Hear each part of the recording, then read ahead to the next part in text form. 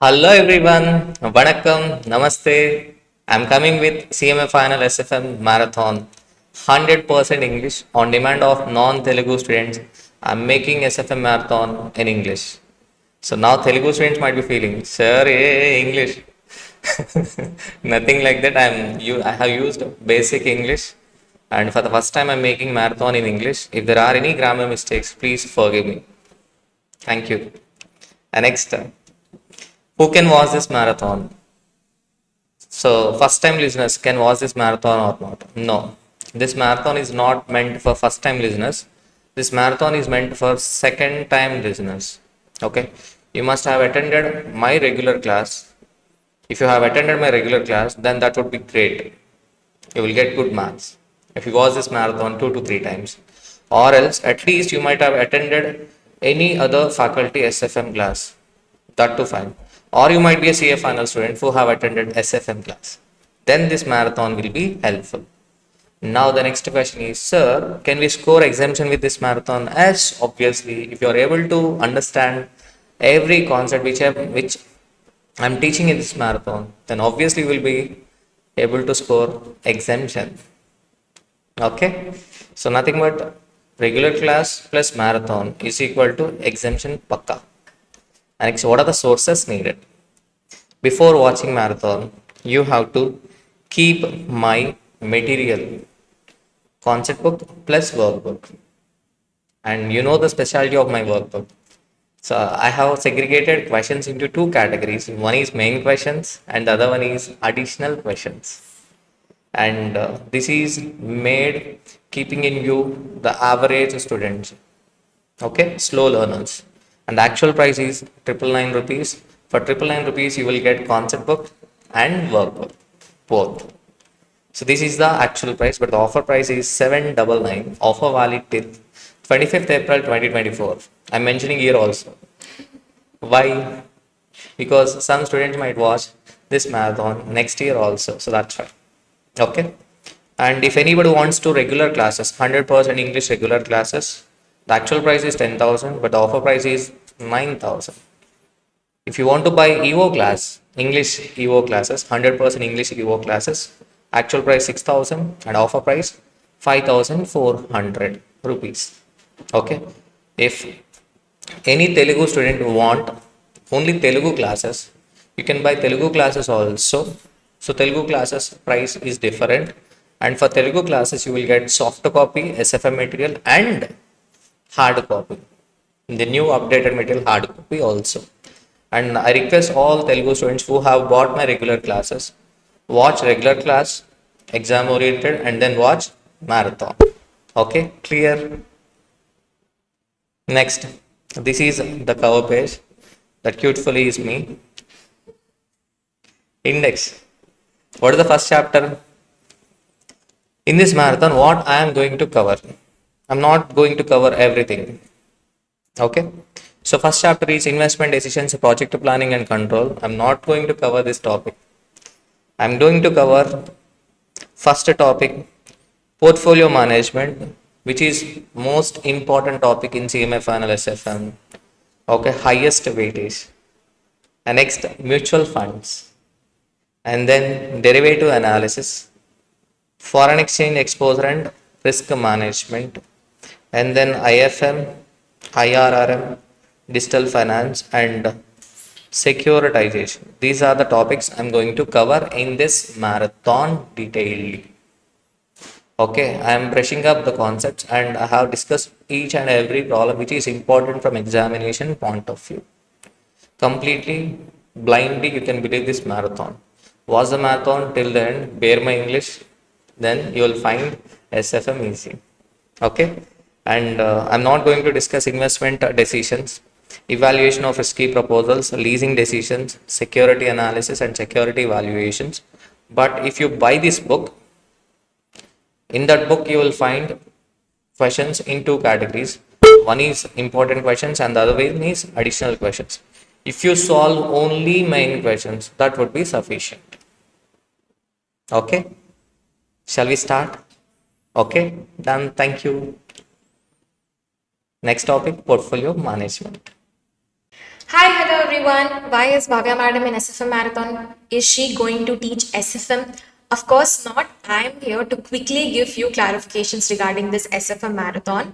So, the first clarification is regarding the speed of the video. Since there is a constraint on YouTube that we can't upload a video more than 12 hours, that is why we have increased the speed of all the chapters discussed in this marathon to 1.5 as well as 1.25 in few cases. So as you can control the speed on YouTube, decrease the speed for better understanding, and to clearly understand the concepts, decrease the speed and listen to the marathon. And the next thing is Ravi sir has told regarding the materials, EVO classes as well as regular classes. Where should we purchase this? You can purchase the classes as well as books through BCCA app. The app link is in the description box below. Click the app and you will be directed to the BCCA application. You can purchase it.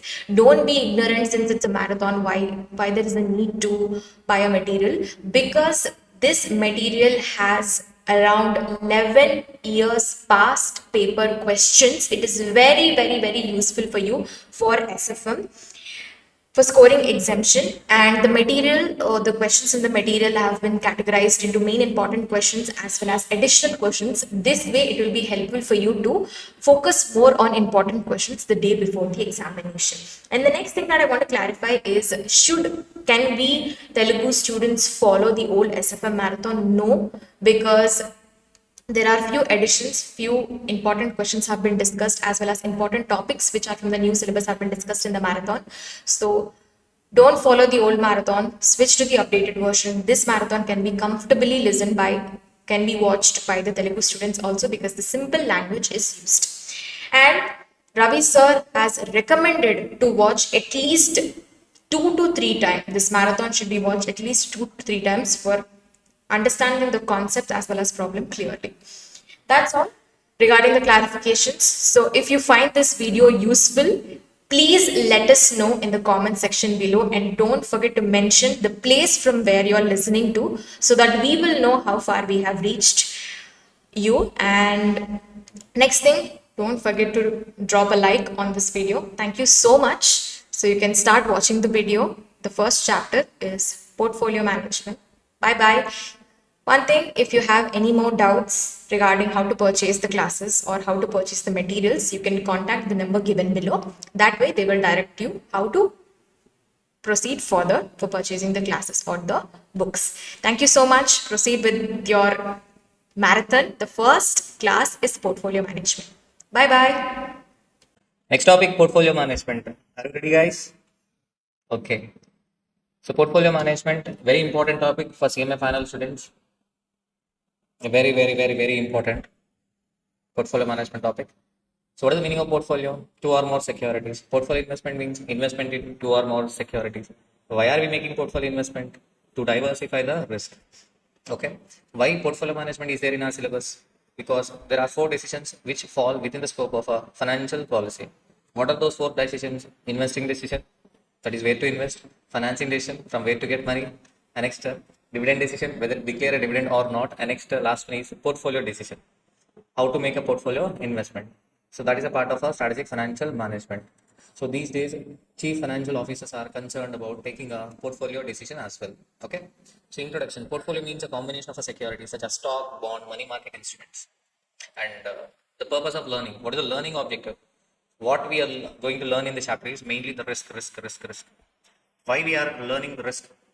Because portfolio management involves three major activities: selection of a securities based on return and risk. Obviously, an investor will select the security based on two factors. One is return and the other is risk. So investor will select a security which is having a higher return but lower risk. Yes or no? And the construction of all feasible portfolios, deciding which of a different securities, etc.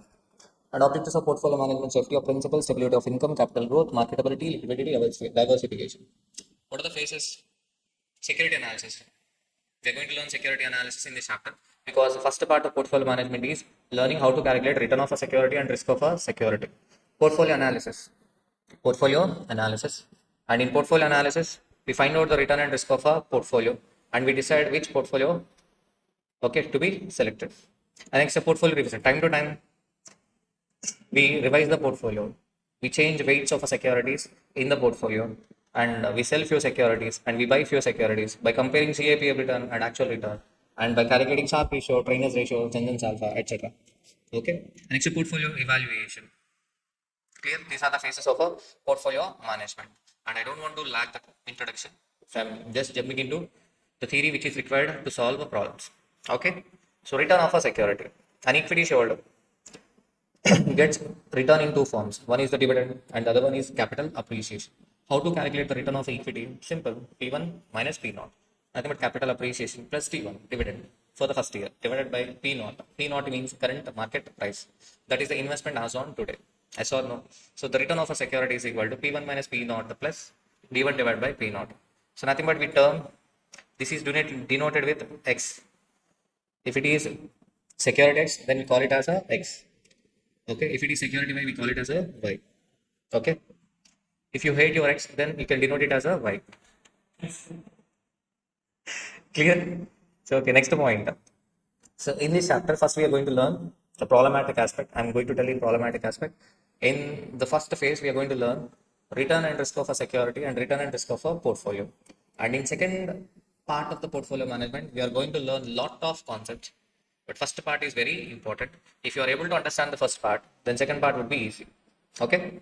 So now, when the past data is given, for finding out average return, we do a simple average.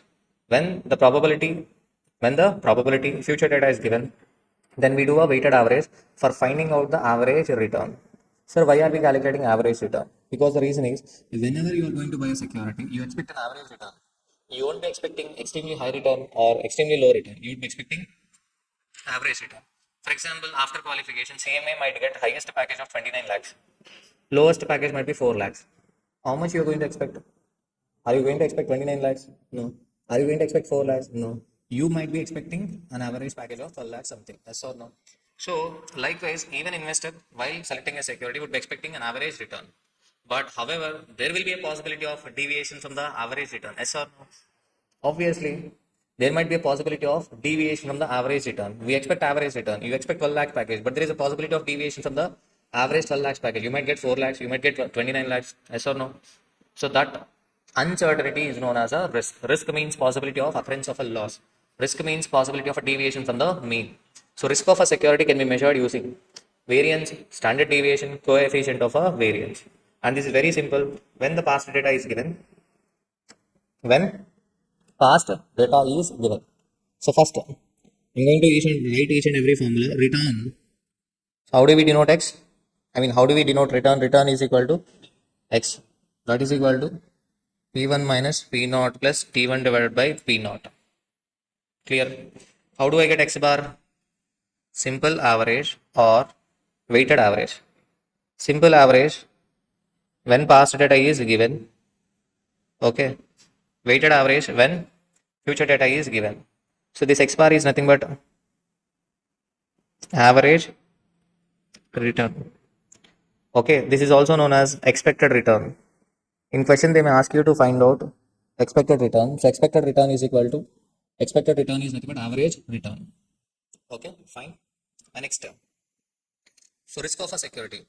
So risk of a security is nothing but it is calculated using variance, standard deviation, or coefficient of variance. Covariance is different from coefficient of a variation. So variance. So these are the formulas for variance, but instead of by hearting formula, you have to remember the columns. Okay, and if you understand the concept, then you can remember columns very easily. So variance, when past data is given, sigma x square is equal to summation sigma x minus x bar square divided by n. Sigma x, standard deviation is nothing but, sorry, standard deviation. Standard deviation is nothing but root of sigma x square. Yes or no? So nothing but this one is sigma x. Sigma x. What about coefficient of variance? Standard deviation divided by x bar. Nothing but sigma x divided by x bar. If it is security y, then sigma y divided by y bar. Clear? When probability is given, then formula is summation p into x minus x bar square. Summation sigma p into x minus x bar square. Yes or no? And for standard deviation, square root of a variance. Clear? but you have to remember the columns. For finding out the risk of a security, what are the columns to be taken? The columns to be taken is in case of a x, x bar, x minus, x bar, x minus, x bar square. Why these columns? Because risk means possibility of a deviation from the mean. Possibility of deviation from the mean. If you take sum of this x minus x bar, then you always get 0 because there will be positive and negative. So that's why you have to do a square. So x minus x bar square. Okay. The sum of the last column divided by n is nothing but variance of a security. So these are the columns to be taken when the past data is given. But whereas when future data is given, then the columns to be taken is x, p, p into x, x bar, x minus x bar, p into x minus x bar square.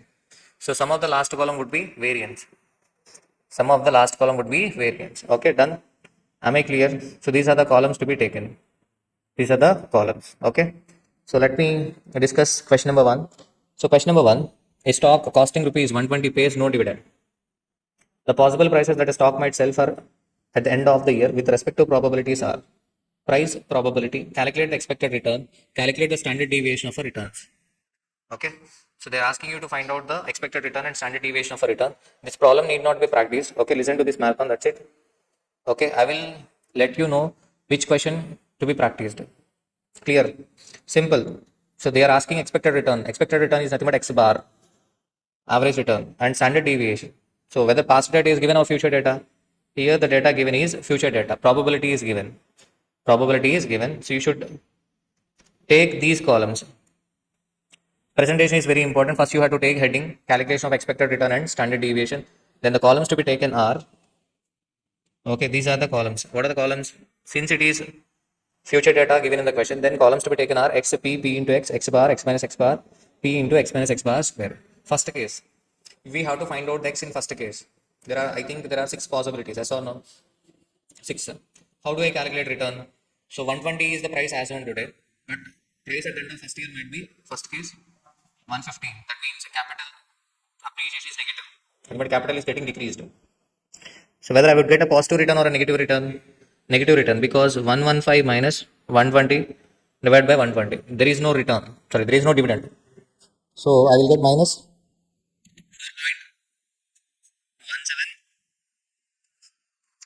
yes or no? So this is how you have to calculate in every case. In all the 6 cases, you have to calculate. Okay. So I'm not explaining the whole problem. Oh. Okay. So x is equal to minus 4.17. What about second one? Second one 120 minus 120 divided by 120. So that is equal to 0. What about third one? 125 minus 120 divided by 120. This is how you have to calculate it. So next one 8.33 and next one 12.5. Next 16.67. So these are the possible returns and probability 0.1, 1, 0.2, 0.3, 0.2, 0.1. Next column P into X. So by what is this column? Nothing but total of this column is nothing but X bar. We are doing a weighted average of a possible returns. What is X bar? 7.083. So we expect 7.083, but we might get minus 4.17, 0 or 4.17. There is a possibility of a deviation. In first case, what is the possibility of deviation? Minus 4.17 minus 7.083. Minus 4.17 minus 4.70. Sorry. Minus 4.17 minus 7.083. Minus 11.25. What is the last column? P into x minus x bar square. 11.25 into 11.25 into 0.1. 12.663. So the last column is nothing but variance. 34.9. Pause the video and solve it. So 34.9. Clear? And next one. So standard deviation is equal to square root of 34.9. 5.9. So this is the standard deviation. Expected return is equal to 7.083. So are you able to understand? Okay, done. So already I have explained in regular class and it's a exam oriented batch, and this is our marathon. So that's why I cannot explain each and every step. Okay, clear? Okay, and you have to mention the timeline in the comment section so that you can skip this problem. So during examination, I mean on the day before examination, you need not refer this question. So that's why. So mention timeline in the comment section. So that would be more helpful. Okay. So I hope you understood how to calculate X bar and sigma X. X bar denotes return of a security and sigma X denotes risk of a security. Okay. So I hope you remember and you understood. So what are the columns to be taken? Next concept, return and risk of a portfolio. Portfolio is a combination of our securities. Generally, we calculate return of a portfolio and risk of a portfolio containing two securities. Okay, in some cases, we find out return and risk of a portfolio containing three securities. Okay, in exam you will get maximum three securities, but practically portfolio investment is made in 10 securities, 20 securities, 30, etc. Okay, so return and risk of a portfolio. So first of all, so let me explain what is a portfolio. Combination of a so first I am going to talk about return of a portfolio. Return of a portfolio, RP. It can be denoted as RP, return of a portfolio, average return of a portfolio, or you can denote it as a P bar. P bar. How do you get P bar, return of a portfolio? WX X bar plus WY Y bar. Nothing but weighted average of a security returns. If there are three securities, then WZ Z bar and so on. So this is how we calculate the return of a portfolio. Return of a portfolio is nothing but weighted average of a security returns. So then what about risk? Risk of a portfolio is denoted with sigma P. Risk of a portfolio can be measured using standard deviation. So standard deviation of portfolio, sigma P is equal to. Okay, we cannot do a weighted average of a security risk. We cannot do weighted average of a security risk. No doubt, risk of a standard deviation, risk or standard deviation of portfolio is equal to WX sigma X plus WY sigma Y. But this is when sigma XY is equal to plus 1. What is this sigma XY? What is this sigma XY? Okay, risk of a portfolio is equal to weighted average of a security risk when only when sigma xy is equal to plus 1. Okay, what is sigma xy? What does it denote? It denotes that securities both x and y are moving in same direction and in same proportion. Okay, what is this sigma xy? I'm talking about first correlation coefficient and then I will come to the formulas of a risk of a portfolio. Sigma xy, first scenario, sigma xy is equal to plus 1. If sigma xy is equal to plus 1, if sigma xy is equal to plus 1, then sigma p is equal to wx sigma x plus wy sigma y. What about the risk diversification? Risk cannot be diversified. Into indicates risk cannot be diversified. Okay. What is this sigma xy? What is this sigma xy? Sigma xy is nothing but correlation coefficient. This denotes closeness of securities. This denotes closeness of a securities. Sigma xy is equal to plus 1, correlation coefficient. It denotes closeness of a securities. If sigma xy is equal to plus 1, it indicates both securities are moving in same direction and in same proportion. We can find out correlation coefficient only for two securities at once. We cannot find out sigma xyz. We only find out sigma xy or sigma yz or sigma xz. Okay. So this is the first one. So what does it denote? Sigma xy is equal to plus 1 indicates securities are moving in same direction and in same proportion. Next, sigma xy is equal to minus 1. Then risk of a portfolio is equal to wx sigma x minus wy sigma y. Here risk can be reduced to 0. Risk can be reduced to 0. For that, weight of a x must be equal to sigma y divided by sigma x plus sigma y. Clear? So when sigma xy is equal to minus 1, what does it denote? Sigma xy denotes securities are moving in opposite direction, that too in same proportion. Okay. In that case, when sigma xy is equal to plus 1, risk can be reduced to 0. But you have to maintain proper proportions. This question asked in June 23, old syllabus. Okay. So what is the expected return of a zero risk portfolio? For zero risk portfolio, first we have to find out the weights and then we have to apply this formula for finding out expected return of a zero risk portfolio. Are you getting my point? And next, sigma xy may be equal to 0. Sigma xy is equal to 0. It indicates no relation between security x and security y. So formula wx square sigma x square plus wy square sigma y square root. Okay, clear. In this case, risk cannot be reduced to 0, but risk can be minimized. Risk can be minimized. Okay. And next, D. Sigma xy ranges from -1 to 0. And E. Sigma xy ranges from 0 to 1. Nothing but correlation coefficient of x comma y ranges from -1 to +1. Okay. In these two cases, the formula to be applied is sigma p is equal to square root of wx square sigma x square plus wy square sigma y square plus 2 wx wy sigma x sigma y sigma xy. This is the formula you have to apply for standard deviation of a portfolio. Okay. Sigma xy. What is sigma xy? Correlation coefficient. So this formula would be similar to a square b square 2ab if there is no component of sigma xy. So that's why when sigma xy is equal to +1, that will become a square plus b square plus 2ab. That can be written as a plus b whole square, and square root will get cancelled, and we would be left with a plus b. If sigma xy is equal to -1, that will become a square plus b square minus 2ab. That can be written as a minus b whole square, and square root will get cancelled. That's why when sigma xy is equal to -1, we wrote risk of a portfolio is equal to wx sigma x minus wy sigma y. Clear? Done? Okay. In first case, risk cannot be diversified, risk cannot be minimized. In second case, risk can be reduced to 0, but weight of x must be equal to sigma y divided by sigma x plus sigma y. In C, D and E, okay, risk cannot be reduced to 0, but risk can be minimized. For that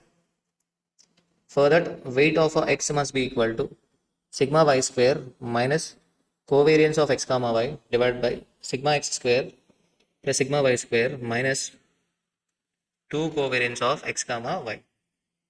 This is the formula you have to apply for construction of a minimum risk portfolio. That is when the correlation coefficient is other than -1. If it is +1, risk cannot be minimized. Okay, are you getting my point? Now, one more point I have to tell here. If security Y is risk-free security, if security Y is risk-free security, then sigma P is equal to Wx sigma x. Why? Because standard deviation of a risk-free security is equal to 0. Standard deviation of risk-free security is equal to 0. Then this part will be 0. So Wx square sigma x square root is equal to nothing but Wx sigma x. Yes or no? Okay. Now the question is, sir, what is correlation coefficient? How do we calculate correlation coefficient? We know how to calculate sigma x, sigma y. How do we calculate sigma xy? Sigma xy is equal to covariance of x comma y divided by sigma x into sigma y. Okay. And then how to calculate covariance of x comma y? Because we know how to find out sigma x and sigma y. What about covariance of x comma y? Covariance of x comma y, summation sigma x minus x bar into y minus y bar divided by n. This is when past data is given. Or summation sigma p into x minus x bar into y minus y bar. This is when the future data is given. This is when future data is given. So covariance of x comma y ranges from -infinity to +infinity. Okay, if covariance of x comma y is equal to 0, it indicates no relation between two securities. Covariance negative indicates opposite direction. Covariance positive, it indicates same direction.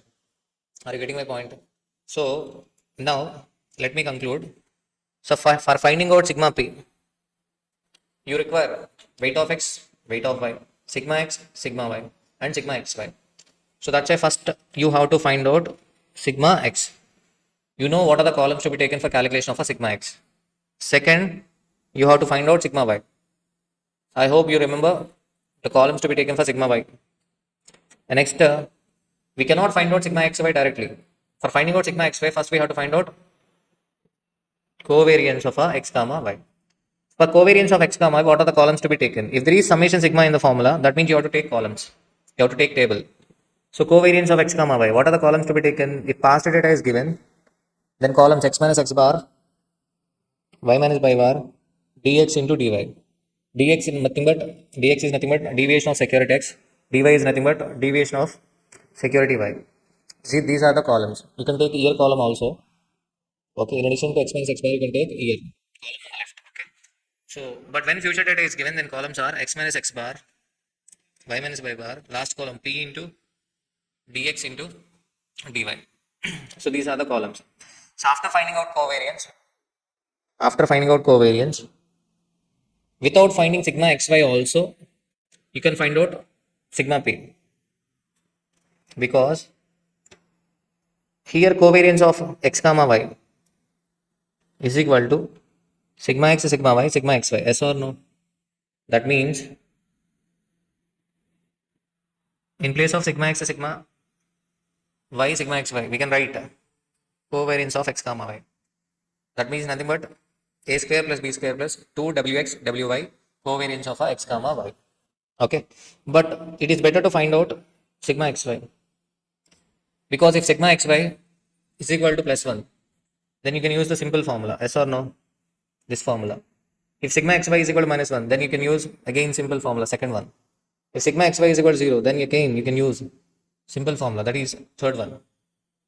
Okay, clear? Clear?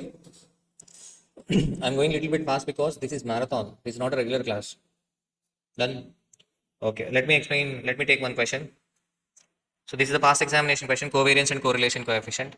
So 2 securities, past 10 years data is given. Calculate covariance and correlation coefficient of 2 securities. Security 1 and 2. What is they are asking? They are asking you to find out the covariance and correlation coefficient. I'm not going to calculate, but I'm going to explain the procedure. They are asking you to find out the covariance and correlation coefficient. So what is the formula of a correlation coefficient?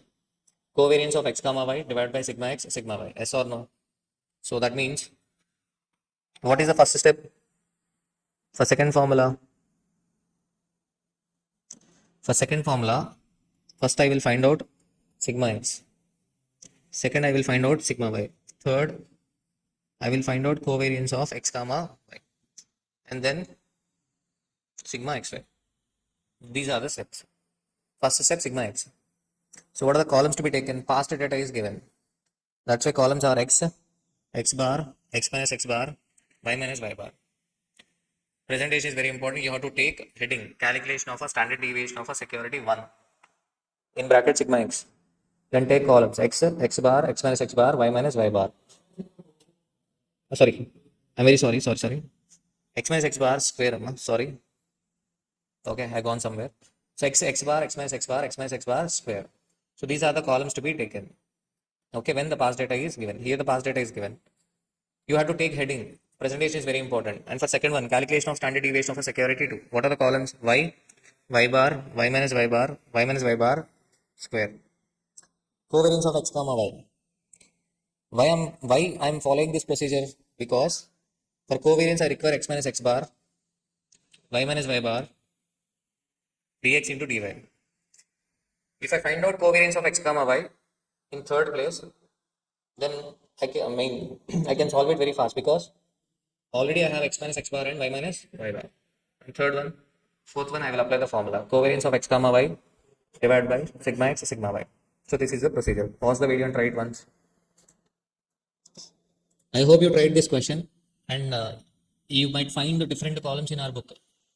So that's why you listen to the class and you calculate on your own. Okay? But you will get same answers. That means in book columns might be different. So what is the sigma x? What is the answer for sigma x? Standard deviation of x. 2.89. What is the standard deviation of y? Standard deviation of y. So you will get these answers. Standard deviation of x is equal to 4.56. I have wrongly mentioned 2.89. Okay, the legend sitting before me, he told 2.89. But actually standard deviation of x is equal to 4.56. Standard deviation of y 2.89. Covariance of x comma y 0.8 negative. And correlation coefficients minus 0.06071. Next, pause the video. Pause the video and try question number 3, past examination question. Question number 4. These two questions are very simple, very simple. You have to apply the formula, that's it.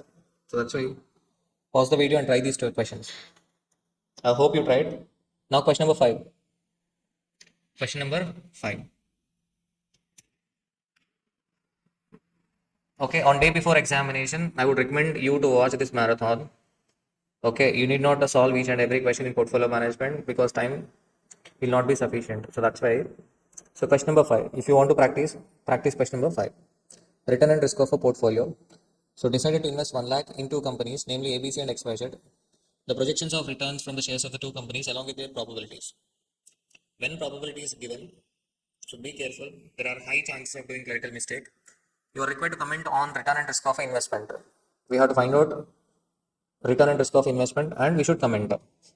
Next, second, compare the risk and return of these two shares with a portfolio of these shares in equal proportions. We should compare return and risk of these two shares with return and risk of a portfolio. And investment in portfolio is being made in equal proportions. Equal proportions. So I have a doubt. What is WX? Weight of X. Okay, clear. Find out the proportion of each of the above shares to formulate a minimum risk portfolio. So I'm not going to explain everything, but what is he asking? Return and risk of a investment. So question number 5. First you take heading. What is the heading? Return and risk of a security 1. What are the columns to be taken?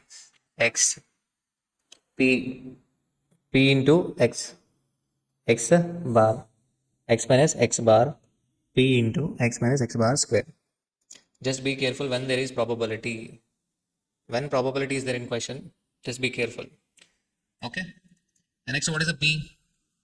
Return and risk of a, nothing but second part of A. This is the first part of a A. Second part of a Y. P, P into Y, Y bar, Y minus Y bar, P into Y minus Y bar square. Okay. So you will get X bar sigma X. Yes or no? You will get X bar of a first security 12.55, standard deviation of X 12.95, XYZ 12.1 and 11.27. So here ABC is giving higher return for higher risk. XYZ is giving lesser return for lesser risk. He asked you to compare, that's it. Next one is we should compare with return and risk of a portfolio. How do we get return of a portfolio? By doing weighted average of a security returns. Here the proportions are equal. So that's why 0.5 into 12.55, 0.5 into 12.1, 12.325. Clear? Next, we have to find out the risk of a portfolio. How do you find risk of a portfolio? Sigma X already we calculated. Sigma Y already calculated. What do we require? Another one, sigma XY. So for that we need to find out covariance of a X comma Y. Yes or no? So B part. Covariance of a X comma Y. What are the columns to be taken for covariance of X comma Y? X minus X bar, Y minus Y bar, P into X minus X bar into Y minus Y bar. Yes or no? So this is how you will calculate covariance of X comma Y. After finding out covariance of X comma Y, you will find out sigma XY. Yes or no? So what is the answer you got? Sigma XY. You got sigma XY minus 0.98, close to minus 1, but not minus 1. So when correlation coefficient is other than minus 1, 1 and 0, we have to apply the lengthy formula. Square root of a square plus b square plus 2ab, similar kind of a formula. Yes or no? So by applying this formula, we got 1.25%. 1.25% is the risk of a portfolio. If you see this one, return 12.325, portfolio return, risk is 1.25%. We have diversified the risk. So this is the beauty of a portfolio management. Okay. And next, in this question, third part is important. Which part? Third part. What is the third part? Find out the proportion of each of the above shares to formulate a minimum risk portfolio.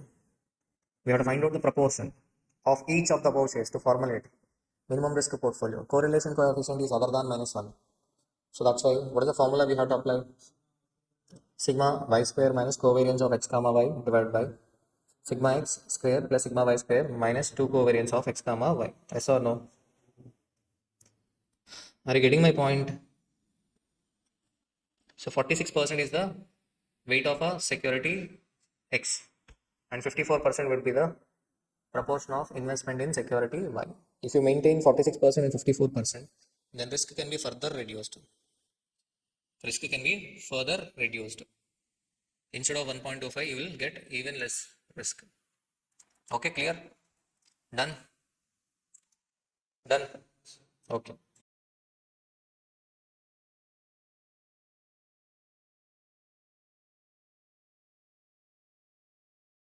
So this question you have to practice question number 6, return and risk of a portfolio. So this question, after explanation, you have to pause the video and you have to practice this question. S Company Limited invested on 1/4/2009 in certain equity shares as below. The name of the company, number of shares and cost given. In September 2009, 10% dividend was paid out by M Limited, and in October 2009, 30% dividend paid out by N Limited. On 31st March 2010, market quotation showed a value of 220 and 290 per share for M Limited and N Limited respectively. On 1/4/2010, investment advisors indicate that the dividend from M Limited and N Limited for the year ending 31st March 2011 are likely to be 20% and 35% respectively, and that the probabilities of market quotations on 31st March 2011 are as below. Probability factor, price per share of Unlimited. You are required to calculate the average return from the portfolio for the year ended 31st March 2010. This is the first part of the question. And second part of the question is calculate the expected average return from the portfolio for the year 2010-11. And C part. Advise X Company Limited of the comparative risk in the total investment by calculating the standard deviation each case. Even if you know the concept of return and risk of a security and return and risk of a portfolio, you may not be able to solve this question unless you practice, okay? So that's why I request everyone to pause the video and practice after explanation. So first pause the video and go through the question. Okay, done. I hope you had. Okay, pause the video and go through the question. So first part of the question is average return from the portfolio for the year ended 31st March 2010. Here the portfolio is containing two shares. One is M Limited and N Limited. So first part of the question, 31st March 2010. That means you have to consider the information up to N Limited respectively. Okay. So how do we get average return of a portfolio? Average return of a portfolio is equal to weighted average of a security return. Yes or no? Ganesh? Yeah. So sixth question. Question number 6. What is the A part? Return of a portfolio. Return of a portfolio is equal to WX, X bar, WY, Y bar. So first we have to find out X bar. X bar. So how do we get X bar? How do we get X bar? P1 minus P naught plus D1 divided by P naught. So we have to find out only for 1 year return of a security M limited for 1 year for the year 31st March 2010. Okay. So that's why how do we get return? P1 minus P naught plus D1 divided by P naught. So P naught is equal to 2 lakhs divided by 1000. P naught is equal to X bar is equal to P1 minus P naught plus D1 divided by P naught. So P naught is equal to 2 lakhs divided by how many shares? 1000 shares. Be careful, okay? So 200. Face value is different from market price. And the price at the end of a first year. Price at the end of the first year is given. On 31st March 2010, market quotation showed a value of rupees 220 and 290 per share of M Limited and Limited respectively. So P1 is equal to 220. Yes or no? What about dividend of D1? D1 is equal to 10% dividend was paid out by M Limited in September 2009. So 10% rate must be applied on face value. So that means 10 rupees. Okay. So X bar is equal to 220 minus 200 plus 10 divided by 200. 15 percentage. Likewise, we have to find out for unlimited. For unlimited P naught is equal to, I'm not focusing on presentation. So 1,50,000 divided by 500. So 300 is the P naught and P1 is equal to price at the end of first year is equal to 290. The capital value has got decreased. Yes or no? And next D1 is equal to dividend percentage is equal to, what is the dividend percentage? Dividend percentage is equal to 30 percentage. So paid out by unlimited. So what is the face value? 10. So that's why D1 is equal to 3 rupees. So Y bar is equal to 290 minus 300 plus 3 divided by 300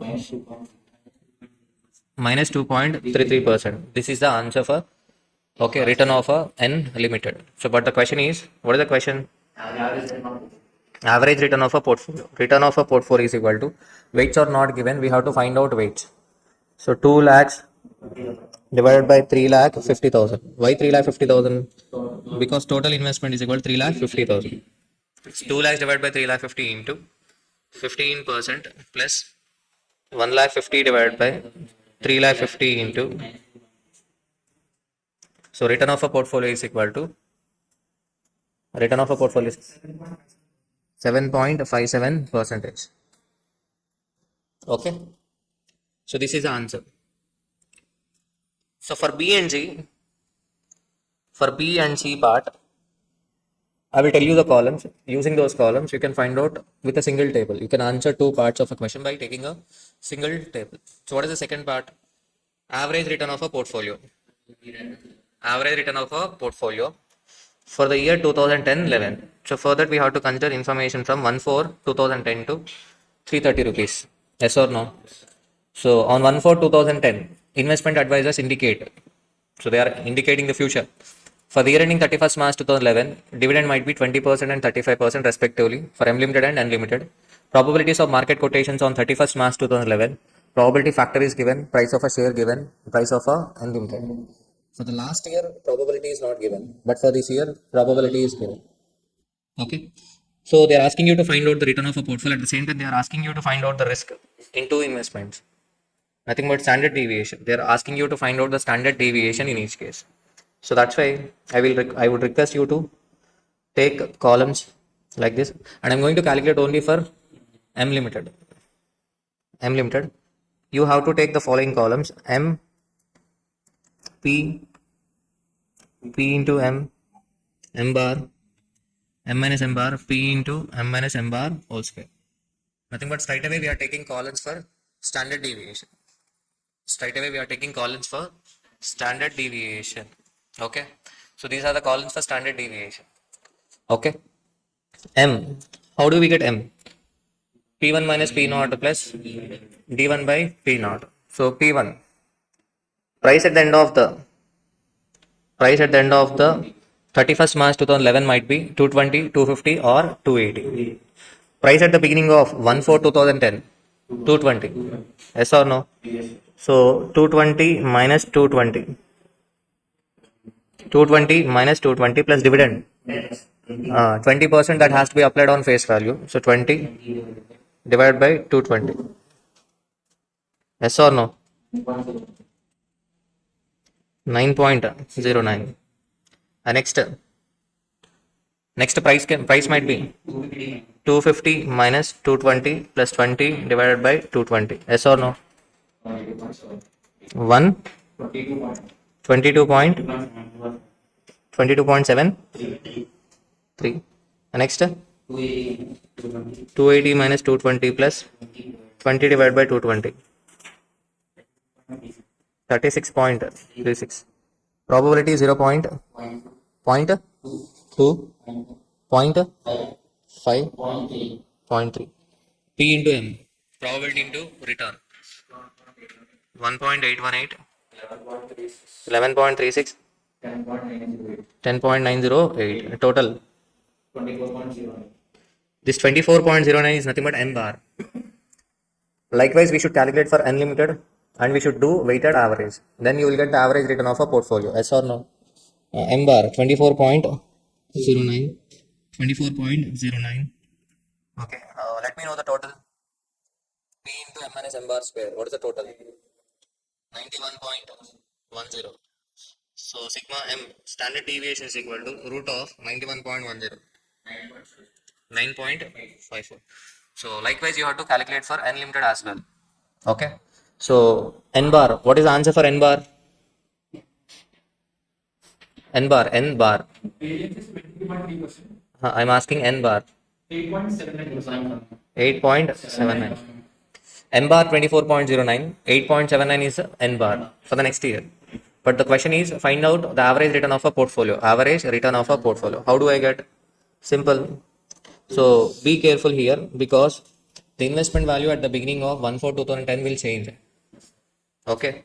So M limited investment at the beginning is equal to 1000 shares into 220. 2,20,000. And unlimited investment value at the beginning is equal to 500 into 290. 1,45,000. Total 3,65,000. I'm not focusing on presentation. I'm just explaining the concept. Okay. You have to focus on presentation. Okay. So average return of portfolio is equal to 2,20,000 divided by 3,65,000 into 24.09 plus 1,45,000 divided by 3,65,000 into 8.79. So this is the answer for the average return of a portfolio. Okay. So instead of calculating separately, take heading. So calculation of a standard deviation of a security M limited and security N limited. Then you will find out. Then you can find out M bar and N bar. By doing weighted average of M bar and N bar, you will get average return of portfolio for the year ending 31st March 2011. Clear? Am I clear? Pause the video and practice this question once. Next question, rule of a dominance. Simple question. So rule of a dominance. We select a security which is giving a higher return for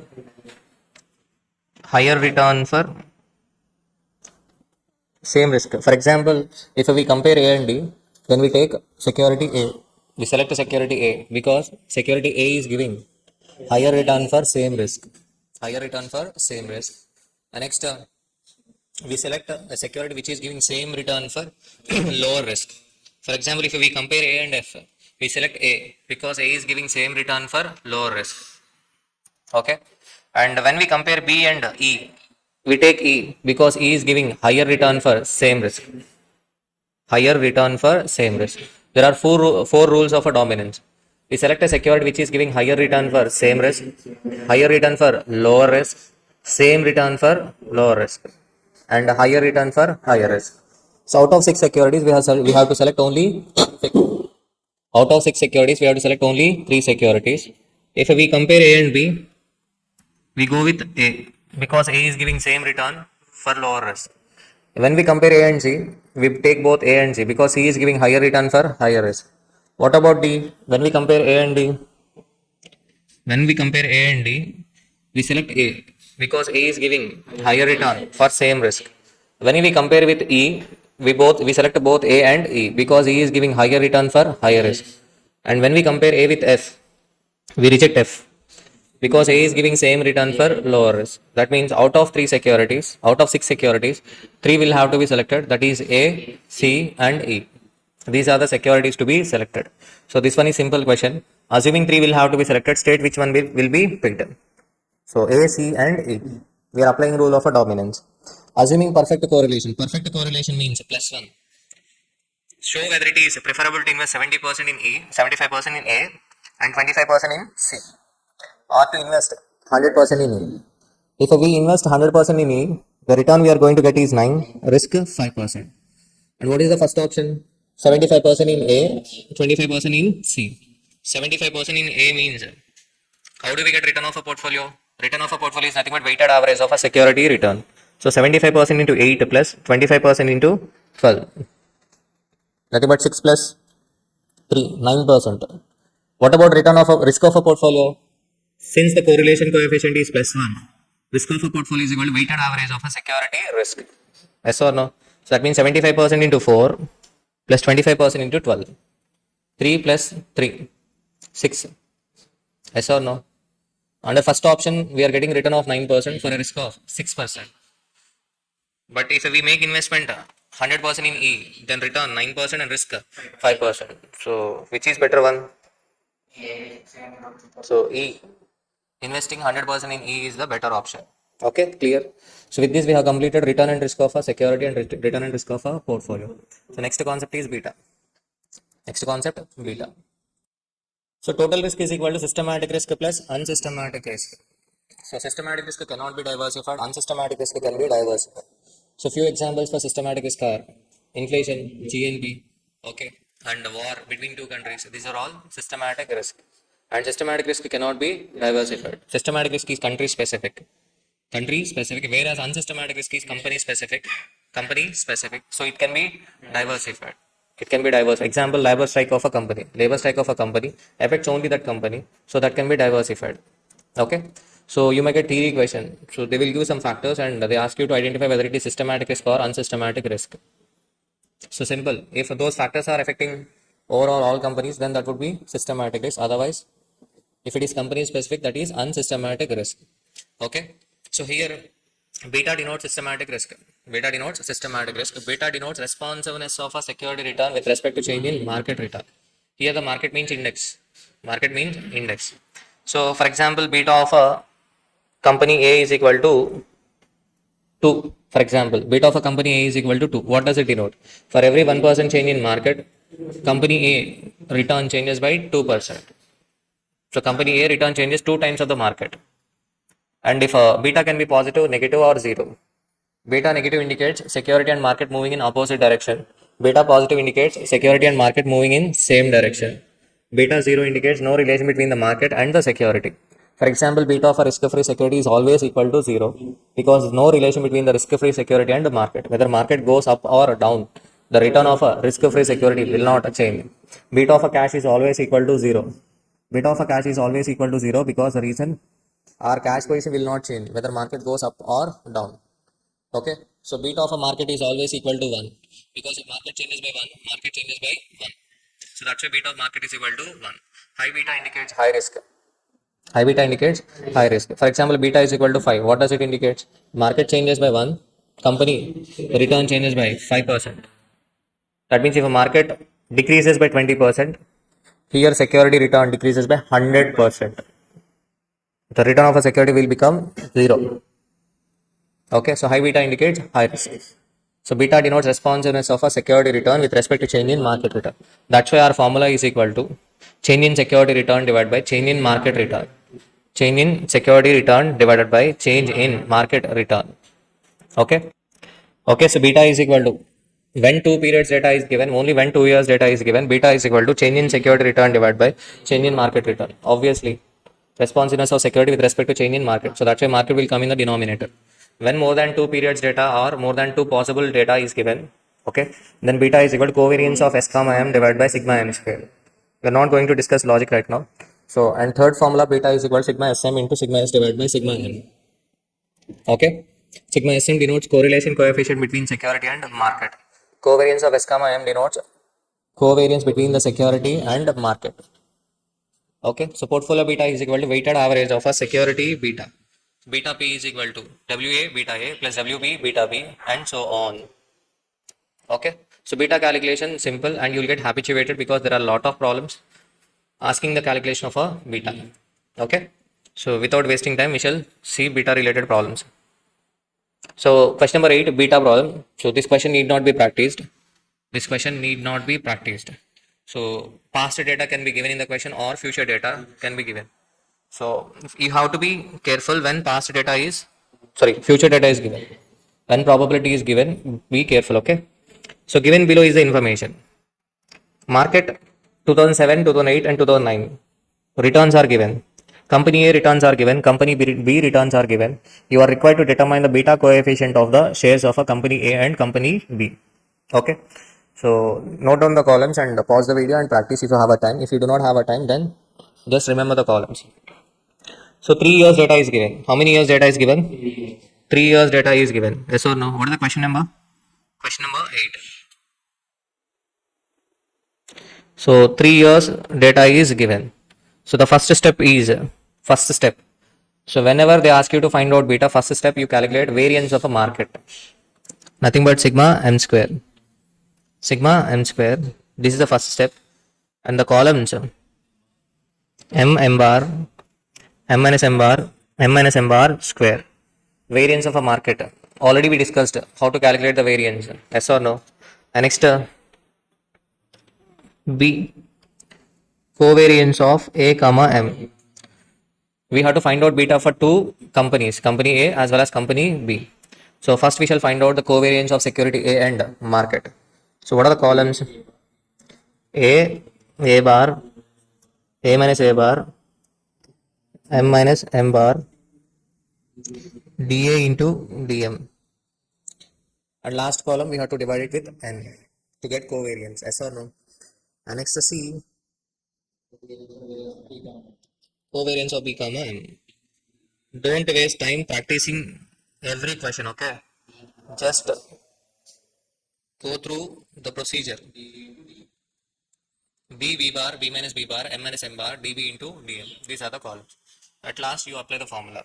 So beta of A is equal to covariance of A comma M divided by sigma M square. Covariance of beta B is equal to covariance of B comma M divided by sigma M square. That's it. So this question is not under practice category. Clear? Question number 9. So this might come under practice category in last month, but on day before examination, this question will not come under practice category. Okay. So security F, return of a security F and the market portfolio P are given. Probability, security return, market return are given. You are required to calculate the expected return of a security F. Expected return of a security F is nothing but F bar. And the market portfolio P, nothing but P bar. The covariance between the market portfolio and security and beta for the security. Ultimately, we want beta of the security. So this one is same like earlier question, but in earlier question they asked you to find out beta for two companies. Now only for one security, but the one more difference is probability. You have to be careful when probability is given in the question. Okay. So first step for calculation of beta. What is the first step for calculation of beta? Question number 9. Yes or no? Question number 9A. Variance of a market. This time you have to be careful because probability is given. When probability is given, what are the columns? M, P, P into M, M bar, M minus M bar, P into M minus M bar square. So the total of last column itself is variance. We should not divide it by n. Already average has been done. Yes or no? After finding out sigma m square, next covariance of f comma m. Covariance of f comma m. Be careful with these columns. Covariance of f comma m. So f p p into f f bar f minus f bar m minus m bar, next p into df into dm. Be careful, last column p into df into dm. Be careful with the columns, okay? When probability is given. Okay? You will get habituated with these columns. Okay? If you are getting confused, pause the video and calculate it. Then you will get perfection. Okay? So this is how we get beta. Beta is equal to covariance of f comma m divided by sigma m square. Clear? Done. So this question is not for practice. Okay, done. So question number 10 is for practice. So till now this question was not asked in the past, but so you might get this question. This is CA final pass exam question, CA final study material question. They might ask you this question. Okay. So compute beta value of a Krishna Limited at the end of a 2015 and state your observation. Here the key point is state your observation. State your observation. Okay. You might find different columns in our study material question bank. Okay. Just ignore the columns given in the question bank. Note down the columns which I am mentioning. So then you will find even more easy. Okay. So this question is for practice. We have to find out the beta value of a Krishna Limited. Krishna Limited average share price is given, dividend per share is given, average market index is given, dividend yield and return on a government bonds. Return on a government bonds. Okay. So how do we get beta? What is the first step? First step is finding out sigma m square. Whether probability is given in the question or not. Probability is not given in the question. Yes or no? Then what are the columns to be taken? This is question number 10. Question number 10. A. Sigma m square. What are the columns? M, m bar, m minus m bar. In this, the key point is m. Finding out m. So how do we get M? P1 minus P naught plus D1 divided by P naught. Be careful. So for 2012-13, for 2012-13, price at the end of the year is 253. Price at the beginning 245. D1 means dividend for the first year. Dividend for the first year means we have to take 22. 22 is the dividend for the first year, not 20. 20 is the past dividend. So that's why what is the calculation? 253 minus 245 plus 22 divided by 245. Sorry, I'm sorry. This is for security. This is for security. First we are starting with variance of a market. We are starting with variance of a market. I'm very sorry. Variance of a market. 2130 minus 2013. Be careful with the dividend. Because dividend amount is not given in the question. Dividend yield. Dividend yield means already dividend yield is nothing but D1 by P naught. D1 by P naught. So that's why the calculation will be 2130 minus 2013 divided by 2013 plus 5%. Go through this one once again. Because the reason is 5% is the dividend yield. It is not a dividend amount. Dividend yield means already it has been divided with P naught. Dividend yield means D1 by P naught. D1 by P naught. So that's why it has to be added separately. So what is the second calculation? 2350 minus 2130 divided by plus 6%. Clear? Next, 2580 minus 2350 divided by 2350 plus that's it. This one is important. If you do not have a time, go through the columns and go through how to find out n. After finding out sigma m square, what is the second step? Covariance of a s comma m. What are the columns for covariance of s comma m? S, s bar, s minus s bar, ds into dm. How do I get s? Earlier we wrote s calculation m. 253 minus 253 minus 245 plus 22 divided by 245. Clear? Here dividend amount is given, not dividend yield. Dividend amount. So that's why 22 is taken in the numerator. Okay. And second calculation 310 minus 253 divided by 253. Next step 330 minus 310 plus 30 310. So this is how we have to calculate S. Okay. And next we find out beta. But in this question, one more special point is state your observation. State your observation. What is the observation? Risk-free rate is given in the question. Return on a government bonds is given in the question. So we have to find out CAPM return. We have to find out CAPM return. So CAPM model, it can be practically used to buy, sell or hold stocks. It provides the required rate of a return on a stock after considering risk involved in an investment. CAPM return is equal to RF plus RM minus RF into beta. This is the required return, the return which we want from the security. Okay. So now the question is, we decide whether to buy, sell or hold. For example, if actual return is greater than required return, if actual return is greater than a required return as per CAPM. For example, as per CAPM, we require 10% from the security. But whereas the security giving 20%, security is giving 20%, then we buy the security. That means security is undervalued. Security, CAPM return is 10%, but actually it is giving 20. So we have to buy it. So I hope you remember Jensen's alpha. How do we get Jensen's alpha? Jensen's alpha is equal to actual return minus CAPM return. In this example, actual return is 20% minus CAPM return 10%. So 10% is the Jensen's alpha. If a Jensen's alpha is positive, buy the stock. It is undervalued. If Jensen's alpha is negative, it is overvalued. Sell. If Jensen's alpha is equal to 0, it is correctly valued. So hold the security. Okay. If you are getting confused, then find out the Jensen's alpha. Actual return minus CA PM return. Okay.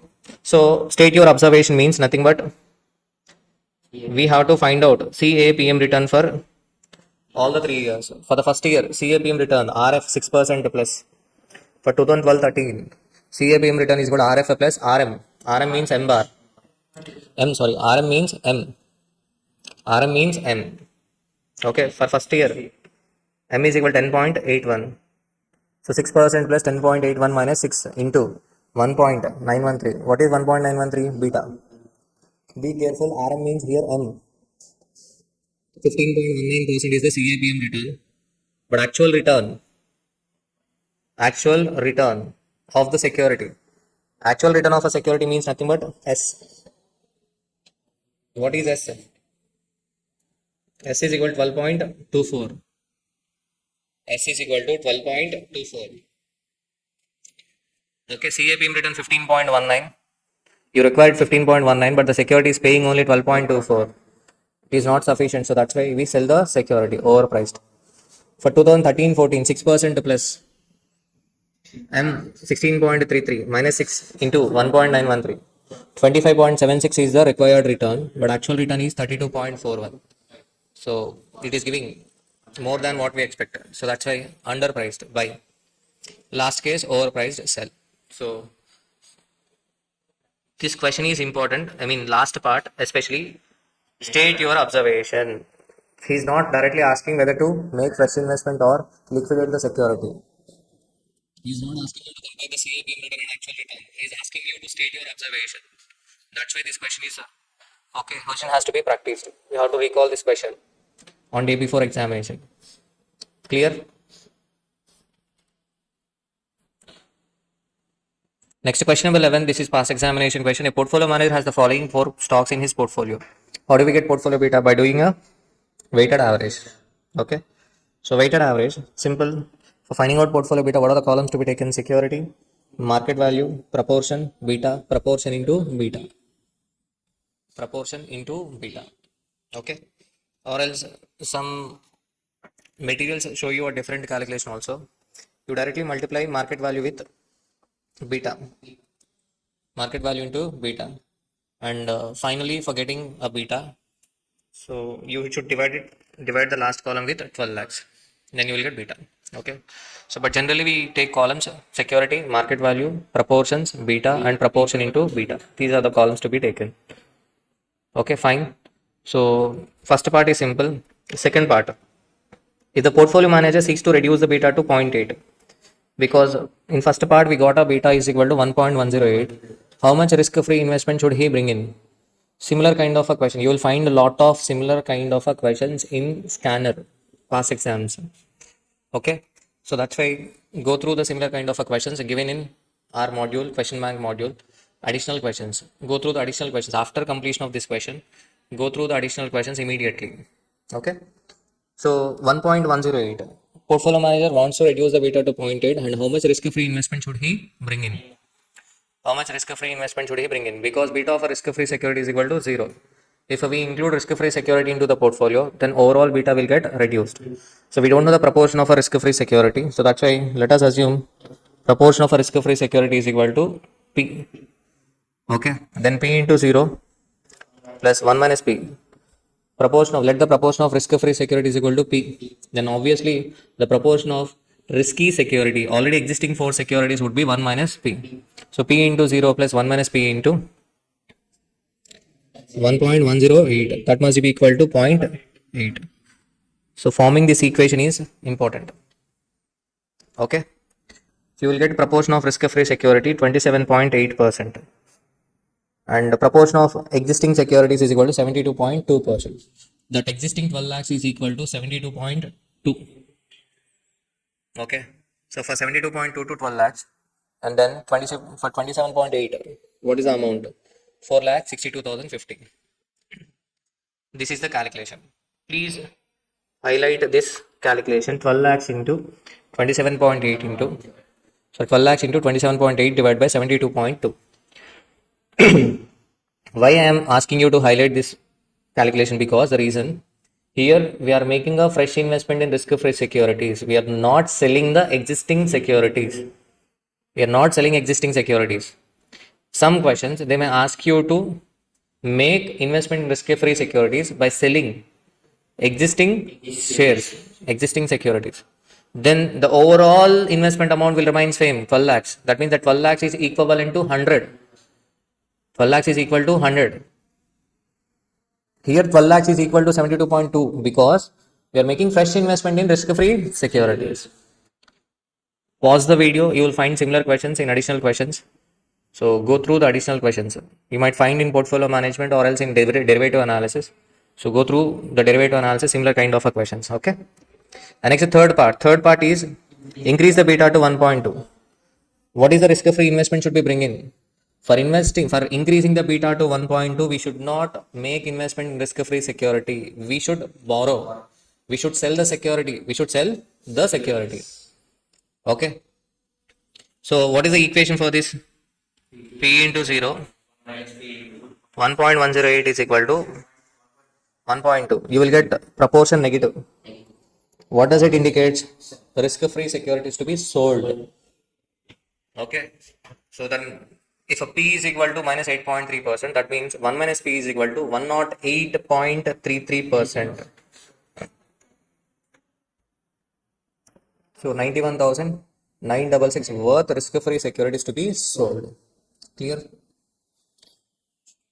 So next question, portfolio beta. So in this question, the special part is third part. Go through the third part. So first part is simple. Betas of 5 mutual funds are given in the question. If the company invests 20% of investment in each of the first 2 mutual funds, A and B, 2020, A and B 2020, and an equal amount in the mutual fund C, D, and E. So 20, 20, 20, 20. Yes or no? So weights are equal. So the beta of a portfolio is equal to nothing but weighted average of a security beta. And next, the second part. If the company invests 15% of its investment in C, 15% in C, 15% in C, that means out of 1 crore, 15 lakhs. Yes or no? And 15% in A, 10% in E. That means total 40%.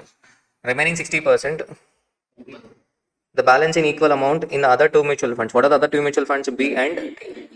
So 30%, 30%. These are the weights. So 15%, 30%, 15%, 30%, and 10% are the weights. Again, the second part is we have to find out the beta of a portfolio. Simple. It is not that complicated. So, but you have to go through the third part. What is the third part? If the expected return of market portfolio is 12%, if RM is 12% and beta factor is 1, what will be the portfolio's expected return in the both the situations given above?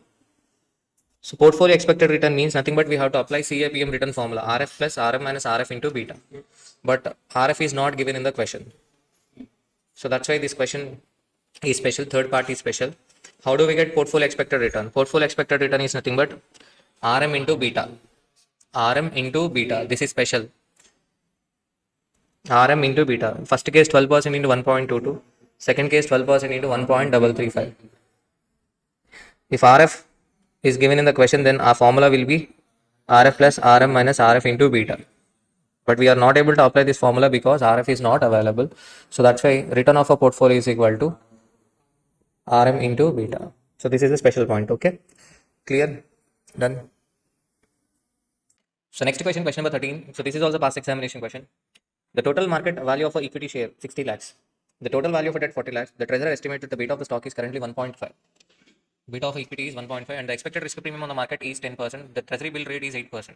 Treasury bill rate is nothing but RF, risk free rate RF. Expected risk premium on the market 10%. Risk premium on the market is nothing but RM minus RF. RM minus RF is equal to 10%. You are required to calculate what is the beta of the company's existing portfolio of assets. So beta of a company is nothing but weighted average of a equity beta and debt beta. So nothing has been mentioned about debt. So that's why we assume the beta of a debt is 0. So that's why. So the beta of the company's portfolio is equal to 60 lakhs divided by 1 crore. Total capital is 1 crore into 1.5 plus 40 lakhs divided by 1 lakh into 1 crore. 40 lakhs divided by 1 crore into 0. So answer is 0.9. So this is the answer for beta of the company's existing portfolio of asset. Estimate the company's cost of a capital and the discount rate for an expansion of the company's present business. Company's cost of a capital. Company's cost of a capital is nothing but weighted average cost of a capital. How do we get weighted average cost of a capital? So W1 K1 plus W2 K2. So here weights are given. Yes or no? So weights 0.6 equity weight and debt weight 0.4. Cost of a debt is not specifically mentioned in the question. So let us assume risk-free rate as the cost of a debt. So that's why 40 lakhs divided by 1 crore into 8% plus cost of equity. How do we get cost of equity K using CAPM model? RF plus RM minus RF into beta. RF 8%, RM minus RF 10. Beta is equal to 1.5. Beta of equity 1.5. So the answer is 23%. So 23% into 0.6 plus 0.4 into 8. Final answer is 17%. So we can calculate overall cost of a capital in alternate method also. What is the alternative method? Simple, 8% plus 0.9 into 10. Instead of taking equity beta, we have to take overall company beta. So 8% plus 0.9 into 10, then you will get 17%. This 17% is nothing but overall cost of a capital. Okay. So this overall cost of a capital itself will be the discount rate. It is the discount rate to be used for deciding on expansion of a company's present business.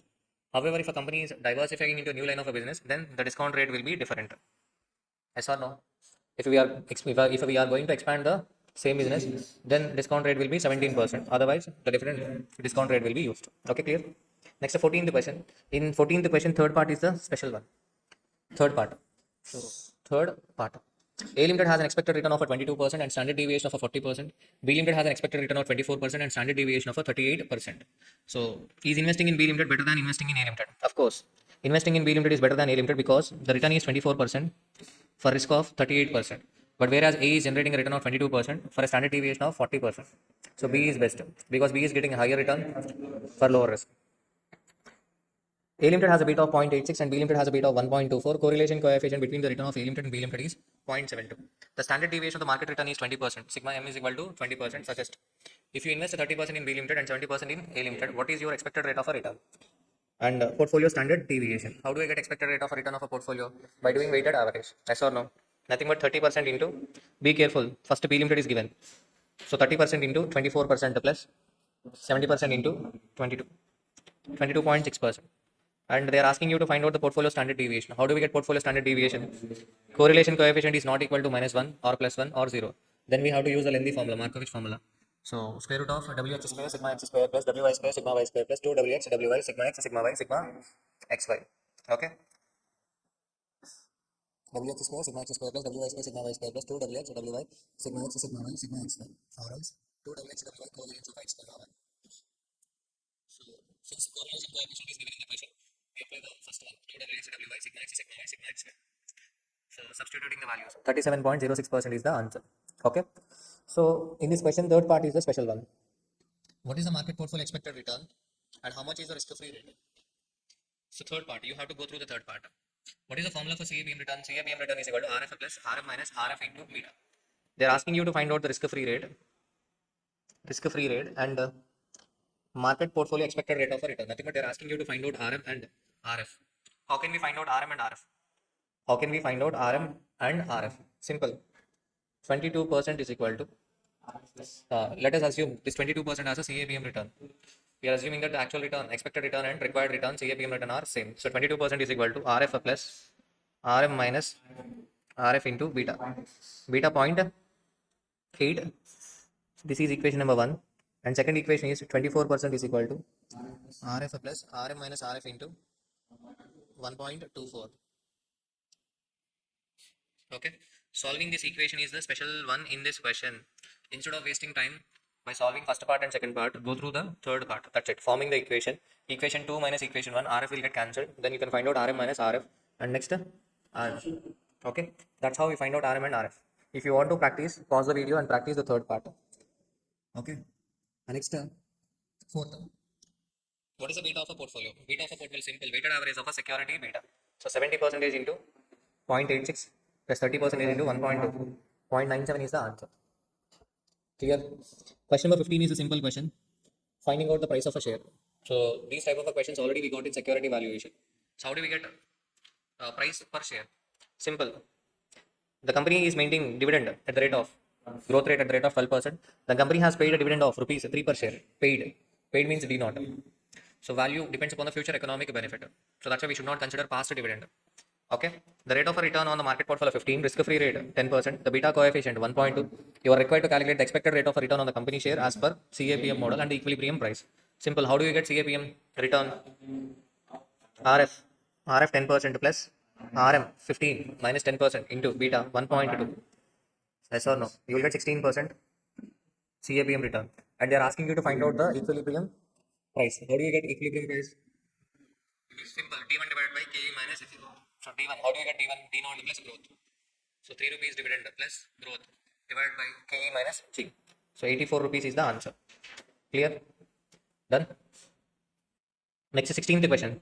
So portfolio beta and CAPM return. Portfolio beta and CAPM return. So Mr. Tempest has the following portfolio for 4 shares. Risk-free rate 7%. Market return 14%. So these are the beta of a 4 shares. Investment value is given. How do we get beta? By doing weighted average of a security beta. So what are the columns? Security, investment, proportion, beta, and proportion into beta. So this is your answer 1.3035. So this question is not under practice category. You have to just refer. Determine the portfolio return. How do you get portfolio return? Here, assumption it is nothing but CAPM return. How do you get CAPM return? RF plus RM minus RF into beta. You might be thinking that formula. Which formula? X bar plus Y bar plus, and so on. That formula cannot be used, cannot be applied because auxiliary limited, box limited, square limited, and ellipse limited returns we cannot find out. Okay, so that's right. Clear? But however, we can find out CAPM return of auxiliary limited, box limited, square limited, and ellipse limited, and afterwards we can do the weighted average. Then also you will get the same answer, that is 16.13%. But that will take much time. Okay, instead of that, find out the portfolio beta and then apply CAPM return formula for portfolio return. So CAPM return is equal to RF plus RF minus RF into beta. Okay, so final answer is 16.13%. Clear? Next, 17th question. 17th question is simple. So reverse working, that's it. Equilibrium return. Equilibrium return means CAPM return. CAPM return is equal to 15%. Market return 15%. 7% treasury bond trading at $140. Covariance of market return and security return 225%. Coefficient of a correlation 0.75. 0.75. Okay. You are required to determine the standard deviation of a market return and security return. Nothing but they are asking you to find out sigma m and sigma s. Sigma m and sigma s. What is the clue given in the question? The clue given in the question is equilibrium return, nothing but CAPM return, market return 15%. Okay, if you have a sound conceptual knowledge, then you can find out the beta very easily because CAPM return and market return are same. CAPM return and market return are same, that means beta is equal to 1. Beta is equal to 1 or else. Okay, so 15% CAPM return is equal to RF. RF, you can assume RF as 7% or else you can take RF as 7. Let us assume the treasury bond face value is equal to 100. Then 7% must be applied on 100. So you are getting 7 rupees interest on investment of market price 140. That means risk-free rate is equal to 5%. So as per CA final study material, this is your risk-free rate. You can take an alternative assumption also, that is 7%, or else you take 7 by 140, 5%. So in either of the case, you will get beta is equal to 1. Okay. So 15% is equal to 5% plus. So okay, 15% minus 5% into beta. So 15 minus 5, 10. 10 divided by 10. 1. So beta is equal to 1. Okay. So covariance of market and security is given. I have a beta second formula. What is the beta second formula? Covariance of S comma M divided by sigma M square. I have beta, that is 1. Covariance of S comma M 22. So 225 percentage. So obviously sigma M square is equal to 225. So root of 225 is equal to 15%. So standard deviation of market is equal to 15%. Later on I can use the third formula of a beta. What is the third formula of beta? Sigma S divided by sigma M into sigma S. I have a correlation coefficient sigma SM given in the question 0.75. Sigma S divided by sigma M. I have an idea about sigma M. Yes or no? That's how I can find out standard deviation of a security. Standard deviation of a security. Clear? Done? Next question number 18. So this question is also simple.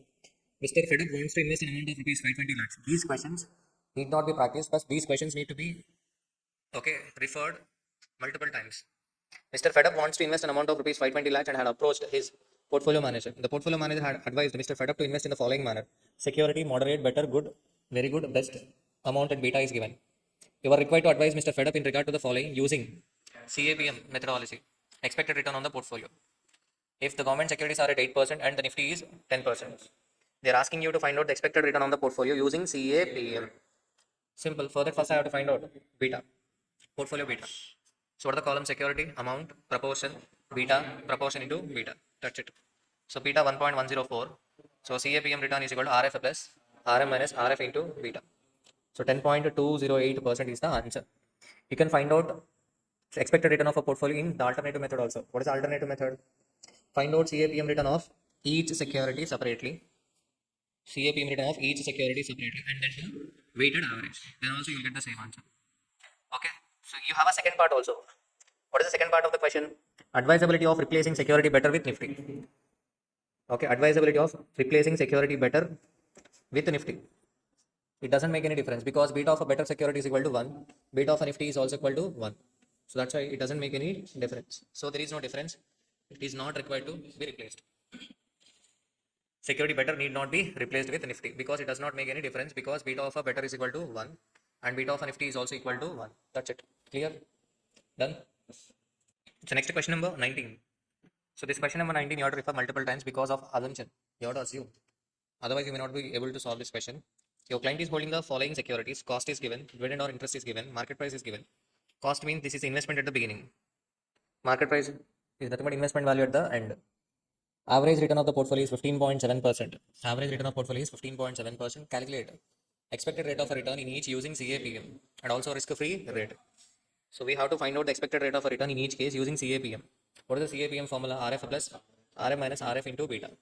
We do not have a RF, risk-free rate, and RM is not given in the question. However, betas of each securities are given. So for finding out CAPM returns, we have to find out RM and we have to find out RF, yes or no. So this question is special because of assumptions. Unless we assume, we cannot. So this average return of a portfolio assumed as CAPM return. It is assumed as CAPM return, 15.7%. Okay. And this is the dividend. What is the total dividend? 7025. Okay. What is the total cost? 75,000. What is the total market price at the end? 80,500. So 75,000 is our investment at the beginning. 80,500 is the investment value at the end. That means capital appreciation is equal to 6,500. 6,000? Sorry, 5,500. 5,500 plus dividend or interest 7025. What is the percentage of return? So 5,500 plus 7025 divided by 75,000. 16.7%. Actually, the 16.7% is the return on a portfolio. Return on a portfolio. But here we are assuming it as a RM. Unless we assume the 16.7 as RM, we cannot find out risk-free rate. So there are two assumptions. One is this 15.7% is assumed as CAPM return and portfolio return is considered as a RM. Now 15.7% is equal to RF. I don't have an idea about RF. RM 16.7 minus RF into 0.3568. This is nothing but portfolio beta. I have to find out portfolio beta as well. Clear? 0.3568. Unless we assume, we cannot find out. I have average return of portfolio is given in the question, that is assumed as CAPM return. And the portfolio return we calculated is assumed as market return. And we are finding out the portfolio beta. By substituting RF and beta, we can find out RF. So RF is equal to 15.15%. So second part is answered first. What is the second part of the question? Risk-free rate of a return. So risk-free rate of a return is equal to 15.15%. And first part of the question is find out the expected rate of a return in each case using CAPM. So nothing but RF plus RM minus RF into beta of a gold. So 15.16% is the answer for the first case. Clear? Silver, bronze and Government of India. So there might be clerical mistakes. Just go through it. Is there any other clerical mistake? Pramod? 15.15, 15.26. What? 16 point. First one. What is the first one? 16.08. Next? 16.39. 16.08. 15. Okay. So there might be clerical mistakes. Go through it. Clear? Next question number 20. This is also a special one. Assume risk-free rate 15%. Risk-free rate is given in the question. Calculate expected rate of a return in each using CAPM. Same, similar kind. We find out cost. What is the total cost? 68,000. 5,800 is the dividend. And the capital gain we are getting is 5,000. So 5,000 plus 5,800 divided by 68,000. That is considered as a RM. So in this case, I have RM and RF. So directly I can find out expected rate of return of each security. Yes or no? I have RM and RF. I need not find out portfolio beta now. Yes or no? Because I have RM and RF. So directly I can find out CAPM return of each security. So RF 15% plus RM minus RF into beta. Okay. And what is the second part of the question? Simple average return of a portfolio. How do I get simple average return of a portfolio? Total 4 returns divided by 4, 15.49%. But suppose if in the same question they have not mentioned simple average, then you have to go for weighted average. You have to find out the weights and then do the weighted average of all the 4 returns, or else you have to find out the portfolio beta and you have to apply the formula RF plus RM minus RF into portfolio beta. Then you will get return of a portfolio. Clear? You have to refer this question. Otherwise, you may not be able to solve it. Okay. Question number 21. Question number 21 simple. In view of the above factors, whether the investor should buy, hold, or sell the shares and why. First, there are two scenarios: existing, revised. Risk-free rate, market risk premium, beta value, expected growth rate are given. Investor is holding 1,000 shares of Atlas company. Presently, the rate of a dividend being paid by the company is 2 per share, and the share is being sold at rupees 25 per share. Presently, the current market price of share is equal to 25. So that is the current market price. Now we have to find out the equilibrium price using CAPM return. So then we can decide whether to buy, hold, or sell. Yes or no? How do we get equilibrium price? First, we have to find out CAPM return. RF 12% plus RM minus RF is given. Market risk premium means RM minus RF. So 12% plus 6% into 1.4. 20.4%. Okay, so price of a share. 2. 2 is the dividend paid. So that's why 2 plus growth 5% divided by 20.4 minus 5. 13.63. In existing condition, the theoretical price is equal to 13.63, but current market price is equal to 25. Okay.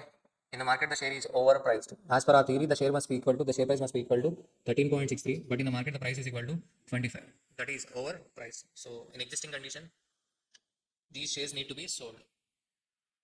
Okay. Whereas under revised condition, you are getting CAPM return 15% and growth rate is equal to 9%. So that's why the price of a share is equal to 2 plus 9% divided by 15 minus 9, 36.33. That means as per our theory, the share price must be equal to 36.33, but in the market, the price is equal to 25.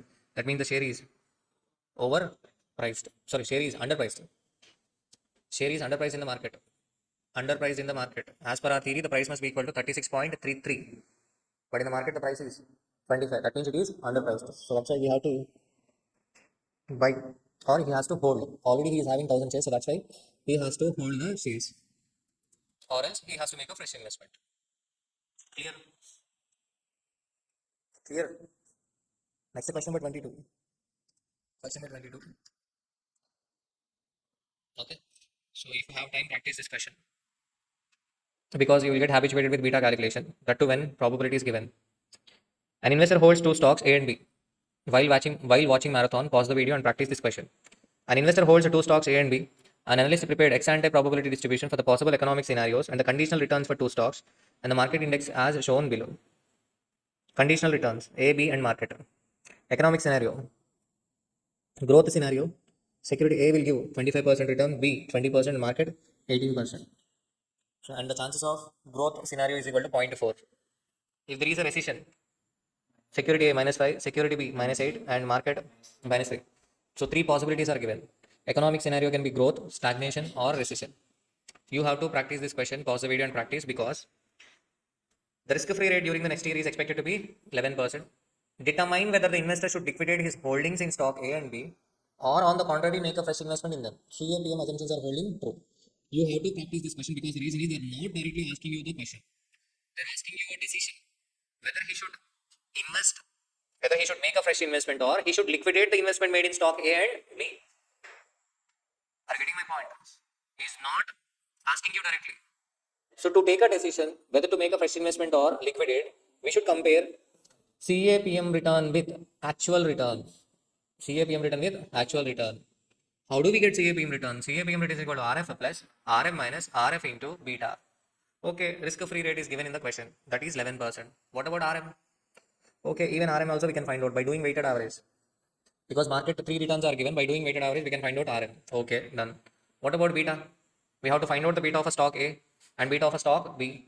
Then only we can find out CAPM return. So CAPM return is equal to RF plus RM minus RF into beta. So that's why first thing you should get an idea that to decide whether to make a fresh investment or liquidate, we should compare CAPM return with actual return. Clear? So that's why the first step is, what is the first step? Working out 1 sigma m square. First you have to find out sigma m square. Calculation of a variance of a market. Calculation of variance of a market. What are the columns? M, P, P into M, M bar, M minus M bar, P into. So these are the columns to be taken. Okay. You might find different presentation in question bank. Just ignore it. Okay. Sigma m square. And next, working note 2. Working note 2. Covariance of a comma m. Yes or no? What are the columns for covariance of a comma m? A, P, P into A bar, A minus A bar, M minus M bar, DA into DM. Yes or no? Next, working note 3. Covariance of B comma M. B, P, P into B, B bar, B minus B bar, M minus M bar, DB into DM. Sorry, into probability. Due to subconscious mind, we may forget probability. Probability is given in the question. Even after teaching, okay, so many batches also I am forgetting probability due to subconscious mind. Okay, so that's why be careful when the probability is given. Clear? Okay, so now we can find out beta. Yes or no? Now we can find out beta. So 1.345. 1.345 is the beta. So how do we get required return of a stock A? RF 11% plus beta 1.345 into 10.2. RM means nothing but M bar. RM means nothing but M bar. Average. So 10.2 minus 11. That is equal to 9.924. Okay. Required return of a B. 11% plus 1.351 into 10.2 minus 11. 9.92. Okay. So we can compare CAPM return and actual return, or else sometimes we call actual return as expected return. Expected return is also known as average return. Average return. For the risk we are taking, we want 9.924% return. But the expected return on a stock A is equal to 11.5. That means security A is giving the return more than what we require. We require only 9.924, but the expected return on a stock A is 11.5%. So alpha here alpha means Jensen's alpha. The formula for Jensen's alpha is nothing but actual return minus CAPM return. Sometimes we call actual return as a expected return, nothing but X bar, average return. From question to question, the terminology may change. So depending on the facts, you have to assume things. Okay. So 1.576 is the Jensen's alpha. And what about the Jensen's alpha for stock B? For the risk you are taking, you require 9.92, but the stock B is giving 10.1. So Jensen's alpha 0.18%. In both the cases, Jensen's alpha is positive. So that's why you have to make fresh investment. If Jensen's alpha is positive, that means stock is underpriced. You have to make fresh investment. If Jensen's alpha is negative, that indicates the stocks are overpriced. So you have to liquidate, sell the stock. If Jensen's alpha is equal to 0, that means securities are correctly priced. You have to hold. You have to hold. Okay, done. Clear? So till now we have completed return of a security, risk of a security, return of a portfolio, risk of a portfolio, beta of a security, beta of a portfolio, CAPM return, and comparison of CAPM return with actual return. And next, rule of a dominance, and equilibrium price calculation, And next, Jensen's alpha. Okay. So next concept is arbitrage pricing theory. We shall take small break and then we shall start arbitrage pricing theory. The next concept, arbitrage pricing theory. Next concept, arbitrage pricing theory. It is similar to capital asset pricing model. In capital asset pricing model, we consider only the market risk premium. Yes or no? We consider only market risk premium, that is RM minus RF. Okay. But whereas in arbitrage pricing theory, we consider premium for various factors. That is the only difference. In arbitrage pricing theory, we premium consider premium for various factors under arbitrage pricing theory. Arbitrage pricing theory considers premium for various factors. In CAPM, we consider only the market risk premium. In CAPM, Our formula is CAPM return is equal to RF plus premium into beta.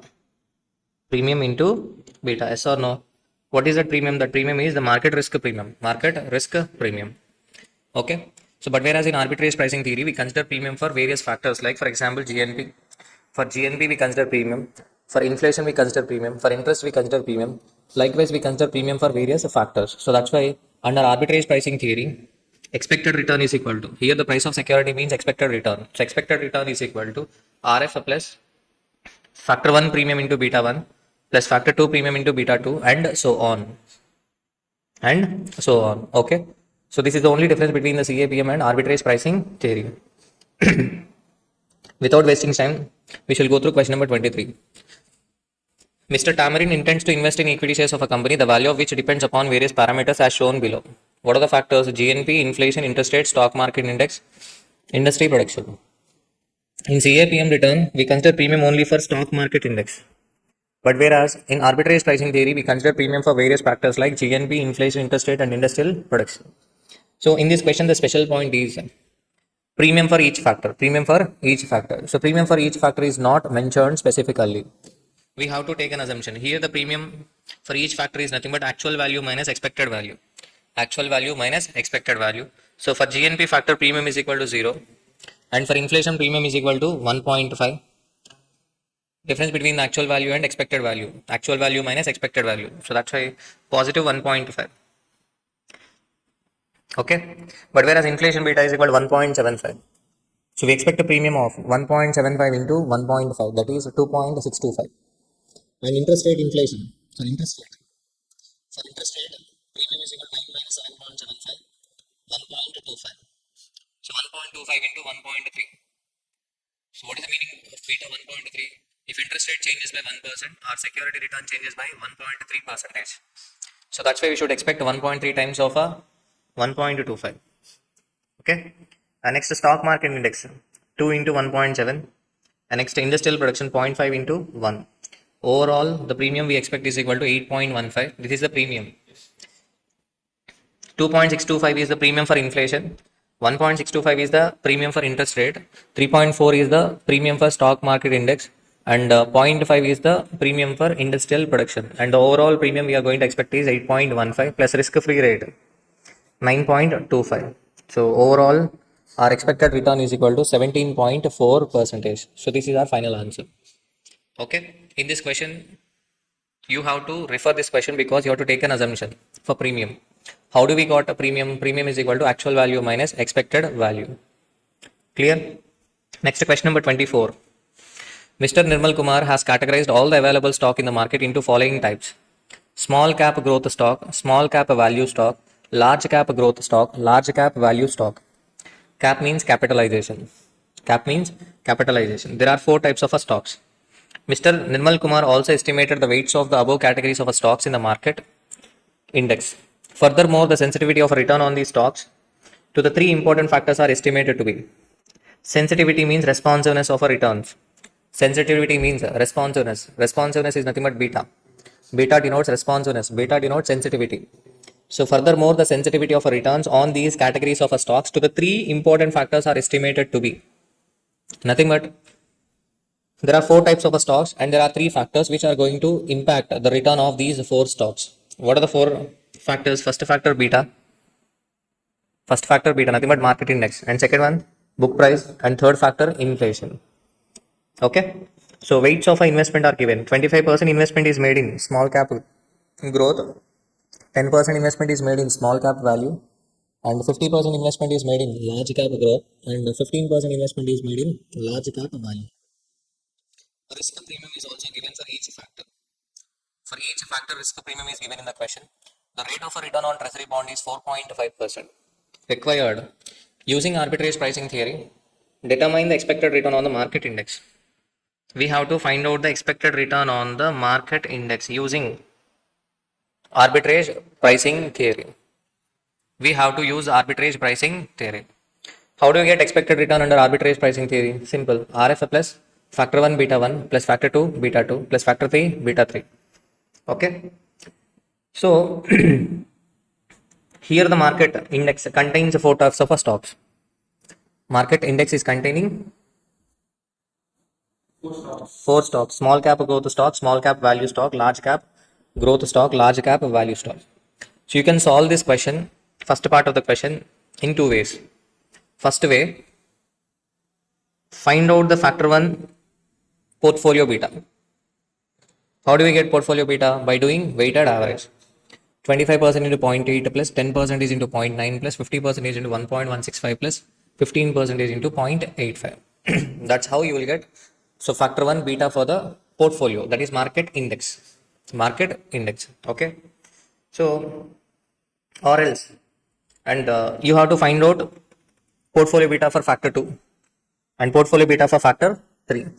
And later on, arbitrage pricing theory, expected return is equal to RF, that is 4.5% plus beta of a portfolio into 6.85.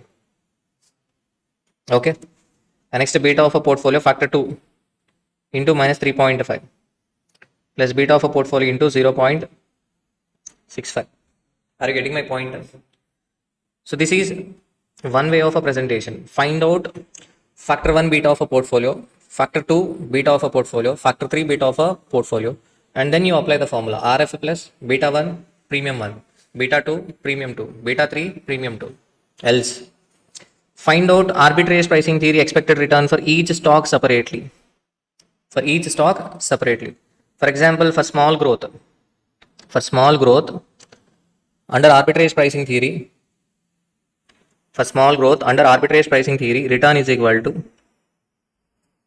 under arbitrage pricing theory, return is equal to risk-free rate 4.5% plus, what is the factor 1 beta? 0.8. 0.8 into 6.85 plus 1.39. 1.39 into 1.39 into minus 3.5 plus 1.35 into 0.65. 5 point. So, okay, likewise, you find out arbitrage pricing theory return for all the four stocks and then do weighted average. And then do weighted average. Are you getting my point? You have to practice this question. Pause the video and practice this question to get more clarity. Clear? Next, using CAPM, determine the expected return on the market index. CAPM means we consider premium only for, we consider only market risk premium. So CAPM return simple. Risk-free rate 4.5% plus beta 0.8 into 6.85. Nothing but we ignore book price and inflation. We ignore book price and inflation. So find out CAPM return for each stock and then do weighted average. Then you will get expected return on a market index. Clear? Getting my point? Okay. C part is simple. You might find this question lengthy, but it is simple. Mr. Nirmal Kumar wants to construct a portfolio consisting only the small cap value and the large cap growth stock.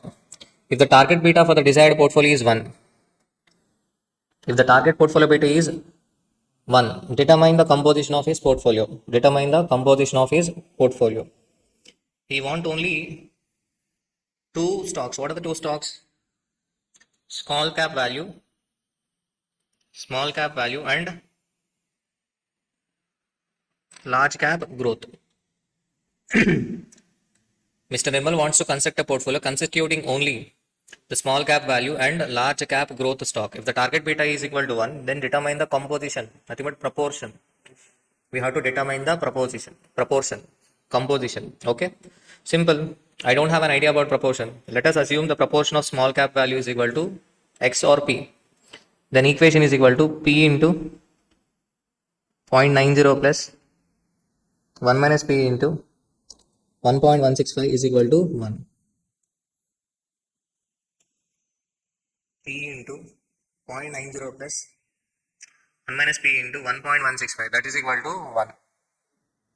Okay. So solve the equation, then you will get proportion. 62.3% small cap value, large cap growth 37.7%. Then you will get beta is equal to 1. Because beta of a small cap value is equal to 0.9. Beta of a large cap growth is equal to 1.165. If you take the combination, then your target beta is will be equal to 1. Clear? Are you able to understand this question?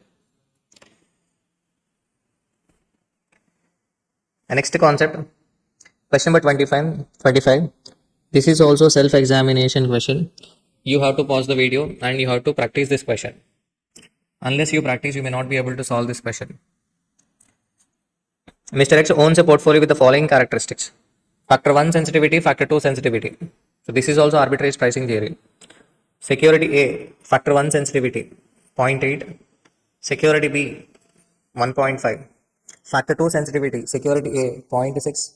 And security B, 1.20. What about risk-free security? 0 and 0. Obviously, sensitivity, responsiveness of risk-free security is always equal to 0.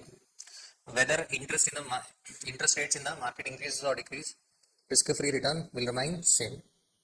Inflation, GNP, GDP, market, they are not going to impact risk-free security. So that's why factor 1 sensitivity or factor 2 sensitivity of risk-free security is always equal to 0. So expected return of a security A 15%, security B 20%, risk-free security 10%. Now, it is assumed that security returns are generated by a two-factor model. What does it mean? This expected return 15%, 20%. These security returns are generated by two-factor model, nothing but generated using arbitrage pricing theory. So first part of the question is, if Mr. X has rupees 1 lakh to invest and sells a short rupees 50,000 of security B and purchases rupees 1,50,000 of a security A, what is the sensitivity of a Mr. X portfolio to the two factors? First, we shall look into first one. Mr. X has rupees 1 lakh to invest, sells a short rupees 50,000 of a security B. Short selling.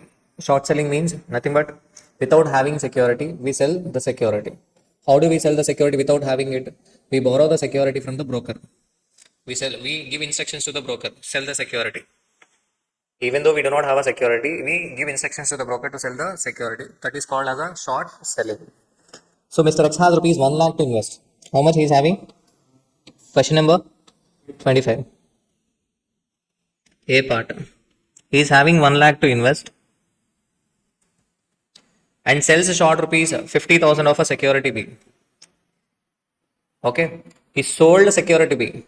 Nothing but there are how many securities? A, B and risk free. Okay. In B, no investment is made. No investment is made. Sells a short rupees 50,000 of a security B. Nothing but 50,000 inflow. That's why I'm taking 50,000 in brackets. And the purchases. Originally, Mr. X is having rupees 1 lakh. Now he sells short rupees 50,000 of a security B. Total how much money is he having? Now he is having 1,50,000. And purchases rupees 1,50,000 of a security A. 1,50,000 of a security A. Are you getting my point? That means investment made in security A is equal to 1,50,000. What about risk-free security? 0. Nothing has been mentioned in question about risk-free security. That means no investment is made in risk-free security. No borrowing is made. Okay. Originally X is having 1 lakh. Original X is having 1 lakh. Are you getting my point? Okay. So he sells a short security B rupees 50,000. He received 50,000. 1 lakh plus 50, total 1,50,000 invested in security A. That means what are the proportions? That means what are the proportions? Here the proportions are security A 1.5 and security B minus 0.5. Minus because investment is not made. Okay. So the question is, what is the sensitivity of a Mr. X portfolio to the two factors? He is asking portfolio sensitivity to the two factors. Portfolio sensitivity to the two factors. Simple. How do we get portfolio beta? Portfolio beta is nothing but weighted average of a security beta. Yes or no? So that's why simple. I'm not focusing on presentation. So factor 1 sensitivity of a portfolio is equal to 1,50,000 divided by 1 lakh. Nothing but weight. We are finding out weight 1.5 into 0.8. What is this 0.8? Factor 1 sensitivity of a security A plus minus 50,000 divided by 1 lakh into 1.5. So the final answer is 0.45. What about factor 2 sensitivity? 1.5 into, what is 1.5? Weight of security A plus minus 0.5 into factor 2 sensitivity of security B, 1.2, 0.3. So in this question, the key part is finding out the weights. Clear? They are asking you to find out the sensitivity of a portfolio. How do you get sensitivity of a portfolio? By doing weighted average of a security sensitivities. Yes or no? Next B part. Every question in portfolio management is a past examination question. B part. Mr. X borrows rupees 1 lakh at the risk-free rate. He borrows. He is not making investment. He is borrowing 1 lakh at the risk-free rate and invest the amount he borrows along with original amount of rupees 1 lakh. Original amount 1 lakh, risk-free borrowing 1 lakh. Total 2 lakhs. If Mr. X borrows rupees 1 lakh at the risk-free rate and invest the amount he borrows along with original amount 1 lakh, that is total 2 lakhs in security A and B in the same proportion as described in part 1. As described in part 1, then what is the sensitivity of the portfolio to the two factors? So the question is, how much is the investment he is having? Originally 1 lakh. How many securities are there? There are 3: A, B and risk free. A, B and risk free security. So risk free investment is made or risk free borrowing? Borrowing. This is not investment, borrowing. Borrowing means inflow. That's why I am taking this in brackets. Original amount 1 lakh, borrowing 1 lakh, total 2 lakhs. These 2 lakhs are invested in security A and B in the same proportions as described in part 1.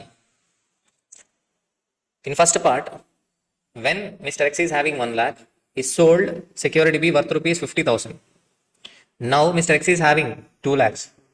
Then obviously he is going to sell 1 lakh worth the security B. So total how much amount he is having now? 3 lakhs. This 3 lakhs will be invested in A. When Mr. X is having 1 lakh, he invested 1.5 lakhs in A. Now Mr. X is having 2 lakhs. So that's why he is going to invest 3 lakhs in security A. Simple. So what is the calculation? 3 lakhs divided by factor 1 sensitivity is equal to 3 lakhs divided by 1 lakh into 0.8 plus minus 1 lakh divided by, because original amount is 1 lakh only. Original amount is 1 lakh only. So that's why while calculating weights, be careful. 1.5 plus minus 1 lakh divided by 1 lakh into 0. Okay, so what is the answer? 0.9 is the answer. Likewise, you should find out for F2 also. Clear? Okay. So next, third part. What is the expected return premium of factor 2? What is the expected return premium of factor 2? So this part is even more complicated. You have to practice, otherwise you may not be able to solve it. They're asking you to find out the factor 1 premium, so factor 2 premium. Factor 2 premium. Be careful. You have to form the equation, two equations. Help me in forming the equations. C part. Already clue is given in the question. 15% and 20% are generated by a two-factor model. By a two-factor model. Yes or no? So be careful. Two equations. This part is important. Under arbitrage pricing theory, how do I get return? How do I get return? Return is equal to RF plus risk-free rate plus factor 1 beta 1 plus factor 2 beta 2. Yes or no? Under arbitrage pricing theory, expected return is equal to risk-free rate plus factor 1 premium beta 1 plus factor 2 premium beta 2 and so on. Here there are only two factors, so that's why I am taking only F2 and beta 2. Clear? Now, what is the expected return of security A? 15% is equal to what is the risk-free rate? What is the risk-free rate given in the question? 10%. 10% is given in no? 10% plus factor 1 premium. I don't have an idea. F1, but I have a beta. I have idea about beta 1, 0.8. Factor 2 premium into 0.6. Sensitivity means nothing but beta. So this is equation number 1. Am I clear? Clear. Security A. Security A तो हो गया. And next security B. So what is the expected return of security B? 20% is equal to 10% plus factor 1 into 1.5 plus go through security B. Okay. By solving these equation 1 and 2, you can find out factor 2 premium. So pause the video and try this question. This is past examination question. Already in old syllabus, this question has been asked in June 2023. You can expect in the new syllabus. Okay. Pause the video and practice this question. Clear? So with this, we have completed arbitrage pricing theory. The next concept, simple concept, Sharpe ratio, Trainer's ratio, and Jensen's alpha. This concept is very simple. So Jensen's alpha. Already we discussed Jensen's alpha. How do we get Jensen's alpha? Jensen's alpha is equal to actual return minus CA PM return. Higher the Jensen's alpha, better it is. Higher the Jensen's alpha, better it is. Okay. So Sharpe ratio, Trainer's ratio. So these Sharpe ratio and Trainer's ratio are also known as reward to volatility ratio. Reward to volatility ratio. Sharpe ratio formula RP minus RF divided by sigma P. So you will get multiple choice questions also. I have already posted MCQs on YouTube. Okay, try to answer those MCQs. So RP minus RF divided by sigma P. What does it denote? Without taking any risk only, without taking any risk, we can earn 6% return without taking risk. Yes or no? In case of mutual fund A, we are getting a return of 15%. How much excess return are we getting? We are getting an excess return of 9% for a risk of 7%. So Sharpe ratio denotes excess return per 1% of a total risk. For every 1% extra risk, how much return are we getting? That is what Sharpe ratio denotes. Okay. Sharpe minus RF divided by sigma P. Trainer's ratio. RP minus RF divided by beta P. It denotes excess return for every 1 unit of extra systematic risk. Systematic risk. Nothing but Sharpe ratio. 15 minus 7. Sorry. 15 minus 6 divided by 7. Trainer's ratio. 15 minus 6 divided by 1.25.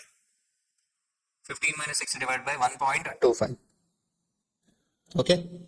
So rank 1 will be given to the mutual funds which is having a higher Sharpe ratio and higher Trainer's ratio. Higher the Sharpe ratio, higher the Trainer's ratio, better it is. Simple concept, so that's why, and it is very important. Most frequently asked question, Sharpe ratio and Trainer's ratio. So simple, RP minus RF divided by sigma P. Sharpe ratio. It denotes excess return per 1% of a total risk. Trainer's ratio denotes excess return per 1 unit of a systematic risk. Clear? Are you getting my point? Okay. Every attempt, okay, you will be getting question on Sharpe ratio, Trainer's ratio, and it is very simple. Simple to understand. Okay. Clear? Done. So next question number 27. So this question is simple. And in this question, the special part is C part. C part is the special part. Also show how L the fund will be compensated for the risk undertaken due to inclusion of a stock of economy in the portfolio. Here you have to find out the Sharpe ratio. Okay. So what is the question number 27? Suppose that economy is growing rapidly and you are managing a global equity fund and so far you have invested only in developed country stocks only. So far you have invested only in developed country stocks only. Now you have decided to add stocks of economy A to your portfolio. The table below shows the expected rates of a return, standard deviation, correlation coefficient. All estimates are for aggregate stock market of a developed countries and stock market of a economy A. Expected rate of a return, annualized percentage. Developed country stock 10, stock of economy A 15, risk 16%, and stock of economy A risk 30%.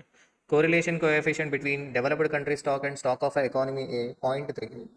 Ignore whether it is developed country or developing country. Consider stock A and stock B. There are two stocks.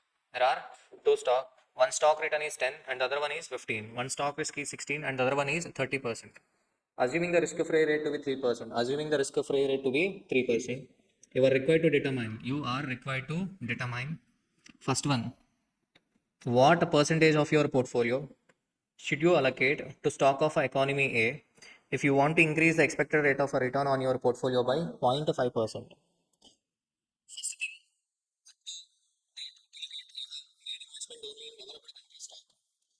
Developed country stocks and the rate of a return is equal to the rate of a return is equal to the rate of a return is equal to 10 percentage. Now we want to increase the expected rate of a return by 0.5%. That means our target rate of a return is equal to 10.5%. If we make investment only in developed country stock, we will be getting only 10% rate of a return. But we want 10.5. So the question is, what percentage of your portfolio should be allocated to the stock of a economy A? I don't have an idea, so that's why let us assume the proportion of a developed country stock is equal to P or W. So P into 10 plus 1 minus P into 15 is equal to 10.5. So this is the equation. Clear? Are you getting my point? So the weight of a economy, the weight of a stock of economy A is equal to 10 percentage. Are you getting my point? Or else you can assume proportion of a stock of economy A is equal to P. Then the equation would be 1 minus P into 10 plus P into 15 is equal to 10.5. So proportion of a stock of economy A is equal to 10 percentage. Clear? If you allocate 10% of your portfolio to the stock of economy A, then your expected return increases by 0.5 percentage. Okay. Next, second, what will be the standard deviation of your portfolio, assuming that stock of economy A are included in the portfolio as calculated above? Simple. How do I get standard deviation of a portfolio? Standard deviation of a portfolio is equal to square root of wx square sigma x square plus wy square sigma y square plus 2wx wy sigma x sigma y sigma xy. So 0.9 square into 0.16 square plus 0.1 square into 0.3 square plus 2 into 0.9 into 0.1 into 0.16 into 0.3 into 0.3. So the answer is 15.6 percentage. Okay, clear? And now the third part. Third part of the question is also show how well the fund will be compensated for the risk undertaken due to the inclusion of a stock of economy A in the portfolio.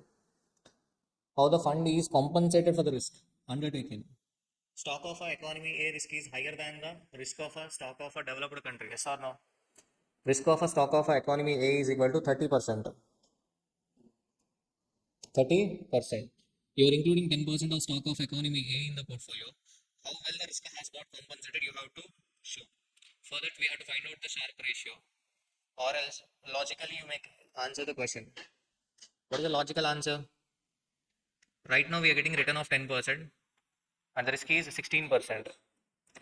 After including 10% of stock of economy A, your return is 10.5% and the risk is 15.6%. That means you are getting a higher return for lower risk. So this is how the risk has got compensated.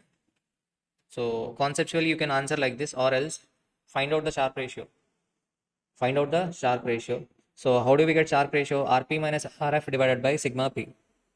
RP, first case 10% and RF is 3%. So 10 minus 3 divided by 10 minus 3 divided by 16 percentage, 0.437. What does it mean? For every 1% of extra risk, we are getting an extra return of a 0.437. With inclusion of stock of economy A, 10.5 minus 3 divided by 15.6. Sharpe ratio is equal to 0.481. What is the answer? What is the meaning of 0.481? It denotes For every 1% extra risk, we are getting an extra return of 0.481. Which is better, first one or second one? Second one. So the Sharpe ratio improved by approximately 0.04. So that means the risk has got compensated. The risk has got compensated. Clear? Are you able to understand? So we are left with four concepts: security market line, capital market line, characteristic line, and a Sharpe index model. Okay. Pause the video and go through the question. So next concept, characteristic line, security market line, characteristic line, and next concept is security market line. What is the concept? Capital market line and characteristic line. Okay. So SML return. SML return means nothing but security return. What are these three lines? Already you people might be aware of straight line equation y equal to a plus bx. Y equal to a plus bx. Already you guys might have been aware about straight line equation y equal to a plus bx. In this equation, a and b are constants. Y and x are variables. That means a and b will not change. Whenever x changes, accordingly y changes. So x and y are variables, a and b are constants. What is SML? SML is nothing but graphical representation of a CAPM return. I hope you are aware about CAPM return. So CAPM return is equal to RF plus RM minus RF into beta. Yes or no? Irrespective of a company, risk-free rate and RM minus RF will remain same. SML return, SML security market line is a straight line equation. So in SML return, RF and RM minus RF are constants, but whereas beta is a variable. From company to company, beta changes. If a beta changes, then security return, required return, expected return on the security will also change. So here the variables are beta and security return. What are the variables? Variables are beta and security return. Risk-free rate and RM minus RF will remain same. Irrespective of the company, risk-free rate and RM minus RF would be same. Only the beta and security return changes. Okay. If a beta changes, that too, if beta changes, then only security return changes. Yes or no? Okay. The next one, capital market line. Nothing but security market line denotes the relationship between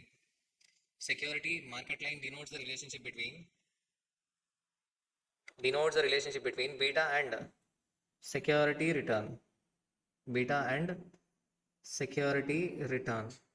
SML is a graphical representation of CAPM return. It denotes the relationship between beta and security return. RF and RM minus RF are constants. Okay. So nothing but security market line denotes the relationship between systematic risk and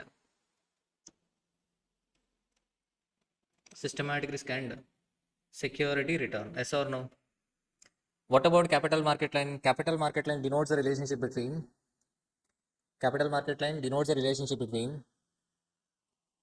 total risk and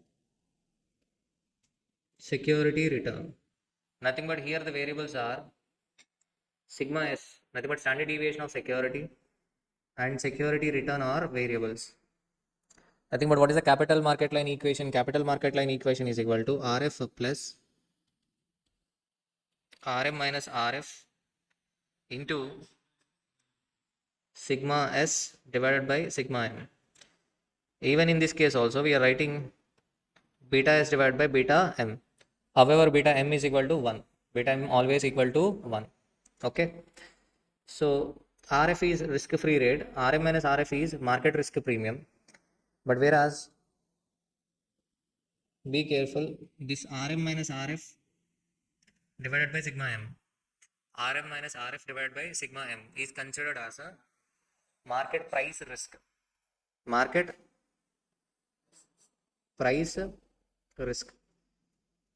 Nothing but this is Sharp ratio of market. Yes or no? Market price risk is nothing but Sharp ratio of a market. RM minus RF, excess return, divided by standard deviation of a market. So capital market line denotes the relationship between total risk and security return. If a total risk of a security changes, then security return will also change. So what are the variables? Here the variables are standard deviation of security and security return. Are you getting my point? Next, last one is characteristic line. Characteristic line. Characteristic line denotes the relationship between security return and market return. Security return and market return. So that's why the characteristic line is equal to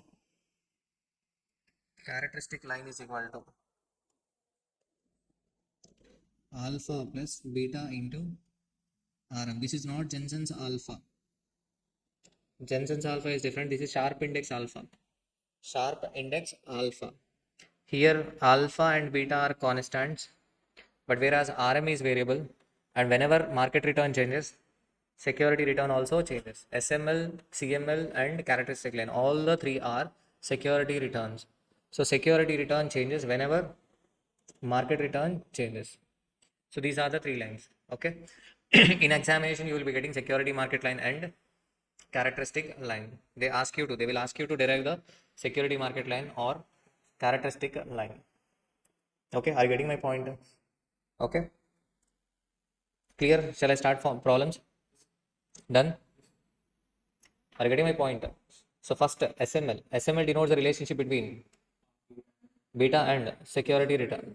Capital market line denotes the relationship between total risk and security return. Characteristic line denotes the relationship between market return and security return. Clear? Okay. Now, see the question. Question number 28. This question need not be practiced. So first they are asking you to find out the beta of a security X. Return of a security X, return of a market portfolio are given. Okay, you have to find out the beta of a security X. Past data is given. Past data. How will I get beta?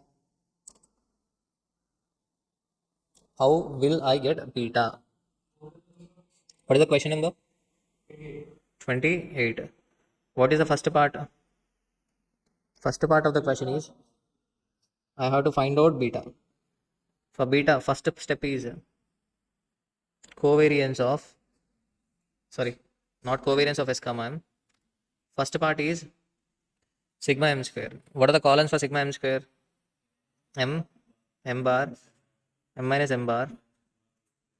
These are the columns for sigma M square. What about second?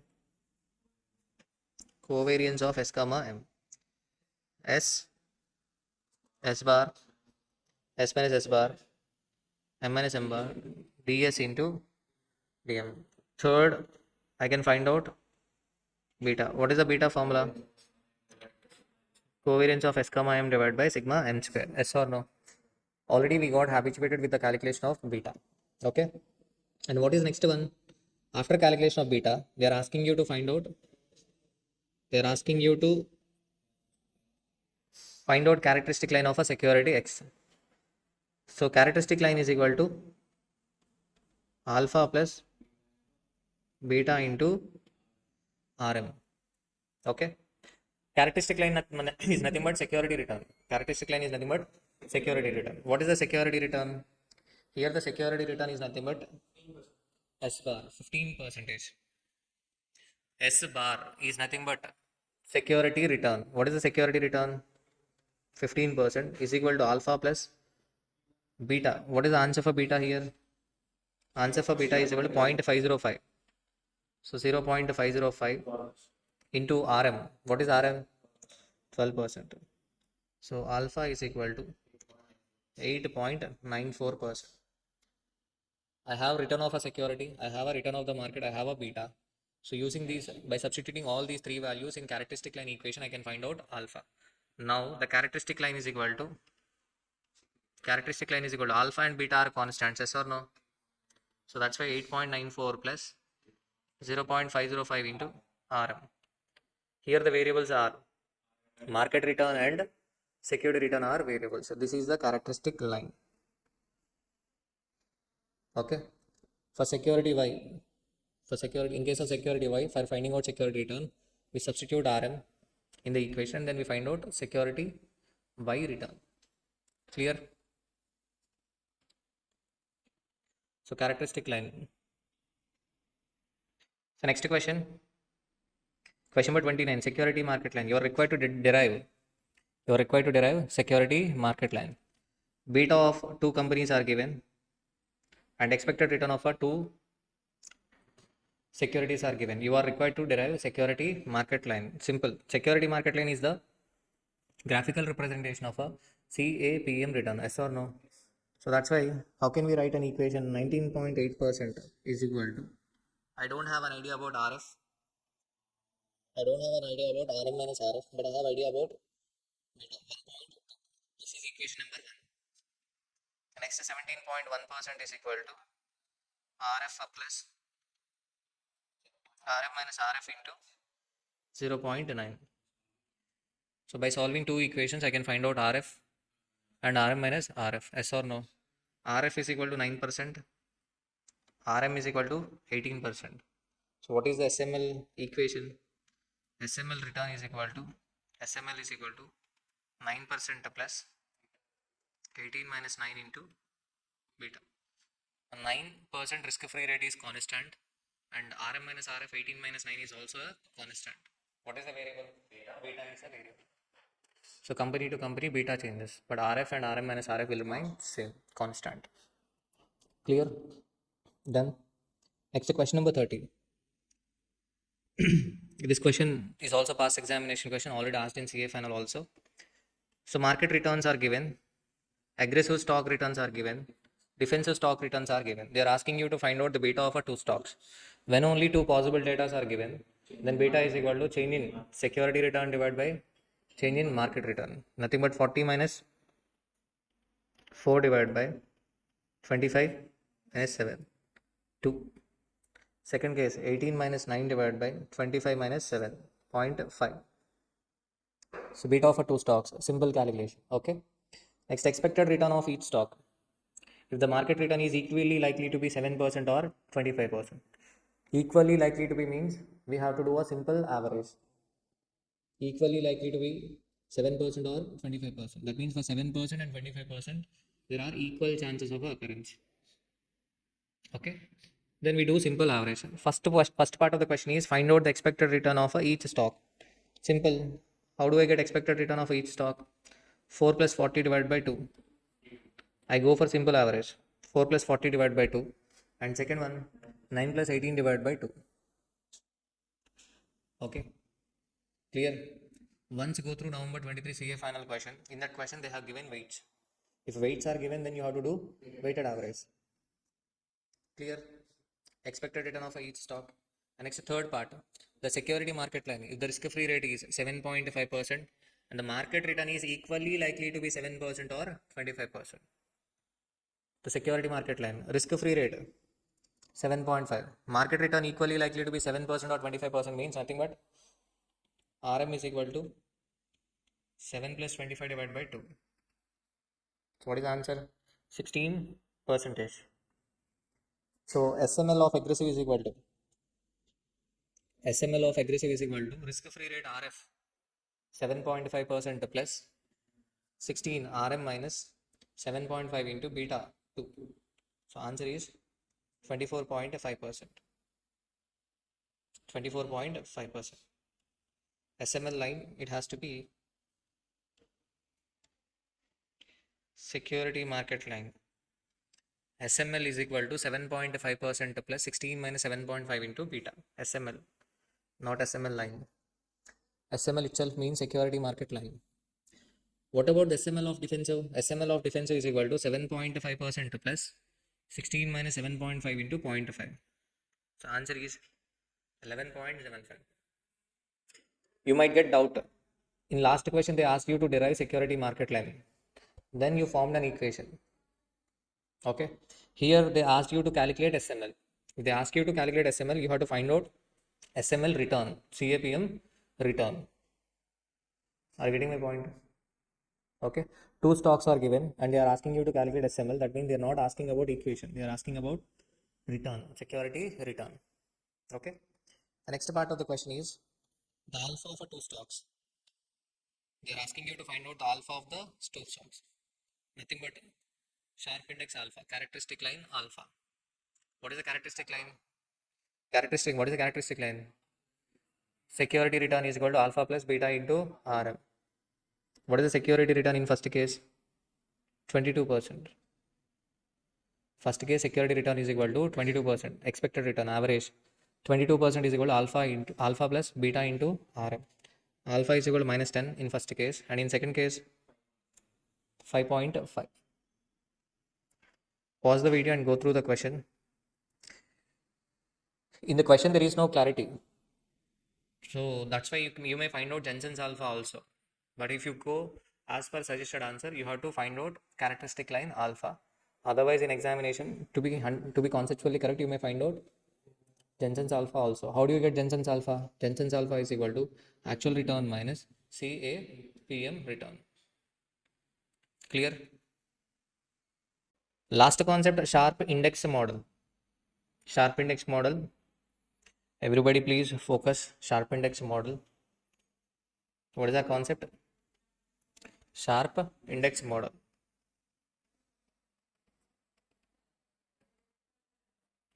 Sharp index model. Okay.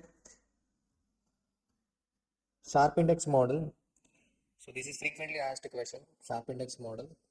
So total risk of a security. Total risk of a security is nothing but variance of a security, sigma s square. So this is the total risk. So total risk is a sum of a systematic risk plus unsystematic risk. Unsystematic risk. So till now, I have told you systematic risk is nothing but beta. Yes or no? Systematic risk is nothing but beta. In some CMA final questions, they consider standard deviation as a total risk. Okay. But whereas in CA final, in all the questions, in all the solutions, they consider total risk means variance. Okay. So sigma s square, total risk. Total risk is equal to systematic risk plus unsystematic risk. Systematic risk cannot be diversified, unsystematic risk can be diversified. Unsystematic risk is also known as residual risk. What is it? Residual risk. Okay. So now, how do I get unsystematic risk or residual risk? Unsystematic risk or residual risk is equal to total risk minus systematic risk. But here one key point is total risk sigma s square is a percentage, but whereas beta is a ratio. And total risk we are taking variance, not standard deviation. We are taking variance. So that's why we should take beta square. Beta square, but beta is a ratio. We have to convert this beta into percentage. So that's why we are multiplying with sigma m square. Beta 2 means 2 times of the market. 2 times of the market. So that's why for converting the ratio into percentage, we are multiplying with sigma m square. Nothing but systematic risk is equal to beta s square sigma m square. And unsystematic risk is equal to sigma s square minus beta square into sigma m square. Beta s square. Okay. I'm not going to give detailed explanation since it is a marathon.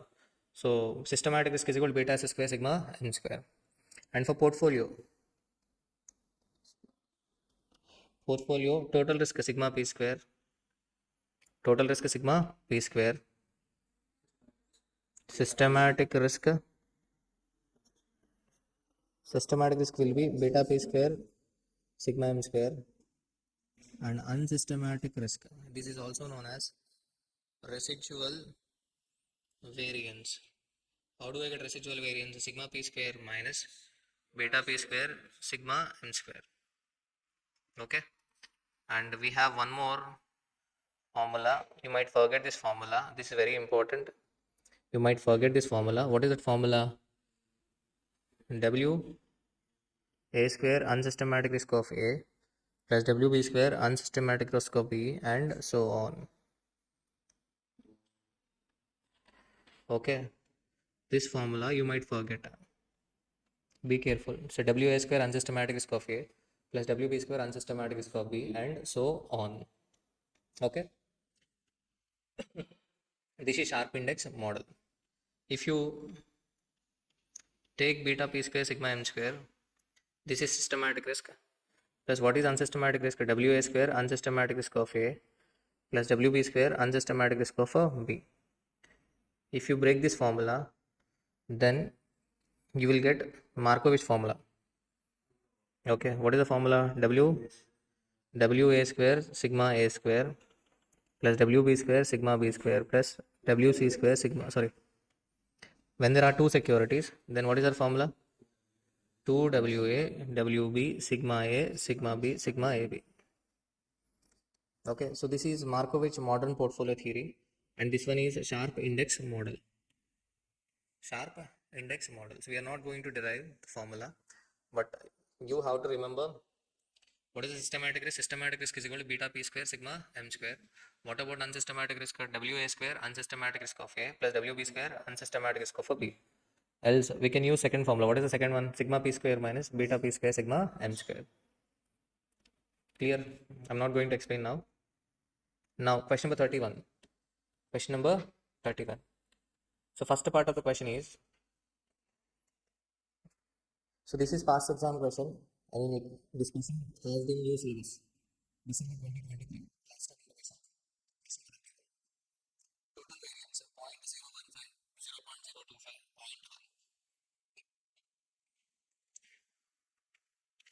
Here, don't get confused. Here, the special point is total variance 0.015, 0.025, and 0.100. Can you please convert this total variance into percentage? Can you please say the number after converting this number into a percentage? Generally, for conversion of a number into a percentage, we should multiply with 100. Yes or no? But for converting variance into a percentage, we should multiply with 10,000. So that's why be careful. Explanation I have given it in regular class. Now I am not giving. For converting the variance into percentage, we should multiply with 10,000. That means 0.015 into 10,000. So 150 percentage is the variance. Clear? Standard deviation of market portfolio returns is equal to 10%. You are given the following additional data. Covariance of A comma B, covariance of A comma C, covariance of a B comma C. Calculate the following. The portfolio beta, residual variance of each of the three shares. Residual variance means nothing but unsystematic risk. Residual means left out. Unsystematic risk. Portfolio variance using sharp index model. Portfolio variance using modern portfolio theory. Modern portfolio theory. So the portfolio beta. How do I get portfolio beta? By doing weighted average. By doing weighted average. Yes or no? Weighted average. So 0.2 into 0.2 into 0.2 into 0.4, 0.2 into 0.4 plus 0.5 into 0.5 plus 0.3 into 1.1. Yes or no? So the portfolio beta is equal to 0.66. And what is the second part of the question? Second part of the question is equal to residual variance. Second part of the question is residual variance. So residual variance. How do I get residual variance? Total variance minus systematic risk. Nothing but 1 minute. Pen is not working. So how get residual variance? Residual variance is equal to total minus systematic. Okay, so nothing but 0.015 minus systematic. How do I get systematic? Beta A square into sigma M square. Beta A 0.4 square into sigma M square. Sigma M is equal to 0.1. So this is how I will get residual variance of a security A. In the same way, I have to calculate residual variance for B and C. And next, portfolio variance using sharp index model. How do I get portfolio variance using sharp index model? Simple. First thing, systematic risk. Systematic risk is equal to beta P square sigma M square. Nothing but 0.66 square into zero point 0.1 square. This is the systematic risk of a portfolio. Plus, how do I get unsystematic risk of a portfolio? First formula, sigma P square minus beta P square sigma M square. That formula cannot be applied because I don't have a sigma P square. I do not have sigma P square. So that's why. So I have to use the second formula. What is the second formula? How do I get unsystematic risk of a portfolio? W A square, nothing but 0.2 square into unsystematic risk of a 0.0134. 0.0134 plus 0.5 square into 0.0225 plus 0.3 square into 0.0879. So this is how you will get uh, portfolio variance using sharp index model. Next, portfolio variance using modern portfolio theory. How do I get portfolio variance using modern portfolio theory? When there are three securities, the formula will be similar to A plus B plus C whole square. Nothing but A square plus B square plus C square plus 2AB plus 2BC plus 2AC. So by substituting the values, you will get variance of a portfolio is equal to 0.03625. So my request is do not convert the numbers into percentage. Just leave as it is. Otherwise, you may get confused and you may commit a clerical mistake. Clear? Next, question number 32. You are required to determine the characteristic line. So for determining characteristic line, what is the first step? First step is to find out the beta. First step is to find out the beta. Yes or no? First step is to find out beta. How do I get beta? First step. What is my first step? What is the question number? 31 or 32? 31. 32 question. 32.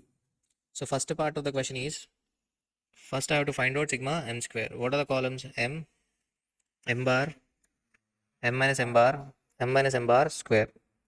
Next covariance of S comma m.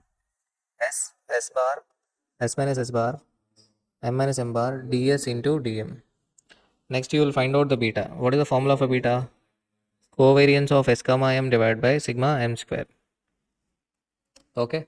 Beta denotes responsiveness of security with respect to market. So that's why always in the denominator you will get market. Okay, done. And next, after finding out beta, then RS is equal to alpha plus beta into RM. I know RS, that is S bar. I have a M bar, that is RM, and I have a beta value also. By substituting all these three values, I can find out alpha. Yes or no? So alpha is equal to minus 0.58. So characteristic line is equal to minus 0.58 plus 1.202 into RM. So this is the characteristic line. Okay. But in this question we have a second part also. What is the second part? Systematic risk and unsystematic risk of a stock A. How do I get systematic risk? Simple. Beta P square. So beta A square sigma M square. I have to find out systematic risk of a stock A. Beta A square sigma M square. I have a variance of market. I have a beta A also. Beta A square is available. So no. Beta is equal to 1.202. So your answer will be 1.202 square into sigma m square. What is sigma m here? What is the variance of market? Variance of market is equal to 40.145. So this is the systematic risk of a stock A. Beta S square sigma m square. Yes or no? Then what about unsystematic risk? How do I get unsystematic risk? So for finding out unsystematic risk of a security, simple total risk minus systematic risk. So for that I have to find out total risk. How do I get total risk? Total risk is nothing but variance of a stock A. Nothing but sigma S square. Sigma S square. That means for second part of the question, you have to find out sigma S square. What are the columns for sigma S square? S bar, S minus S bar, S minus S bar square. These are the columns. Clear? After finding out total variance of a security, reduce systematic risk. What is the formula for systematic risk? Beta S square, sigma M square. After reducing systematic risk from total risk, you will get unsystematic risk. Clear? So every question in portfolio management is important. Clear? Next, 33. 33. In 33, you will get a new formula for covariance. What is the new formula for covariance? Covariance of a comma b is equal to. Already we have seen formulas for covariance of a comma b. What are the formulas for covariance of a comma b? Summation sigma dA into dB divided by n, or summation sigma p into dA into dB, or sigma a, sigma b, sigma ab. And the next formula here we are going to learn is beta a, beta b, sigma m square. Beta a, beta b, sigma m square. Clear? So this is the formula. You might forget. Covariance of a comma b is equal to beta a, beta b, sigma m square. Are you getting my point? Okay. So I'm not saying the logic right now because it is marathon.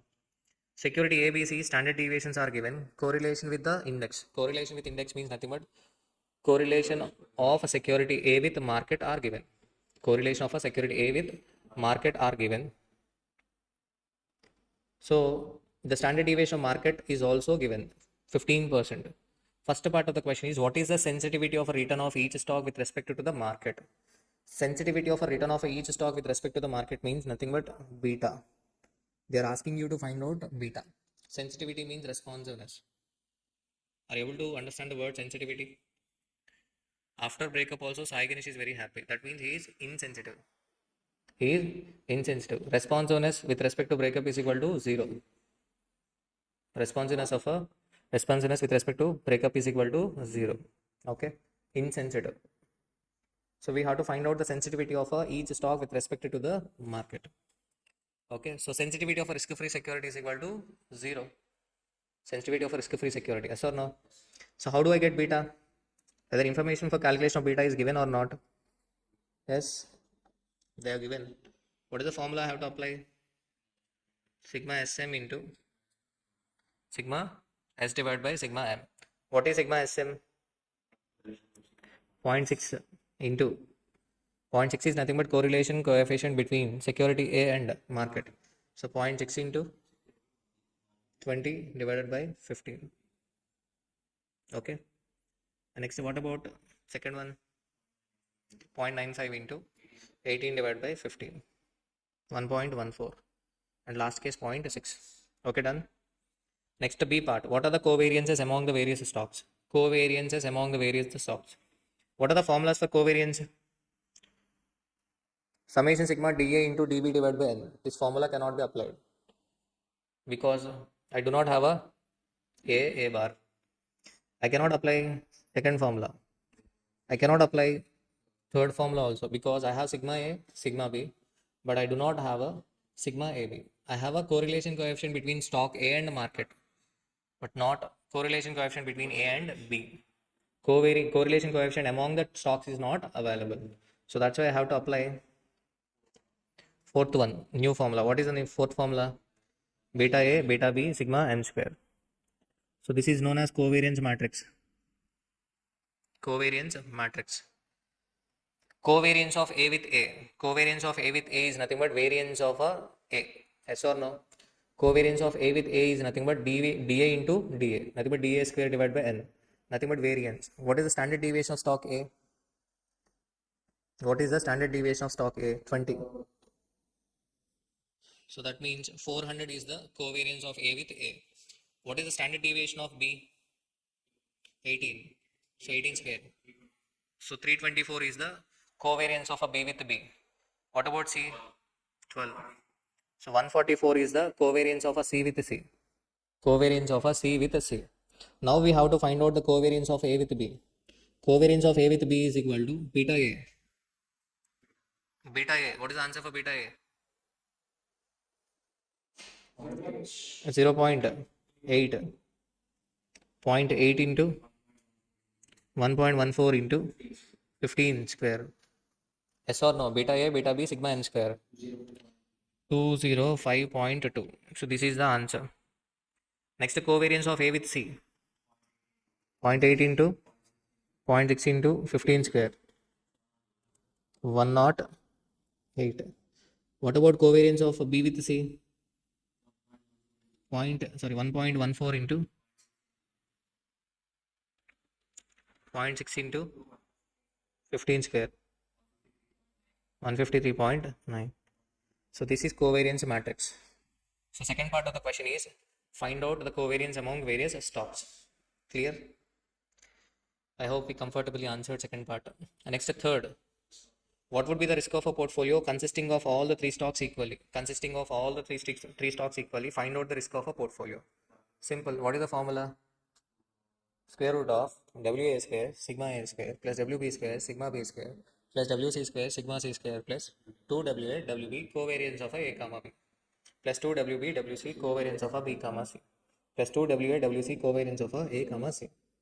So finally you are getting an answer of 14.15. Clear? Next, what is the beta of the portfolio consisting of equal investment in each stock? They're asking you to find out the beta of the portfolio consisting of equal investment in each stock. Simple. How do I get beta of a portfolio? Sai Ganesh?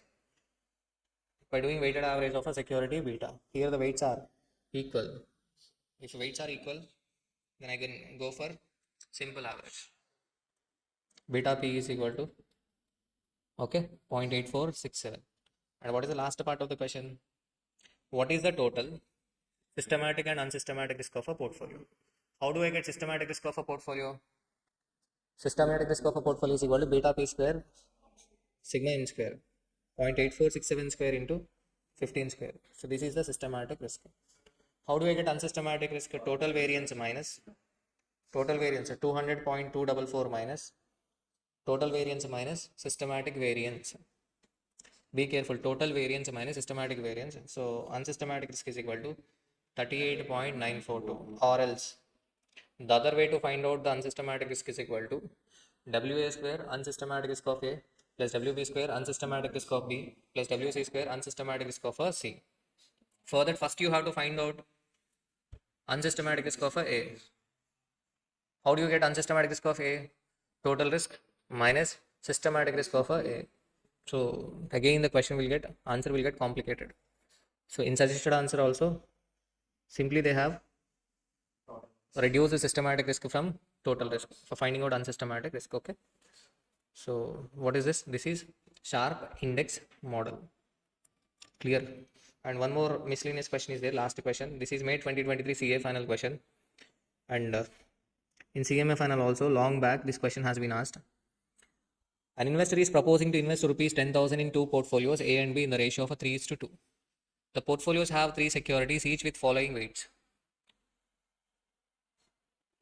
Two portfolios A and B having three securities A, B, and C. Portfolio X. First of all, 10,000 rupees invested in the ratio of 3:2. That means 6,000, 4,000. 6,000 invested in X. 6,000 invested in X. And 4,000 invested in Y. Sorry, A. Two portfolios A and B and having three securities. So these are X, Y, Z, and these are A and B. 6,000 and 4,000. 10,000 rupees invested in portfolio A and B in the ratio of 3:2. Portfolio have three securities. So 6,000 rupees invested in portfolio A. That too in which ratio? 0.3, 0.25, 0.45. Nothing but we invested 1,800 in X, 1,500 in Y, 2,700 in Z, and 4,000 rupees invested in X. 4,000 rupees invested in X, Y, and Z. How it has been invested? 800, 4,000 into 0.45, 1,800, 1,400. This is how the investment is made. Total we have 10,000 rupees. Out of 10,000, 6,000 invested in A and 4,000 invested in B.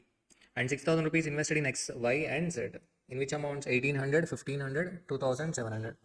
And in portfolio B, 4,000 invested in X, Y, and Z. 800, 1,800, and 1,400. Now what is the first part of the question? Calculate the weight of the each stock. Calculate the weight of each stock. So the weight of each stock, they are asking the weight of each stock. For finding out weight of each stock, what is the total amount invested in X? 2,600, 3,300, next 4,100. They are asking you to find out the overall weights of each stock. Overall weights of each stock is equal to 2,600 divided by 10,000. Out of 10,000, 2,600 invested in X. The weight is equal to 0.26, 0.33, 0.41. These are the weights. Are you getting my point? So these are the weights. Okay, done. First part of the question. And what is the second part? Calculate the amount allocated to Y and Z if half of the funds are allocated to security X. This part is important.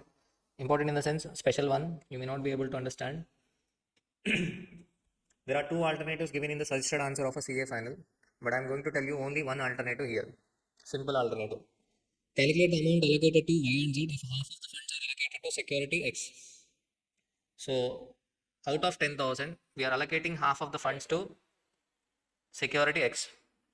So, remaining, what is the amount left? 5,000. So, the question is calculate the amount allocated to Y and Z. How do we allocate amount to Y and Z if half of the funds are allocated to security X? Simple. We allocate the remaining 5,000 in the ratio of 33 is to 41. Nothing but 0.33 is to 0.41. Nothing but 5,000 into 0.33 divided by 0.74. What is the amount? 2,230. Next to 2,770. In second case, what is the calculation? 5,000 into 0.41 divided by 0.74, or else alternative 5,000 minus 2,230. Are you getting my point? Out of 10,000, 5,000 being invested in X. What is the amount left? 5,000. This remaining 5,000 must be invested in Y and Z in the ratio of 33 is to 41. Because those weights might be weights of a minimum risk portfolio. So that's why we have to maintain the same weights. Clear? I'm not going to tell you the second alternative. So this alternative will be sufficient. Okay, done. So with this, we have completed portfolio management chapter. Consider only the second alternative. Amount to be allocated to Y and Z is half of the funds. Okay. The balance fund of 5,000 shall be allocated in the ratio of 33 is to 41. Okay. So full answer is not available. So write down the answer. The fund allocated to Y is equal to 5,000 into 33 divided by 74. That is equal to 230. Fund allocated to security Z is equal to 5,000 into 41 divided by 74. That is equal to 2770. Clear? Here answer is missing. So note down the answer. Okay. So with this, we have completed portfolio management chapter. Thoroughly practice these questions. So if you have a time, then only go for additional questions. Okay. Thank you all. Thank you so much. Next concept, mutual funds. Next concept, mutual funds. Thank you, Raju, for your prompt response. Thank you so much. So mutual funds. So mutual fund is a trust. Mutual fund is a trust. Mutual fund is a trust. And what is the object of a trust? That is mutual fund. Mutual fund is a trust that pools together the resources of investors to make investments in the capital markets. Capital markets. And this fund is managed by the professional manager, professional money manager. This fund is managed by a professional money manager. So first, investor can directly make investment in stock market, yes or no? Investors can directly make investment in shares, yes or no? But for that, they need adequate knowledge about security analysis and portfolio analysis. Okay. And they need time. Investor must have a knowledge about security analysis, portfolio analysis. At the same time, they must have a time. Okay. Otherwise, they must appoint a person who is having a sound knowledge about security analysis, portfolio analysis, and who is a professional. So, investor must appoint either a CA or a CMA or CFA, Chartered Financial Analyst. Yes or no? So, investor must appoint a professional money manager to do a security analysis and portfolio analysis. A retail investor cannot afford remuneration payable to CA, CMA, or a CFA. So, for example, an investor is having 10 lakh rupees. He wanted to invest 10 lakh rupees in shares. Okay, whether he will be able to appoint CA or a CMA or CFA? No. Investor may not appoint CA or a CMA or a CFA because the amount of investment is only 10 lakhs. So that's why we have a concept of mutual funds. What happens in mutual fund actually? So investors, instead of making investment in shares, they will make investment in mutual fund. And this mutual fund is a trust. Mutual fund is a trust. It will make mutual fund make investment in shares on behalf of investors. Say for example, X Limited, Y Limited, ABC Limited, XYZ Limited, etc. So mutual fund make investment in various shares, bonds, okay, on behalf of the investors. Okay. If the investment made in X Limited, Y Limited, ABC Limited, and XYZ Limited value increases, if investment value increases, then return to the investors will also increase. Return to the investors will also increase. Okay. Are you getting my point? So mutual fund is a trust that pulls together the resources of investors. And fund is managed by professional money manager. So money collected from different investors will be invested in various stocks, bonds, or other securities according to specific investment objectives. If the value of mutual fund investment goes up, the return on them increases and vice versa. Okay.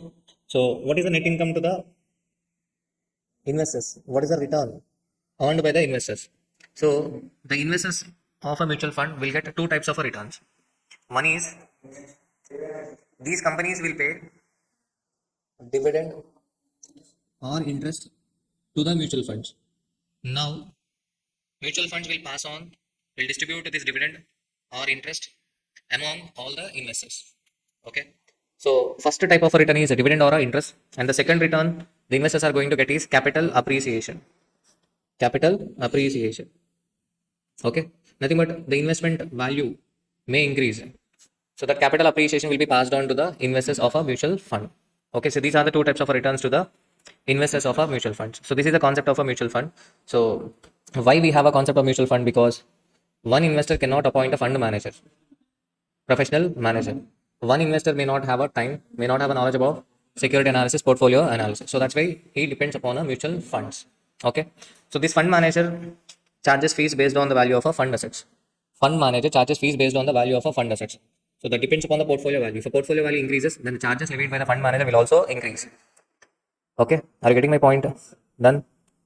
Okay. Now we shall see one question, simple question. How the fund manager charges fee? For that, we shall see the small question. ANP Plan a Hedge Fund currently has a set of rupees 20 crores. CA, Chartered Accountant X, the manager of a fund, charges fee of a 0.1% of a portfolio asset. What is the fund charge fee? 0.1% of a portfolio asset. What is the portfolio asset value? 20 CR. So 20 crores into 0.1% is the fund management fee. Nothing but 2 lakhs. In addition to it, he charges incentive fee of a 2%. Incentive means bonus. He charges some extra fee, incentive, bonus of 2%. So here the important point is the incentive will be linked to gross return each year in excess of the portfolio maximum value since the inception of a fund. The incentive linked to gross return each year in excess of the portfolio maximum value since the inception of a fund. Inception means beginning. Since the beginning of the fund, there might be one portfolio maximum value. Incentive will be given only if the value of a portfolio increases beyond the portfolio maximum value. Okay. The maximum value the fund achieved so far since the inception of a fund about 1.5 years ago was rupees 21 crores. You are required to compute the fee payable to X. X if return on the fund this year turns out to be 29%, 4.5% minus 1.8%. So return on a fund is first case 29%. That means so portfolio value increases by 29%. So that's why what will be the portfolio value? 20 crores into 1.29 or else 20 crores into 129%. What is the value? 25 25.8. So what is the maximum value since the inception of fund? Since the inception of fund, maximum value so far achieved is equal to 21 crores. So 25.8 means the value exceeded the maximum value. So how much is the excess value? 4.8. On that 4.8, 2% will be given as a incentive. So that means 4.8 crores into 2%. Nothing but 9,60,000. So the total charges payable to CA Mr. X is equal to 9,60,000 incentive fee plus fund charges 2 lakhs, total 11,60,000. However, if a return of a fund turns out to be 4.5%, then the new fund value is equal to 20 crores into 104.5%, that is 20.9 crores. So here the value has not exceeded the maximum value of a portfolio since the inception. So that's why no incentive will be paid. Only the fund management fee, that is 2 lakhs will be paid. Third case also only 2 lakhs will be paid because the return is negative. The return is negative. Okay, clear? So this is how the fund manager charges fee. Done. So we are moving into problems. Before moving into problems, let us see the basic terms. Net asset value. Net asset value means nothing but total assets minus outside liabilities. The net asset value represents a fund per share. NAV per unit represent fund per share. It is similar to book value per share of a company. Book value per share of a company. How do we get net asset value? Total assets minus outside liabilities. Generally, mutual funds will not be having any plant and machinery, land and buildings. Yes or no? Mutual funds will be having only investments in various shares and bonds. So how do we get net asset value? Net asset value is equal to total assets minus outside liabilities. Mutual funds will not be having any bank loans. Mutual funds might be having arrears, remuneration payable, remuneration payable. That's it. It may not have a bank. It will not have any bank loans. Okay. So how do we get net asset value? Simple. Total assets minus outside liabilities. Exit load. Exit load is the fee charged from the investor for exit, for leaving a scheme, for exiting. Okay. So while exiting or leaving, so exit load will be charged from the investors. Entry load means entry load is the charges recovered from the investors to cover the cost of a distribution at the time of entering into the scheme. At the time of entering into a scheme. Next, expense ratio. Expense ratio simple, calculated by dividing the total amount of fund fees, nothing but total expenses divided by total value of the fund assets. Total value of the fund assets. Okay. So I'm explaining only relevant terms, okay? The relevant terms which are relevant for examination. NAV is equal to total assets minus total liabilities divided by number of units outstanding. Mutual fund issue units to the unit holders. Mutual fund issue units to the investors. Like company issues the shares to the investors. Here the mutual fund issues units to the investors. And the investors are known as unit holders. In case of company, investors are known as shareholders. Okay? Mutual fund earnings, R2. So I will explain with the problem, this one. This chapter is very important from examination point of view. R2 is equal to R1 divided by 1 minus initial expenses plus recurring expenses. I will explain with question. Front end load. Public offer price minus net asset value divided by net asset value. This also I will explain with the problem. Back end load. Net asset value minus redemption price divided by net asset value. Holding period return is equal to. This already we discussed in portfolio management. So in portfolio management, return is equal to P1 minus P naught plus D1 divided by P naught. Similarly, holding period return in case of mutual fund is equal to NAV1, net asset value at the end minus net asset value at the beginning plus income plus gain divided by NAV naught. So if you are getting confused, then take only I. I means income. It includes both interest, dividend, and capital appreciation. So annualized rate of return. Annualized rate of return is equal to holding period return into 12 divided by number of a months, or else holding period return into 365 divided by number of our days. Okay, clear? So let us discuss problems. Question number 1. So this is a past examination question.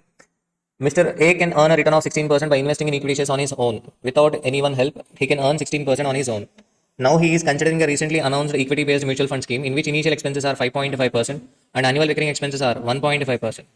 How much should the mutual fund earn to provide Mr. A return of a 16%? Obviously, what is the question? How much should mutual fund earn to provide Mr. A return of a 16%? I'm posting multiple choice questions on our BCCA YouTube channel also. Okay. So you might get 2 marks multiple choice question. So how do we get R2? R2 means how much is the return to be earned by the mutual fund.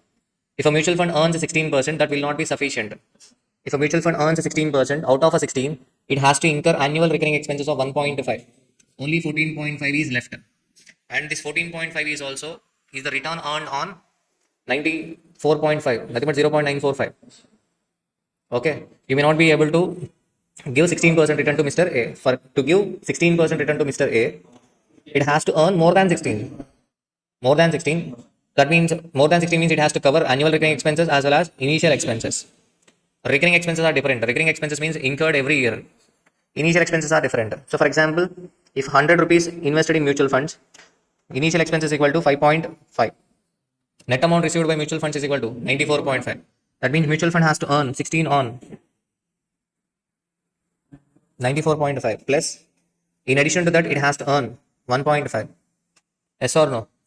To satisfy the investor, that is Mr. A, mutual fund has to earn 16 on 94.5. Even the investor invested 100 rupees, mutual fund received only 94.5. So that's why 16 divided by 94.5 plus, in addition to that, it has to earn 1.5. So overall, the return to be earned is equal to 18.43 percentage. If mutual fund earns 18.43, 18.43. So in 18.43, 1.5 recurring expenses. Remove that, okay? So you will be left with 17 point, 17 or 16.93. So you apply 16.93 on 94.5.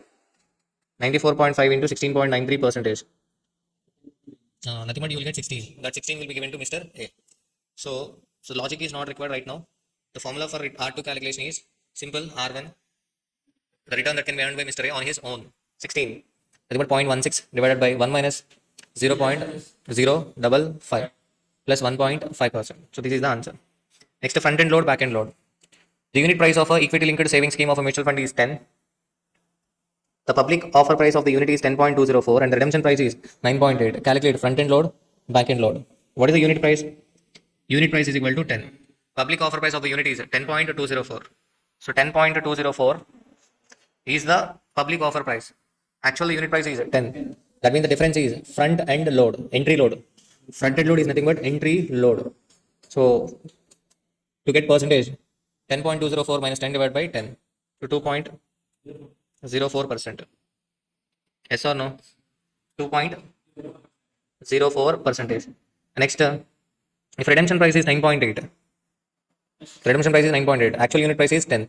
That means we are charging back end load. We are charging back end load. This back end load is also termed as exit load. Okay. So how much is exit load? 10 minus 9.8 divided by 10. Answer 2% is the answer. So this is the concept of front end load and back end load. Simple. And next, most frequently asked question, question number 4. Holding period return calculation. An investor purchased 300 units of the mutual fund at rupees 12.25 per unit on 31st December 2009. As on 31st December 2010, that means after 1 year, he has received 1.2 as a dividend and 1 as a capital gain distribution per unit. The return on investment if the NAV as on 31st December 2010 is rupees 13. This is simple question, but when simple questions are asked in examination, be careful, focus on presentation. You have to write the information properly and then apply the formula. Okay. So how do we get holding period return? Return on investment, simple. Here the holding period is 1 year. So holding period return is equal to annualized return. Annualized return, yes or no? So how do I get NAV at the end? 13. I bought at the beginning. I bought unit at the beginning at the rate of 12.25. So capital appreciation 0.75. In addition to that, capital gain 1.25. Sorry, dividend 1.25 plus capital gain 1 rupee. So divide by 12.25. Nothing but I have received 3 rupees. I have received 3 rupees. Capital appreciation.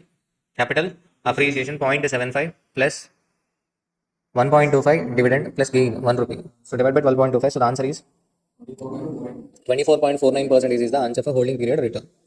Second part of the question. Be careful with second part of the question. The return on the investment as on 31st December 2010. If all the dividends and capital gain distributions are reinvested into additional units of the fund at rupees 12.5 per unit. That means investor instead of taking the dividend and capital gain, he may reinvest. He may again purchase additional units. In second part of the question, instead of receiving the dividend and capital gain, he reinvested into additional units at the rate of 12.5 per unit. Okay. In this case, actually, investor is having how many units? 300 into 1.25 plus 1.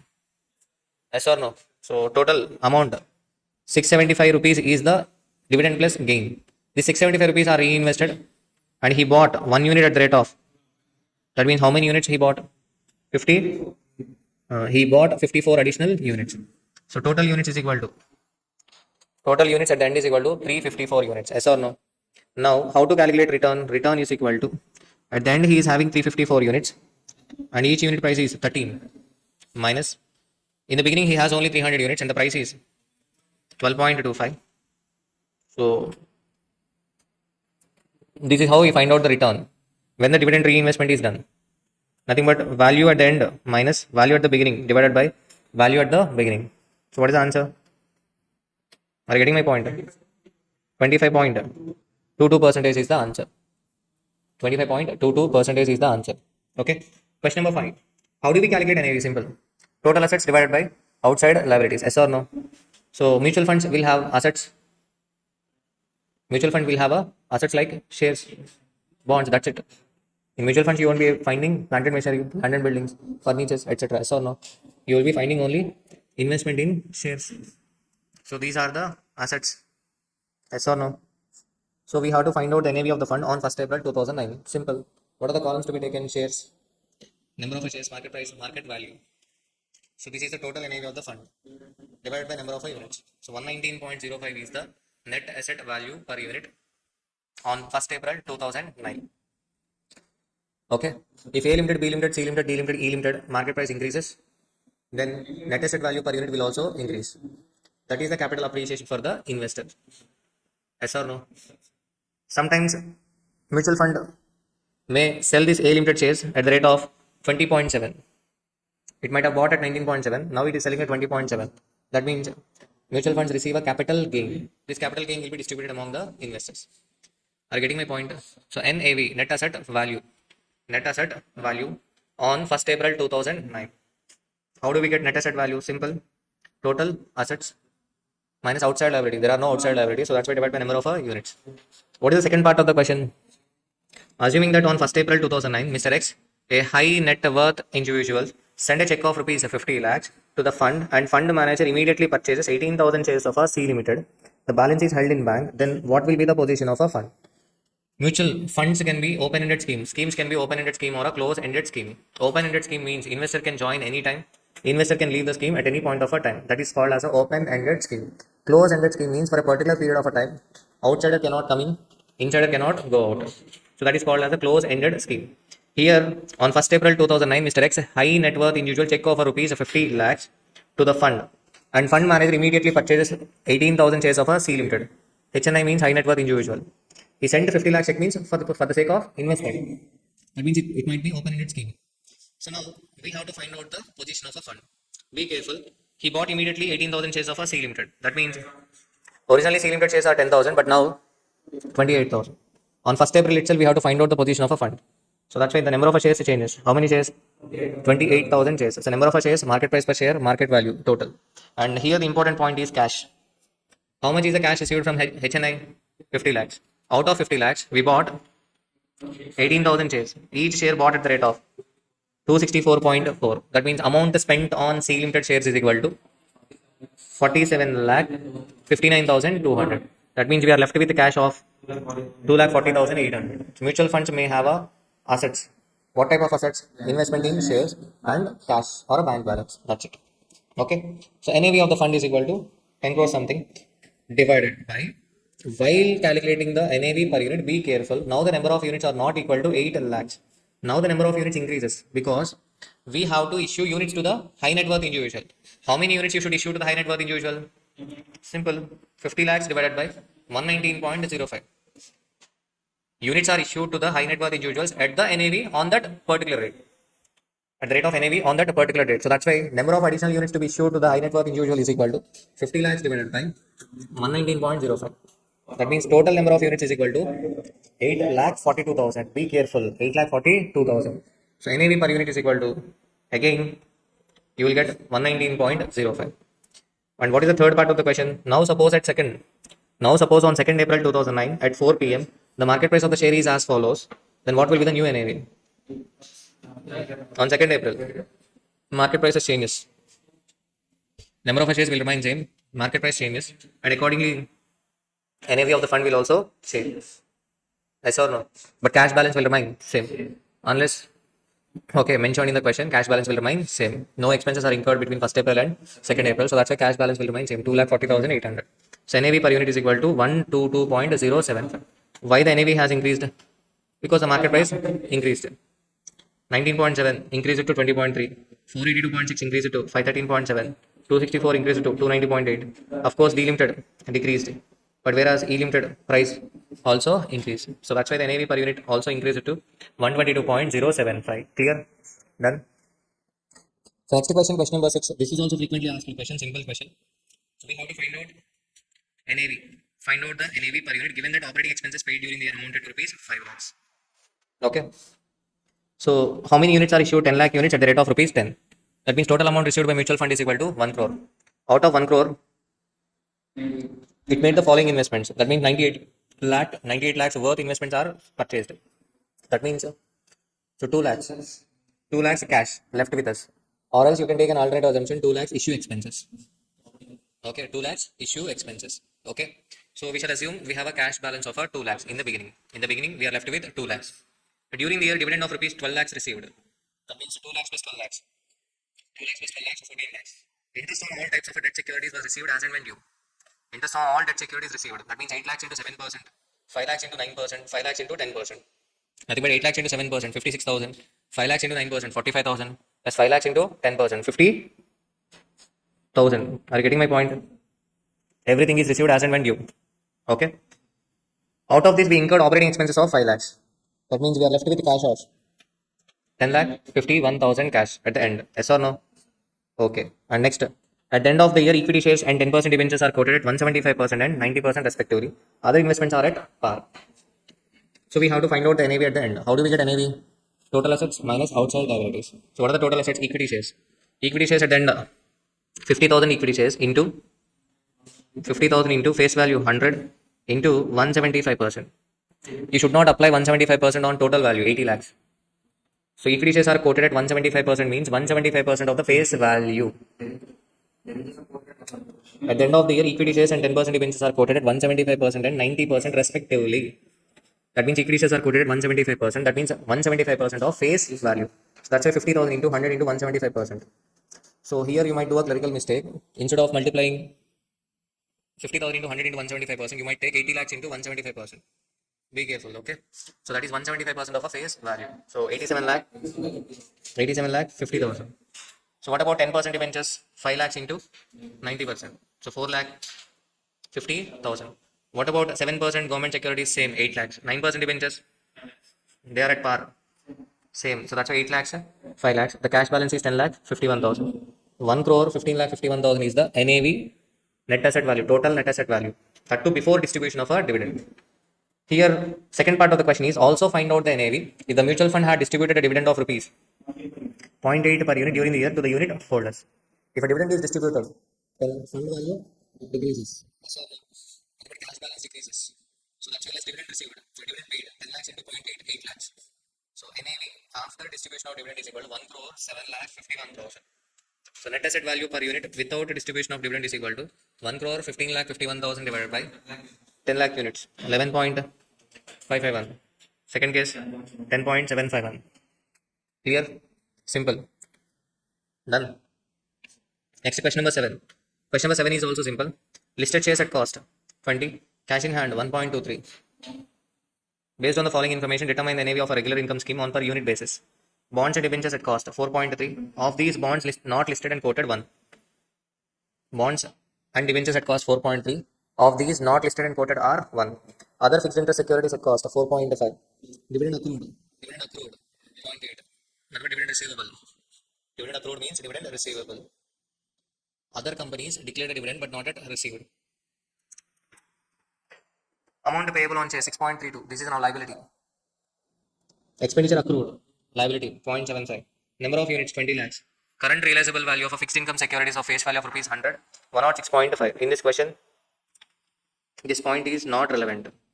You must be careful with this point. Okay, why it is not relevant? I will explain you. The listed shares were purchased when index was 1000. Present index is 2300. The value of a listed bonds and debentures at NAV date 8. Value of a listed bonds and debentures at NAV date 8. There has been a diminution of a 20% in unlisted bonds and debentures. Other fixed interest securities are at cost. Other fixed interest securities are at cost. So once again, I'm coming from the beginning. What are the assets we having? We are having listed shares 20 crores. First, we shall talk about listed shares. So, listed shares related information is given.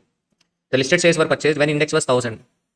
Present index is 2300. This information is given to find out the present value of equity shares. Value of equity shares as on today.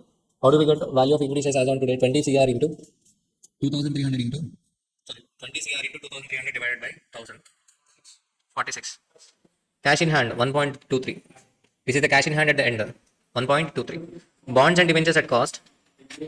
In this, not listed are 1. That means listed are 3.3. So value of listed bonds are given. Value of listed bonds is equal to 8.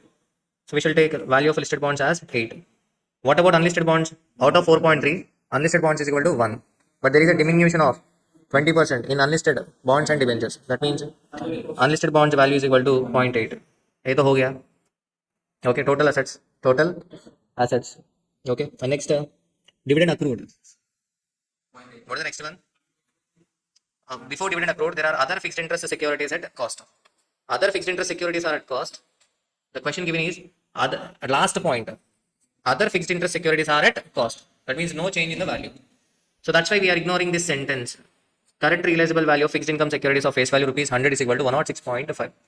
We have to give importance to the latter sentence.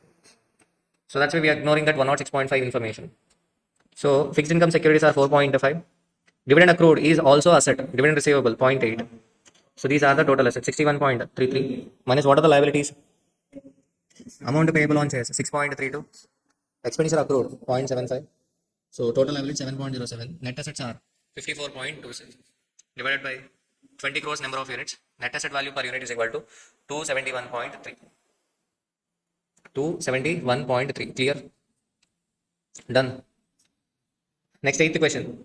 Eighth question. This question is also past examination question. Be careful. So this question is a little bit lengthy. Investment in shares 20 CR, 22 CR, FMCG 15, automotive 20, banking or financial services 8, cash and other assets in hand. Even throughout the fund period. Even means equal. Equal throughout the fund period. That means 4 crores is the cash balance maintained throughout the fund period. That means the cash balance at the end is equal to 4 CR. Investment in fixed income bearing bonds. Listed bonds 10 CR, unlisted bonds 10 CR, expenses payable on closure date. Liability 2 CR. Market expectation on listed bonds. This is a special one. Market expectation on listed bonds is equal to 9%. Number of units outstanding 4 CR. The particulars relating to sectoral index are as follows. Sector, index on the date of purchase, index on the valuation date. The fund has incurred the following expenses. The fund has incurred the following expenses: management, advisory fee, administrative expenses, publicity and documentation. Total 660 lakhs. The period under consideration is 2 years. The fund has distributed rupees 1.5 per unit as an annual cash dividend. Compute the annualized net return and expense ratio of the fund. We have to find out the annualized net return and the expenses ratio as well. For finding out annualized net return, first we should find out holding period return. How do we get holding period return? NAV 1 minus NAV not plus income divided by NAV not. Yes or no? So we have to find out NAV at the end and NAV at the beginning. So first we shall find out the NAV at the end. What are the assets? What are the assets we have? ITS companies 20 CR. Index at the time of purchase is equal to 1800. Now it is 2800. So the value will be 20 CR into 2800 divided by 1800, 31.11. Likewise, we have to find out for all the securities. Yes or no? ITS, infrastructure, FMCG, automotive, banking or financial services. For banking or financial services, 8 CR into 2200 divided by 1500. So 11.73. Yes or no? So what about cash in hand? Cash in hand 4 crores. Clearly mentioned. 4 CR. What about listed bonds? This one is important. Listed bonds. Market expectation on listed bond is 9%. But whereas bond is giving interest of 10%. If actually is greater than expected, then the value increases. So that's why the value of a listed bonds is equal to 10 CR into 10% divided by 9%. So this point is new point. Be careful. Value of a listed bonds is equal to 10 CR into 10 divided by 9%. Okay. Clear. What about unlisted bonds? Unlisted bonds value is equal to 10 CR. Nothing is mentioned in the question. So cash balance 4 CR. So total 160.68 minus outstanding expenses 2 crores. So net asset value of the fund is equal to 158.68. So what is the new point we learned here? The value of a listed bonds. Which point? Second one. Generally, if expectation increases, value decreases. If expectations are low, the value increases. Yes or no? Here the expectation on listed bond is equal to 9%. But whereas bond is paying interest of 10%. Then obviously the value of a bond will be more than the face value. Because expectations are low. Okay, so this concept we discussed in security valuation. Security valuation. If required return and coupon rate are same, then value of a bond is equal to face value. If required return is less than coupon rate, then value of a bond will be higher than the face value. So here it is 11.11. So this is the NAV of the fund at the end. So we assume that the cash balance is even throughout the period. That is already given in the question. Next, NAV per unit is equal to 158.68 divided by 4 crores, 39.67. So we have to find out the NAV at the beginning also. For finding out NAV at the beginning, 20, 22, 15, 20, 18, so 8.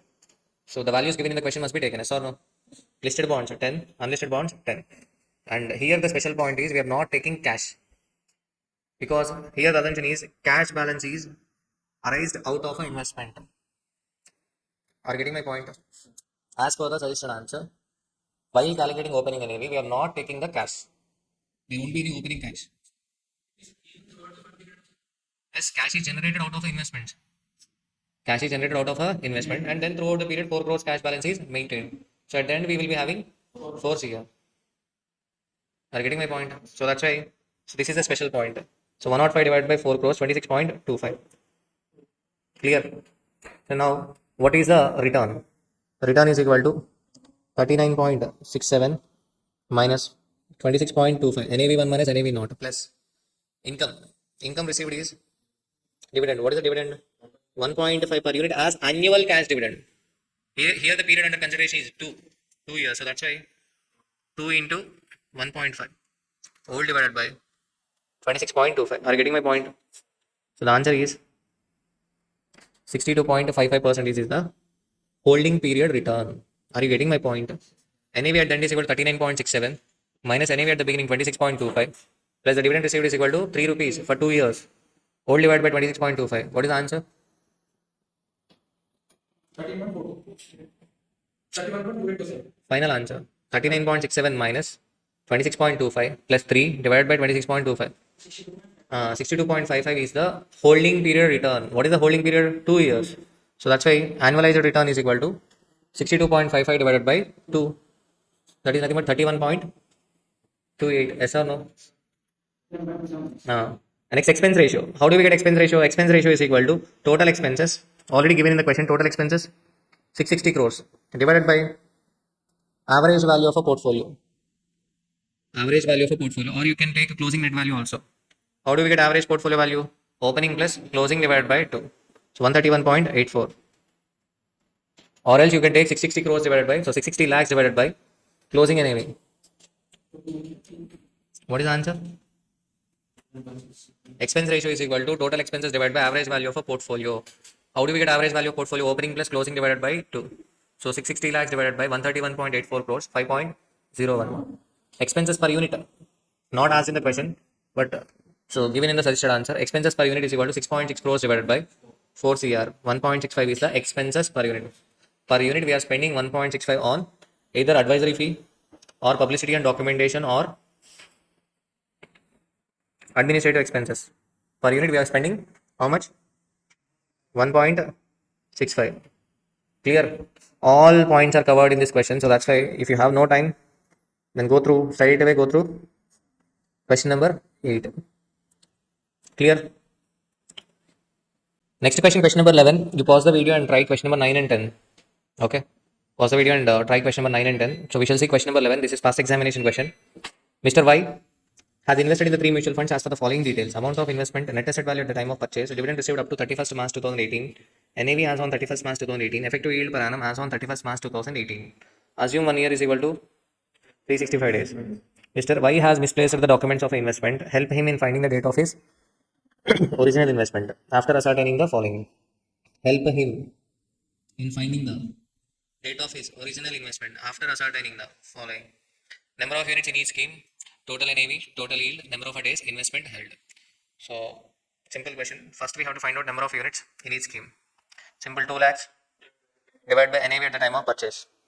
So, 19417.48 units. Likewise, we should find out for Y and Z. So, next total NAV, total net asset value. So, he is asking total net asset value at the end, because beginning already given in the question. Amount of investment is nothing but total NAV at the beginning. They are asking you to find out the NAV at the end. How do we get NAV at the end? Number of units into NAV at the end. 10.25. XYZ total. This 7,99,068.77 is the total NAV. Next, total yield. Be careful with total yield, because total yield means nothing but he might be asking for XYZ total overall. Okay. First, we shall calculate for x. We shall find out yield for x. Okay. How do I get yield for x? 1,99,029.17. This is the NAV at the end. I'm taking total instead of per unit. Minus what is the investment at the beginning? 2 lakhs plus dividend. Dividend I have received is equal to 6,000 divided by 2 lakhs. This is the yield. This is the holding period return. What is the answer? Or you can take 5029.17 divided by 2 lakhs. Even that's fine. This is the capital appreciation negative. 6,000 dividend. Net amount is net gain is equal to 5029.17. That is nothing but numerator. Yes or no? What is the answer? This calculation is missing in question bank. So please calculate. Holding period return 2.514. How do I get 2.514? 5029.17 divided by 2 lakhs into 100. So 2.514 is the answer. What about y? 3960.40 divided by 4 lakhs. 3960.4 divided by 4 lakhs. What is the answer? 0.99. Please correct it. Minus 0.99. What about third case? 9,000 divided by 9,000 divided by 2 lakhs. Okay. 4.5%. Clear? So, but here the question is total yield. So, the total benefit we are getting from 3 mutual funds is equal to 10,068.77. So 10,068.77 divided by what is our total investment? 8 lakhs. So total yield is equal to 1.2586%. Go through this one. Okay.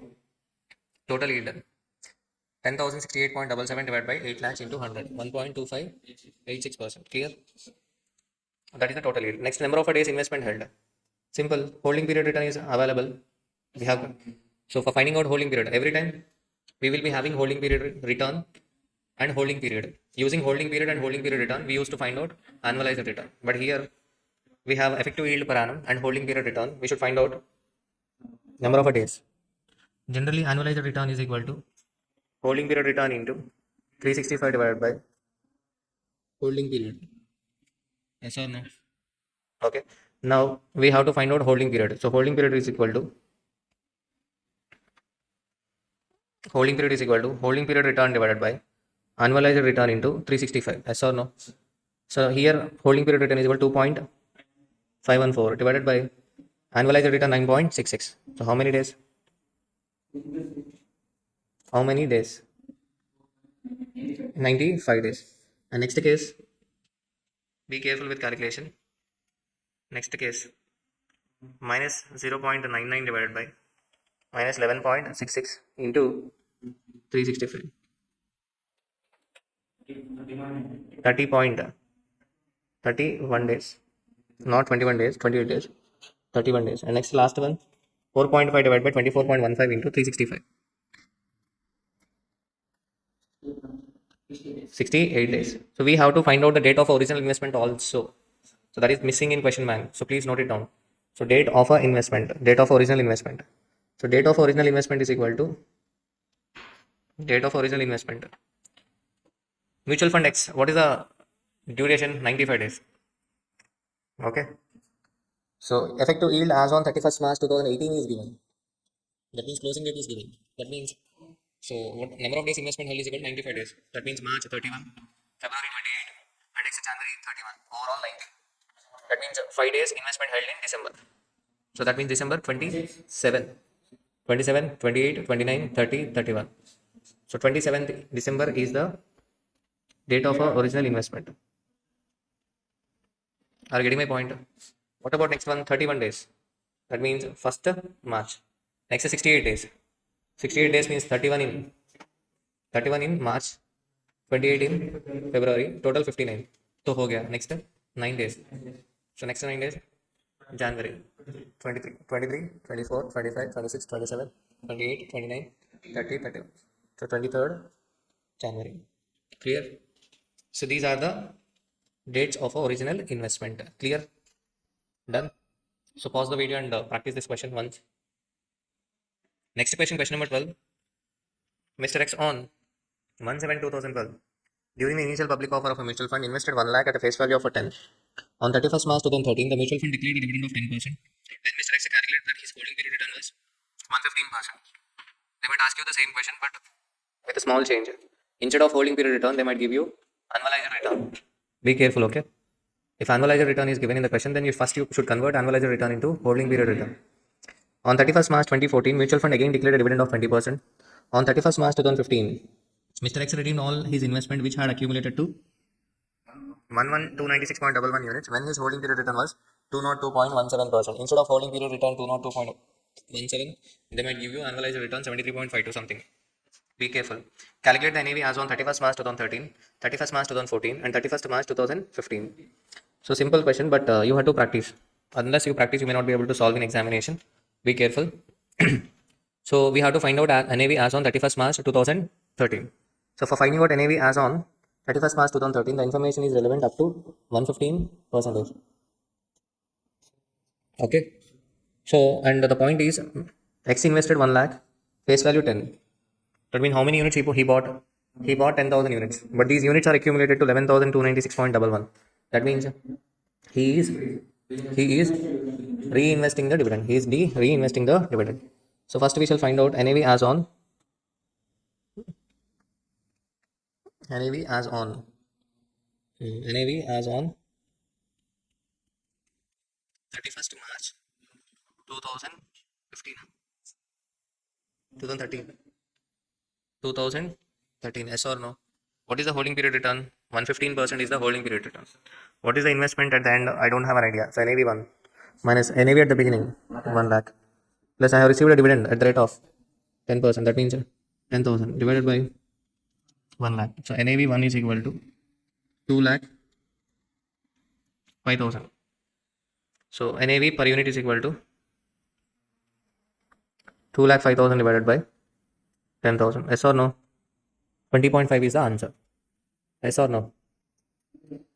Clear? 1 lakh into 115%, 1 lakh 15 plus 1 lakh, 2 lakh 15 minus 10,000, 2 lakh 5,000. So this is the first part. First part is simple, but here the important one is NAV as on 31st March 14. Okay. Number of units at the beginning are 10,000. Yes or no? So these units increase it to 11,296.11. So that is the clue for finding out NAV as on 31st March 2014. So 10,000 are the units at the beginning. So we bought units on 31st March 13. On 31st March 2013, we received a dividend of 10,000. Yes or no? So 10,000 divided by 20.5, 488. So 10,488 is the 10,488 are the number of our units for the next year. For the next year means that is 1314. So on 31st March 2014, again the dividend is declared. On 31st March 2014, dividend is declared at the rate of 20%. How many units am I having? I'm having 10,488 into face value 10 into 20%. So this is the dividend received. What is the dividend received? 20,976 is the amount of a dividend received on 31st March 14. Yes or no? How many units I have redeemed on? I have redeemed 11,296.11 units on 31st March 15. That means the difference between 10,488 and 11,296.11 808. These units are bought on 31st March 14. These 808 units might have been bought on 31st March 2014. Yes or no? How I bought these 808 units with the 20,976. That means NAV on 31st March 14 might be 20,976 divided by 808. 25.95. I'm not focusing on presentation. I'm just explaining the concept, okay? So 25.96 is the answer. 25.96 rupees is the answer. Clear? This is the NAV as on 31st March 2014. I bought 808 units with 20,976 rupees. That means the NAV per unit might be 25,000, so 25.96. Next part, last part. NAV as on 31st March 15. The clue given is holding period return 202.15%.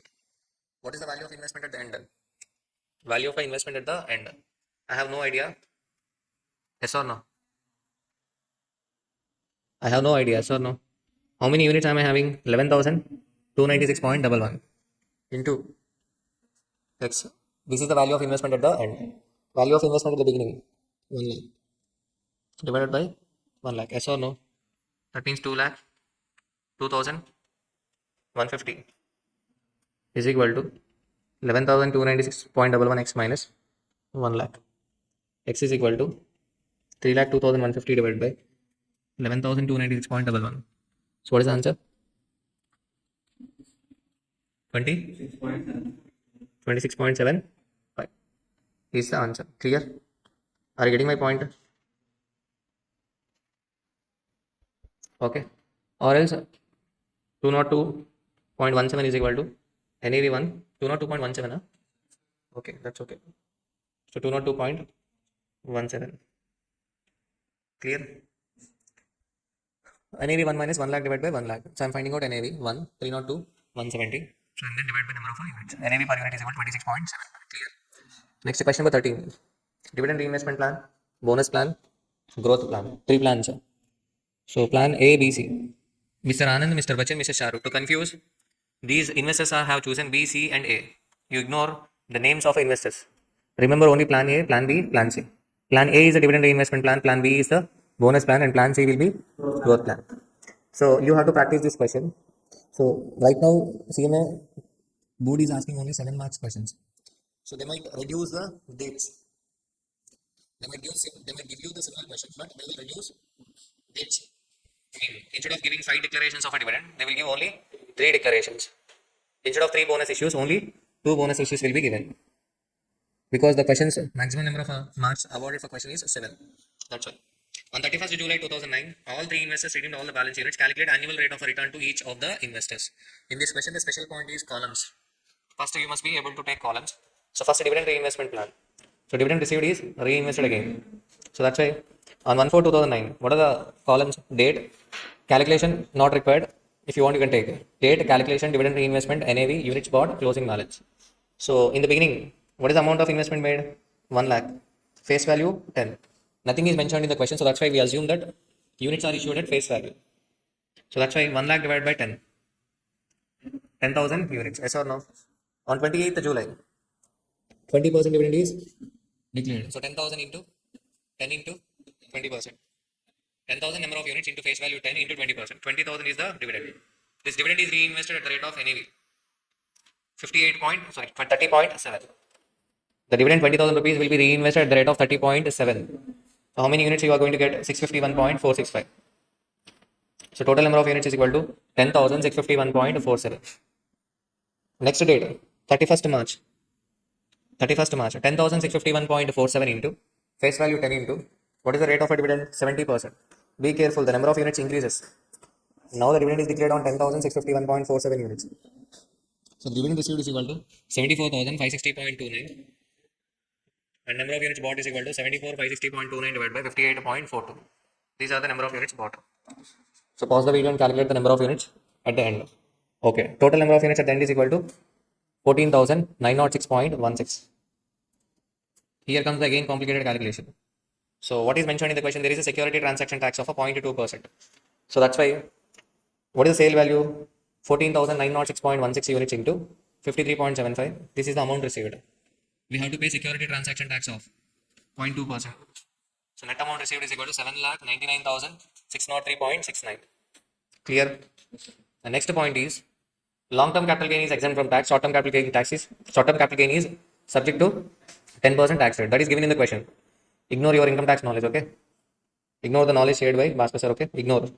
So for right now. So what is given in the question? Long-term capital gain is exempt from tax. Short-term capital gains tax is 10%. Is there any short-term capital gain? Yes.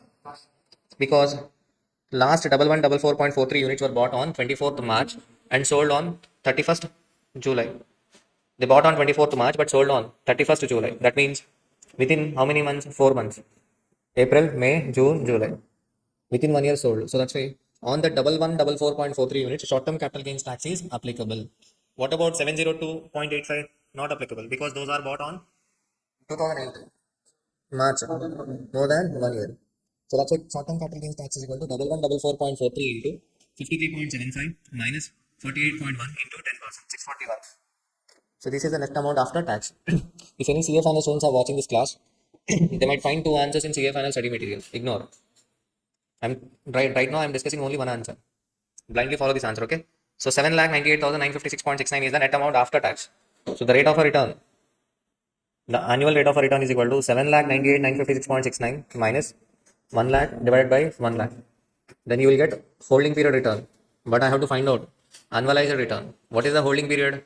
Investment is held from 1/4 1999. We are in investment made in 1/4 1999. So redeemed on 31st July 2009. That means 10 years plus 10 years plus 4 months. That means 124. So that's why the calculation is 12 divided by 124 into 100. So this is the answer. Next, bonus plan. Bonus plan. Date, calculation, bonus units and total units. In the beginning, I have 10,000 units. On 31st March, what is the bonus ratio? 5:4. That means for every 4, 5 are issued.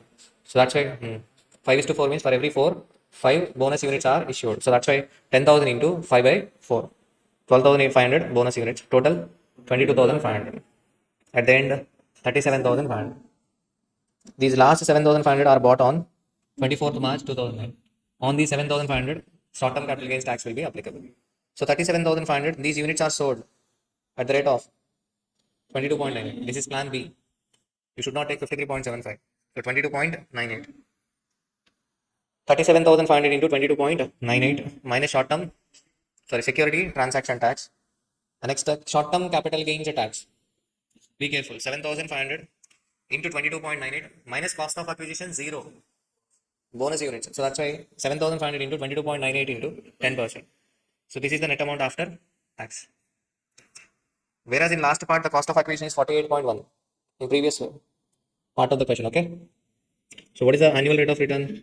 8,42,791.5 minus 1 lakh divided by 1 lakh into 12 by 124 into 100. So 71.88% is the answer. Clear? Done? Done? Next, growth plan. Growth plan means number of units will remain same. In the beginning 10,000, at the end also 10,000. And what is the NAV on the sale date? 82.07 minus STT. 8,19,058 is the net amount received. So 8,19,058 minus 1 lakh divided by 1 lakh into 12 by 124. So what is the answer? 69.59% is the answer. Clear? Am I clear? Next, 14th question. This is May 23 CA final question. I'm expecting this question in June. I'm expecting this question. So that's why I will take time. May 23 CA final question. I'm expecting this question in June, if not in December. Okay, 24 CMA final examination. Because all questions were asked. If they want to, okay, make paper tough, they will ask this question. Messrs Promising, an AMC, asset management company, on 1/4/2018 has floated two schemes: dividend reinvestment plan, bonus plan. Mr. X, an investor, has invested in both the schemes. Mr. X, while submitting the tax papers, returned a capital loss on both the plans. Okay. Tax officials, suspicious on the claim that Mr. X decided to launch, suspicious on the claim of a Mr. X, so decided to launch an investigation and were able to collect the following details, except they are able to collect the following details except the issue price. Tax officials have no idea about issue price. NAV, dividend reinvestment plan, bonus plan, 1/4/2018. Question mark. They don't know the issue price. Okay. In question paper, this is not relevant now. Additional details. Dividend reinvestment plan, investment 10,80,000 original investment. Bonus plan 10 lakhs. Average profit 1,21,824. Average yield 8.4%. You are required to assist the tax officials to calculate the issue price of both the schemes as on 1/4/2018. This is working back. We have to find out the issue price under both the schemes. Assume face value as 10. That means issue price is not equal to face value. We have to find out the issue price. Okay. So investment is made on, it is held up to 31st March 2023. That means how many years? 5 years. How many years? 5 years. Yes or no? So let me know the figures so that I can calculate comfortably. First, I am taking dividend reinvestment plan. Babu. Dividend. So this solution is not available in question bank. If you have no solution, either go through May 23 CA final question paper or else note it down. So question number 14. Calculation of issue price. Okay. In that first one, dividend reinvestment plan. You may not be able to understand my language, so that's why. So put the video in 0.5 x speed and note it down. So dividend reinvestment plan. What is the average profit?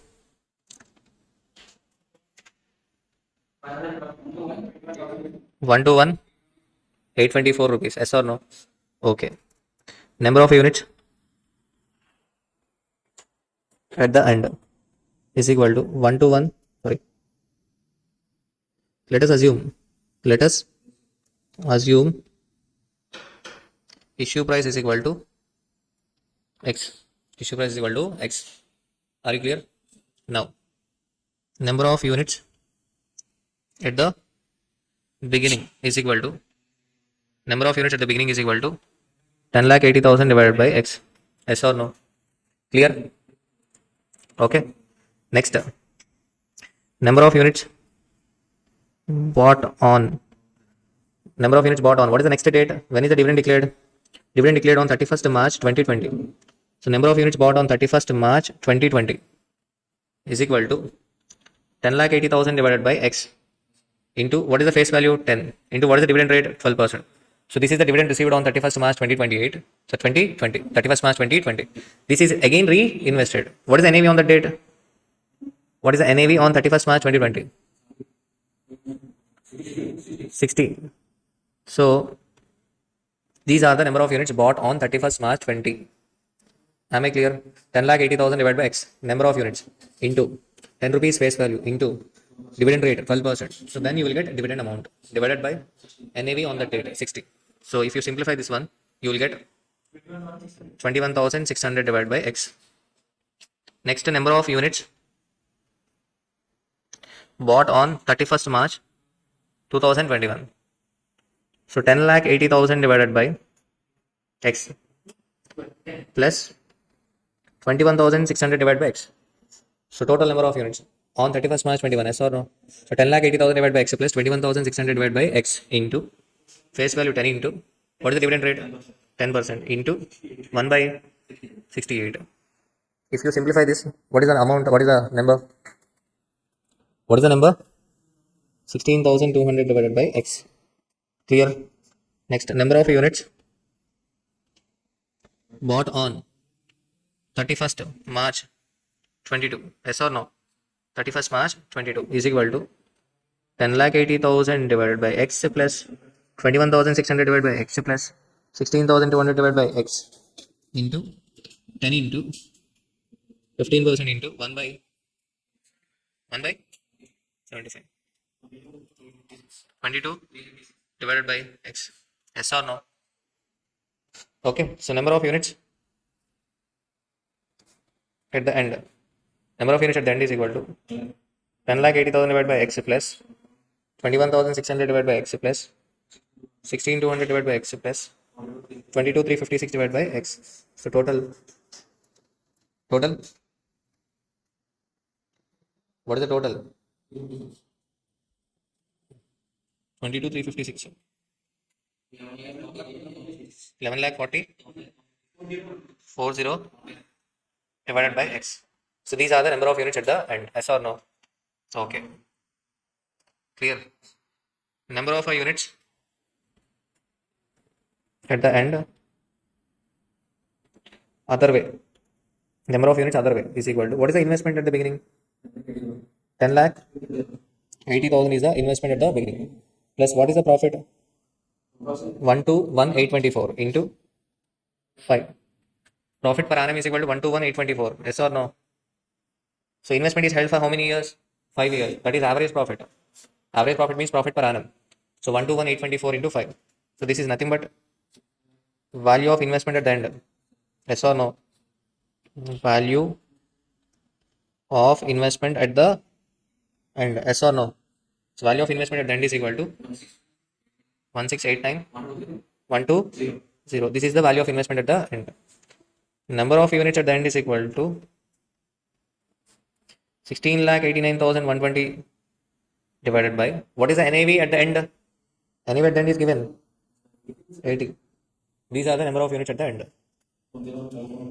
2,114 units. These are the number of units at the end. Yes or no? So whether we can equate this 2 or not. 11,40,156 divided by x is equal to 21,114. Yes or no? That means x is equal to 11,40,156 divided by 21,114. So 54 rupees is the answer. So issue price is equal to 54. This is for dividend reinvestment plan. Are you able to understand this one? Okay, next. If you're not able to understand, pause the video and go back and again listen to this. Okay. Next, P, bonus plan. B, bonus plan. Okay. Now, my question is how many units at the beginning? 10,000. Sorry. How many units at the beginning? 10 lakhs. I don't have an idea about issue price. So that's why 10 lakhs divided by X plus bonus issue is made on next which date? 2019 at the rate of 1:5. So 10 lakhs divided by X into 1/5. Okay. Yes or no? Nothing but if you simplify this one, you will get 2 lakhs divided by X. Nothing but total. Sorry, 12 lakhs divided by X. Total you will get 12 lakhs divided by X. Again the issue is made 12 lakh divided by X into 1:3. So 1/3. Yes or no? 12 lakhs divided by X plus 12 lakhs divided by X into 1/3. I'm not focusing on presentation. On exam, be careful. You have to write let the issue price is equal to X. And then number of units at the beginning is equal to 10 lakhs divided by X. Number of bonus units issued on so and so date is equal to 10 lakhs divided by X into 1/5. That is equal to 2 lakhs divided by X. Okay. So what is the answer? 16 lakhs divided by X. These are the number of units at the end. Yes or no? So, okay. What is the average yield? 8.4. What is the investment? 10 lakhs into 8.4% into 5 plus 10 lakhs plus 10 lakhs. This is the value of investment at the end. 14 lakh 20,000 is the value of investment at the end. Yes or no? 10 lakhs is the investment plus profit. What is the profit? 10 lakhs into 8.4% into 5 years. Yes or no? So number of units at the end is equal to 14 lakh 20,000 divided by 71. How many units? 20,000 units. So 16 lakhs divided by X is equal to 16 lakhs divided by X is nothing but number of units at the end. We know number of units at the end 20,000. So X is equal to 80 rupees. X is equal to 80 rupees. This is the answer. I'm expecting this question either for June or December 2024. So do practice. Pause the video and practice this question. Okay? Clear? Thank you. So next question number 15, dividend equalization. Next concept is dividend equalization. So what is the concept of dividend equalization? So for example, in this question, income of April is given.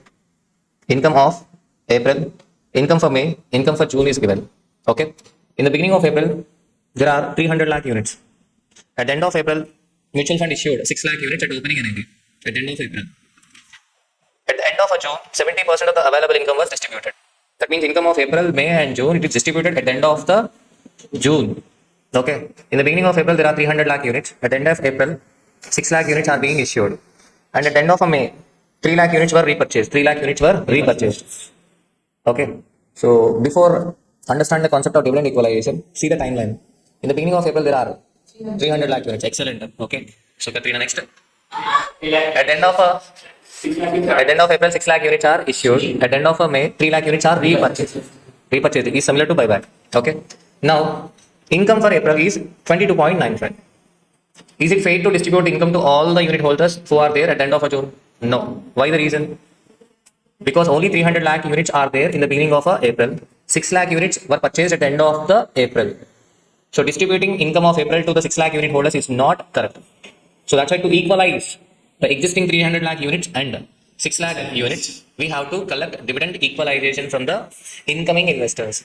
At the same time, 3 lakh units are repurchased at the end of May. 3 lakh units are repurchased at the end of May. So they are with us in the month of April and May. They are leaving at the end of May. But income is being distributed at the end of June. So to equalize, we have to pay them dividend equalization while they are leaving. So for outgoing investor, we have to pay dividend equalization. From incoming partner, we have to collect dividend equalization. Okay, are you able to understand the concept of dividend equalization? So first part, income available for distribution. Better you note income available for distribution because you find a different representation in question bank. Income available for distribution. Income available for distribution. What is the question number? Silence. Question number 15. So first part. Income available for distribution. Income available for distribution. So what are the columns? Particulars and amount. Particulars and amount. In particulars. So first one, income for April.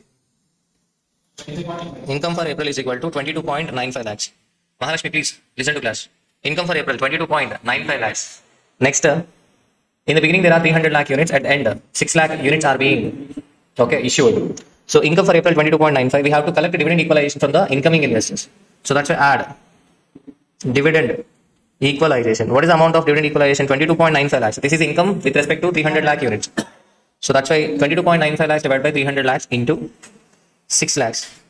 This is the amount to be collected from the incoming investors. So what is the amount collected? 0.459. Total 23.409 lakhs. This amount will be distributed at the end of June to all the units. That is 306 lakh units. So that equalized. And next, income for May. Income for May. What is income for May? 34.425. PT.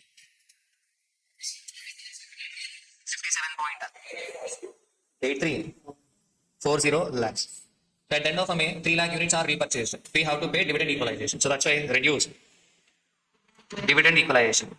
So 57.834 divided by 306 lakhs into 3 lakhs. 70 lakhs. This is the amount to be reduced. So 267 lakhs. Next, add income for June. What is income for June?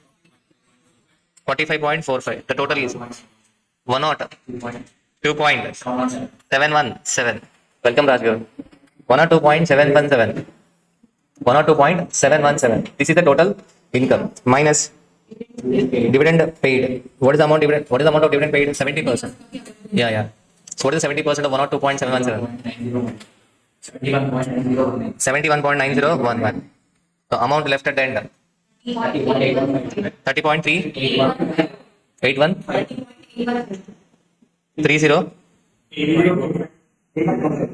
So this is income left at the end. Okay, are you able to understand this part one? Income available for distribution. Okay. I hope you are comfortable with dividend equalization concept. So this was already asked in old syllabus, June 23. Okay, we can expect in June 24 or December 24 in new syllabus.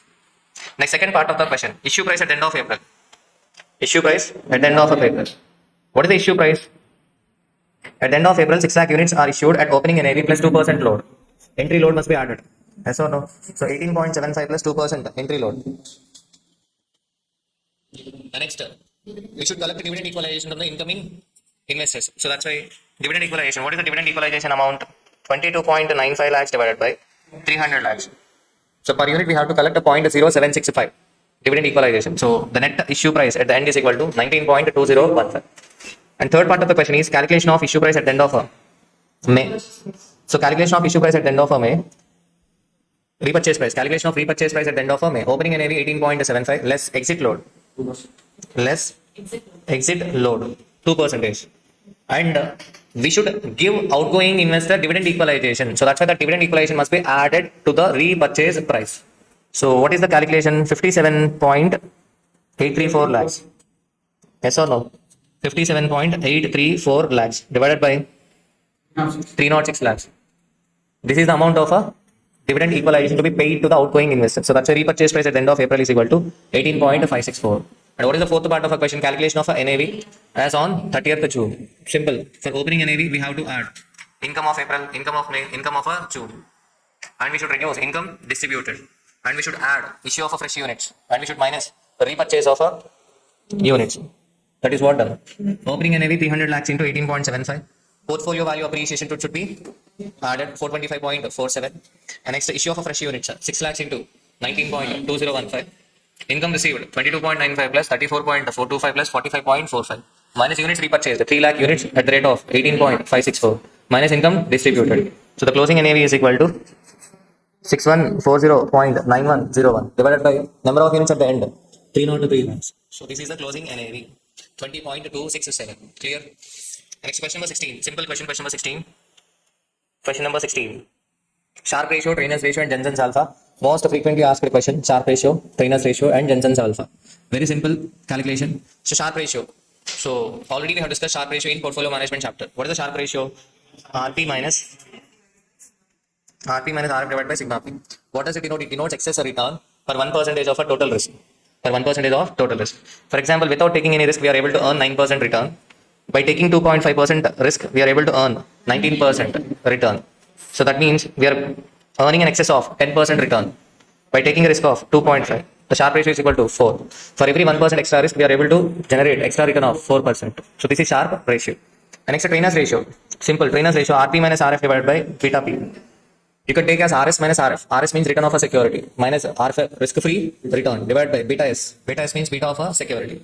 RP minus RF divided by beta P. This is Trainer's ratio. It indicates excess return per unit of systematic risk. Per unit of systematic risk. Beta denotes systematic risk. Beta denotes systematic risk. Okay. So without taking any risk, beta of risk-free security is equal to 0.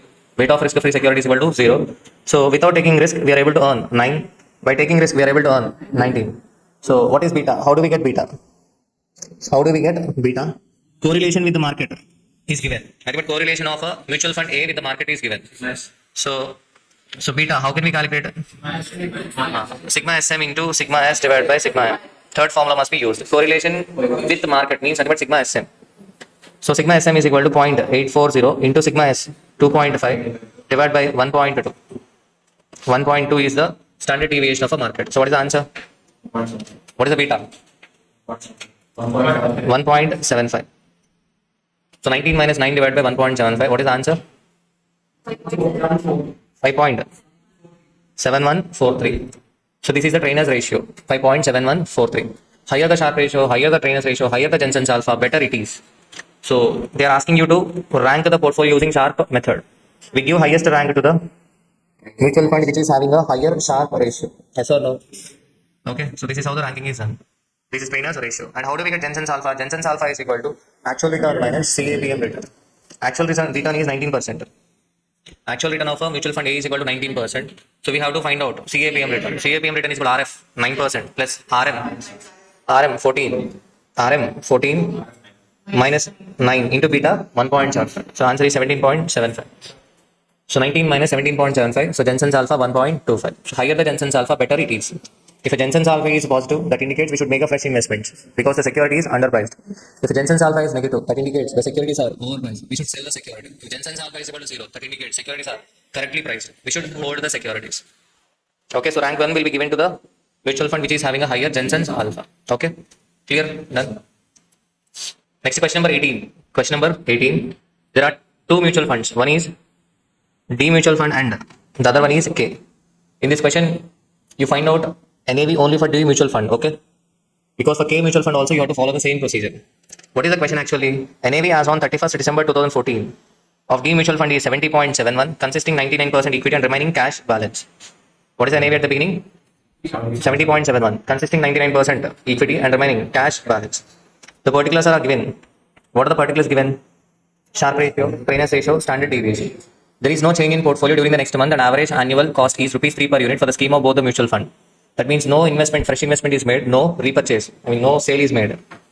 No fresh investment or no sale is made. There is no change in portfolio. But average annual cost is rupees 3 per unit.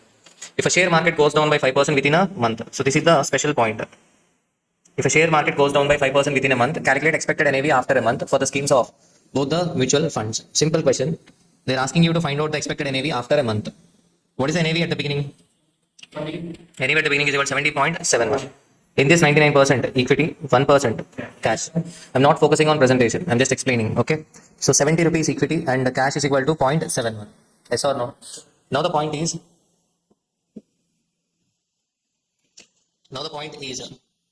So 70.71 in this 70 rupees equity and 0.71 cash. Yes or no? So out of 0.71, average annual cost is equal to 3 rupees. Average annual cost. But whereas per month is equal to 3 by 12. Annual cost is equal to 3 rupees, but per month is equal to 3 by 12. So the cash balance will be left at end of month is equal to 0.71 minus 0.25. What is the cash balance? 0.46. 0.46 will be the cash balance at the end. Yes or no? They're asking you to find out the NAV after a month, net asset value at the end of the month. Net asset value at the beginning is given 70.71. There is no change in portfolio. No fresh investment in equity is made. No sale of equity is made. Okay. So what about the equity value? What about the equity value? Further, the clue is given. Market goes down by 5%. Market goes down by 5% means security may increase or decrease. If a beta is negative, that means security and market are moving in opposite direction. If a beta is positive, security and market moving in same direction. So to find out how much the value of a security increased or decreased, we should find out beta. Further, the clue is given. Sharp ratio. What is the Sharp ratio? RP minus RF divided by sigma P is equal to. What is the Sharp ratio given in the question? 2. Trainers ratio. RP minus RF divided by beta is equal to 15. And next, standard deviation. 22. 11.25. Yes or no? So if we substitute 11.25 in place of sigma P, then you will get RP minus RF is equal to 2 into 11.25, 22.5. If we substitute 22.5 in place of RP minus RF, so then 22.5 divided by beta is equal to 15. Beta is equal to 22.5 divided by 15, that is equal to 1.5. What does it indicate? If the market goes down by 1%, security return goes down by 1.5. Here the market return goes down by 5%. So security return goes down by 7.5%. That means the equity value reduces by, so nothing but new equity value is equal to 70 minus 7.5%. In calculator, you have to press 70 minus 7.5%. Nothing but 64.75. So NAV after a month is equal to 64.75 plus 0.46. 60? 65.21. So this is the answer. The clue given in the question is share market goes down by 5%.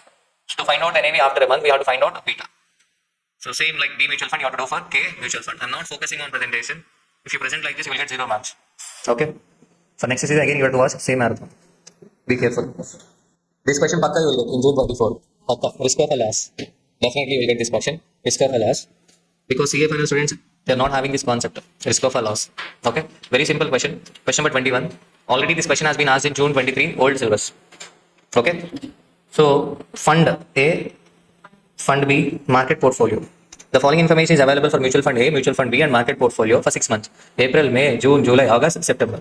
Fund A, fund B and market returns are given. For total how many months? 6 months. For 6 months returns are given. Risk-free interest rate is 6% per annum. They're asking you to find out the average return. This is simple. How can we find out average return when the past data is given?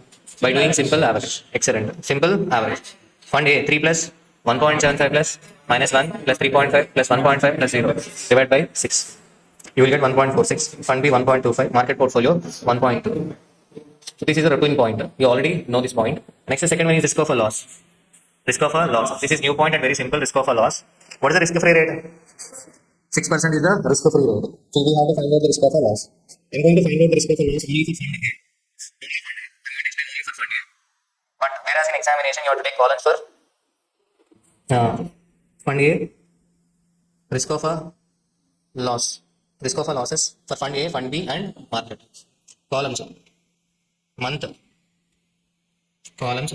Month. Risk-free rate. Fund A, fund B, market. Okay, fund A, return, risk of a loss. Here return, risk of a loss. Here also return and risk of a loss. Presentation is not given in the question bank, so that's why please note it down, okay? So month, risk-free rate, fund A, fund B and market. So I'm going to do only for fund A. So month, first month, April, risk-free rate 6% per annum. But per month is equal to 0.5. April, May, June, July, August, September. Pause the video and note down the columns. So 0.5, 0.5, 0.5, 0.5, 0.5. Return. What is the return for fund A for the month of April? 3, 1.75, minus 1, 3.5, 1.5, 0. Risk of a loss. Simple. Risk of a loss. Risk of a loss. What is the 0.5? 0.5 is the risk-free rate. Without taking any risk, I'm getting 0.5. But I'm making investment in fund A. That means I'm taking risk or not? Yes, obviously. Instead of risk-free investment, I'm going for fund A. That means I'm taking risk. So, by taking risk, whether I got a loss or a benefit, I got a benefit. First case, I got benefited. So that's why risk of a loss is equal to 0. Due to risk, I have not incurred any loss. So that's why risk of a loss is equal to 0. Second case also risk of a loss is equal to 0. By taking risk, I have got benefited. But whereas in third case, by taking risk, I have lost 1.5. Risk of a loss is equal to minus 1.5. And as July 0, 0, here minus 0.5. The total is 2. Okay. So average 2 by 6, 0.33. So this is the risk of a loss per month. The risk of a loss for fund A is equal to 0.33. Clear? Done. The next point, Morningstar Index. Morningstar Index is calculated for rating the mutual funds. Morningstar Index. How do I get Morningstar Index? Simple. Average return minus risk of a loss. What is average return? 1.46 minus 0.33. So Morningstar Index is equal to 1.13. Done. The next, compute the standard deviation of the returns of A, B and calculate the Sharpe ratio of A. Standard deviation of return of A and B means nothing but we should take normal columns. X bar, X minus X bar, X minus X bar square. This 3, 1.75 minus 1, 3.5, 1.50. This is X. X bar is equal to 1.46. Then X minus X bar, X minus X bar. Are you getting my point? So you should take heading, calculate the standard deviation of standard deviation of a fund A. What are the columns? X bar, X minus X bar, X minus X bar square. In X bar column you will take 1.46 and in X column you will take 3, 1.75 minus 1, 3.5, 1.50. Pause the video and solve it. Then you will get answers 1.57 for fund A, 1.5 for fund B. The next point is the Sharpe ratio. How do I get Sharpe ratio? RP minus RF. Divided by sigma p. What is return of a fund A? Sigma fund A is equal to 1.46. That is per month. Minus risk free rate 0.5. Divided by standard deviation 1.57. 0.611 is the Sharpe ratio. So presentation is very important. The presentation not given in our question bank. So please, okay, note the columns. Note down the columns. Okay, listen to the explanation again and note down the columns. Okay, clear? Next question, question number 20. This question is important. Total gain and net gain under pharma's net selectivity, systematic risk and unsystematic risk. Okay. So let me explain this question. So what is the total gain and net gain under pharma's net selectivity? Simple. Pharma's net selectivity total gain is nothing but Jensen's alpha. Jensen's alpha is equal to actual return minus CAPM return. And pharma's selectivity net gain is equal to actual return minus CML return. CML return. I hope you remember CML return. CML return is equal to RF plus RM minus RF into sigma S divided by sigma M. Okay, clear? So now, question number 20. So calculation of a total gain and net gain under pharma's net selectivity. How do we get pharma's net selectivity total gain? Pharma selectivity total gain is equal to actual return minus CAPM return. Actual return is given in the question, average return. So that is 24, 16 and 12. For finding out CAPM return, RF is available, RM is available, but we have to find out beta. For finding out beta, correlation with market is given. Correlation of a mutual fund A with market is given. So for calculation of beta, we have to use the third formula. What is the third formula? Sigma SM into sigma S divided by sigma M. So in first case, 0.3 into 8 by 4. You got beta 0.6. Yes or no? And next mutual fund B 0.7 and C 0.375. How do I get CAPM return? Risk-free rate 6% plus risk-free rate 6% plus RM 15 minus RF 6 into beta 0.6. So CAPM return is equal to 11.4. Next capital market line CML return. CML return is equal to RF plus RM minus RF into sigma S divided by sigma M. So 6 plus 15 minus 6 into 8 by 4, 24%. So net gain under pharma's net selectivity. Net gain under pharma's net selectivity is nothing but actual return minus CML return. Here actual return is 24 and CML return is equal to 24. So that's why net gain under pharma's net selectivity is equal to 0. In second case 1 and in third case minus 0.75. In question bank you will find different presentation which is given in suggested answer. You might feel that presentation complicated. I have simplified. Okay. So total gain under pharma's net selectivity. How do we get total gain under pharma's net selectivity? Actual return minus CAPM return. What is actual return? First case 24 and CAPM return 11.4. So the total gain under pharma's net selectivity is equal to 12.6, 3.7 and 2.625 percentage. All these are percentage. Okay. It is better to note down solution from here. And next the second part of the question. Systematic risk and unsystematic risk. I'm not convinced with the question. I'm not convinced with the answer given in suggested answers in study material also. So that's why I'm giving my own answer. Systematic risk and unsystematic risk. What is the systematic risk formula under variance approach? Systematic risk formula. Beta S square sigma M square. Yes or no? And under variance approach, total risk means variance. Okay. In first case, variance is equal to 8 square. Second case, 4 square. And last case, 3 square. Systematic risk.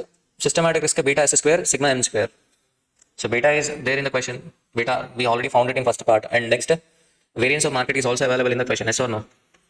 So systematic risk is equal to 0.6 square into 4 square. So 5.76. 0.7 square into 4 square. 0.375 square into 4 square. Clear? This already we have learnt in portfolio management chapter. Systematic risk is equal to beta S square sigma n square. What about unsystematic risk? Total risk minus systematic risk. So this is the correct answer. But whereas the answer given in side answer is standard deviation is taken as a total risk. Okay, that's fine. But whereas for systematic risk, they have taken this formula beta S into standard deviation of a security. This is not correct actually. Beta of a security into standard deviation of a security, and unsystematic risk is equal to total risk minus unsystematic risk. So this is the answer given in suggested answer and study material. But I would suggest you to go with this answer. Sharp index model. Sharp index model. Okay? Clear? Question number 17. Compute the Sharpe ratio, Trainers ratio, and rank these funds assuming the risk-free rate 6%. It's a simple question. How do I get a Sharpe ratio? RP minus RF divided by sigma P. Okay. So what is RP? 15 minus 6, 9 divided by 7. Yes or no?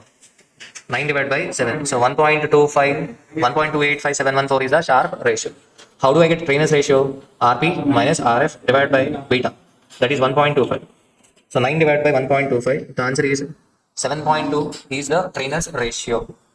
And this is how you have to find out the Sharpe ratio and Trainers ratio. Yes or no? For all the 5 mutual funds. And the higher the Sharpe ratio, Trainers ratio, better it is. So that's where rank 1 goes to the mutual fund which is having a higher Trainers ratio and higher Sharpe ratio. Yes or no? The next part of the question is unsystematic risk. Till now, how do we get unsystematic risk? Total risk minus systematic risk. So we have seen how many? Total 3. Total 3, and in last question 4th. Okay, 4th one also. Okay. So what is the first one? Systematic risk beta P square sigma n square. So this is the variance approach by learning portfolio management. This is widely used. And what is the next one? Beta P sigma m. And next, in last question we have learned beta P sigma P. This is what done in the last question. And now beta. Beta itself is the systematic risk. How do we get unsystematic risk here? Standard deviation minus beta. But actually this is not correct because standard deviation is a percentage and beta is a ratio. But however here unsystematic risk answer is 5.7. How do we got this 5.75? Standard deviation 7 minus beta 1.25. So the unsystematic risk is equal to 5.75. Why sir? Why we are not using this formula? So beta P square into sigma n square. So for finding out systematic risk, why we are not using beta P square into sigma n square? Because variance of a market is not given in the question. Standard deviation of a market. So that's why. Okay. Next, which of the two measures in part 1 is more appropriate and why? Sharpe ratio and Trainers ratio. Which is more appropriate? Sharpe ratio is more appropriate because it considers total risk rather than systematic risk. That's why the Sharpe ratio is more appropriate. The next, assuming the risk-free rate is not known. Risk-free rate is not known. Would you still be able to rank the funds using Sharpe and Trainers ratio and why? So actually the answer differs if you go practically. The risk-free rate is not required to find out the Sharpe ratio. For ranking the funds using Sharpe ratio and Trainers ratio, risk-free rate is not required because the risk-free rate is vary over a period of a time. Risk-free rate vary over a period of a time. So most of the investors, they will not be using the risk-free rate for finding out. So okay, reward to volatility ratio. But whereas the answer given in the suggested answer is the rate of a return is required for computation. Okay, the mean return and standard deviation are estimated from historical data, and the risk-free return is chosen accordingly. So the rate of a return is required for the computation. So risk-free rate is required for computation of a Sharpe ratio. Okay. And next we are left with only one question, that is question number 19, constant ratio plan. You might expect this question because only constant ratio plan is not yet asked in the examination in mutual fund. All the other questions are asked. In CA final recently, so 3 attempts back, constant ratio plan has been asked. So CA final past exam questions are being asked in CMA final. But this is lengthy question. So this lengthy question may not be asked for 7 marks. So that is the other view. But similar question may be asked giving only 5 months data. Instead of giving 10 months data, they may ask you for 5 months. I'm expecting this question, and they may not give total 10 months data, but they might give only 5 months data. So what is this question? Okay, so please in comments section mention the duration so that it will be very easy to revise this question. So watch this explanation at least 2 to 3 times. Constant ratio plan. Miss Sunidhi is working with an MNC at Mumbai. She is well versed with the portfolio management techniques and wants to test one of the techniques on an equity fund. She has constructed and compared the gains and losses from the technique with those from a passive buy and hold strategy. Passive buy and hold strategy means we buy the securities and we hold for a certain period of a time. We hold for a certain period of a time. So passive buy and hold strategy. Sunidhi, she is having a technique. She compared the gains and losses from the technique with those from passive buy and hold strategy. The fund consists of equity only, and the ending NAVs of the fund she constructed for the last 10 months are given below. NAVs for the past 10 months are given. Assume Sunidhi had invested a notional amount of rupees 2 lakhs equal in the equity fund and a conservative portfolio for bonds in the beginning of December 2008. In the beginning of December 2008, assume that Sunidhi had consisted a notional amount of rupees 2 lakhs equally in the equity fund and conservative portfolio for bonds in the beginning of December 2008. But whereas this following NAVs consist only equity. Okay. The total portfolio was being rebalanced. Here the key point is the total portfolio was being rebalanced each time the NAV of the fund decreased or increased by 15%. So this is a key point, important point. You are required to determine the value of the portfolio for each level of NAV following the constant ratio plan. Even if you get this question in examination, it is difficult to solve. If they give for 10 months data, if they give 10 months data. Okay, but whereas they will reduce the duration. In CA final also they have reduced number of months. Okay. So Sunidhi, this last pair is important. Sunidhi, she invested notional amount of rupees 2 lakhs equally in the equity fund and a conservative portfolio in the beginning of the December 2008. She is having 2 lakhs. 1 lakh invested in equity fund. Okay, in the month of December beginning. Okay, and 1 lakh in bonds. 1 lakh in bonds. And her technique is rebalancing will be done whenever the NAV increases or decreases by 15%. If NAV increases by 5%, she will not do rebalancing. If NAV increases or decreases beyond 15%, then only she will rebalance the portfolio.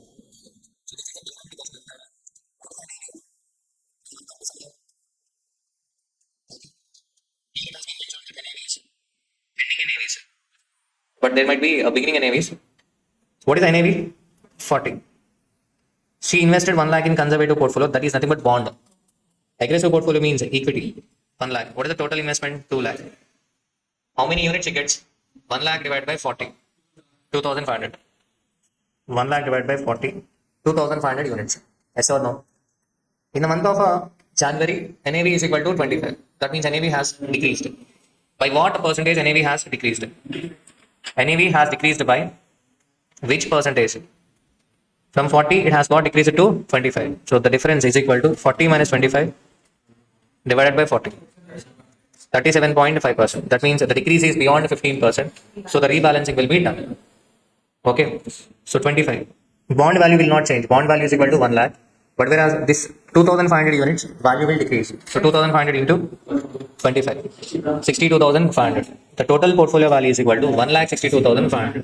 So now the rebalancing will be done. What is the rebalancing? Her strategy is to maintain 50 in equity and 50 in debt. So that's why this 1,62,500 total portfolio, 50% in bonds, 50% in equity. So that's why 81,250, 81,250. That means 18,750 rupees worth bonds are sold to buy equity worth 18,750. Are you getting my point? Rebalancing means she sells bonds and she buy equity because NAV has got decreased. So how many units she will get? She's selling 18,750 worth bonds and buying 18,750 worth equity. How many units she will get? What is the calculation for this 18,750? So complete calculation is 1 lakh minus 81,250 divided by 25. She is buying 750 units. So total number of units is equal to 3 to 5. 3 to 5. Okay, you have to practice this question, otherwise you will not be able to habituate with columns and rows. Next, the NAV 36. From 25, NAV increased to 36. That means the change is equal to 36 minus 25 divided by 25. 44%. 44% is the answer. So beyond 15%, so that's why again rebalancing.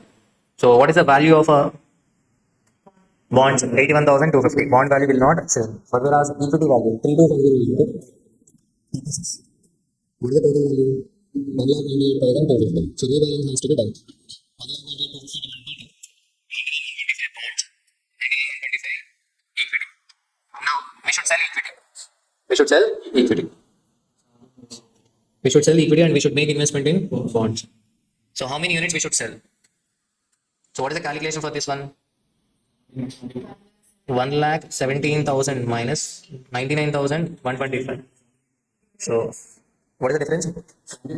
17,875 worth equity must be sold. What is the NAV on the date? 36. How many units? 4. 496.53 units must be sold. So the balance units is equal to 2753.47. Pause the video and solve the question till the end. At the end you will get 2359.29 units. 2359.29 units. Nothing but the total portfolio at the end is equal to 2,40,647.58 at the end. So Sunidhi technique is maintaining 50% in equity and 50% in bonds. So the rebalancing will be done whenever the NAV increases or decreases beyond 15%. What is the portfolio value total at the end? 2,40,647.58. But suppose if she follows passive buy and hold strategy. Passive buy and hold strategy means instead of investing total 2 lakhs in equity, so then 2 lakhs divided by 40, she will get 5,000 units. So in December she will buy 5,000 units and she hold and she wait till the month of September. Then this 5,000 units value will be 5,000 into 52. 2 lakh 60,000. That means the ending value of a mechanical strategy is 2,40,647.58, but buy and hold strategy is 2,60,000. It is better to follow passive buy and hold strategy. Obviously, in stock market, to get profit, you have to make investment and wait for long period. Yes or no? But in that case, investors will not get any kick. Okay, so there won't be any pleasure. So that's why they go for intraday trading. Okay, with this we have completed mutual funds. Clear? So pause the video and practice this question. So and you will take at least half an hour time to practice. Yeah, at least half an hour time. But in examination, they will not give you these many months. They will reduce months. Okay, thank you. The next topic, derivative analysis and valuation topic. I'm dedicating this video to Ranker Raju, birthday boy. Okay, happy birthday once again. Okay, derivative analysis and valuation. So first we shall see the meaning of a derivative. So derivative means an instrument, the value of asset is derived from the value of an underlying asset. Value of an underlying asset. And this underlying asset can be currency, commodity, market indices, stock, bonds, interest rates. So derivative means an instrument. So derivatives examples are futures, forwards, swaps, and options, etc. Okay. So derivatives can be used as a hedging technique. In this chapter, we are going to discuss only two parts: futures and options. Okay. So only two parts we are going to discuss. Interest rate derivatives is a separate topic. That is interest rate risk management. And in interest rate risk management, the important concept is currency swaps. Okay. So derivatives are two parts: futures, options. In futures, we have three types of problems. So first one, margin account. Second one, fair future price and arbitrage. So this fair future price and arbitrage. And the third concept is hedging. So questions are frequently asked from hedging concept and fair future price and arbitrage. So in options, we have basic problems. Next, option valuation. Option valuation. In this option valuation, we have minimum value of a call, minimum value of a put call parity equation.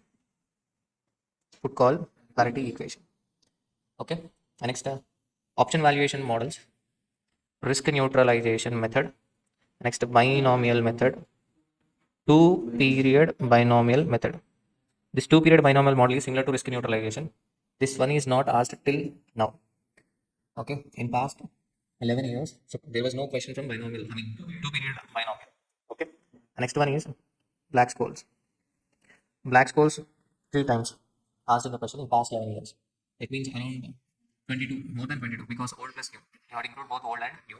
In more than 25 attempts, more than 30 attempts, only 3 times this model. Okay. So this is our whole topic. So two parts: futures, options. In futures, margin account, fair future price and arbitrage, hedging.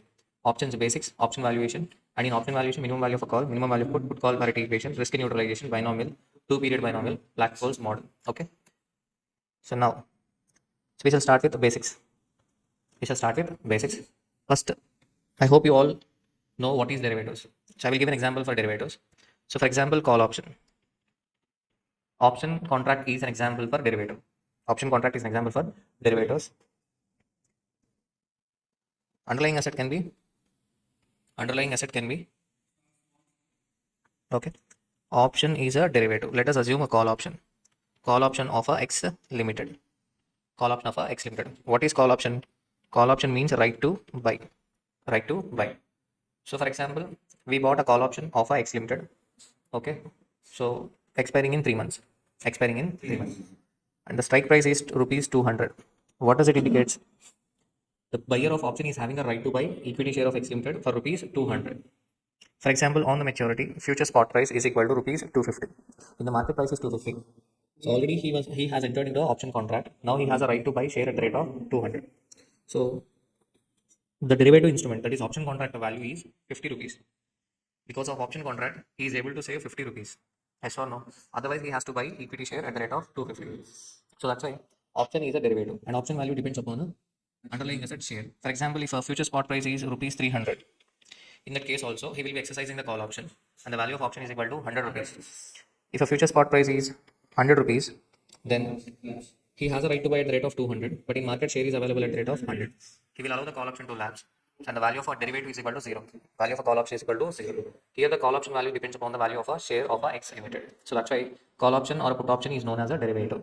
Okay, am I clear? So what are the examples for derivative options? Forwards, swaps, futures, etc. Okay. So now, before approaching a derivative chapter, we must have a knowledge of continuous compounding. How to do a continuous compounding? So normal compounding. So for normal compounding, the formula is A is equal to P into 1 plus I power N. Okay. But whereas for continuous compounding, the formula is P into E power TR. E power TR. For example, let me give an example. So already it has been asked for 2 marks in December 2015. For example, principal is equal to 20 lakhs and rate is equal to 12%. Tenure. Tenure is equal to 3 years. Tenure is equal to 3 years. So for example, compounding monthly. Compounding monthly. Now the question is, what is the amount? What is the amount? Compounding monthly. Compounding monthly means A is equal to P into 1 plus 0.12, sorry, not 0.12 because it is compounded monthly. So 20 lakhs into 1 plus 0.12 divided by 12 power 36. So nothing but 20 lakhs into 1 plus 0.01 power 36. Yes or no? 20 lakhs into 1 plus 0.01 power 36. Okay. So what is the final answer? Let me know the final answer.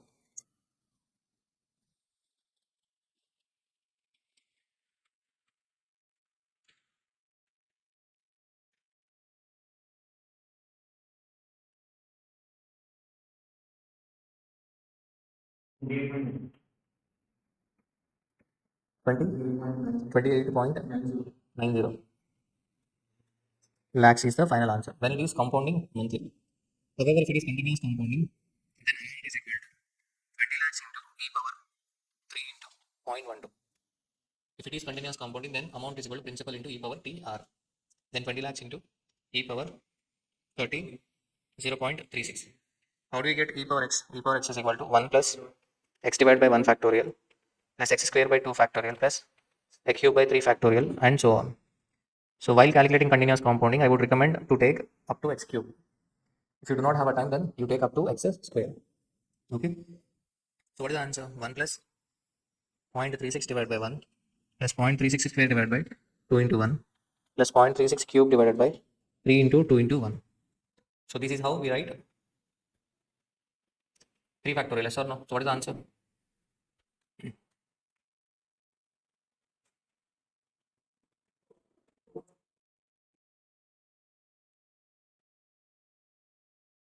So find out e power x. E power x is equal to 1 point. So 1.4275. So answer is equal to 20 lakhs into 1.4 1.4326. What is the final answer? So 28 lakhs 28.61. What about this one?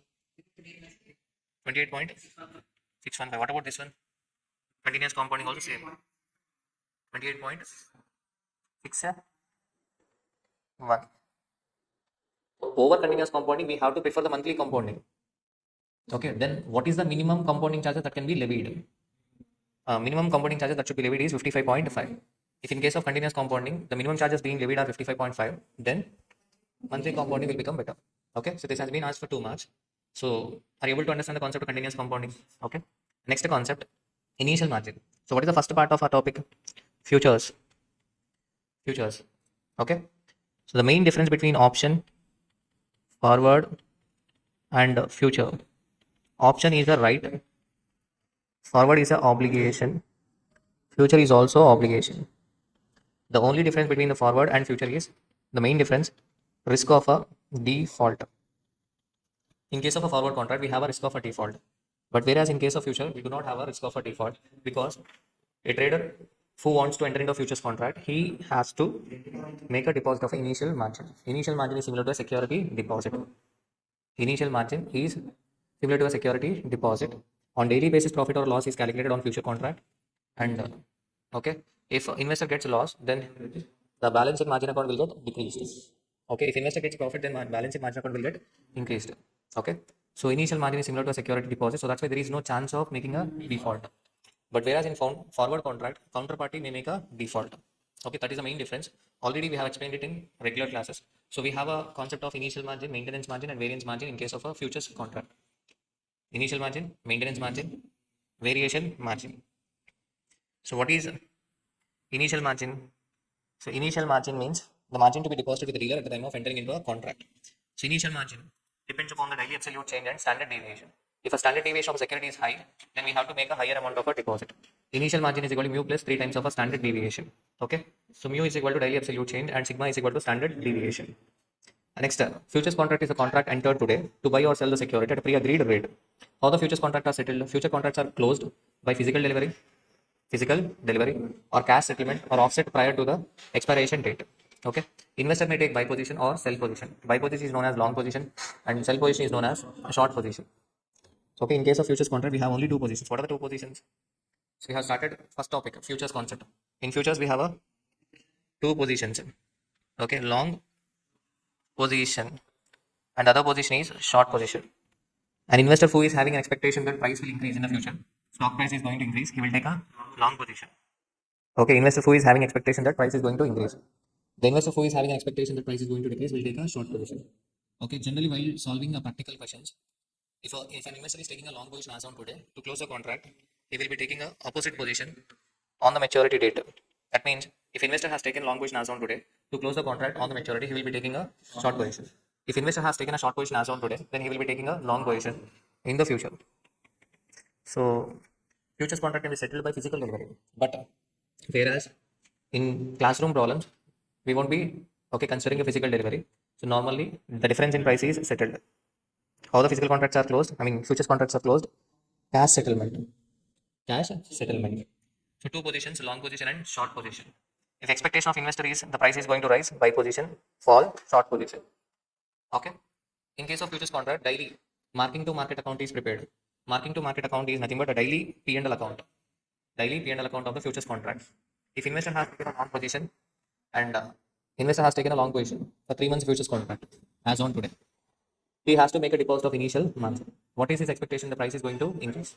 But next day, the price has got decreased. That means he will get loss. And his balance in margin account will decrease. Okay. What about the person who has taken a short position? His expectation is price is going to decrease. As expected, the price has got decreased. So his balance will increase.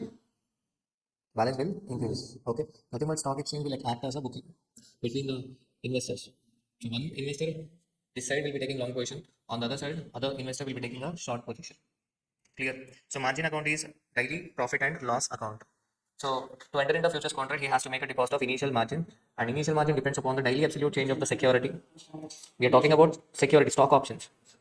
Okay. So relating to currency options, we would be discussing in forex. Okay. And what about interest rate swaps? In interest rate risk management. Right now, I'm talking about stock options, and I will be talking about commodity futures or commodity options. I'm talking about stock futures or index futures in this chapter. Okay. So initial margin is mu plus 3 into standard deviation. And maintenance margin. It is the level of a margin below which the balance in margin account shall not fall below. For example, initial margin is equal to 12,000, maintenance margin is equal to 8,000. What does it mean? Initially, investor has to make a deposit of 12,000. Okay. And on daily basis, profit or loss is calculated. Okay. If investor continuously gets losses, then his balance will get decreased. When the balance falls below 8,000, he should bring back his balance again to the initial margin. The amount being deposited is known as a variation margin. The amount being deposited as a variation margin. So this is the concept of a margin account. Okay. So now I will give an example for futures initial margin. See the example for initial margin. So June 2012 4C. So this question has been asked for 4 marks. So question is SBI March 2012 FUT 1441, Nifty April 2012 FUT 4280. The question is explain what these codes indicates. The next second question is if the initial margin is 10%, if initial margin is 10%, Mr. Karuna wants to buy 100 of each. How much margin he has to deposit individually? So basic question of initial margin concept. So first, what does it indicate? It indicates SBI stock futures are traded now for rupees 1441. So on March 10th, these are the codes available on March 10th. So what does it indicate? It indicates SBI stock futures, okay, are available, are now traded at 1441. And the expiry of a future contract is the last Thursday of a March. The contract expires on the last Thursday of a March. What about Nifty April? Nifty April 2012 indicates as on March 10th, the Nifty futures are traded at 4280 and they expire on last Thursday of April. Now, what is the second part of the question? Second part of the question is initial margin. How much is the initial margin? So, initial margin is equal to 10%. How many shares he is willing to buy? 100. So, that means 100 into 1441 into 10%. What is the answer? 14410. This is the initial margin to be deposited. Next, 100 into 4280 into 10%. What is the answer? 40. So this is the answer. Okay. So, sir, if expectation is that price is going to increase, then why to purchase futures? So directly we can buy stock also, no? Here, understand the concept of the futures. By investing 1441 rupees, he can trade in 100 shares. As or no, in case of futures contract. In case of futures contract, with 1441 rupees, he can trade in 100 shares. But whereas, if he wants to buy 100 shares directly, then the amount to be invested is equal to 100 into 1441. Nothing but 1,44,100. So with less investment, we can trade in more number of our shares. Clear? So this is the basic question. Next,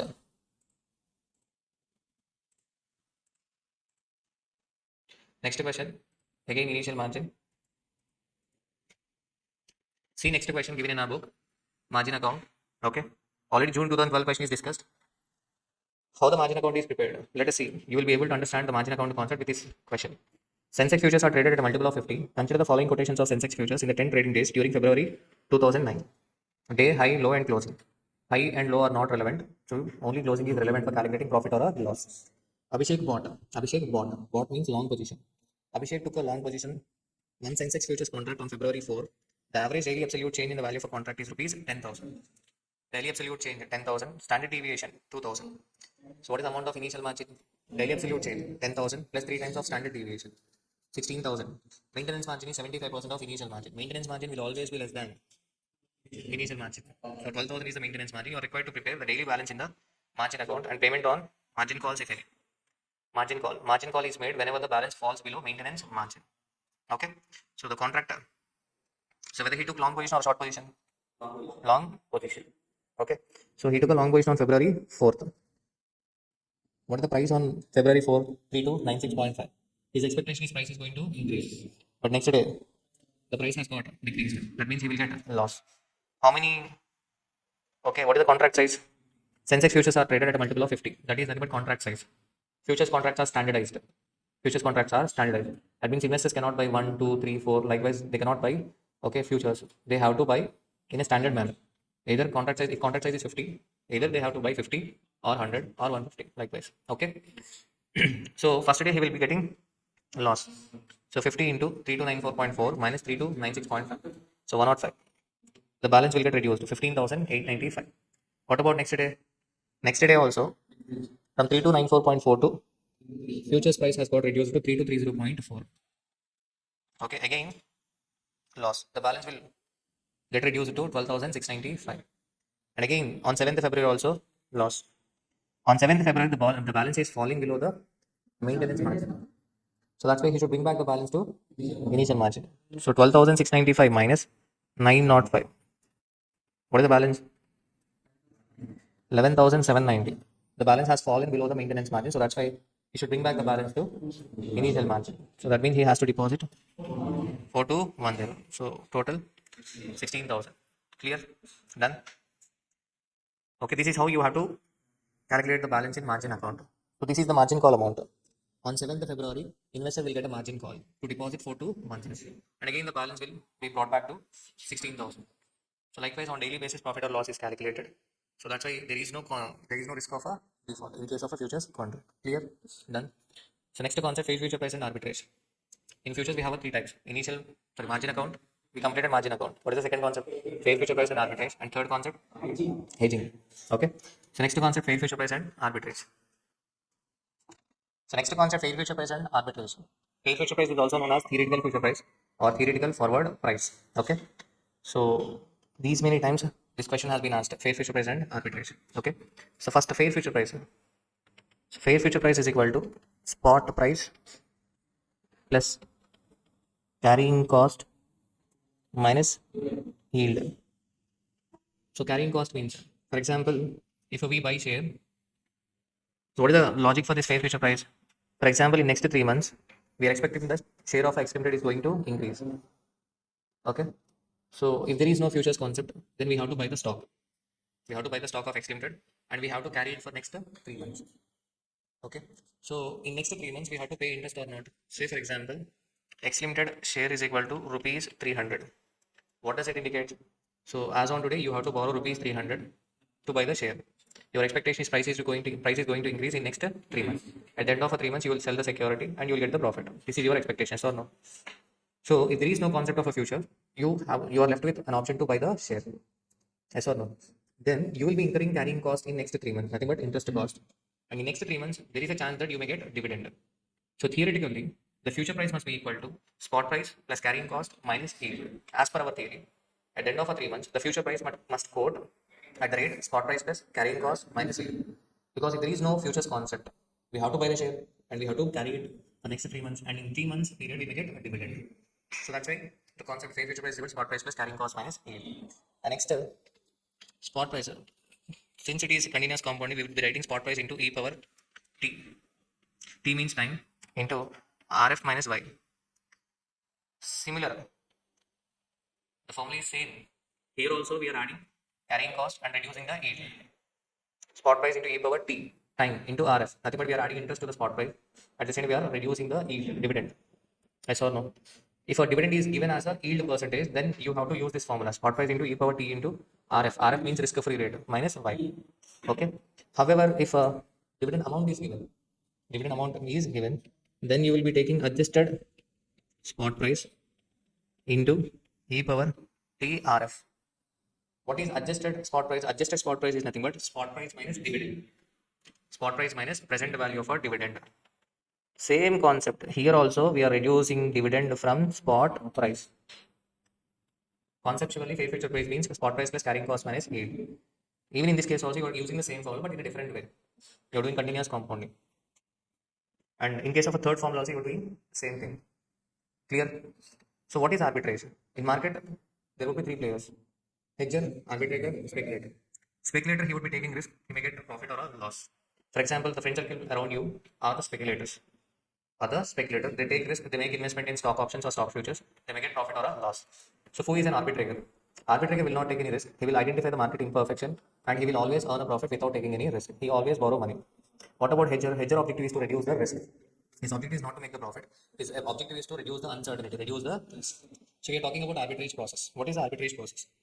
For example, here we got a face future price of rupees 300. What does it indicate? It indicates, sorry, spot price is 300. So that's why let us assume face future price is 400. What does it indicate? As per our theory, okay. So after 3 months, the share price, 3 months of future price must quote at rupees 400 as per our theory. Theoretical forward price, theoretical future price is equal to rupees 400. As per our theory, 3 months future price must be equal to rupees 400. If it is not equal to rupees 400, then there is a scope for arbitration. I mean, there is an imperfection in the market.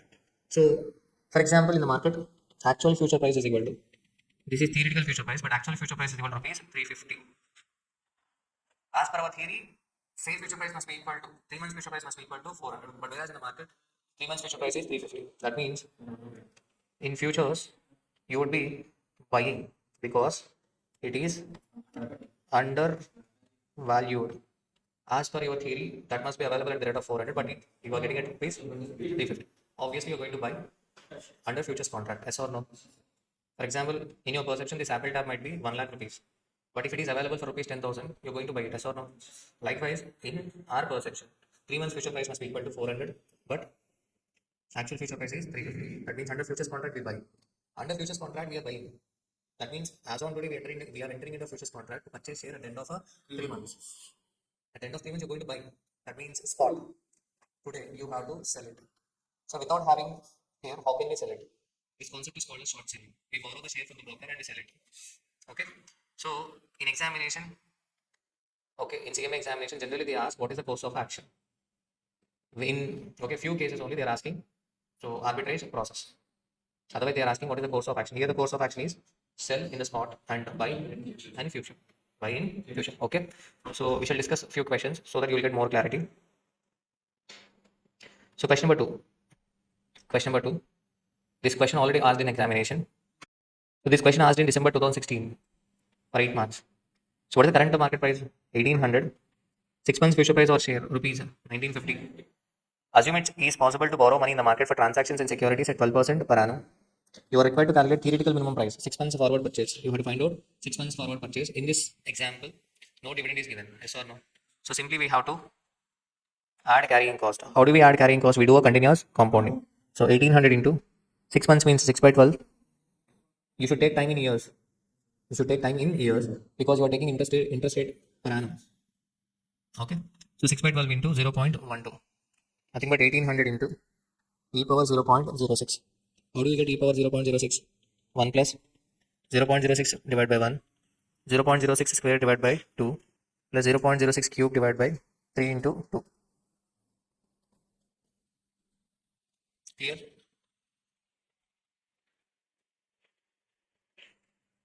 So what is the answer? 1.06. If it is simple interest, then you will get 1.06. But whereas we are doing continuous compounding, that's why it is 1.0618. That means what is the theoretical forward price?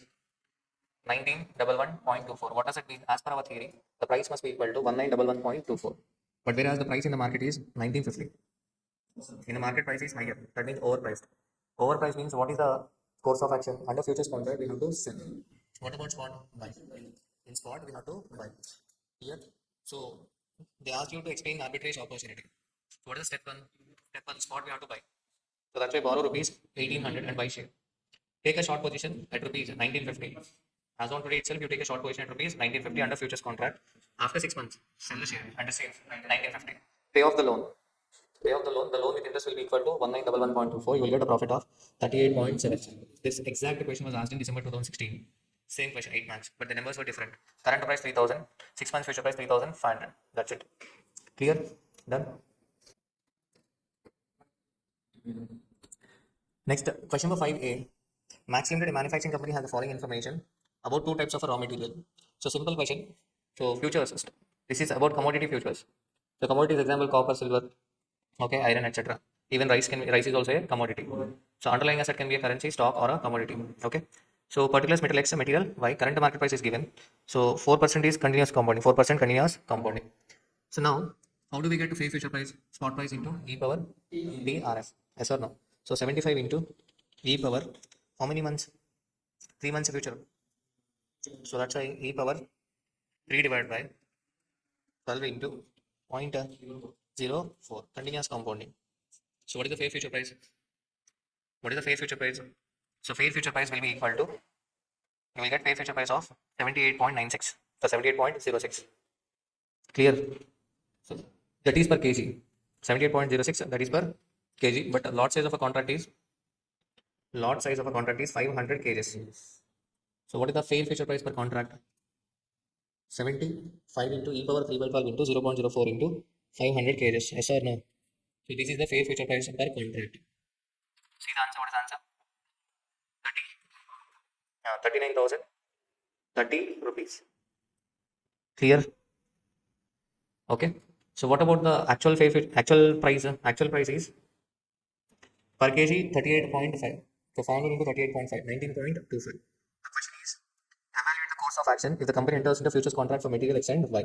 We are asking about the course of action. What is the course of action? As per our theory, the value must be equal to 39.03. 3 months future price must be equal to 39.03 thousands. 39,030 rupees, yes or no? But whereas in the market the price is 19,250. Now it is underpriced. That means in future you should buy. Now you have to sell. Sell spot, buy futures. What about material buy? Material buy spot price is 85 per kg. What about 85 per kg into 500? And the carrying cost is also given 100 rupees per quintal. Quintal means 100 kgs.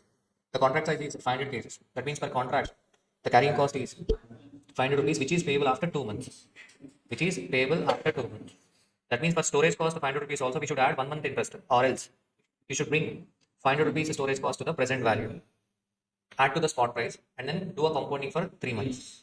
So 85 into 500 kgs. This is the spot price. This is the spot price. So two calculations. You can do either way. So first one is 500 into 85. That is the current market price of a contract into. Do a compounding for 3 months. So e power. Here we have to take only 0.12. Why? Because storage cost is given in amount. So that's e power 0.12 into 3 by 12 plus 500 into, what is 500? Storage cost into e power 0.12 into 1 by 12, because carrying cost, storage cost is payable after 2 months. So that's why we have to pay only 1 month interest. Or else, alternative calculation is 500 into 85 plus carrying cost. You should bring the carrying cost which is payable after 2 months to the present value. So 500 into e power minus 0.12. So for bringing to the present value, you should take e power minus. Nothing but it will be written as 1 divided by e power. E power minus 0.02 will be written as 1 divided by e power 0.02. Okay. So I'm bringing carrying cost 500 rupees to the present value. I'm adding to the spot price, and then I'm doing compounding for 3 months. So what is the amount? 44,299. This is the theoretical future price. As per our theory, 3 months future price must be 44,299. But whereas in the market it is 22,300 rupees. So it is underpriced. So covered. So that's why in futures we have to buy, whereas in spot sell. So clear? Okay. Next question. I'm dedicating this problem to Bhaveshri from Gampalgudam. Okay, which is located in Kerala. Next time. The following information pertaining to two securities given. Securities A limited, B limited. Spot price 4550, 360. Dividend expected 50, 20. Dividend receivable in 2 months, 3 months. Recommended action is given in the question. Recommended action. Sell spot. Sell spot means sell spot buy futures. That means actual future price must be less than theoretical future price. B limited, buy spot, sell future. That means sell future means actual future price must be higher than the theoretical future price. Risk-free interest rate may be taken as 9% per annum. Determine the 6 months theoretical forward price of a security of A limited, B limited. For what values of future contract rates will the above recommended action be appropriate? You are asked to calculate 6 months theoretical forward price.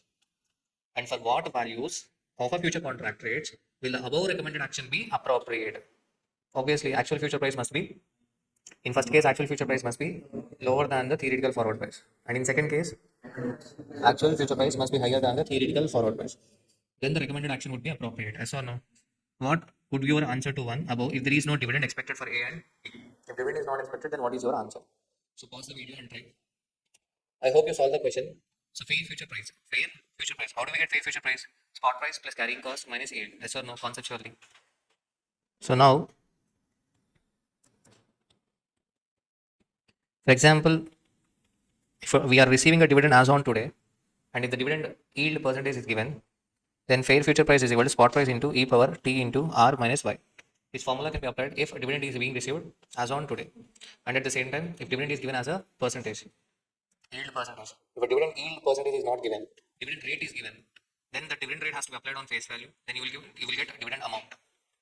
So then spot price minus dividend into e power tr, e power tr, because already we are reducing a dividend. This can be done when dividend is being received as on today. But whereas in our example, in our question, we are receiving dividend after 2 months. So that's why we have to reduce present value of a dividend, spot price minus present value of a dividend. So this is known as a adjusted spot price into e power tr, or alternatively, spot price into e power TR minus dividend into e power. For example, in first case, we are receiving dividend at the end of 2 months. So we have to do a compounding of 4 months. So that's a dividend into e power 4 by 12 into, okay. So what is the interest rate? 0.09. So either of the way, you will get the same answer. So in this question, what is the spot price? 4050 minus dividend 20 rupees. Yes or no? Which wait. Dividend. What is the dividend amount? 20 rupees. 50. So dividend amount 50, which is receivable after 2 months. That means we have to bring it to the present value. So that's why e power minus 2 by 12 into 0.09. So this is adjusted spot price. Adjusted spot price. So again, this adjusted spot price, okay, we will be discussing in black and sports, but not in marathon. We are discussed in regular class. So 4550 minus 50 into e power minus 2 by 12 into 0.09 into e power 4 by 12 into 0.09. Okay. What is the second alternative? Or 4550 into e power, sorry, 6 by 12. E power 6 by 12. I'm very sorry. E power 6 by 12. Okay. So 4550 into e power 6 by 12 into 0.09 minus 50 into e power 4 by 12 into 0.09. In either of the way, you will get the same answer. So what is the answer? 4707. 4707.47. So this is the fair future price. Are you getting my point? Ultimately, you have to reduce the dividend, but the dividend is receivable after 2 months. Either you bring it to the present value and reduce from spot price, or else you compound the dividend for next 4 months and reduce from the future spot price. Then we will get fair future price. Are you getting my point? In second case, the dividend is receivable after 3 months. That means either we should bring it to the present value 3 months, either we should discount for 3 months, and we have to reduce it from spot price and then compound it for 6 months, or else, okay, compound spot price for 6 months, compound dividend for 3 months, and reduce from future spot price the dividend. Okay, then you will get fair future price. So 4707 is the answer for first one, and so for second one the answer is 356.126. And what is the next question? For the recommended action, the actual future price must be less than 4707.47. Yes or no? What is the recommended action? Buy future. So we buy future when it is underpriced. That means actual future price must be less than theoretical future price. In second case, the actual future price must be above theoretical future price, because the recommended action is sell future. We sell future when it is overpriced. So that's why actual future price must be higher than the theoretical future price. Okay, done. Clear? So with this we completed fair future price and arbitrage. So let us move on to hedging concept. Okay. Next concept, hedging. Next concept, hedging concept. So futures will get completed. Futures concept will get completed with hedging. Okay. So hedging means reducing the risk, mitigation of a risk. So for example, already we have bought a stock with an expectation that the price is going to increase, but the market condition is not good and the stock price might decrease. So we use index futures for reducing the risk. This is called as a cross hedging. Cross hedging. Because for risk arising out of a stock, we are using index futures to reduce the risk. Okay. So what we do is, for example, already in cash market means spot market. Already in cash market, we bought the security. We bought the security means we had to take an opposite position in index. We had to take an opposite position in index. That too for which value? Portfolio value into beta. What is beta? So beta concept already we discussed in portfolio management. Beta indicates systematic risk. It indicates responsiveness of a security return with respect to change in market return. Okay. So for example, if beta is equal to 1.5, the portfolio value is equal to 10 lakhs. Then index position to be taken is equal to 10 lakhs into 1.5. That is 15 lakhs. For perfect hedging. For perfect hedging. So in questions, they may ask you to hedge 100% portfolio. They may ask you to hedge only 50% of the portfolio. If they ask you to hedge only 50% portfolio, then portfolio value into 50% into 1.5. That will be the value of index position. For example, if they ask you to hedge 120% of portfolio, then portfolio value into 120% into 1.5. Okay, clear? And they might ask you to reduce the beta from 1.5 to 0.8. 1.5 to 0.8. That means they are asking you for partial hedging. Okay, 100% hedging means reducing the beta to 0. For reducing the beta to 0, we take an opposite position index and that to value of portfolio into beta. But if they ask you to reduce the beta to 0.8 from 1.5, then the value of index position is equal to portfolio value into 1.5 minus 0.8. Okay, so if I have a few questions, I will explain you so that you will get to know what is hedging. So question number three. Question number three. Which position on index futures gives a speculator a complete hedge? The share of a right limited is going to rise. He has a long position on the cash market. He has a long position on the cash market. Then what is the position index? Short position. Yes or no? Here long position. That means a index a short position. And what is the value of a index position? 50 lakhs into beta. That is 1.25. So nothing but 62 lakh 50,000 short position in index. Clear? So what about B? Wrong limited. He has a short position. He has a short position. Stock short position. That means index long position. And for what value? So 25 lakhs into 0.9. 22 lakhs 50,000. If we take long position index for 22 lakh 50,000, that means we are reducing beta from 0.9 to 0. 100% hedging. So beta denotes risk factor. And third case, fair limited. So he has a short position. So that means in index he has to take long position. And what is the value? 20 lakhs into 0.75, 15 lakhs. So nothing but 62 lakh 50,000 short position, 22 lakh 50 long, and 15 lakhs long. So overall index position is 25 lakhs short position. So for complete hedging, you have to take 25 lakhs short position on index. Okay. So that doesn't mean we won't get any loss because this is based on past data. This is based on a past data. We are taking a opposite position index. Okay. But index may move in a different direction. Okay. So similar type of a question already asked in June 2013. June 2013. If they ask you to hedge only 90%, then we will multiply with 90%. If they ask you to hedge for 80%, then we multiply with 80. If they ask you to hedge for 120%, we multiply with 120%. So similar question asked for 5 marks in June 2013. Question number 4. So question number 4.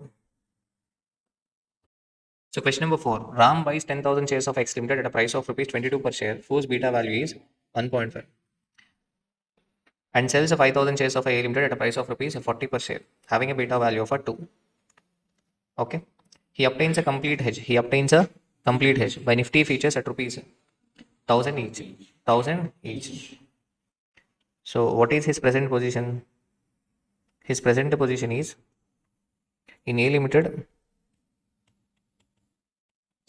In A Limited, do you have a question, Rankar Raju? You have a question or not? Yeah. So tell me that A Limited, he already bought shares. How many shares? 10,000 shares, and each share 22. So 2,20,000 rupees worth of shares were already bought. So X Limited, okay. So for complete hedge in Nifty, he has to take a short position.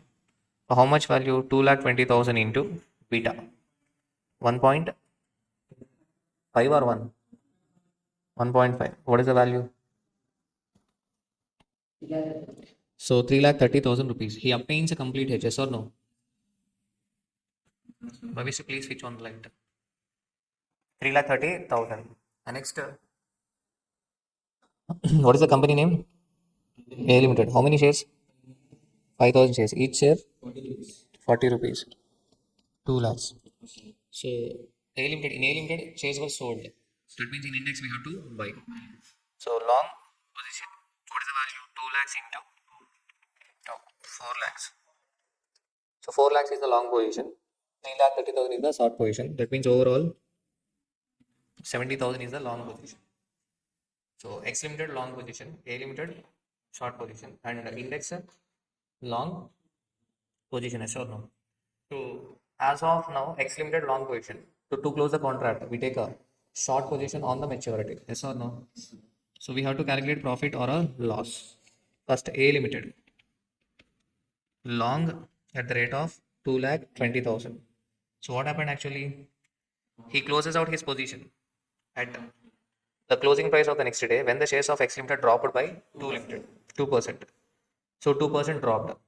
That means he will take a short position at the rate of 2,20,000 into 98%. So what is the amount? 2,15,600. So loss because investor has taken a long position. He will get profit when the price increases. So, but price has got decreased. So that's why he got loss. What is the loss amount? 400. What about X Limited? X Limited originally he sold short. He short at the rate of reverse. Sir. Sorry, first one is X Limited. Second one is A Limited. Okay, concept is clear now. Short at the rate 2 lakhs, long at the rate of. So by the time he closes out his position, the share has appreciated by 3%. So in this case also he would be getting loss. 2 lakhs into 103 percentage.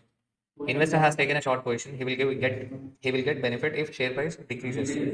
But unfortunately, share price has got increased. So 2 lakh, he lost 6,000 rupees. Loss. Next, Nifty. Nifty, he took a long position at the rate of 70,000. Okay. So the Nifty has to increase.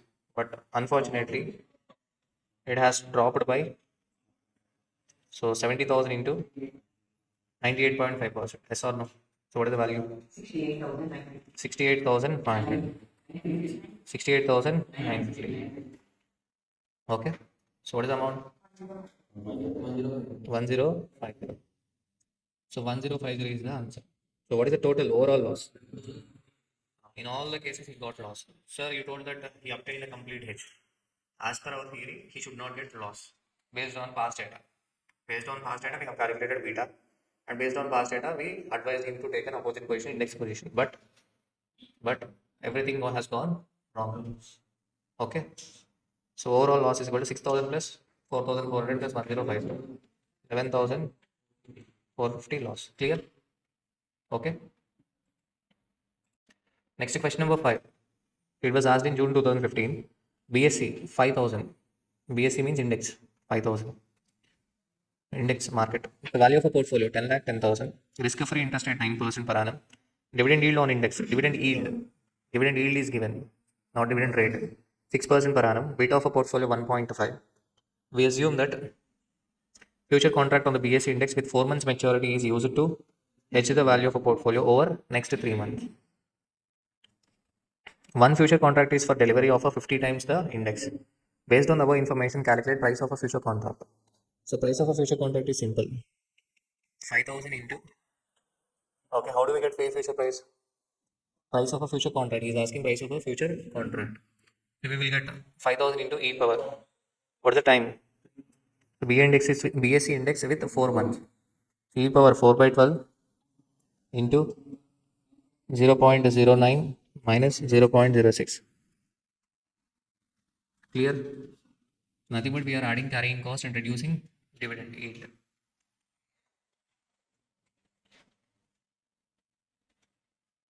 So 5,000 into e power 0.01. In CA panel study material, they have taken simple interest. But generally in derivative analysis, we do a continuous compounding. Okay, so what is the answer? Even in CMA final scanner also, they have taken simple interest. E power 0.01, right? So what is the value? Nothing but overall answer. 50, 5050.25. Nothing but 5050. If we take simple interest, then we will get 5050. That is the price of one future, but the contract size is 50. So price of a future contract is 50 into 5050. 50 into 5050. Yes or no? What is the answer? 2 lakh 52,500. Okay. So the gain on short position if index turns out to be 4,500 in 3 months. Why he is asking the gain on short position? Because the reason is already we bought a portfolio 10 lakh 10,000. For hedging, you take opposite position index. What is the opposite position? That means you take a short position in index. Yes or no? So for how many contracts? Simple 10 lakh 10,000. Or else you can find out what is the future price. Future price is 5050. Future price is 5050. Okay. The gain on short futures position if index turns out to be 4,500 in 3 months. So index we take a short position at the rate of 5050. To close the short position contract we take a long position. So by the time we take long position, the index falls to 4,500. That means we are getting a profit of 550 per one future. 550 per one future. Okay. So, but how many contracts we have to enter into? 10 lakh 10,000 is the portfolio value. And what is the beta value? 1.5. For complete hedging. For complete hedging, what is the value of index position? Portfolio value into beta divided by. Okay, what is the contract size? Contract size is 50, but contract value. We should divide with contract value. What is the contract value? 2,52,500. So, how many contracts? 6 contracts. Yes or no?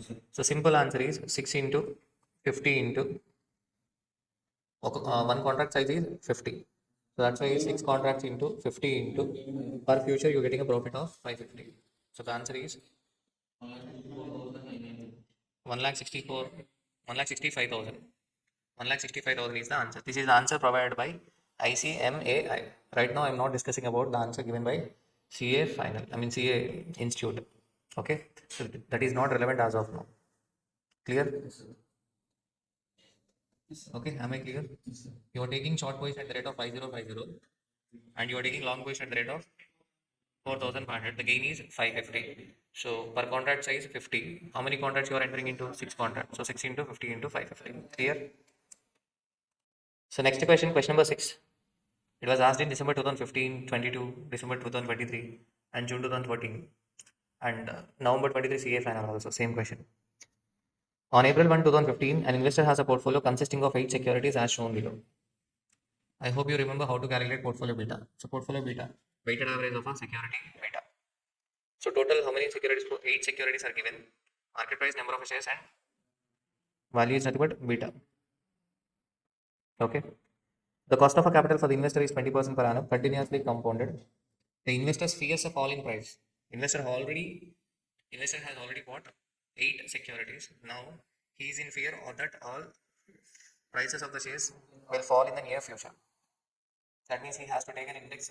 He has to take opposite position in index. Accordingly, he approaches you for the advice to protect the interest of his portfolio. So you can make use of the following information. The current Nifty value is 8,500.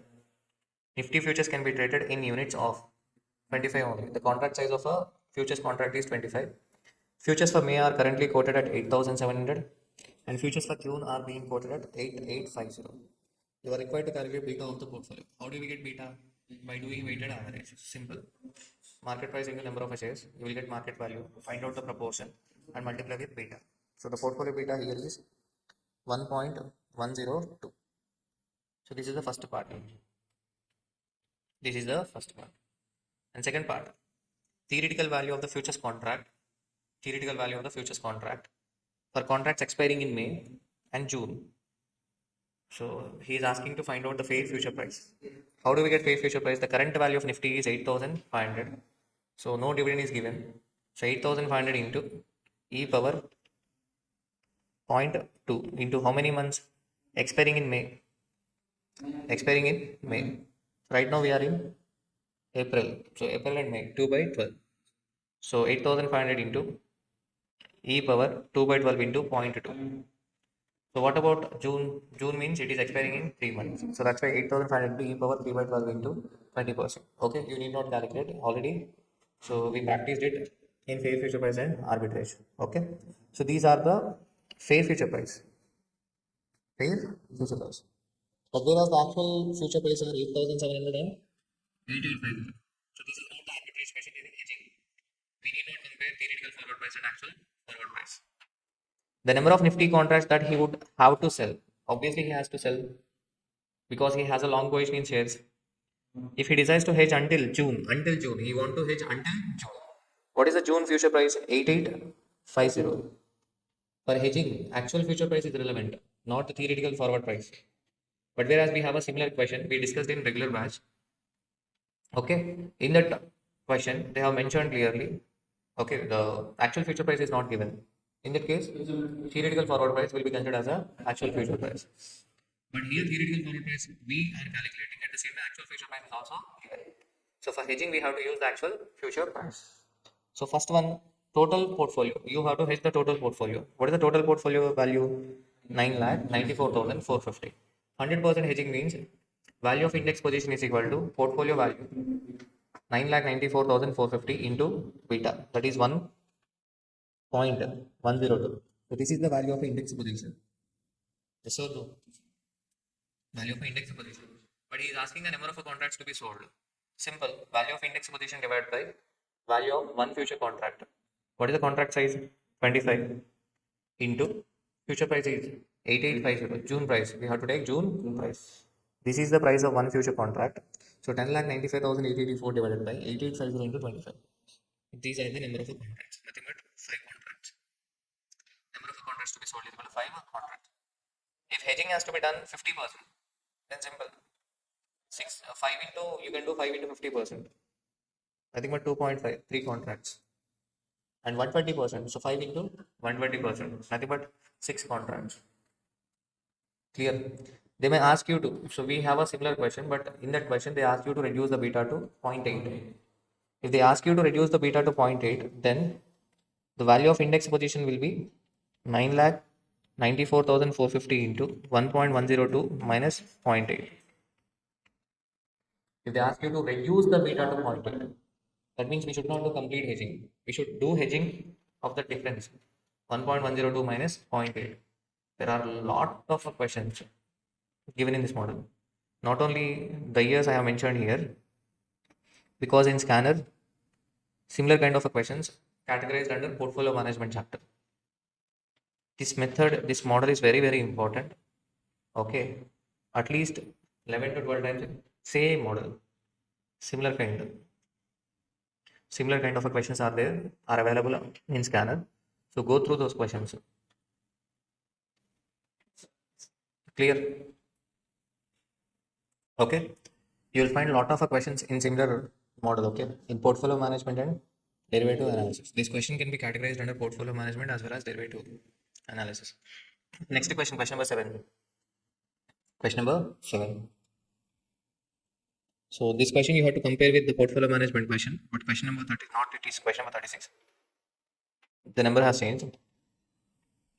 So this question asked in June 2023.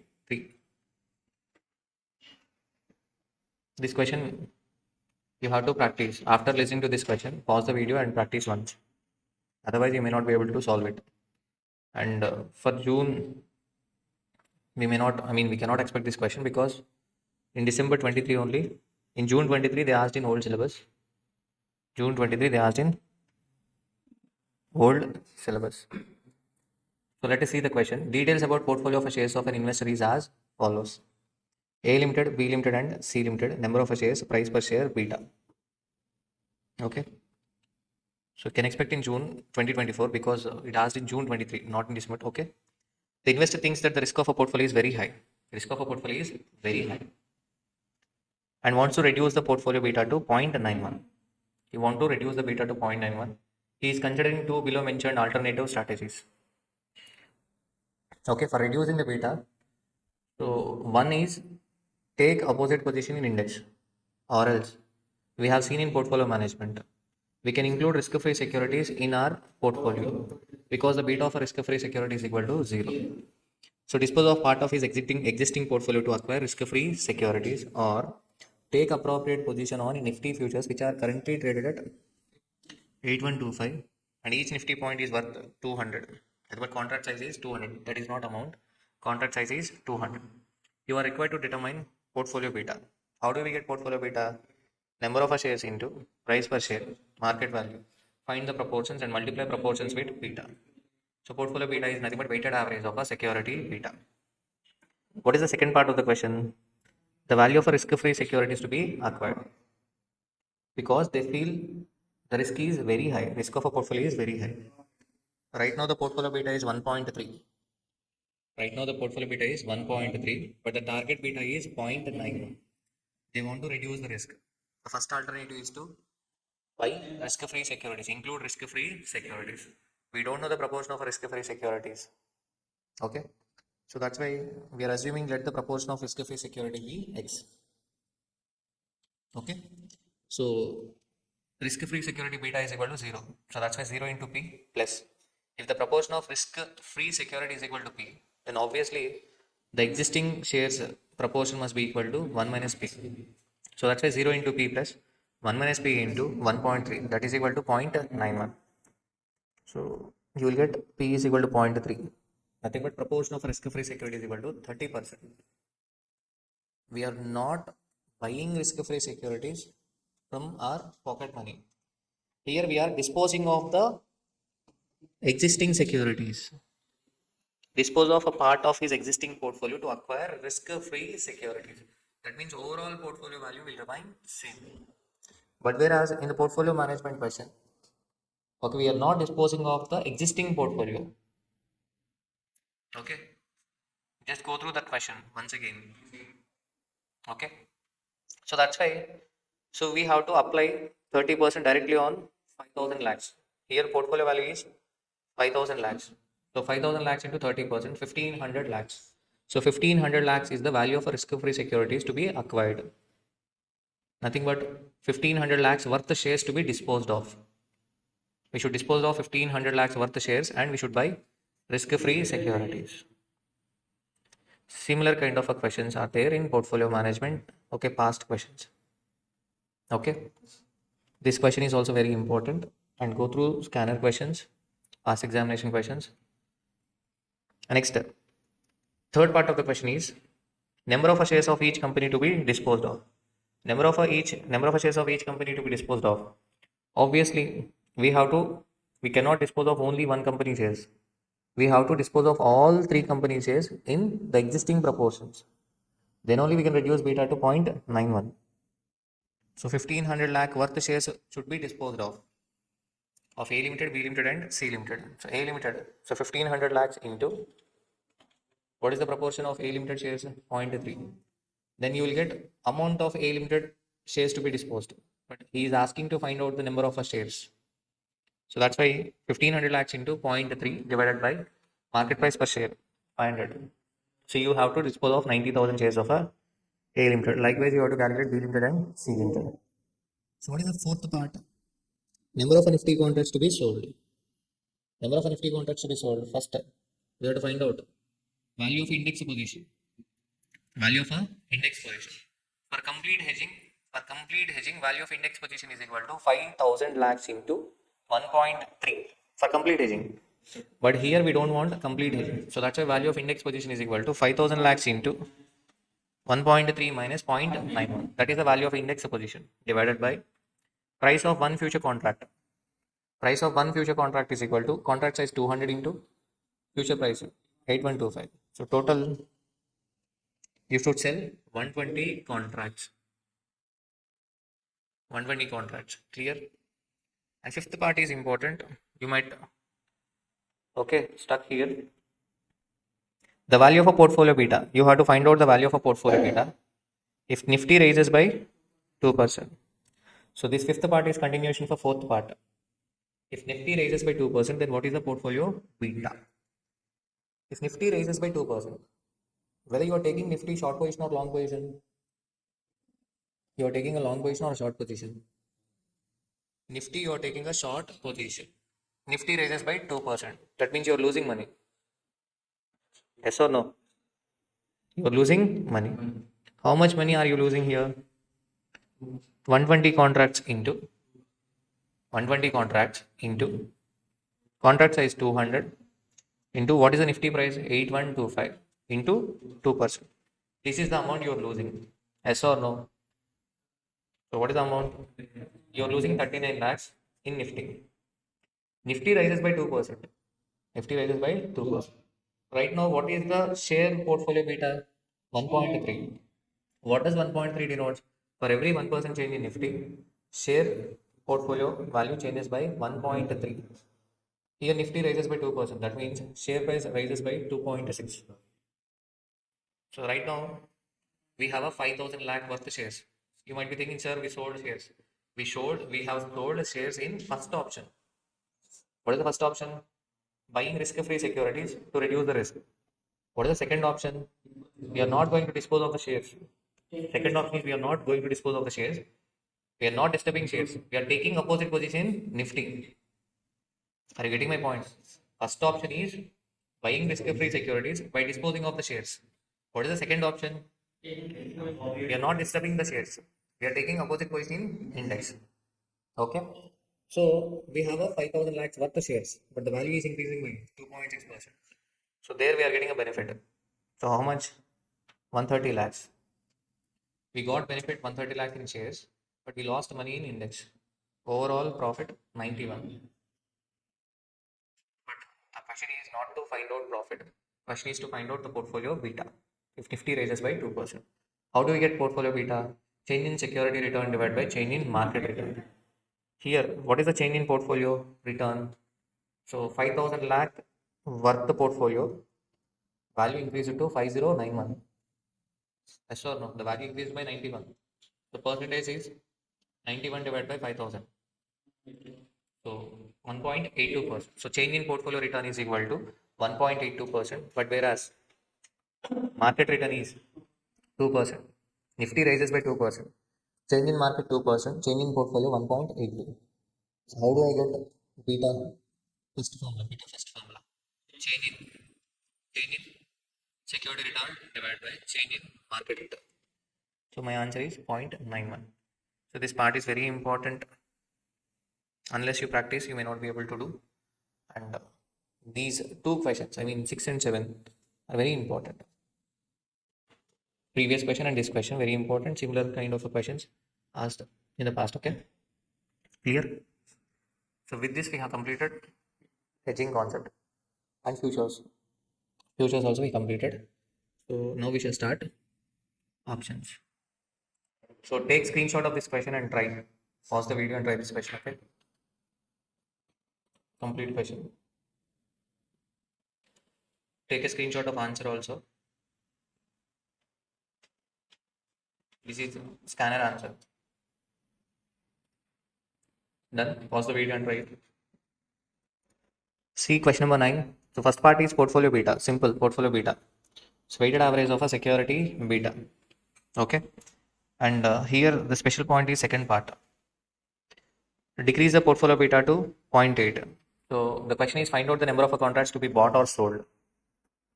For hedging, for reducing the risk, we take opposite position in index. Opposite position in index. Yes or no? In first case, we have to reduce the beta to 0.8. So that means we have to sell the number of contracts. Number of contracts to be sold is equal to. So portfolio beta, what is the portfolio beta? 1.21. So 52 crores into 1.21 minus 0.8. Yes or no? Divided by contract size. What is the contract size? Contract size is 100. The future price is 10,250. So this is the contract value. So number of contracts to be sold is equal to 52 crores into 1.21 minus 0.8 divided by 10 lakh 25,000. So 208 contracts. Clear? Okay. If a beta has to be increased, that means we have to take a same position index because this time we have to increase the risk. Increase the beta to 1.5. That means we have to purchase. So how many contracts we should purchase? 52 crores into 1.5 minus 1.21 divided by contract size. What is the contract size? 10 lakh 25,000. Okay, so how many contracts you will get? 147 contracts. Clear? 147 contracts. Clear? So, but here the special point is this one. Actually, this sentence is applicable for A and B. What will be the proportion of market value of an investment in X? They are not asking the proportion of X to the value of a total investment. If they ask you to find out the proportion of X to the total investment, at the time of finding out the portfolio beta itself, we would be calculating yes or no. So, but he is asking the proportion of market value of investment in X to the total investment plus 10% margin on futures. 10% margin on futures. So nothing but we should add 10% margin on futures to the total investment value. What is the total investment value? 52 crores. Keep it aside. So what is the margin? 10% margin. We have to apply on number of contracts.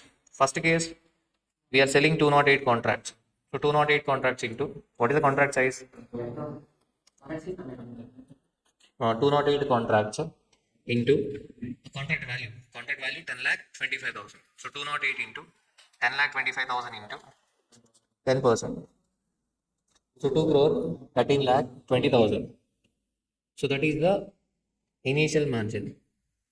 So now we should add this initial margin to 52 crores. So total 54 crores 13 lakh 20,000. So they are asking the proportion of investment in X with respect to proportion of market value of investment in X to the value of investment plus 10% margin on futures. In second case, what is the margin? Okay, 147 contracts into 10 lakh 25,000 into 10%. 1 crore 50 lakh 67,500 is the margin amount. So total investment value 52 crores plus this 1 crore 50 lakh 67,500. So proportion will be 16 crores divided by 53 crores 50 lakhs 67,500. 30% is the answer. Is it okay? Okay. So small point. You have to apply common sense because till now we haven't discussed a question to increase the beta. This is the only question. Okay, but indirectly we have seen indirectly. Okay, so to increase the beta, we have to purchase index futures. Okay, that means nothing but we should take same position. Clear? Next, hedging question, past examination question. A portfolio manager has the following four stocks in his portfolio: security, number of shares, market price, beta. Compute the following: portfolio beta, and second one, if the portfolio manager seeks to reduce the portfolio beta to 0.8, how much risk-free investment should he bring in? Okay, similar type of a question we have already done in portfolio management chapter, but this question is a little bit complicated because consider that he disposes the riskier securities first. The most riskier securities will be sold and replaces them with risk-free investment. Present the revised portfolio. Pause the video and try once. Okay, I hope you tried. So we have to present the revised portfolio. So what is the question? This question is different from the question we discussed in portfolio management chapter. In that question, we have to reduce the beta and how much risk-free investment should be brought in. And we are not disturbing the shares already existing. But here, the riskier securities will be sold out first. So earlier, we used to assume that the proportion of risk-free securities is P, then riskier securities is equal to 1 minus P. Okay.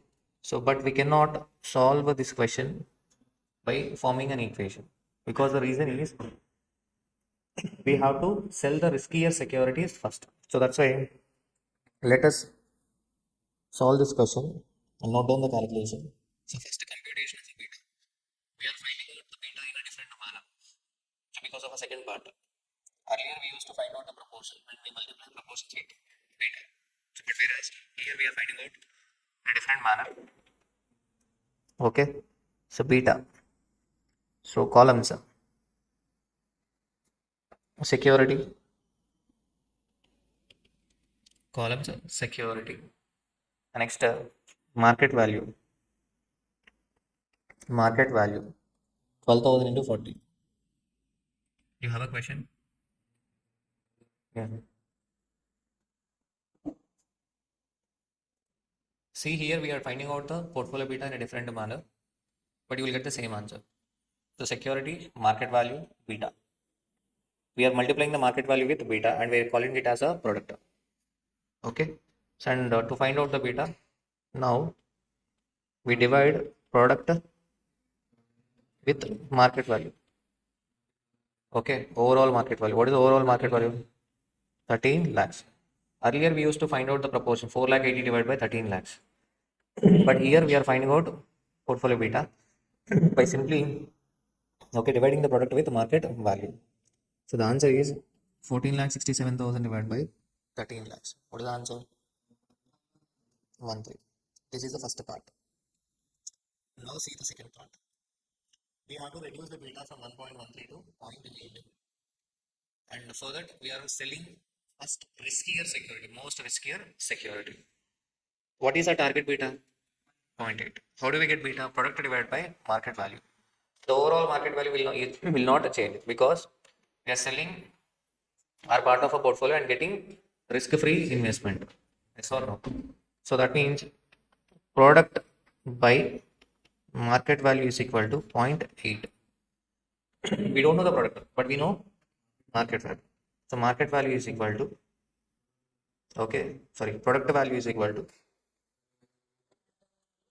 product is equal to market value 30 lakhs into 0.8. That is 10 lakh 40,000. This is the desired product. This is the desired. What is the existing product? 14 lakh 67. Yes or no? So desired change is equal to 14 lakh 67,000 minus 10 lakh 40,000. This is the desired change in product. 4 lakh 27,000. To get this desired change, first we sell the riskier security. What is the most riskier security? NDU. NDU product is 3 lakh 75,000. Yes or no? So first we sell off NDU. So 3 lakh 75,000. So the balance change if we require is 52,000 rupees. Now we sell next riskier security. Next riskier security is SVU. SVU product is 5 lakh 40,000, but we want only 52,000. Yes or no? So SUV 52,000 rupees. Then 0. So now NDU are selling total. NDU shares worth is equal to 3,75,000 divided by 1.5. Nothing but 2,50,000. So 2,50,000 worth the shares of NDU will be sold. What about SUV? SUV shares worth 52,000 divided by 1.2. Overall 2 lakh 93,334 worth shares will be sold. 293,334. Clear? Are you getting my point? Now, so to reduce the beta to 0.8, we have to sell NDU shares, SU shares. So not full shares of SU, only part shares. Clear? Done? And he asked the revised portfolio. Revised portfolio, for finding out revised portfolio, ADU, what is the ADU total? 4 lakh 80. DVU, 1 lakh 20. NDU, 0. What about SVU? 3 lakh, 2 lakh. SVU right now the market value is 4 lakh 50. So the revised would be 4 lakh. You have to reduce. You have to reduce 43,334. So 4 lakh 667. Are you getting my point? Nothing but you have to. Okay, this is the revised one. 4 lakh 80, 1 lakh 20, 0, 4 lakh 6,000 something. And risk-free security is 2 lakh 93,425. Beta of risk-free security is equal to 0. And this is the product value. Product value divided by market value. You will get beta 0.8. So this is a different question. Okay. Clear? Okay. So next try these two questions. Okay. Question number 7. Okay. Take a screenshot. So serial number might change. So take a screenshot of this question. Solve this question. And next, this question also. This question first and second part as we discussed earlier, and third part is also as we discussed earlier. But here the scanner answer is different. I mean, scanner presentation is different. Third part is if he is willing to invest further, how much investment should he make in government securities to make his beta 0.9 without selling any share at all? This is similar to portfolio management question. We have to reduce the beta to 0.9 without selling any shares. I think we have to make a fresh investment in risk-free securities. Then we assume let the risk-free securities is equal to P. Then risky security is equal to 1 minus P. So P into 0 plus 1 minus P into 1.296 is equal to 0.9. Then you will get proportion P is equal to 0.305 something. Okay. So the existing portfolio value is 6,25,000. Then it will be equal to 1 minus P. That is point. Because overall market value will not remain same this time because we are making a fresh investment. So that's why the 6,25,000 is equal to 0.695. So 6,25,000 divided by 0.695 into 0.305. So then you will get 2,75,000 approximately. Okay, but here answer presentation is different. So just go through it. So next concept, option basics. Option is also a contract entered today, okay, for purchase or sale of a stock or a currency or a commodity at a future date. Okay. So, but option is a right. Option is a right. Call option is a right to buy. Put option means right to sell. Buyer of option is called as holder. Seller of option is called as right. For writer, it is an obligation. For holder, it is a right. And the difference between futures and option is in futures, it is an obligation. Okay, for two parties, it is an obligation. But whereas in case of option, for holder, it is a right. And we have a concept of initial margin in case of a future that is similar to a security deposit. We have a premium in case of a option. And security deposit is refundable, but premium is not refundable. So forward contract is also obligation, but there is a risk of a default because we do not have a concept of initial margin. Okay, clear? So now buyer of option or a call, buyer of option or a buyer of a put option. So buyer of option, either it is call or a put, he has to pay premium to the writer. For writer, premium is an income. Okay, so this is expense, and the premium is payable at the time of entering into a contract. So call option is right to buy. So we have a concept of strike price. Strike price is also known as exercise price. Exercise price. Say for example, call option right to buy. Exercise price is equal to 150. 3 months a call option. 3 months a call option of a X Limited. Strike price is equal to 150. What does it mean? Right to buy a call. Right to buy a share of X Limited at the rate of rupees 150. If on the maturity the market price is greater than 150, then holder will exercise the call option. He has a right to buy at the rate of 150, but in market share price is higher. So that's why he will exercise the call option. For example, in the market the price is 120.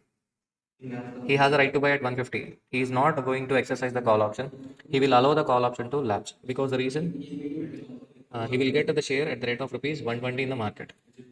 Yes or no? So that means call option is exercised when share price is more than. So future spot price, share price on the maturity is greater than strike price. Clear? Break even future spot price is nothing but X plus premium. X plus premium, strike price plus premium. And in case of put option, right to sell. Say for example, holder is having a right to sell at the rate of 150. And if in the market the price is 250, then he will sell in the market. That means he will allow the put option to lapse. But whereas if in the market the share price is 100 rupees, then he will exercise the put option and he will sell the share at the rate of rupees 150. Break even future spot price is X minus premium. Because put option is exercised when FSP is less than. FSP means future spot price is less than X. Okay. So holder of a put option will get benefited. Holder of a put option will get benefited when future spot price. Holder of a put option will get benefited when future spot price is less than strike price.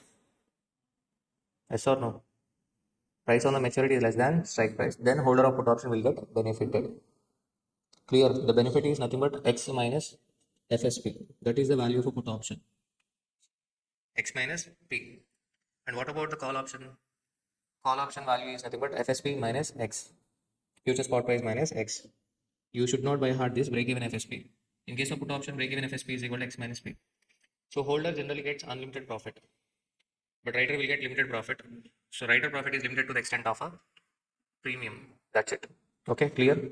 So now, so we shall see an example. June 2018 question. It has been asked for 4 marks. Situation. Situation. Current market price less than EP. Likewise, okay. They gave a situation. Current market price. Current market price is here. Current market price doesn't mean the spot price. Price as on today. Okay, so current market price means market price on the maturity. Market price on the maturity is less than exercise price, and if it is a call option, so whether, okay, what is the action? Action, what is the action? Action is lapse. Action is lapse. Holder will allow the call option to lapse, yes or no? So whether it is in the money, out of the money, or at the money. If holder is exercising the call option or a put option, then it is said to be in the money. Okay, if holder is allowing the option to lapse, then it is called as out of the money. If holder is indifferent, that means he will not get any benefit if he exercises or even if he allowed to lapse, then it doesn't make any difference. Then in that case, that is called as at the money. Now, this situation is called as out of the money. This situation is called as out of the money.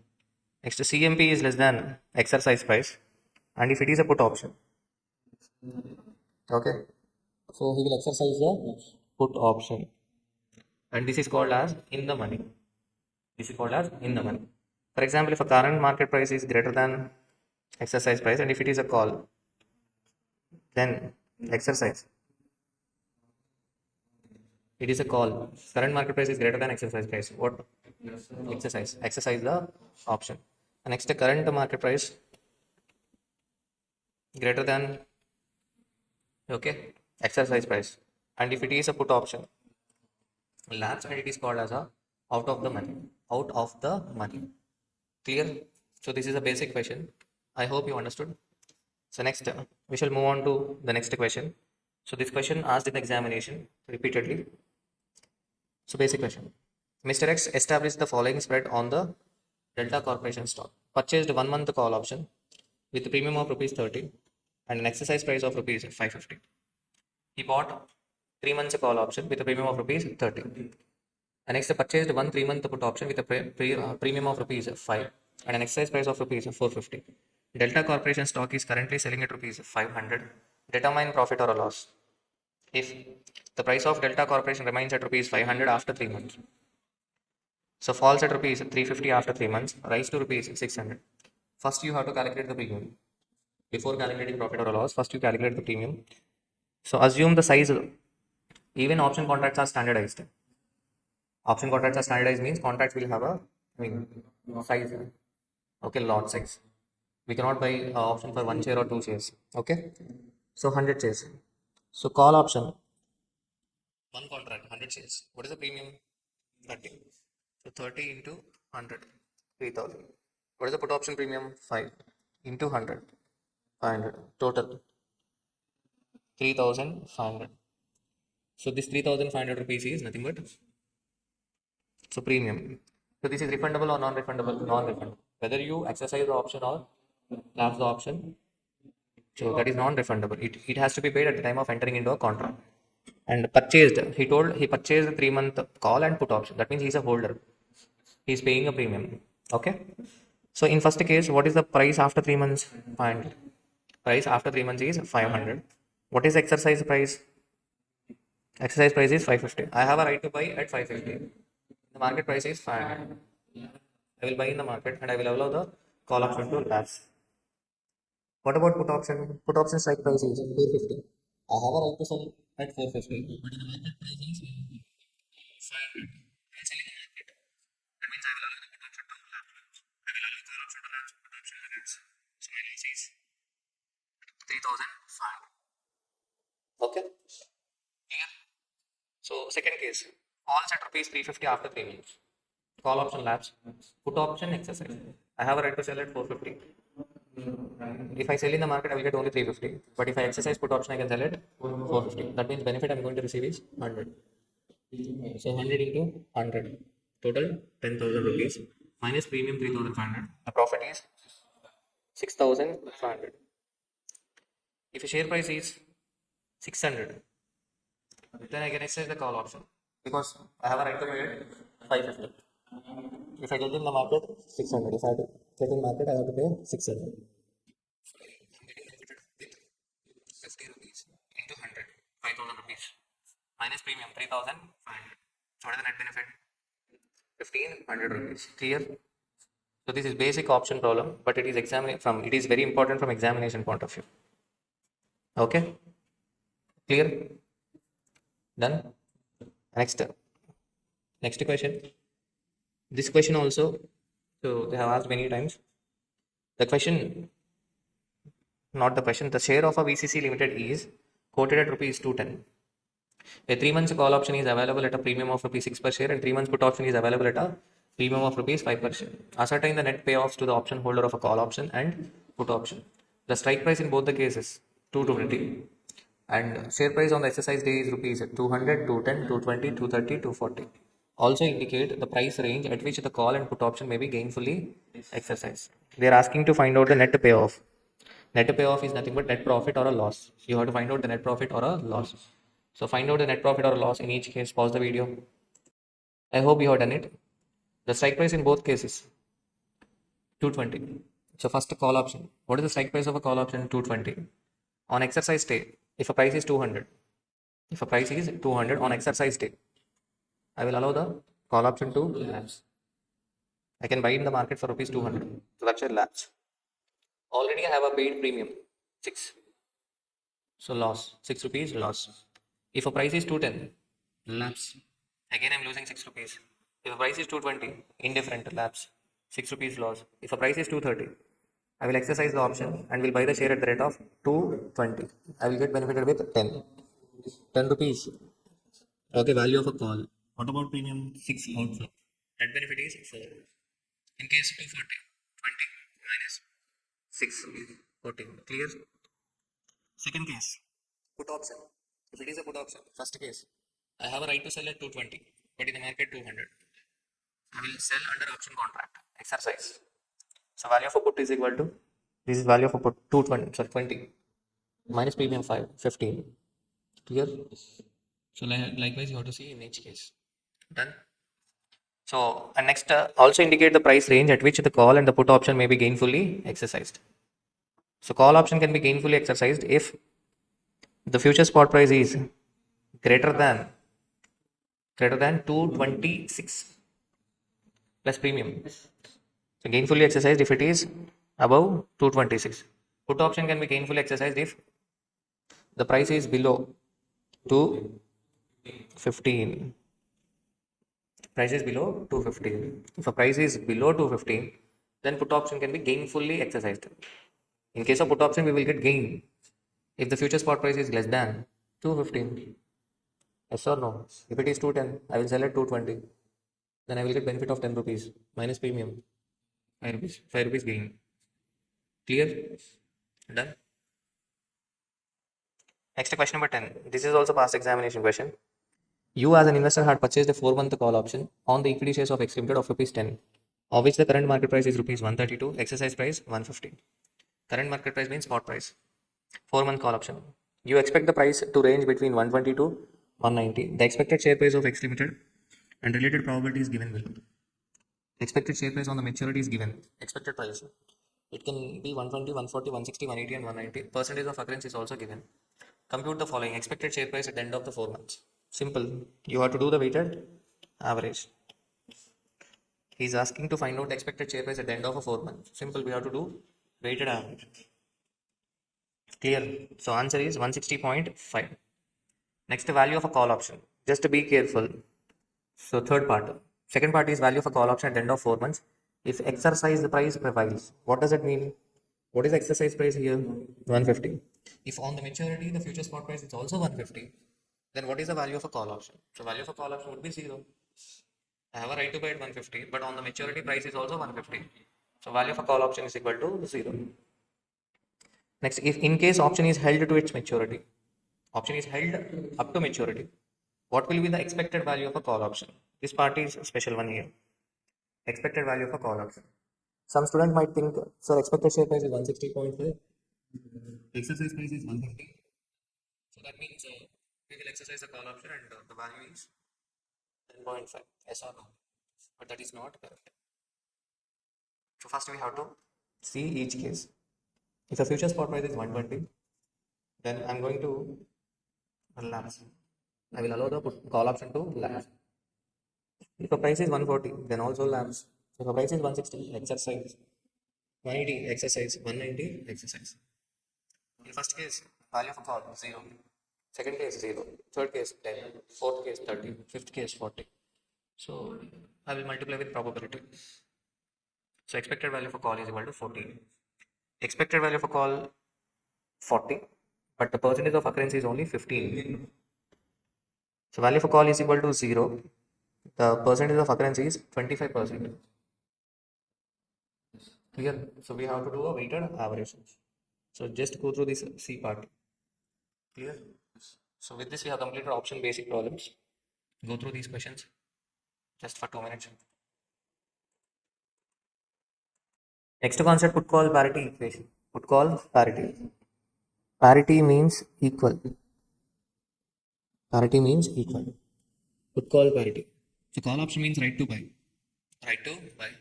I'm not going to tell the logic. So I will give a simple logic, but I'm not going to derive. Okay. I'm not going to prove LHS is equal to right hand side. Okay.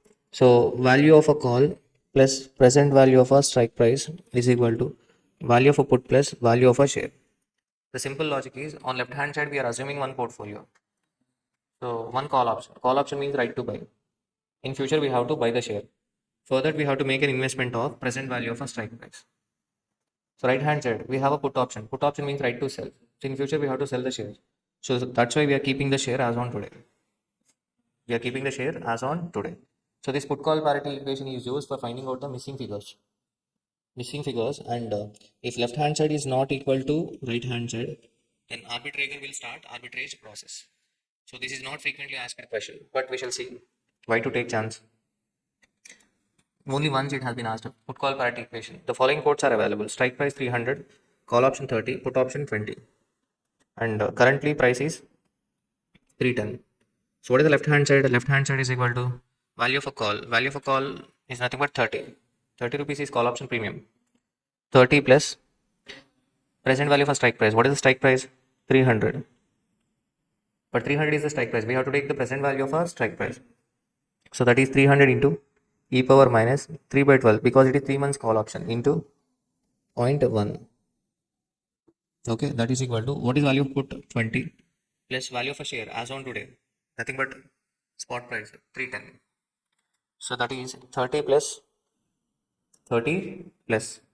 So 300 into e power minus 3 by 12 into 0.1. Nothing but e power 0.025.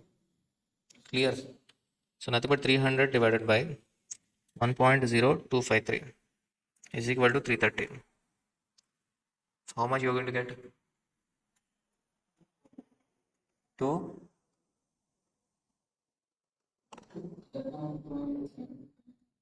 2 overall 322.59 is equal to 330. So left hand side is not equal to right hand side. So actually left hand side must be equal to right hand side, but left hand side is undervalued. Yes or no? Right hand side is overvalued. So that's why investor. So when it is underpriced, we buy. When it is overpriced, we sell. So that's why investor devises a strategy of buying a call option. Why he bought a call option? Because left hand side is underpriced. And selling the share, he sold the share. And a put option, he sold put option and share because right hand side is overpriced. In right hand side, we have a share and put option. Are you getting my point? So find out the profit or loss. Obviously, he will get the profit. How much profit will he get? 330 minus 322.59. 7.4 profit. See the answer. This is not required. He sold the stock as on today. He will receive 310. Why 310? Because as on today the price is 310. Okay, he sold put option and he will receive 20. He will buy the put call option. He has to pay 30 rupees. And he is going to deposit present value of a strike price as on today. What is the present value of strike price? 292.60. That is outflow. Present value of strike price is outflow. Call option is also outflow. So ultimately he got 7.4 profit. Okay, clear? Because the reason is he adopted a right strategy. What is the second one? What would be the position if the strategy adopted is selling a call? Selling is a call is a wrong strategy. Yes or no? He's doing what exactly reverse. So selling a call and buying the put and the shares, then he will lose money. How much he is going to lose? He is going to lose 7.4, exactly the same amount. Okay, so I have already explained put call parity equation in the regular class. I have proved LHS is equal to RHS. Okay, clear? Next concept is minimum value of a call and minimum value of a put. Minimum value of a call, minimum value of a put, minimum value of a call. So for finding out minimum value of a call, let us assume what is the call option right to buy. In future, I will buy the share. Yes or no? I don't know the exact outflow. Okay, but I know maximum outflow. In case of a call option, I don't know the exact outflow, but I know the maximum outflow. Maximum I'm going to spend X on a share. If I have a call option, I'm going to spend maximum X on a share. If I, okay, X is the maximum outflow on maturity. Yes or no? So I have to find out value of a call as on today. So if I have a call option, I have a right to buy. In future, I will buy the share. Okay, that means I have to sell the share as on today. That is called as short selling. If I sell short the share, then I will receive spot price. This is exact inflow, but I don't know the exact outflow. I know maximum outflow. So maximum outflow would be X into A minus TRF. Why X into A minus TRF? Because X is the outflow on maturity. I should bring it to the present value. So then why it is called as minimum value of a call instead of value of a call? Because here we are taking maximum outflow, not exact outflow. There can be less than X into E power minus TRF outflow. Clear? So minimum value of a call is equal to spot price minus X into E minus X into E power minus TRF. Okay. This formula will be useful again in Black-Scholes model. Next, minimum value of a put. Minimum value of a put. Put option means right to sell. Instead of by hearting, understand the logic. Then you will be able to remember. So put option means right to sell. In future, you're going to sell. In future, you are going to sell. So inflow. I don't know the exact inflow, but I know minimum inflow. Minimum I will get X. Value means inflow minus outflow. X into E power minus TRF. In future, I am going to sell. That means I have to buy as on today. If I buy today, my outflow is spot price. I have no idea about exact inflow, but I have an idea about minimum inflow. So minimum value put is equal to X into E power minus TRF minus spot price. Exact value of a call we will find using option valuation models. We have not started option valuation models. So earlier you told the value of a call. That is value of a call on maturity. If we know the expected share price. But right now we are finding out the value of a call as on today. Why we are finding out value of a call or value of a put? Why? What is the reason? Because to know whether there is a scope for arbitrage. At the same time, how much premium should be charged by the writer? Maximum premium that can be paid by the holder. To know that we are finding out the value of a call or value of a put. Okay, so this is the minimum value of a call and minimum value of a put. Clear? See 2 marks question December 2015. So minimum value of a put. Minimum value of a put. Okay. So minimum value of a put. Simple. So how do we get minimum value of a put? X into E power minus TR spot price. What is X here? 240 into E power minus 0.05 into 6 by 12 because it is 6 months. Minus what is the spot price? 225. Current market price is 225. Are you getting my point? Okay, clear. So the answer you will get is rupees 9.073. Okay, 2 marks question. Clear? So this is the minimum value of a put. So next question, theoretical minimum price of a put option. Current stock price is given, strike price of 6 months European put option. European call or European put means it can be exercised only on the due date. But American call or put option means it can be exercised on any day before the expiration date. So price of 6 months European put option, risk-free rate. Calculate the theoretical minimum price of the put option. Theoretical minimum price of the put option. So simple. How do we get theoretical minimum price of put option? Spot strike price, present value of a strike price. Like earlier, we have to find out the present value of a strike price. How do we get present value of a strike price? Simple. 210 into e power minus 0.05 into how many months?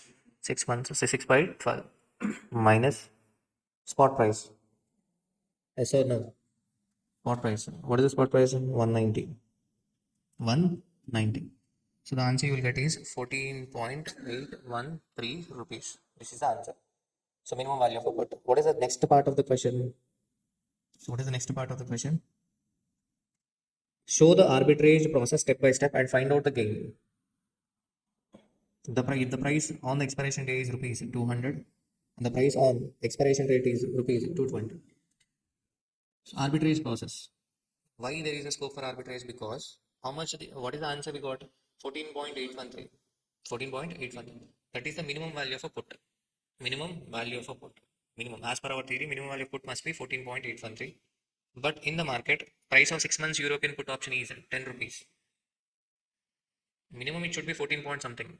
But in the market it is available for rupees 10. Then what is your strategy? You will be buying the put option. You will buy the put option. Put option buying means you have a right to sell. You have a right to sell at 210 in future. So what is the step? First step.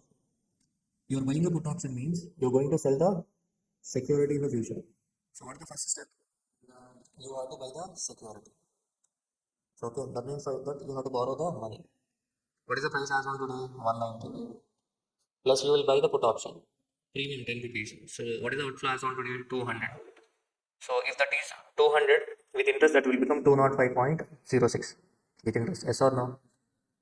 If on the expiration date the price is 200, I will exercise the put option and I will sell it rate of 210. So 210 minus my borrowing amount with interest 205.06. 4.94 is the profit. Here, if the price on the maturity is 220, then I will allow the put option to lapse and I will sell in the market. I will get 220. So 220 minus loan amount 205.06. So 14.94 is the gain. So minimum gain you will get is 4.94. Nothing but difference between the minimum value of a put and the actual price of a put option. Clear? So with this we have completed minimum value of a call and minimum put option. Minimum value of a put option. Let us move on to option valuation models. Okay. So next option valuation models, we have a four models: risk neutralization, binomial model, two period binomial model, and Maxwell's model. Okay. Risk neutralization, very simple model. So it has been asked in CA final examinations, but I don't know why not asked in CMA final till now, till date. Okay. But simple, can expect in this attempt. Okay. So current market price 420. Within a period of 3 months, the maximum and minimum price of it is expected to be 500 and 400 respectively. Actually, except the Black and Scholes model, all other methods are binomial. Bi means 2. Okay. So here maximum price can be 500, minimum can be 400. If the risk-free rate of interest be 8% per annum, what should be the value of a 3 months call option under the risk neutral method at a strike rate of a rupees 450? Given e power 0.02 is equal to 1.0202. It's a very simple question. So here in this method, we assume that in a risk neutral world, investor will expect a risk-free rate of a return. Nothing but investor will expect the spot price is 420. The spot price might increase at the rate of 8% per annum. 8% per annum. Generally, probabilities are assigned, but in this method, the probabilities are calculated. So maximum price can be 500, minimum price can be 400. So generally, probabilities are assigned, and the expected price is calculated. But here we know the expected price. What is the expected price? 420 into e power 0.08 into how many months? 3 months. So 3 by 12. This is the expected share price because in a risk neutral world, the share price will grow at the rate of risk free rate. We don't know the probability of attaining maximum price. So let us assume that is P into 500 plus then probability of downward FSP is downward future spot price is 1 minus P into 400. So P into 500 plus 1 minus P into 400. So by solving this equation, you will get probability 0.2848. So that is the probability of upper future spot price. So the probability of downward future spot price is 0.7152. For example, if on the maturity the price is 500 and strike price is 450, we will exercise the call option. Exercise the call option, then value of a call is equal to 50. But chances of occurrence of this event is 0.2848. Yes or no? But future spot price can be 400. If a future spot price is 400, then the value of a call is equal to 0 because we allow the call option to lapse. The probability of this event is 0.7152. So 0.2848 into 50 plus 0.7152 into 0 is equal to 14.24. This is the expected value of a call option on the maturity, 14.24. But we should bring it to the present value. So 13.96 is the present value of a call option. So that's it. This is the risk and neutralization method. And by using put call parity equation, we can find out the value of a put. Because already we know the value of a call, we can find out the present value of a strike price. We know the value of a share as on today, 420. So the missing figure is value of a put. So value of put is equal to 35.05. Okay, in study material we have one question. They might use spot price, value of a call, and strike price, and they ask you to find out value of a put. Or else they might give value of a call, value of a put, and strike price, and they might ask you to find spot price. As on today, VS means value of a share, spot price. Here VS means spot price. VP means value of a put, nothing but premium of a put option. So VC means premium of a call option. Clear? So this problem can be solved using binomial method also. Okay. In binomial method,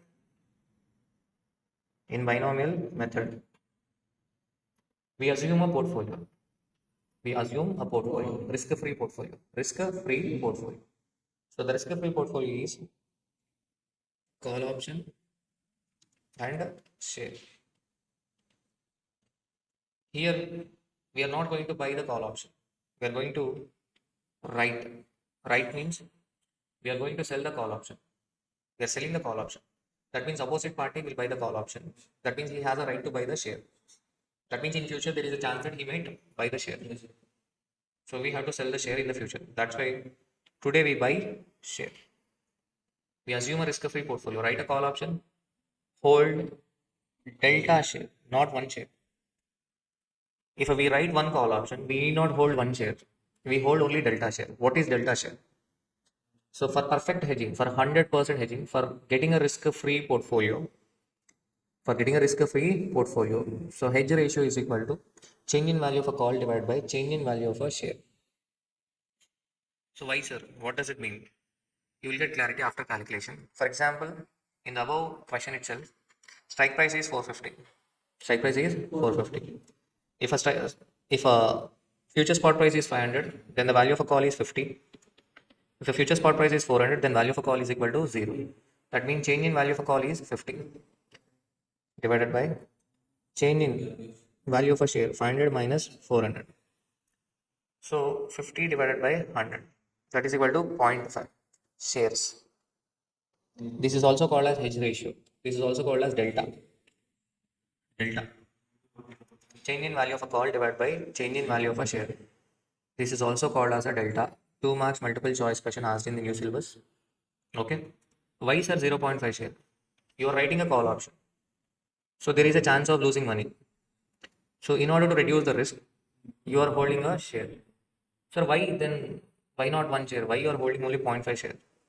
To handle 50% change, we doesn't require one share because one share change is 100. But whereas call option change is 50. So for handling the risk arising out of one call option, we doesn't require one share. We require 0.5 share. So risk-free portfolio is nothing but write a call option, hold delta shares.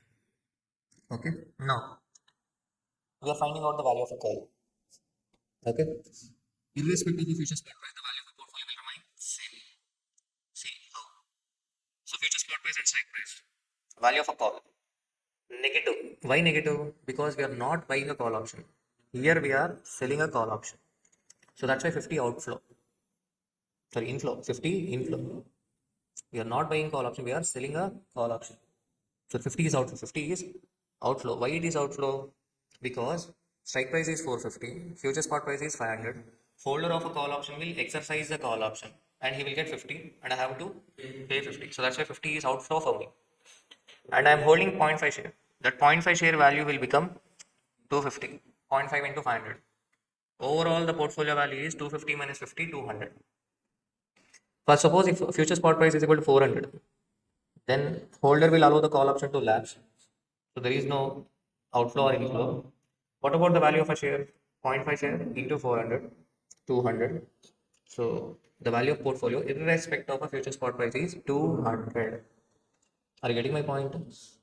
So this is the value of portfolio on the maturity.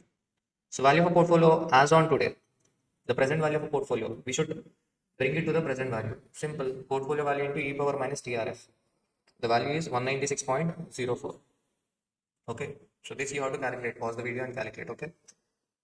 So what is the portfolio combination? Call option and value of a share.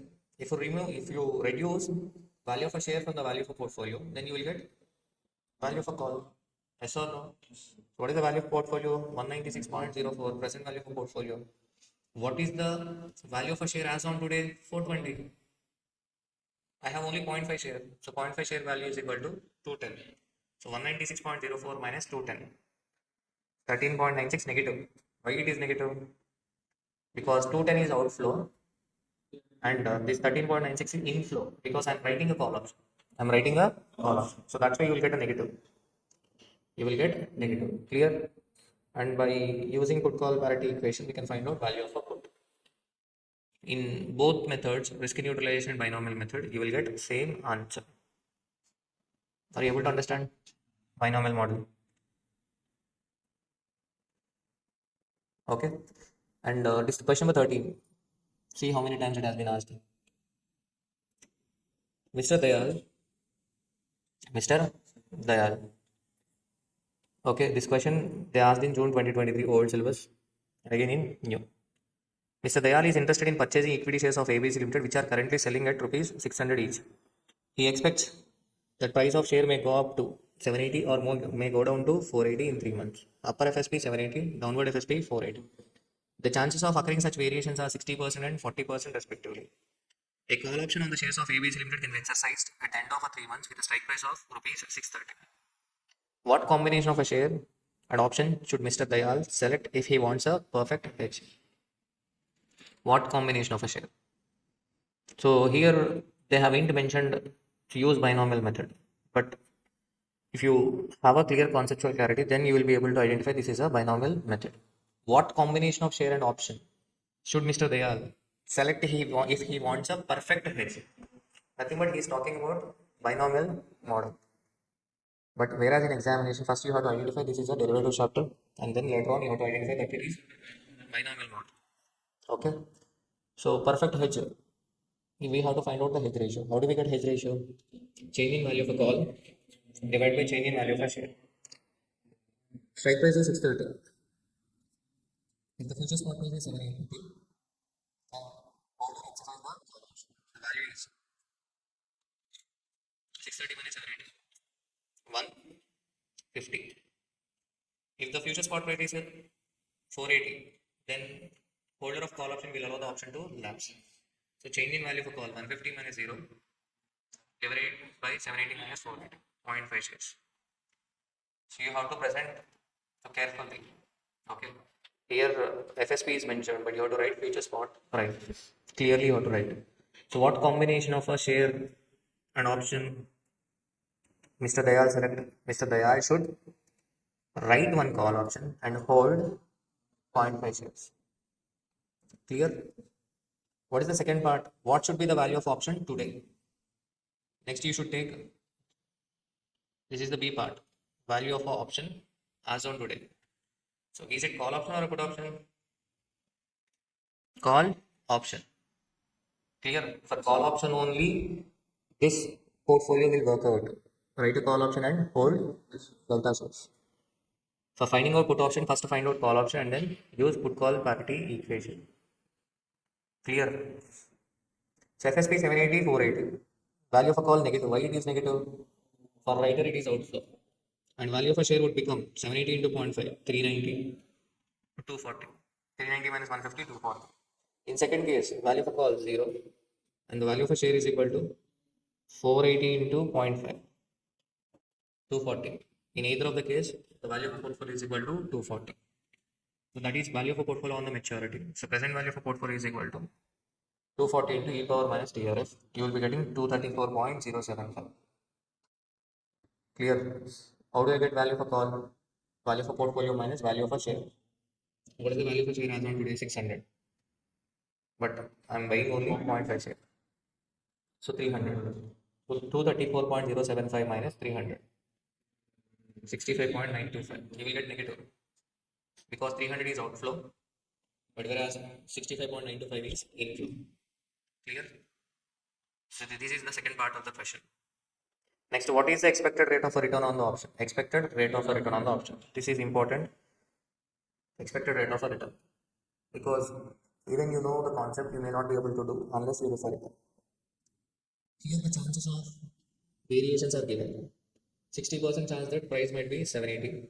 40% chance that price might be 480. So that means expected value of a call option is 150 into 60% plus 0 into 40%. Expected value of call option is 180. It means if you are okay, so holder will be getting return. How much return? Expected rate of return on the option is so 65.925 is the investment for the holder. So 90 is the expected value of a call option. So the percentage return is 90 minus 65.925 divided by 65.925. So this is the expected rate of a return. This one is a different question. Okay. If you apply 100% logic, you may not be able to solve it. So be careful. Okay. Clear? Next concept, two period binomial model. Two period binomial model. So this question also till now they haven't asked in examination, but why to take chance? So that's why two period. So this model is similar to risk neutralization model, two period binomial model, and it is similar to a decision tree evaluation of risky proposal concept. Consider a 2-year American call option with a strike price of rupees 50 on a stock, the current price of which is also rupees 50. Strike price 50, current price of which is also rupees 50.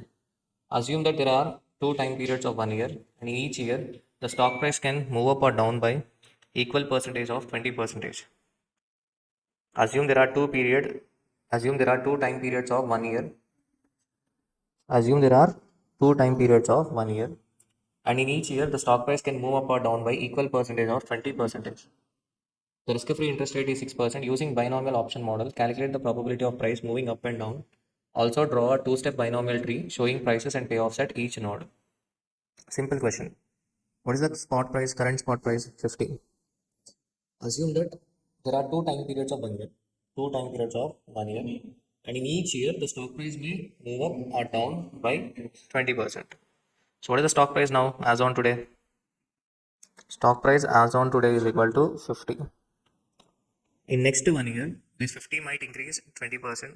That means it will increase to 60, or else it can decrease to 40. Okay, in 1 year. Okay, consider two time periods. In next 1 year, the 60 may increase to 72, or may get decreased to 48. Clear? And this 40 may increase to 48, or may get decreased to 32. This can happen in next 2 years. Okay. So now see the question again. Using binomial option model, calculate the probability of price moving up, probability of upper FSP, and the probability of downward FSP. He is asking us to calculate the probability of upper FSP and the probability of downward FSP. So let the probability of upper FSP is equal to P. Okay. Then what is the equation? P into 60 plus 1 minus P into 40 is equal to 50 into e power. Time is equal to 1 year into what is the risk-free rate? Risk-free rate is equal to 6%. 0.06. Are you getting my point? Similar to risk neutralization, we are finding out the probability. Probability of price moving up and probability of price moving down. So by solving this equation, you will get a probability of 0.6545. That means probability of price moving up is 0.6545 and the probability of price moving down is 0.6545, 0.3455. Clear? The probability of price moving up is 0.6545, 0.3455. In next 1 year, the price may move up to 60 and the probability of occurrence is 0.6545. And the 60 may increase to 72. The 60 may increase to 72 in next 1 year. Okay. And what is the probability of that occurrence? 0.6545. And 60 may get decreased to 48. Probability of occurrence is 0.3455.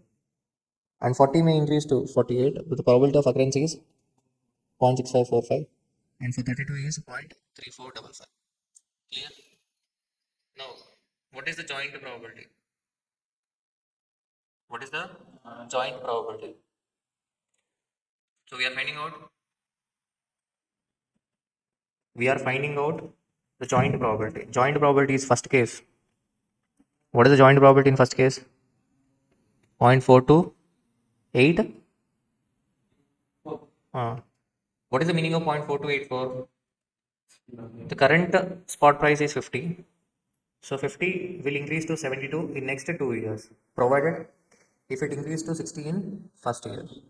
So 50 increasing to 50 and the probability is 0.6545 and the probability of 60 to become 72 is 0.6545.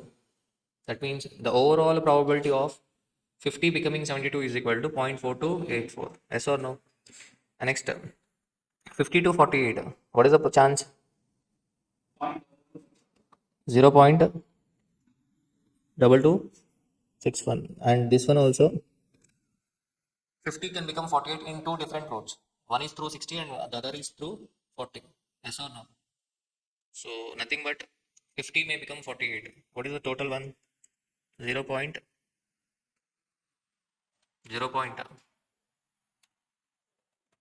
0.4522. So 50 may decrease to 48 in next 2 years and the probability of occurrence is 0.4522. Next 50 might get decreased to 32. What is the probability of occurrence? 0.3455 into 0.3455. 0.1194. Clear? Are you getting my point? Okay. Now, what is the value of a call option as on today? What is the value of a call option as on today?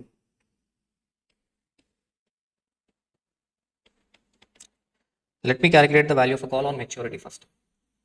If a price increases to 72, then value of a call is equal to 22. Why? Because the strike price is 50. The strike price is 50. So holder is having a right to buy at the rate of 72. So the value of a call is 22. Second case 0. Third case 0. Last case also 0. So and value of a call being 22, the probability of occurrence is 0.4284. Yes or no? So present value of a call is equal to simple 0.4284 into 22.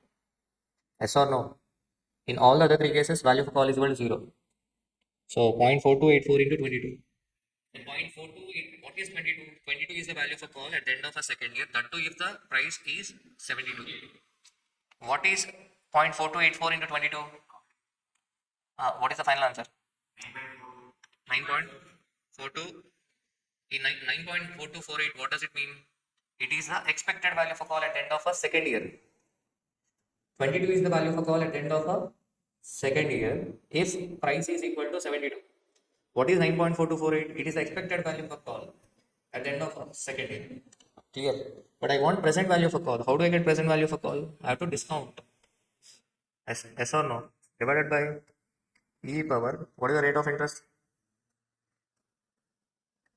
E power what is 0.06. E power 2 into because 2 years 0.06. Yes or no? If you solve this one, then you will get 8.35. e power 0.06 is equal to 1.0618. You have to discount two times. You have to discount 9.4248 two times. So 9.4248 divided by 1.0618. You have to discount it two times. What is the answer? Okay. You will get 8.35. Okay. Pause the video and calculate. Okay. This is the present value of a call. Are you able to understand the two-period binomial model? Okay. But this question has got complicated because draw a two-step binomial tree. First part, he asked to find out the probability of price moving up and down. Second part is draw the binomial tree showing prices. Okay. And payoffs at each node. At each node, we have to find out the value of a call. Payoff. Payoff is nothing but value of a call at each node. What is meant by each node? Each node, in a sense, we have to find out the value of a call at each node. Okay. If they ask you to find out the value of a call as on today, then simple 0.4284 into 22, and we should bring it to the present value. That's it. But we should find out the value of call at this node. At this node means 22 into 0.6545. Yes or no? Why? 60 becoming 72. What is the percentage of that? What is the percentage of occurrence of that event? 0.6545. So that's why at this node, the value of a call is 0.6545 into 22 divided by 1.0618. We have to discount only 1 year. Yes or no? We should bring it to the end. We should bring the end of a second year value to the end of a first year. So that's why divided by 1.0618 only. So what is the answer? 18.56. Okay, what about this node? This node 0.6545 into 0, 0.3455 into 0. If you bring it to present value, 0. Okay. What about the value of a call here? Simple. 13.56 into chances of 13.56 is 0.6545 divided by 1.0618. Are you getting my point? So what is the answer? 8 point. 13.56 into 0.6545 divided by 1.0618. What is the answer? Point 8 point 8.35. You will get 8.35. Are you getting my point? They ask you to find out the value of a call at each node. Okay. So nothing but if I have to find out the present value of a call, 0.6545 into 22 into 0.6545. Nothing but we should consider joint probability. And you should discount for two times. Yes or no? But here they ask you to find out the value of a call at each node. So clear?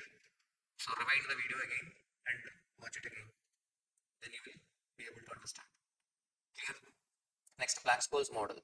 So next concept of Black-Scholes model. Till now, we have seen three valuation models: risk neutralization, binomial, two-period binomial model. Actually, all the three are binomials. Only two possible prices are given. If you observe the three models, only three possible prices are given. But whereas in Black and Scholes model, so possibilities are high. I mean, not only two possibilities. So there can be n number of possibilities. So in future, price can be anything. Okay. So this formula, we cannot discuss the logic right now. You have to remember the formula. You have to remember the formula. Three times they asked you. If you can remember this D1 and D2 formula and this value of a call and value of a put. You remember the minimum value of a call formula? Minimum value of a call is equal to spot price minus strike price into e power minus TRF. But the only difference is spot price is multiplied with ND1. Strike price into e power minus TRF is multiplied with ND2. Okay. And what is the minimum value for put? Minimum value for put is equal to strike price into e power minus TRF minus spot price. Here strike price is multiplied with N of minus D2, not ND2, N of minus D2. And spot price is multiplied with N of a minus D1. How do you get N of a minus D2? 1 minus ND2. And how do we get N of a minus D1? 1 minus ND1. Or else, you need not remember this formula also. First you find out the value of a call. and then use put call parity equation and then find out the value of a put. Okay, you just understand how to calculate the value of a call option. So what are these ND2, ND1 and ND2 values? First you find out D1 and D2 and later on, so ND1 and ND2 values are being given in the question itself. Okay, so D1, what is the D1 formula? Natural log of S divided by X. S means spot price, X means exercise price. Natural log of S divided by X plus R plus sigma square by 2 into T, whole divided by sigma into square root of a T. D2 is equal to D1 minus sigma into square root of a T. Okay, so these, if you get Black-Scholes model in the examination, then you are lucky because you have to simply substitute the values given in the question in D1 and D2, and obviously you have to select ND1 and ND2 values and later on find out the value of a call. Okay, shall we see the question? See the question. So June 2012, this has been asked in June 2012. So if a dividend is given in the question, then first you have to find out the adjusted spot price. If dividend is given in the question, first you have to find out the adjusted spot price. The shares of X Pro Limited are currently priced at 408. Spot price is 408. Call option exercisable in 3 months.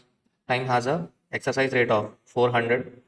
Risk-free interest rate is 5% per annum. Standard deviation of share price is 22%. Standard deviation 22%. How will you identify whether it is a risk neutralization or Black-Scholes model? In Black-Scholes model, they will give you standard deviation. The company is going to declare a dividend of rupees 10 and it is expected to be paid in 2 months' time. Determine the value of a 3 months call option on the share of Xpro Limited based on Black-Scholes model. Simple.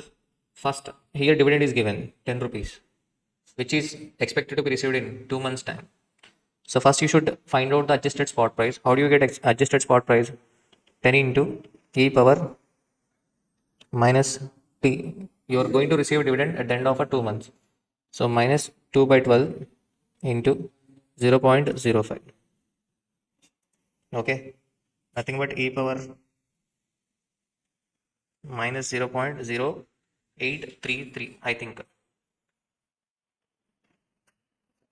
So 10 into 9.9, 10 into 0.9917, nothing but, so the adjusted spot price is equal to 408 minus 9.917. Is it clear? So 408 minus 9.917. So 398.083 is the adjusted spot price. Clear? Adjusted spot price. And then you have to calculate D1 and D2 and later on take ND1 value and D2 value and then find out the value of a call. So what is the D1 formula? Natural log of S by X. So log values will also be given in the question. Natural log of spot price divided by strike price. What is the spot price? 393.083 divided by 400 plus R plus sigma square by 2 into T. What is R? 0.05. 0.05 plus sigma square. Sigma square standard deviation 0.22 square. Actually here the alignment is not correct. 0.22 square divided by 2 into time 3 months. You should take time in years. So that's why 0.25. Whole divided by 0.22 into root of 0.25. So we got D1. What is D1 is equal to 0.125. So n of 0.125 is equal to 0.5498. Clear? What about D2? D2 is equal to D1 minus sigma into square root of a T. So you will get 0.015. So n of a 0.015 is equal to 0.5060. Values are given in the question. Values are given in the question. Okay. Here natural log is also given. Log values are also given. Are you getting my point? Yeah. So value of a call option is equal to spot price into ND1. What is the spot price as on today? Adjusted spot price 398.083 into 0.5498. ND1 value taken from the question minus strike price 400 into e power minus 0.05 into 0.25. Nothing but we are bringing the strike price to the present value multiplied with ND2. So the value of a call is 18.98. Okay, this is how the questions are being asked from Black and Scholes model. I used to give elaborate explanation for Black and Scholes model if it is a CA funnel. For CA funnel, I have to explain how the ND1 and ND2 values must be taken from normal distribution table. Okay, but for you guys, I'm not going to explain how ND1 and ND2 values are taken from normal distribution table. That will take at least half an hour time. But in examination, they're not giving normal distribution tables. They're just giving correct values. Clear? Okay, done. What is the second part of the question? What would be the worth of put option if the current price is considered to be 390? Actually, I'm not convinced with suggested answer, but we have to follow the suggested answer. He took 390 rupees as spot price and used put call parity equation. Put call parity equation. So we know the value of a call 18.98. We know the present value of a strike price. And we have a spot price also. What is the spot price of 390? So we can find out value of a put. Actually, this is not the correct answer in my perception because if current market price is 390, first we have to find out the adjusted spot price. And again, D1, D2 values will change. And ND1, ND2 values will change. Okay. And value of call will change. And then you can apply put call parity equation. But whereas in question, okay, ND1, ND2 values, only two are given. So that's why for second part, directly they have applied put call parity equation. Are you getting my point? Price is 390. If price is 390, then adjusted spot price. We have to find out adjusted spot price. And again D1, D2, value for call. And then you have to apply put call parity equations. Okay, but here they have applied directly put call parity equation. Clear, DT Dharmateja? Okay, so there is another question, but in that question, dividend is not given. If dividend is not given, directly we substitute spot price in D1 formula. That's it. Okay. In Forex also, they have asked, okay, Black Scholes model. Even in Forex also, dividend is not there because in case of currency, there won't be any dividend. In case of currency option, yes or no? Simply, you have to substitute the values given in the question in a formula. That's it. So this is Black Scholes model. Clear?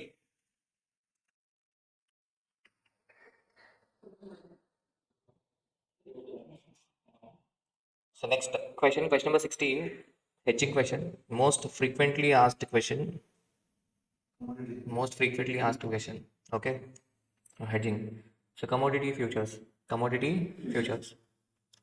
See the question. A silver merchant requires in 3 months time 3,000 kgs of a silver for making silver articles during a wedding season. He requires 3,000 kgs. He expects the price to increase. Silver sells at spot rate of 5,100 per kg. As of today, silver is selling at rupees 5,100 per kg. Each silver future contract for 50 kg expiring in 3 months sells at rupees 5,200 per kg. So for future contract is selling at 5,200. The merchant wants to hedge half his requirement through futures. Through futures, he is expecting, he is hedging half requirement and leave the remaining half uncovered. Explain his position and the gain or a loss in the spot and futures market. The number of futures to trade in. Number of futures to trade in. You have to explain his position and the gain or losses in the spot and futures market. In the spot, how much he is losing money and how much he is gaining. Okay, in spot or future market. The number of futures to trade in. The effective price per case for his entire requirement if after 3 months. Spot price is 5250 per case. Future is at rupees 5,400 per case. Spot rate is 5,000 per case and future is at rupees 4,900 per case. So merchant require silver. That means he has to take a long position as on today. On the maturity, he will take an opposite position. What is the position? Short position. Half is uncovered. If half is uncovered for 1500 kgs, for half uncovered, the rate applicable is 5250 per kg in first case. In second case, the rate applicable is 5000 per kg. That is for 1500 kgs. But the question asked is effective price per kg. So we have to find out the price per kg of 1500 Ks which has been hedged. We know the unhedged part. Unhedged price is 5250 per kg. So we have to find out the price of a hedging. Price of a hedging. Okay. So pause the video and guess the answer and write it down because this is most frequently asked question. Okay, see here silver merchant require 3000 kgs. How many kgs? 3000 kgs. In this 3000 kgs, only 1500 kgs is going for hedging. Yes or no? You want 1500 kgs. That means he has to take a long position. He is taking long position at the rate of 5200. To close the contract, he has to take a short position on the maturity. What is the price on the maturity date? 5400 per kg after 3 months. Yes or no? That means he is getting profit. He is getting profit. How much profit he is getting? 200. He is getting profit of 200. Okay. Under futures contract. What is the actual total question? They ask you to find out the gain or a loss in the spot and futures market. And the number of futures to trade in. Number of futures to trade in 1500 kgs divided by 50 kgs. How many contracts? 30 contracts. How many contracts? 30 contracts.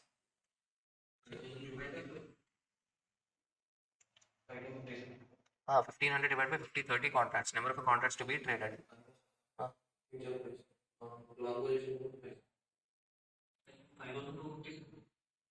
5250 is the spot price on the maturity. Now my question is number of futures to trade in. Number of futures to trade in is equal to contract size total quantity 1500 kgs divided by contract size 50 kgs. So 30 contracts. So this we are answering. He is asking effective price per kg and gain or a loss in the spot and futures market. Okay. If he want to buy silver as on today, the price applicable is 5100. Yes or no? But he is going to buy in the future at the rate of 5250. That means he is getting a loss of 150 per kg into overall 1500. Nothing but under futures he is getting a gain of 200. Under futures he is getting a gain of 200. He is losing money in okay. If he buys in spot, the rate applicable is 5100. But after 3 months he is going to buy at 5250.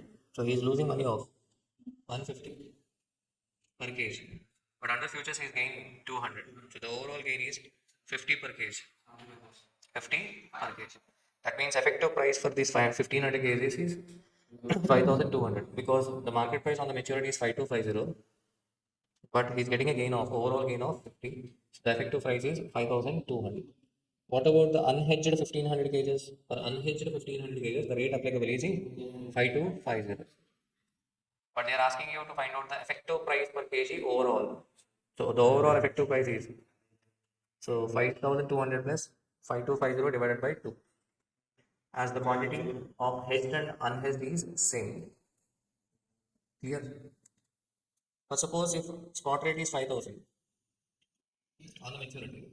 If I buy as on today, the rate applicable is 5100.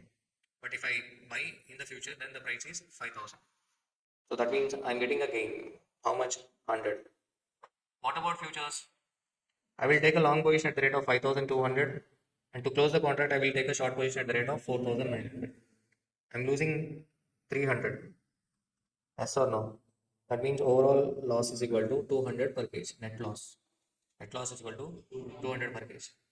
And the effective price per case will be in the spot market. I'm going to buy at the rate of 5000. So 5000 plus loss. So the effective price 5200. And unhedged portion, for unhedged portion, the price applicable is 5000. So what is the average price? I mean effective price per case. 5200 plus 5000 divided by 2. So 5100 per case. Okay. So I'm just explaining the answer given in the key suggested answer. Clear? Let us see one more question. One more. So this is May 23 CA final question as well as CMA final, June 23 question, okay? Mr. V is a commodity trader and specialized himself in trading of a rice. He has a 24,000 kg of rice. He has 24,000 kg of a rice. The following details are available as on date. Spot price 70. 3 months future is trading at 68. Expected lower price after 3 months 64. Contract size 500 kg per contract. You are required to advise to Mr. V how to mitigate the risk of a fall in price. He can use commodity futures to mitigate the risk. Okay. He is worried about falling price. Why? He is already having a rise. In last question, he wanted to buy silver. So he is worried about the rise in price. Now Mr. V is worried about the fall in price. Okay. So how to, in order to hedge its position, should use future contracts. What is the quantity he is having? 24,000 kgs. Contract size is 500 kgs. Number of contracts 48. So the future price is 68 per kg. Exposure, overall exposure is 24,000 into 68. Clear? Second part of the part question is how to use the futures contract. He has to take a short position. He should short 48 futures contracts at the price of a 68 per case, and after 6 months or after 3 months he has to cancel the position by taking opposite position. Yes or no? So after 3 months if the price is 72, 67. Okay. Right now he is taking a short position. To close the contract he has to take a buy position. Okay. Are you getting my point? So these are the 3 months of future prices on the maturity after 3 months. After 3 months. So now the point is to close the contract he has to buy at the rate of 72. That means 24,000 into 72. Okay. He is selling 24,000 kgs at the rate of 68. Nothing but he is losing 4 rupees on 1 kg. So 24,000 to 4 rupees. 96,000 loss under futures contract. What is the spot price on the maturity? 69 rupees. He will be selling 24,000 kgs on maturity at the rate of 69. The amount he realize will be, the amount he is going to realize is equal to, the amount he is going to realize is equal to 24,000 into 69. What is the amount?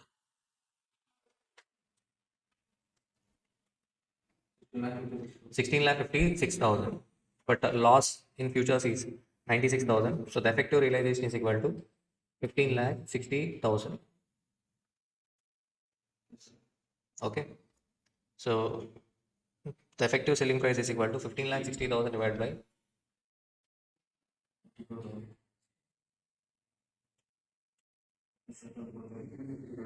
65 per kg. Likewise, you have to calculate with the price 67 also.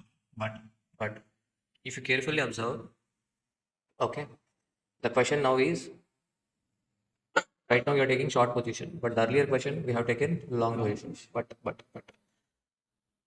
in suggested answer given by CMA final, okay, I'm not convinced with the answer. This loss we should not consider. Which loss? We have to consider only the loss in futures contract. Yes or no? Are you getting my point? You compare both the questions. Okay, so CA final May 23 suggested answer is correct. Because why the reason? Under futures contract, you are losing money. How much you are losing? You are buying at 5,200, selling at the rate of 5,400. Sorry, you are gaining. In first case, you are gaining. How much gain? 200.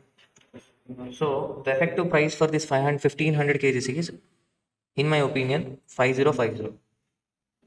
Because you are buying at 5250, 5250, but you got a gain of 200 in futures market. So 5050 is the effective price for this 1,500 kgs. Then the overall effective price is 5050 plus 5250 divided by 2. Nothing but 51. Are you getting my point?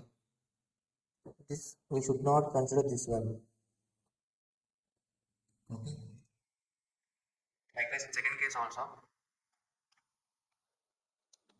we are taking long position at the rate of 5,200. To close the contract, we take a short position at the rate of 4,900. So we are getting a loss of 300. And the price we are going to buy silver is 5,000. The effective price is 5,000 plus last 300. So 5,300. Overall effective price is 5,300 plus 5,000 divided by 2. 5,050 per kg. 5150. So this is the correct answer. Okay. But whereas you have to follow the suggested answer given in CMA. Clear? But whereas for CMA final suggested answer also. So for this question given in June 23 old syllabus, so this answer has been given. Okay, you better follow this one. Okay, clear. So with this we have completed derivatives topic. So I request you to compare the last two questions. Okay, I'm tired because I'm recording class at early morning 5:30. Thank you all. Thank you so much. Thank you. Next topic, Forex. In old syllabus, Forex has a less relevance because you used to get only one question from Forex. Actually, Forex, under Forex category, we are going to discuss three topics. One is Forex, and the second one is IRRM, Interest Rate Risk Management, and next one, International Financial Management, IFM. Okay. So new syllabus, in last two attempts, they have asked two questions. In every attempt, you got two questions, Forex. Okay. And this is simple chapter. There are no formulas. And if you are able to understand the concept, then Forex will be easy. Okay. And in question bank, I have given you 25 questions in main 25. First, you practice those 25 questions. If you have a time, then go for additional questions, otherwise, not required.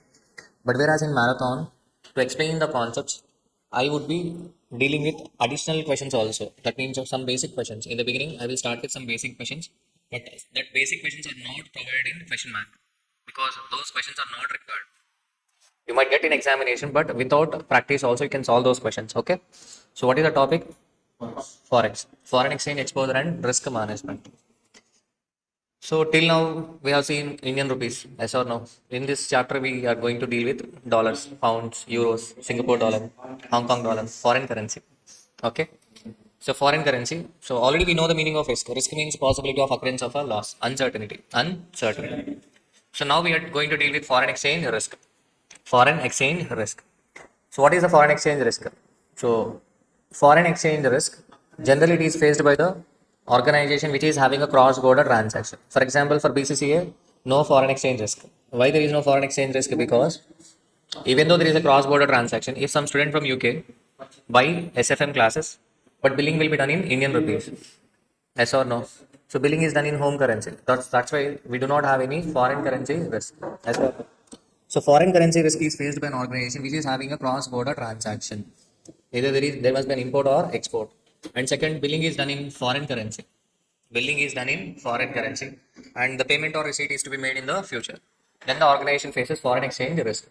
So nothing foreign exchange risk is nothing but uncertainty in cash flows, cash inflows or cash outflows arising due to foreign exchange rate fluctuations. Foreign exchange rate fluctuations. So foreign exchange rate can be one-way code or a two-way code. One-way code or a two-way code. So what is an uncertainty? How an uncertainty arises in cash inflows or cash outflows. For example, X Limited exported a goods worth rupees, so worth $1 lakh, worth $1 lakh, receivable after 3 months. Present exchange rate $1 is equal to 70 rupees. But after 3 months, $1 might increase to 80 or might decrease to 60 or might increase to 100 also. Yes or no? So that means the currency rate keeps on fluctuating. If the currency rate fluctuates, then our uncertainty in cash inflows will also increase. So this uncertainty is termed as a foreign currency risk, foreign exchange risk. In this chapter, we are mainly going to discuss how to reduce foreign currency risk. We are going to discuss hedging techniques, and second, how to make a profit out of foreign exchange market imperfections. Nothing but arbitrage. Already in derivative chapter, we have discussed arbitrage concept. Same arbitrage concept we are going to discuss in forex. Already we have discussed hedging techniques in hedging concept in derivatives. So here also we are going to discuss hedging, how to reduce the foreign exchange risk. Okay, so you will find the concept very simple. If you are able to understand forex, then this chapter will be very simple. So first, foreign exchange determinants. Foreign exchange determinants. Foreign exchange market I'm not going to discuss. I'm going to discuss basics in forex. Exchange rate. Generally, exchange rate. What is an exchange rate? Exchange rate is it is the price of one currency quoted in terms of another currency. Quoted in terms of another currency. For example, dollar rate as on today. Dollar rate. So what is the dollar rate as of now? 83.30. $1 is equal to 83.30. So this is an exchange rate. Okay. So it is the price of one currency in terms of another currency. The foreign exchange quotes are generally two-way quotes expressed as a bid and offer rate. Expressed as bid and offer rate. What is the bid rate? Bid rate means a buying rate. Offer rate means a selling rate. Okay. So bid rate means a buying rate and ask rate means a selling rate. Buying rate for banker. Buying rate for banker. Selling rate for the banker. So bid rate and ask rates are from the perspective of the banker, not from the perspective of the customer. So be careful. For example, $1 is equal to 74.75. That means the bank is going to buy $1 at the rate of 74. If a bank has to sell, it will sell at the rate of 75. The difference between bid and offer rate is known as spread. Difference between bid rate and ask rate is a spread. How do we calculate spread percentage? Ask minus bid divided by bid into 100. Or else ask minus bid rate divided by ask rate into 100. Spread is a profit to the banker. Spread is a profit to the banker. And generally left hand side, so on the left bid rate is given and on the right ask rate is given. But sometimes they might give in reverse. Okay, so that's why you should remember ask rate is always greater than bid rate. Bank always sells at a higher rate than the bid rate. Okay, clear? So spread means profit to the banker. Spread is a profit to the banker. Selection of a quote is important. You will find forex very easy if you are able to select foreign exchange quote comfortably. First, you have to learn how to select the foreign exchange quote rate. Okay. So let us discuss one small basic question. Considering the following quotes, spot quote is given, spot rate. Okay. Here, euro by pound is given. What does it indicate? It indicates 1 pound is equal to how many dollars? 1 pound is equal to how many dollars? This 1.6543 is bid rate. 1.6557 is ask rate. Okay, you won't find these questions in question bank. Okay, these questions I have picked from past examination to explain the basics. Next, pound divided by New Zealand dollar. Pound divided by New Zealand dollar 0.2786, 0.2800. Calculate percentage spread on the euro pound rate. Calculate the percentage spread on the pound New Zealand dollar rate. They are asking you to find out the spread percentage. This is the past examination question. Okay, just listen to marathon. That's it. You need not practice it. It is a basic. So ask rate is 1.6557. Bid rate is 1.6543. The difference is spread. To find out the spread percentage, difference divided by bid rate into 100. So the answer is 0.085 percentage. In second case, 0.2800 minus 0.2786 divided by 0.2786 into 100. 0.05 percentage. Okay. So euro by pound. Euro by pound is equal to 1.6543 hyphen 1.6557. Next, pound by New Zealand dollar is equal to 0.2786 hyphen 0.2800. These are the quotes given. Pound divided by New Zealand dollar. What does it indicate? It indicates 1 New Zealand dollar is equal to how many pounds? How many pounds? Okay. So third part of the question is find out the possible spread on the cross rate between the euro and the New Zealand dollar. Cross rate between the euro and the New Zealand dollar. The code between euro and New Zealand dollar is not given in the question. We have to find out the code between the euro and New Zealand dollar. Between the euro and New Zealand dollar means nothing but they are asking about euro divided by New Zealand dollar. How do I get euro by New Zealand dollar? Simple. What is the common currency between euro and New Zealand dollar? Pound is the common currency. So that's why euro by New Zealand dollar is equal to euro by pound into pound by New Zealand dollar. So nothing but we have to multiply the codes. Yes or no? So 0.2786 into 1.6543. 0.2800 into 1.6557. So this is the code. So we have to find out the spread. So complete answer is not given. So what is the immediate buying rate? What is the bid rate?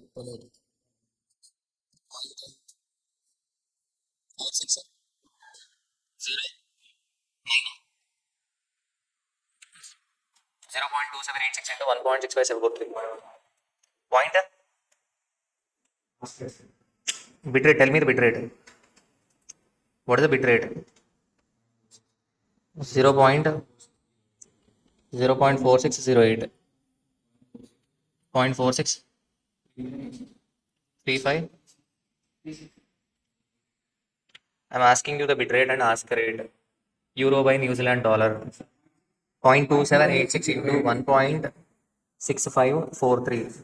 0.4609. 0.4636. Spread is equal to 0.4636 minus 0.4609 divided by 0.4609. Yes or no? 0.58 percentage is the spread. Clear? Are you getting my point? So the basics, we are discussing basics in Forex. I will go slow. Okay, while discussing basics. Okay, direct quote and indirect quote. What is direct quote? If a quote is given per unit of foreign currency, then it is termed as a direct quote. For example, $1 is equal to how many rupees? $1 is equal to how many rupees? £1 is equal to how many rupees? One Singapore dollar is equal to how many rupees? Okay, if it is given like that, then it is a direct quote for Indians.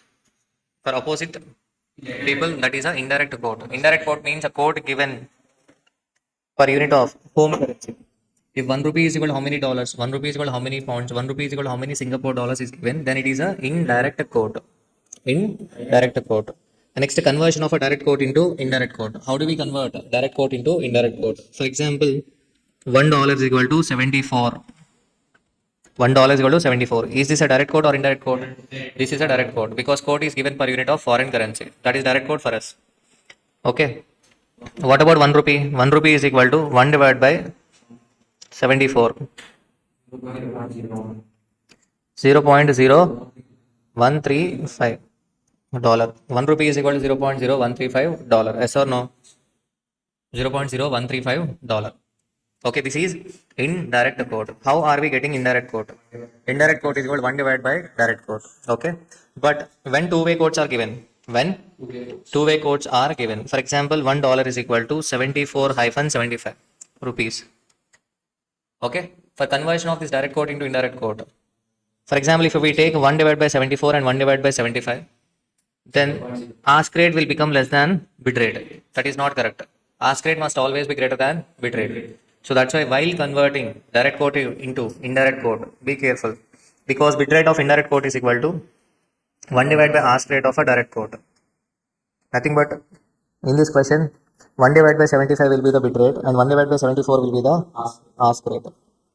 Because ask rate must always be greater than bid rate. So that's why ask rate of indirect quote is equal to 1 divided by bid rate of a direct quote. Clear? Am I clear? So European quote, it is the quote in amount of foreign currency. It is quoted in amount of foreign currency per US dollar.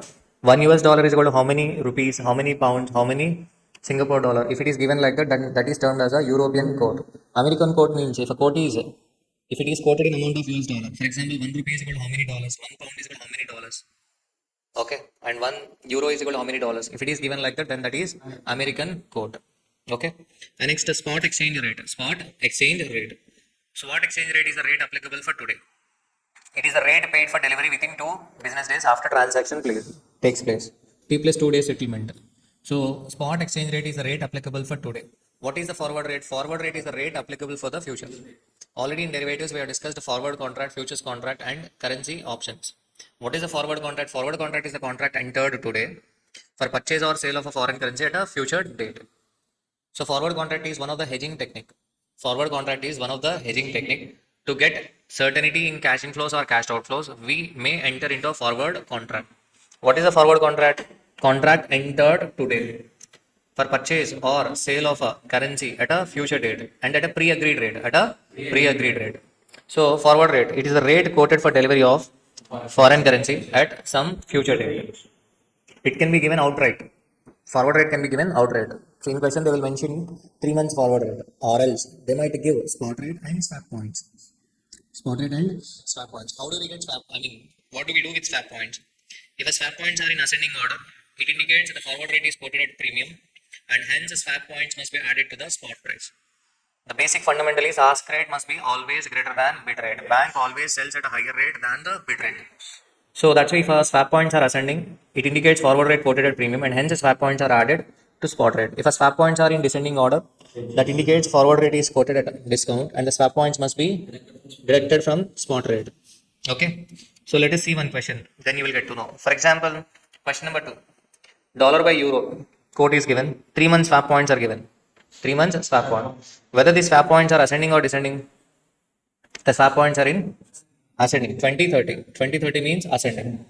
So point 8385. Okay, we need to add these swap points. Why add? For example, we are reducing 0 point. You should not reduce 20. Swap points 20 means that means we should take at the end. So point 0020. You will get point 8365. Point 8391 minus point 0030. Then you will get 0.8361. If you reduce the swap points, then ask rate will be less than bid rate. Is it correct? Logically, the selling rate must always be greater than bid rate. So that's why if a swap points are ascending, then you should add, because that indicates the forward rate is quoted at premium. Forward rate is quoted at premium means forward rate is greater than spot rate. Forward rate is greater than spot rate. So that's why in this case we should add 0.0020. So answer is 0.8405, 0.0030, 0.8421. Okay. And next, here the swap points are descending. Swap points are descending means 1.4548 minus 0.0035, 1.4513, 0.0025, 1.4529. Clear? But the question is, they are asking you to find out euro by pound. Euro by pound. But whereas in the question, the codes given are dollar by euro and dollar by pound. But now we require euro by pound. Euro by pound. What is the common currency between euro and pound? Dollar is the common currency. Yes or no? So that means we should write an equation to cancel dollar. Dollar should get cancelled. And we should get euro in the numerator. So that's why we should change first quote. Instead of dollar by euro, we should take euro by dollar into dollar by pound. This euro by pound is nothing but cross rate. Cross rate means an exchange rate calculated using the common currency. Okay. So euro by dollar into dollar by pound. So in the question, dollar by pound is available.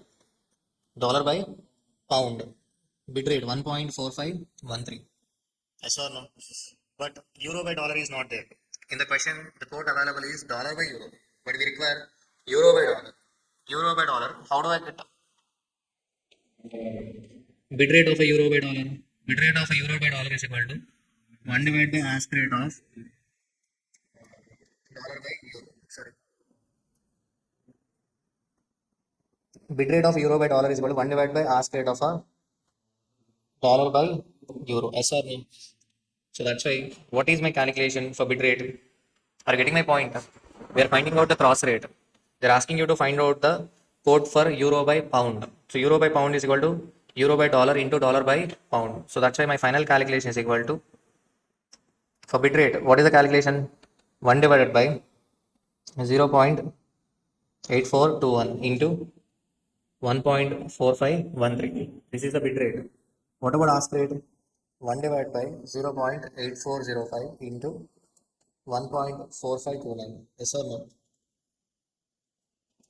So final answer is 1.7234 hyphen 1.7286. Are you able to understand this concept? If you are able to understand this concept only, I will move further. Because you must understand how to find out the cross rate. Okay. Euro by pound is equal to euro by dollar into dollar by pound. We must ensure that dollar must get cancelled and euro must be the numerator. Euro must be the numerator. Yes or no? Clear? Why am I taking 1 divided by ask rate? Because euro by dollar is not available. Okay. To get euro by dollar, I must take bid rate of euro by dollar is equal to, bid rate of a euro by dollar is equal to 1 divided by ask rate of dollar by euro. Already we discussed. How do we get bit rate of indirect code? Bit rate of indirect code is equal to 1 divided by ask rate of a direct code. Clear?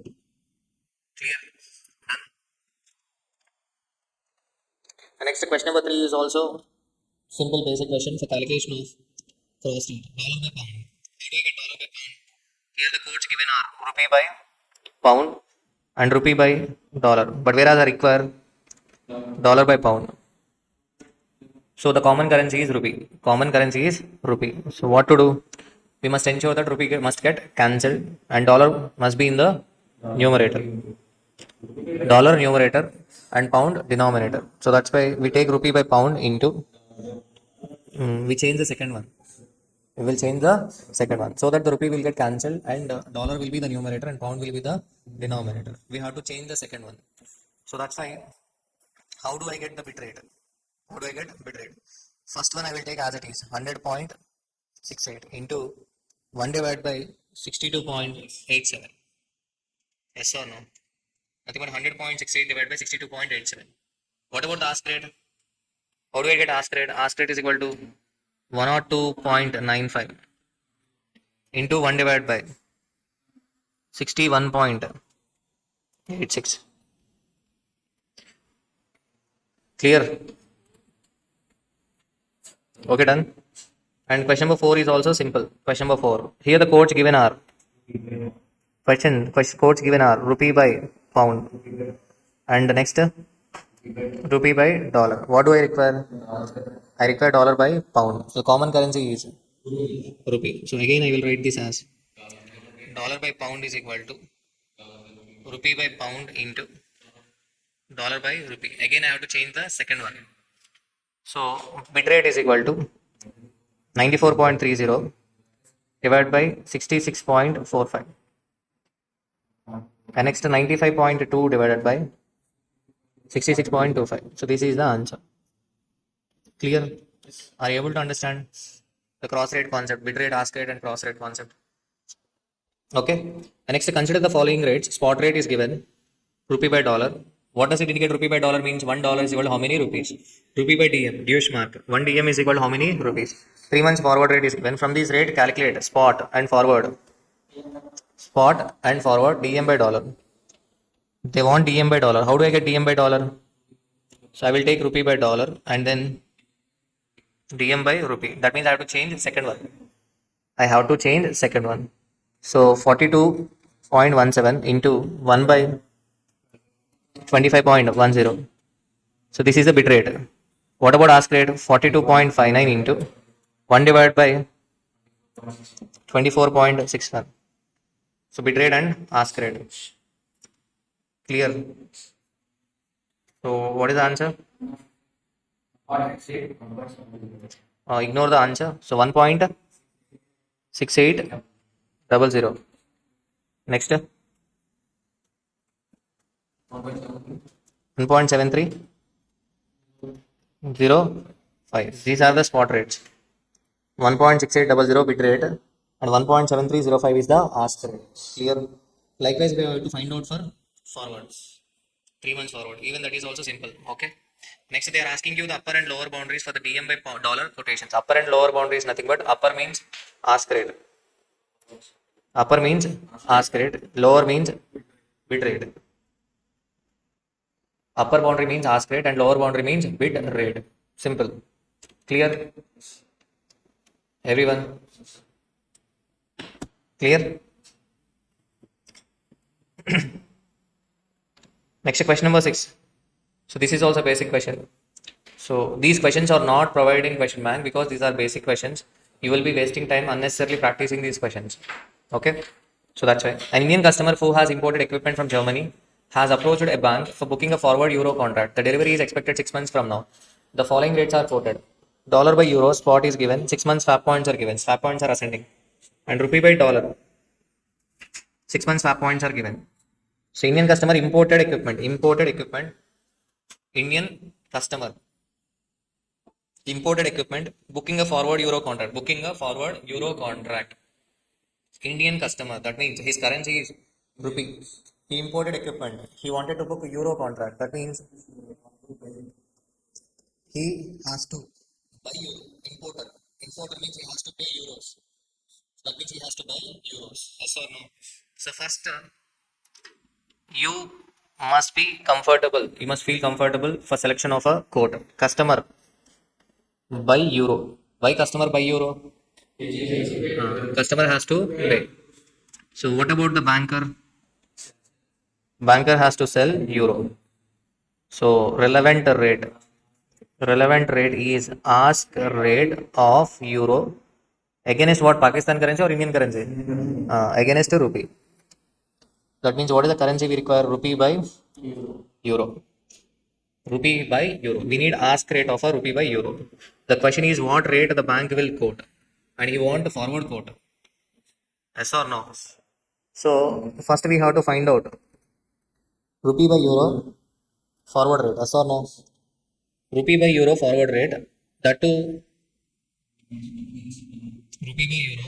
I want forward rate 0.8453 plus 0.0015. So 0.8468 is the bit rate. What about that ask rate? 0.8457 plus 0.0020. So 0.8477 is the ask rate. Yes or no? And next rupee by dollar 46.47 plus 0.20.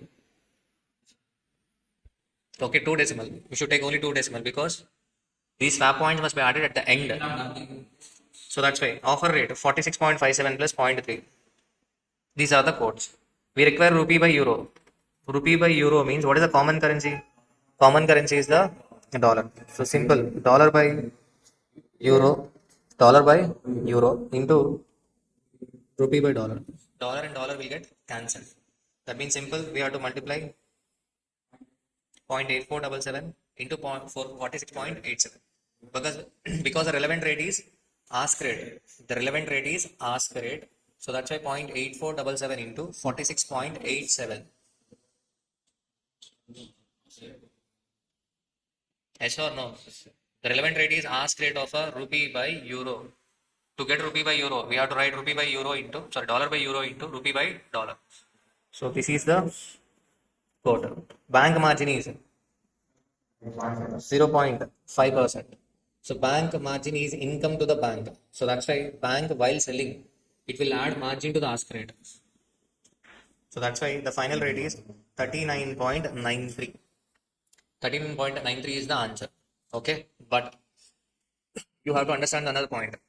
If it is a bid rate, then margin must be reduced. Bid rate means buying rate. The bank buys at the bid rate. Okay. So margin is reduced from bid rate. Margin is added to the ask rate because margin is income to the banker. Income to the banker. Clear? Okay. And next question number 7. Question number 7. So question number 7 is a basic question not required. So we shall move on to next question. Question number 8. Question number 8. So let me explain question number 6 again. Some students has got confused, so that's why I'm going to explain this problem slowly. Question number 6 because basics are very important. So let me write the codes given. So first, dollar by euro is given. Spot rate. 6 months swap points are given. Swap points are ascending. Forward rate can be given outright or spot rate with swap points. Rupee by dollar, 6 months swap points are given. If a swap points are ascending, if swap points are in ascending order, then we add it to spot rate. If a swap points are descending, then we reduce from spot rate. Now the question is what rate the bank will quote if it needs a margin of 0.5%. First thing, margin is an income to the banker. So that's why this margin is reduced from bid rate. While buying, bank reduces margin from the bid rate. And this margin is added to the ask rate. Okay, clear? And next, rate selection is important. Rate selection. So what is the question here? An Indian customer who has imported equipment. Indian customer means his currency is Indian rupee. From Germany, approached a bank for booking a forward euro contract. Be careful. So he wanted to book a forward euro contract because he is expecting a delivery 6 months from now. That means he want euros after 6 months. Now, the selection of a rate is very important. Customer, in this case, he will buy euro. Why? The reason he is an importer. He is an importer. He has to pay euros. So that's why customer will buy. Banker sell euro. Banker sell euro. So relevant rate, ask rate of euro against dollar or rupee? Against rupee because customer is in India. Against rupee. Nothing but we require 1 euro is equal to how many rupees? Nothing but rupee by euro. Rupee by euro. Okay. But the codes given in the question are different. The codes given in the question are dollar by euro and rupee by dollar. But whereas the code required is equal to rupee by euro. How can I get rupee by euro? Here the common currency is dollar. Common currency is dollar. So that's why how do I get rupee by euro? Simple. I will take rupee by dollar into dollar by euro. Nothing but I need not change any code. Directly I can multiply the given two codes. Yes or no? By multiplying the given two codes, I can get rupee by euro. And I don't require bit rate. I require only ask rate. I require only ask rate. Yes or no? So that's why the calculation is equal to 0.8457 plus 0.0020. So this is the ask rate of a rupee by, sorry, ask rate of a dollar by euro. Yes or no? Into 46.57 plus 0.30. So this is the ask rate of a rupee by dollar. So finally, what is the quote? What is the answer? 0.8477 into 46.87. 39.73 is the ask rate. For that, we have to add margin at the rate of 0.5%. So the rate to be quoted by the banker is 39.93. So 1 euro is equal to 39.93 rupees. So selection of a quote and finding out cross rate is very important. You must be able to understand this concept. Okay. So go back and listen to this video once again. You must be you must learn basics. Clear? Question number 8. Question number 8. Nothing but this is question number 1 in our question bank. Question number 1 in your question bank. Following are the details of a cash flows and outflows in foreign currency denominations of MNP company, an Indian firm, an Indian firm, an Indian firm, which have a no foreign subsidiaries, currency, inflow, outflow, spot rate, and forward rate. This is a different kind of a problem. Just refer this question. Just refer. That's it. Calculate net exposure. Is any of our exposure offsetting? Net exposure. This is a different question. Even if you have a conceptual understanding, even if you know basics, you may not be able to do this question because this is different type. Okay. They are asking what is a net exposure.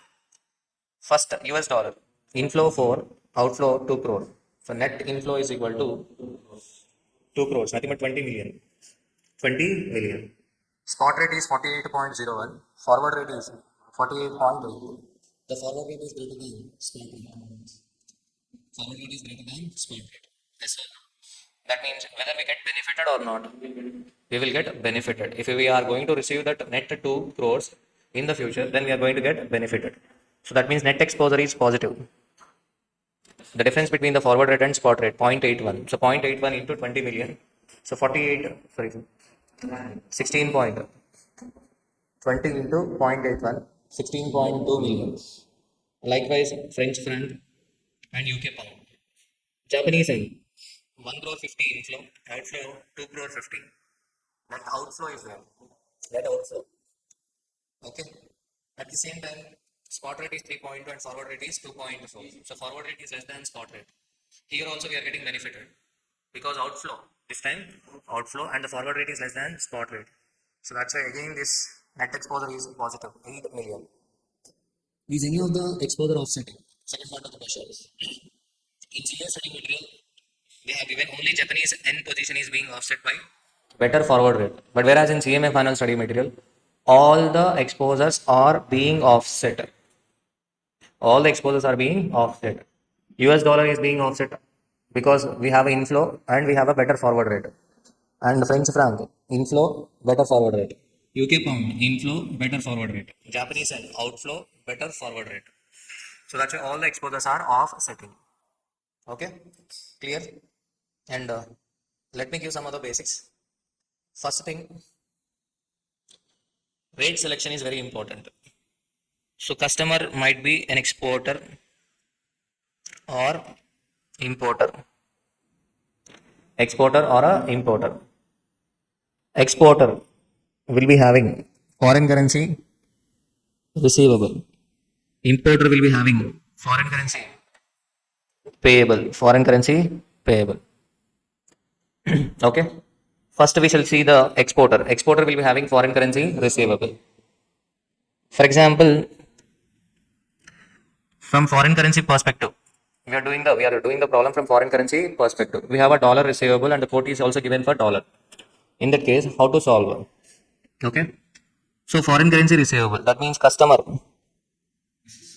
sell foreign currency, banker buy foreign currency. So relevant rate, bid rate of foreign currency.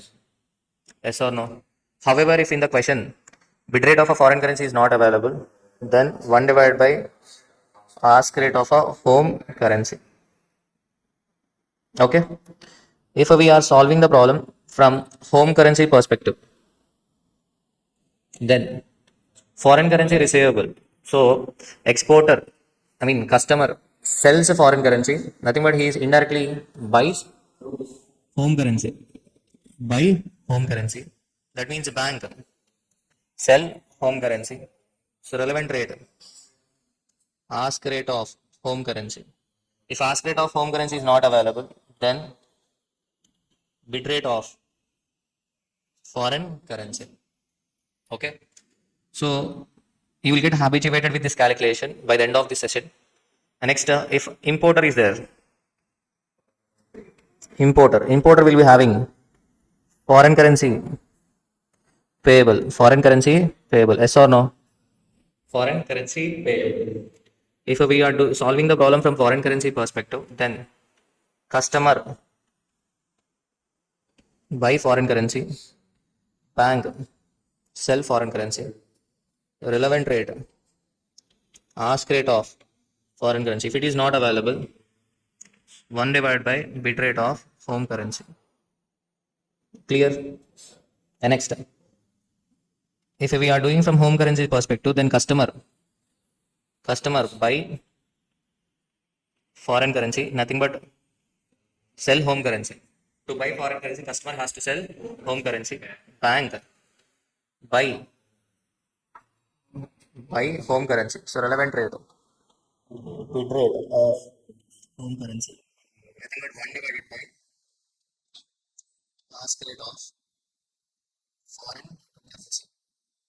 Okay. The next my question is exporter will get benefited. So foreign currency value increases.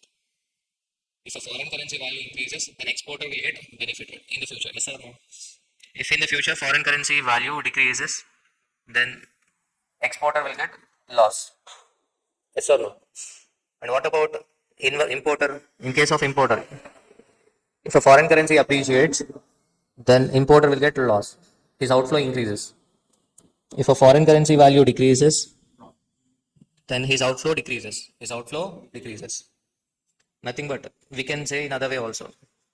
If a home currency, okay, exporter always looks for decrease in the value of home currency, then he will get benefit. If home currency appreciates, exporter will get loss. Are you getting my point? What about importer? Importer always looks for appreciation of home currency. If home currency appreciates, then he will get benefit. If home currency decreases, then he will get loss. Okay. So importer might have a fear that foreign currency increases or home currency value decreases. Exporter will be having a fear that foreign currency value decreases or else home currency increases. Yes or no? So that's why they go for hedging. Importer or exporter, they go for hedging. Clear? Are you able to understand? Okay. So question number 1, fine. Next question number 2. This is a dealer problem. Question number 2. Dealer problem. You, a foreign exchange dealer of your bank, are informed that your bank has sold a TT, telegraphic transfer, on a Copenhagen for Danish kroner 10 lakhs at the rate of Danish kroner 1 rupee. 1 is equal to rupees 6.515. You are required to cover the transaction either in London or a New York market. The rates on that date are as under: Mumbai, London, Mumbai, New York, London, Copenhagen, New York, and Copenhagen. In which market will you cover the transaction, London or a New York? And what will be the exchange profit or a loss on the transaction? Ignore brokerages. Ignore the brokerages. So, first thing, you are a dealer. This is a dealer problem. You are a foreign exchange dealer. You have a sold, your bank has a sold Copenhagen. Your bank has sold a TT on Copenhagen for Danish kroner 10 lakhs at the rate of 1 Danish kroner rupees 6.51550. 6.5150. Okay. So simple question. Question number 2. You are the dealer. You are the dealer. Dealer sold DKK Danish kroner at the rate of rupees 6.5150. You are the dealer. You are required to cover the transaction either in London or a New York market. There are two markets, London or a New York. Okay. So to cover the transaction means here dealer is selling DKK at the rate of 6.515. That means from the other dealer he has to buy. He has to buy to cover the transaction. He has to buy. So to cover the transaction, by DKK, we have a two options. What are the two options? One is London and the other one is New York. Yes or no? Okay. So before that, to cover the transaction, buy DKK. What about other dealer? Other dealer. Now this dealer has become customer. So to cover the transaction, dealer has to buy DKK. That means other dealer has to sell DKK. Sell DKK. So the relevant rate is ask rate of DKK. Nothing but rupee divided by DKK. Rupee divided by DKK. Clear? Okay. So this is important. First part. Dealer originally sold DKK at the rate of 6.515. To cover the transaction, he has to buy DKK. Other dealer has to sell DKK. So relevant rate, ask rate of a DKK. Relevant rate, ask rate of a DKK. That is 1 DKK is equal to how many rupees? We need ask rate. Okay. So there are two markets. What are the two markets? One is London and the other one is New York. So okay, we have to decide where to cover the transaction. We should get more profit, yes or no? So okay, that means nothing but we should get DKK at a cheaper rate. Now let us note the codes given. First, I will tell you only London. The code given is rupees 74.30, 74.32. Mumbai, London. Mumbai, London. Nothing but what is that code? That code is rupee by pound. 1 pound is equal to how many rupees? So 1 pound is equal to 74.30, 74.32. Yes or no? What is the other code given? London, Copenhagen, DKK 11.40. What does it mean?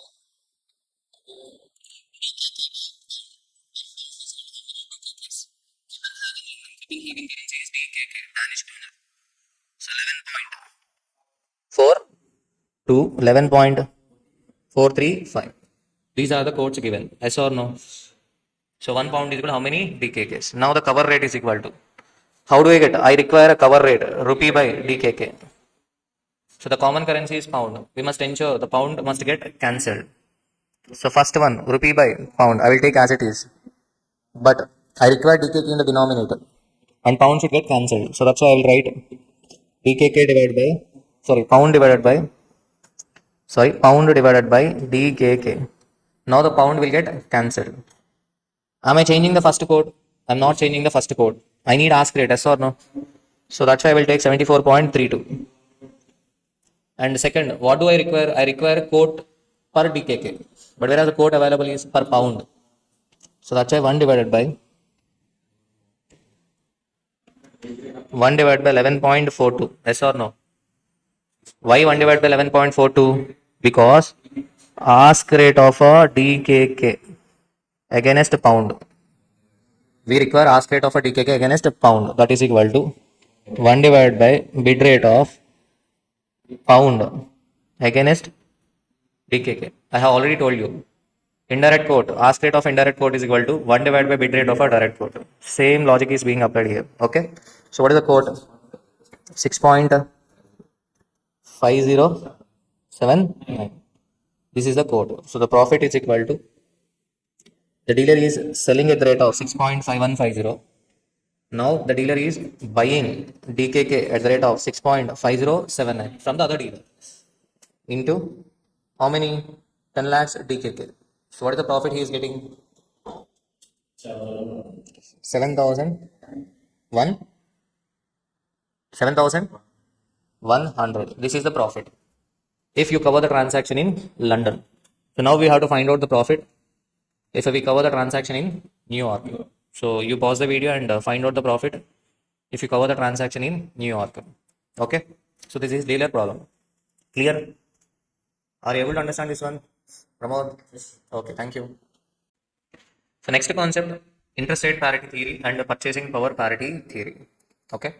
So let us discuss IRPT and purchasing power parity theory and arbitrage process. Later on we shall move on to hedging techniques. Okay. And then thereafter fate of a forward contracts. Clear? So question number 3. With this question I am going to explain you purchasing power parity theory.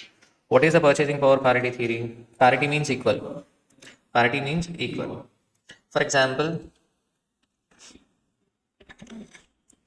as on today, exchange rate is equal to, exchange rate $1 is equal to rupees 74. It indicates what $1 can buy, rupees 74 can also buy. As per purchasing power parity theory, what $1 can buy, rupees 74 can also buy. Okay. So this is as per purchasing power parity theory. That means purchasing power is equal in both the countries. In US and in India, purchasing power is equal. So for example, inflation in US 5% and India 10%. In that case, after 1 year, what we are getting for $1 as on today, that will be $1.05 after 1 year. This is inflation per annum. And what we are getting for rupees 74, that will be 74 into 1.1. That means as per purchasing power parity theory, $1 is equal to 74 into 1.1 divided by 1.05. As per purchasing power parity theory, after 1 year, $1 will be equal to 74 into 1.1 divided by 1.05. That is equal to 77.52 rupees. Okay. Now let us observe the formula. Let us observe the formula. 74 into 1.1 divided by 1.05. What is the 74? 74 is the spot rate into what is 1.5? 1.1. 1 plus inflation rate of home currency or right side currency. You can take it as a right side currency plus 1 plus inflation rate of foreign currency. So as per purchasing power parity theory, as per purchasing power parity theory, theoretical forward rate is equal to, theoretical forward rate $1 is equal to spot rate into 1 plus inflation rate of home currency divided by 1 plus inflation rate of a foreign currency. This is as per purchasing power parity theory. Same as per interest rate parity theory. I'm not going to explain the whole concept, but as per interest rate parity theory, theoretical forward rate, 1 unit of foreign currency is equal to spot rate into 1 plus interest rate of home currency 1 plus interest rate of foreign currency. In some questions, you might get confused which is home currency and which is foreign currency. In that case, better to remember 1 unit of left side currency is equal to spot rate into 1 plus interest rate of right side currency divided by 1 plus interest rate of left side currency. Clear? Okay, as per purchasing power parity theory, 1 unit of left side currency is equal to spot rate into 1 plus inflation rate of right side currency divided by 1 plus inflation rate of left side currency. Okay. So while writing, you write 1 plus inflation rate of a home currency. But for selecting the rate, so in your mind, apply the rule 1 plus inflation rate of right side currency divided by 1 plus inflation rate of left side currency. Okay. So if theoretical forward rate and actual forward rate are not equal, then there will be a scope for arbitration. Okay. So let us discuss question number 3. A 8 version laptop is priced at 461.5 at New York. The same version laptop is priced rupees 30,500 in New Delhi. Calculate the exchange rate in New Delhi. Calculate the exchange rate in New Delhi. Simple. As per purchasing power parity theory, purchasing power in India and US will be same. Yes or no? That means $461.5 is equal to rupees 30,500. That means $1 is equal to 30,500 divided by 461.5. So that means our answer is 66.09. This is the exchange rate as per purchasing power parity theory. Laptop price in New York is $461.5 and laptop price same version in New Delhi is 30,500 rupees. So purchasing power is same. So that's why $1 is equal to rupees 66.09. If over the next year the price of a laptop increased by 8% in New Delhi and 5% in New York, then find out the price of a laptop at New Delhi and New York. Obviously at New Delhi the price will be 30,500 plus 8%. Yes or no? 32,940. What about US 461.5 plus 5%? 484.58. For example, if they ask you to find out the exchange rate after 1 year, then after 1 year, exchange rate is equal to $484.58 is equal to 32,940 rupees. Nothing but $1 is equal to $1 is equal to 32,940 divided by 484.58. 67.98. So what is the alternative way for calculation of theoretical forward rate? 66.09 spot rate into 1.08 divided by 1.05. Even then, you will get the same answer, 67.98. Clear? Am I clear? Done. Next, question number 4. So this is past examination question, June 2019. Asked for 8 months. The US dollar is selling in India at rupees 55.5. If the interest rate for 6 months borrowing in India is 10% per annum and the corresponding rate in USA is 4%. Now the point is exchange rate is affected by interest rates and inflation rates. That means if interest rate increases, then currency value decreases. If interest rate or inflation, if inflation or interest rate increases, then currency value decreases. For example, in the last question, the inflation in India is higher than the inflation in US, New York. Yes or no? That's why at present, as on today, $1 is equal to 66.09. But after 1 year, $1 is equal to 67.98. That means the dollar value has got appreciated. Right now, you are getting only 66.09 rupees per $1. But after 1 year, they are getting 67.98 rupees per $1. That means the dollar value has got increased because the inflation is less than the inflation in India. Yes or no? So here the concept is if inflation or interest rate increases, then the currency value decreases. If inflation or interest rate decreases, then currency value increases. Yes or no? So inflation rate in India is high. So that's why the rupee value has got decreased. Rupee value has got decreased or not? Yes. Right now, we require 66.09 rupees to buy $1. But after 1 year, we require 67.98 rupees for buying the same $1. That means the rupee value has got decreased. If inflation increases, currency value decreases. If inflation or interest rate decreases, then the currency value increases. Now, what is our question? 6 months borrowing rate, 10% per annum. 6 months borrowing rate, what does it indicate? If you are going to borrow for 6 months period, then the interest rate applicable is 10% per annum. If you are going to borrow only for 3 months, then interest rate may change. Okay. So the corresponding rate in USA is 4%. Okay. So do you expect that US dollar will be at a premium or discount in the Indian Forex market? Do you expect that US dollar will be at a premium or discount in Indian Forex market? Nothing but Indian forward markets. So obviously dollar will be at a premium. Dollar will be at a premium because interest rate in USA is less than the interest rate in India. So that's why US dollar will be at a premium. Next, what will be the expected 6 months forward rate for US dollar in India? Simple. Spot rate. What is the spot rate? 55.50 into 1 plus. Be careful. So here we have to find out 6 months forward rate. So 1 plus 0.1 into 6 by 12. Here the home currency is Indian rupee, foreign currency is dollar. Assume that the given quote is direct quote. If the given quote is direct quote, then dollar will be our foreign currency and rupee is home currency. Divide by 1 plus 0.04 into 6 by 12. So what is the answer? 57.13. Clear? Now rate of a premium. Rate of a premium means nothing but forward rate minus. What is the forward rate here? 57.13 minus 55.5. This is the premium. We need premium percentage. Divided by spot rate. What is the spot rate? 55.5. While calculating premium percentage, instead of a spot rate, you can take forward rate also. Sometimes, so some authors will take average rate. That means average of forward rate and spot rate. So this is for how many months? 6 months. But we have to annualize it. Okay, we have to annualize. That means 12 divided by 6. So what is the answer? 5.87% is the answer. 5.87% is the rate of a premium. Clear?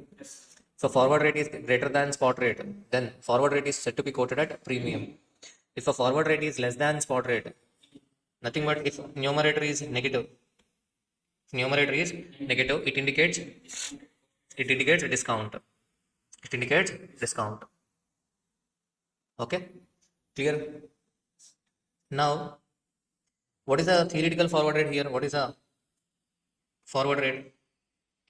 $1 is equal to 57.13 rupees. Yes or no? So this is the theoretical forward rate. If actual forward rate is also $1 is equal to 57.13 rupees, then there is no scope for arbitrage. There will be no scope for arbitrage. Already we have discussed what is an arbitrage process in derivatives chapter.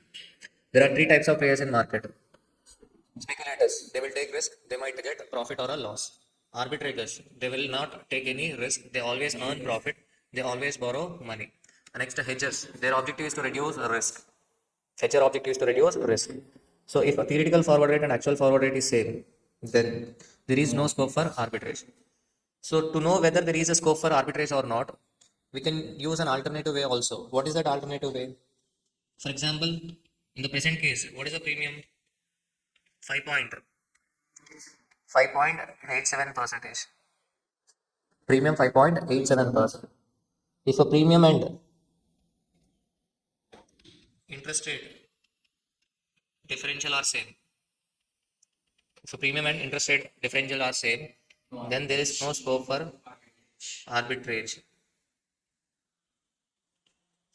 How do I get premium forward rate? Actual forward rate minus spot rate divided by spot rate into 100 into 12 divided by f. How do I get interest rate differential? Simple.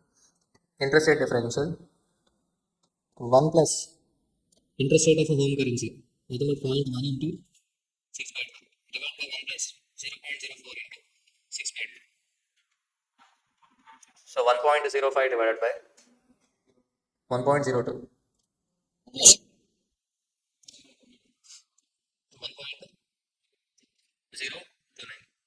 minus 1.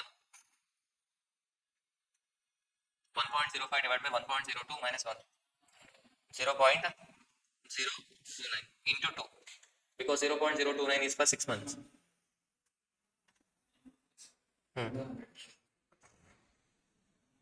What is exact? 5.87.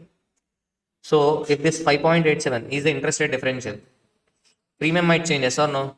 Here the premium is calculated using the theoretical forward rate. If actual forward rate is different, then you might have got different premium. If a premium and interest rate differentials are not equal, then there will be a scope for arbitrage. Clear? Am I clear? Are you able to get my point? Okay, done. So question number 5. So learn this question conceptually, arbitrage process. So we are going to discuss arbitrage process, only one question. Only one question. Arbitrage. Spot rate.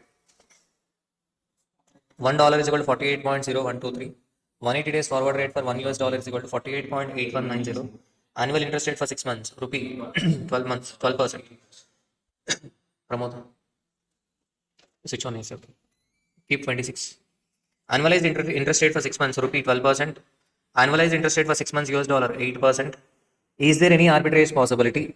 If yes, how an arbitrator can take advantage of the situation if he is willing to borrow rupees 40 lakhs or US dollar 83,312.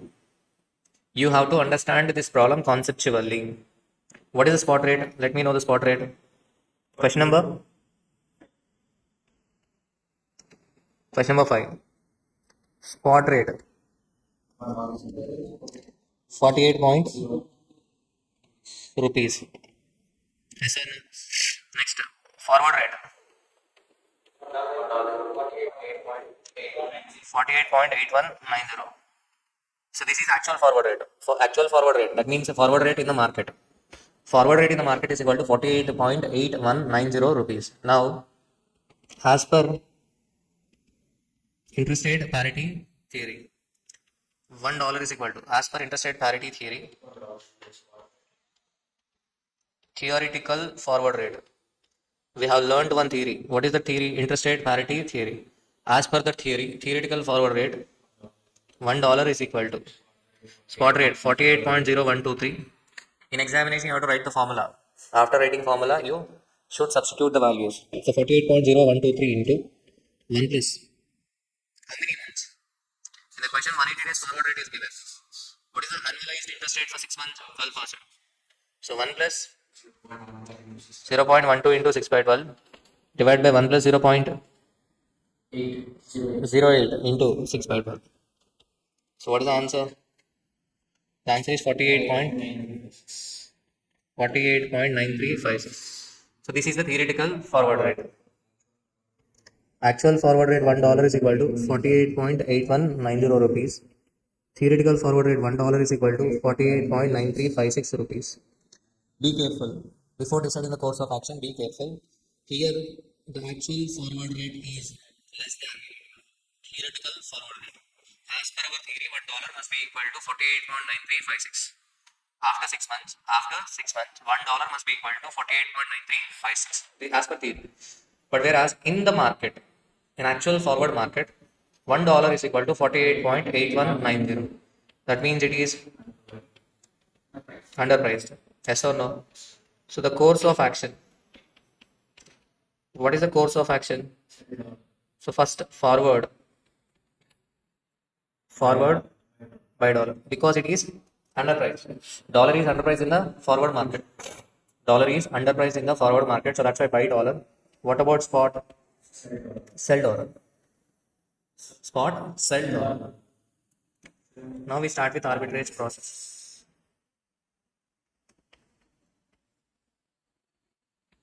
Arbitrage process. Arbitrage process step 1. So what is the course of action? Under forward contract, we need to buy dollar. But whereas in spot contract, we should sell. As on today, we have to sell dollar. In future, we should buy the dollar. Now my question is there any arbitrage possibility? Yes, there is an arbitrage possibility because actual forward rate and theoretical forward rate are not same. If yes, to take advantage, if he is willing to borrow rupees 40 lakhs or 83,300, so where to borrow? Indian rupees or dollar? For example, if I borrow 40 lakh rupees, 40 lakh rupees, if I borrow 40 lakh rupees, if I borrow in one country, I have to deposit in another country. Yes or no? If I borrow 40 lakh rupees in India, that means I have to deposit dollar in US. Yes or no? So to deposit dollar in US, I have to buy dollar in the spot market. Yes or no? Okay. I bought dollars and then deposited dollars in US. After 6 months, I will realize the deposit and I will sell the dollar. That means forward, I will sell dollar and I will get Indian rupees. I will repay the loan. Is it the right course of action? This is not the right course of action. What is our course of action? In spot, we should sell dollar and under forward, we need to buy dollar. That means instead of borrowing Indian rupees, we should borrow dollar. If we borrow dollar in spot market, we sell dollar and receive Indian rupees, and this Indian rupees will be deposited in India. Okay. On the maturity, we realize the deposit and then we buy dollar. Yes or no? Forward buy dollar. So that means which is the right course of action? Right course of action is borrow dollar. So clearly mentioned in the question, how many dollars must be borrowed? If not mentioned in the question, then you have to take. You can take any number, 1,000, 10,000, or 15,000. So 20,000, 10,000. You can take any number. If not mentioned in a question, okay. To complicate your life, you can take $43.567 also. You can borrow any number. So I don't want to complicate. So that's why generally I take $1,000 or $10,000. But whereas in this question they have specifically mentioned $83,312. So step one, borrow $83,312 for how many days? 180 days at the rate of 8% per annum. Yes or no? Step 2, enter into forward contract to buy dollar at the rate of 48.8190 rupees. Yes or no? On the same day, we enter into forward contract to buy dollar at the rate of 48.8190. What is the step 3? Step 3. Sell dollar and receive. How many dollars I am selling? 83,312. What is the present spot rate? 123. I'm multiplying the quote. Why am I multiplying quote? Because I have to convert a dollar and the quote is also given per dollar. That's why I'm multiplying. Yes or no? So sell dollar and receive rupees 40 lakhs. Next step 4. Step 4. Deposit 40 lakhs for 180 days at the rate 12% per annum. What is the step 5? Realize the deposit after 180 days and receive how much we are going to receive? 40 lakhs into 1 plus 0.12 into 6 by 12. Nothing but 42 lakh 40,000 rupees. Next step 6. We have to repay the loan, yes or no? Repay the loan. So sell rupee and receive. Sell rupee and receive how many dollars? 42 lakh 40,000 divided by. Why we are dividing now? Because we have to convert rupees, but the quote is given per dollar. Quote is given per dollar. 86,851 dollars. Step 7. Step 7. Repay the loan. Repay the loan. What is the loan amount? 83,312. Into what is the interest rate? 1 plus 0.08. 1 plus 0.08 into 6.5. 8. 86,000. 644.48 dollar. So next step 8. Profit is equal to 86,851 minus 86,644.48. 206.5.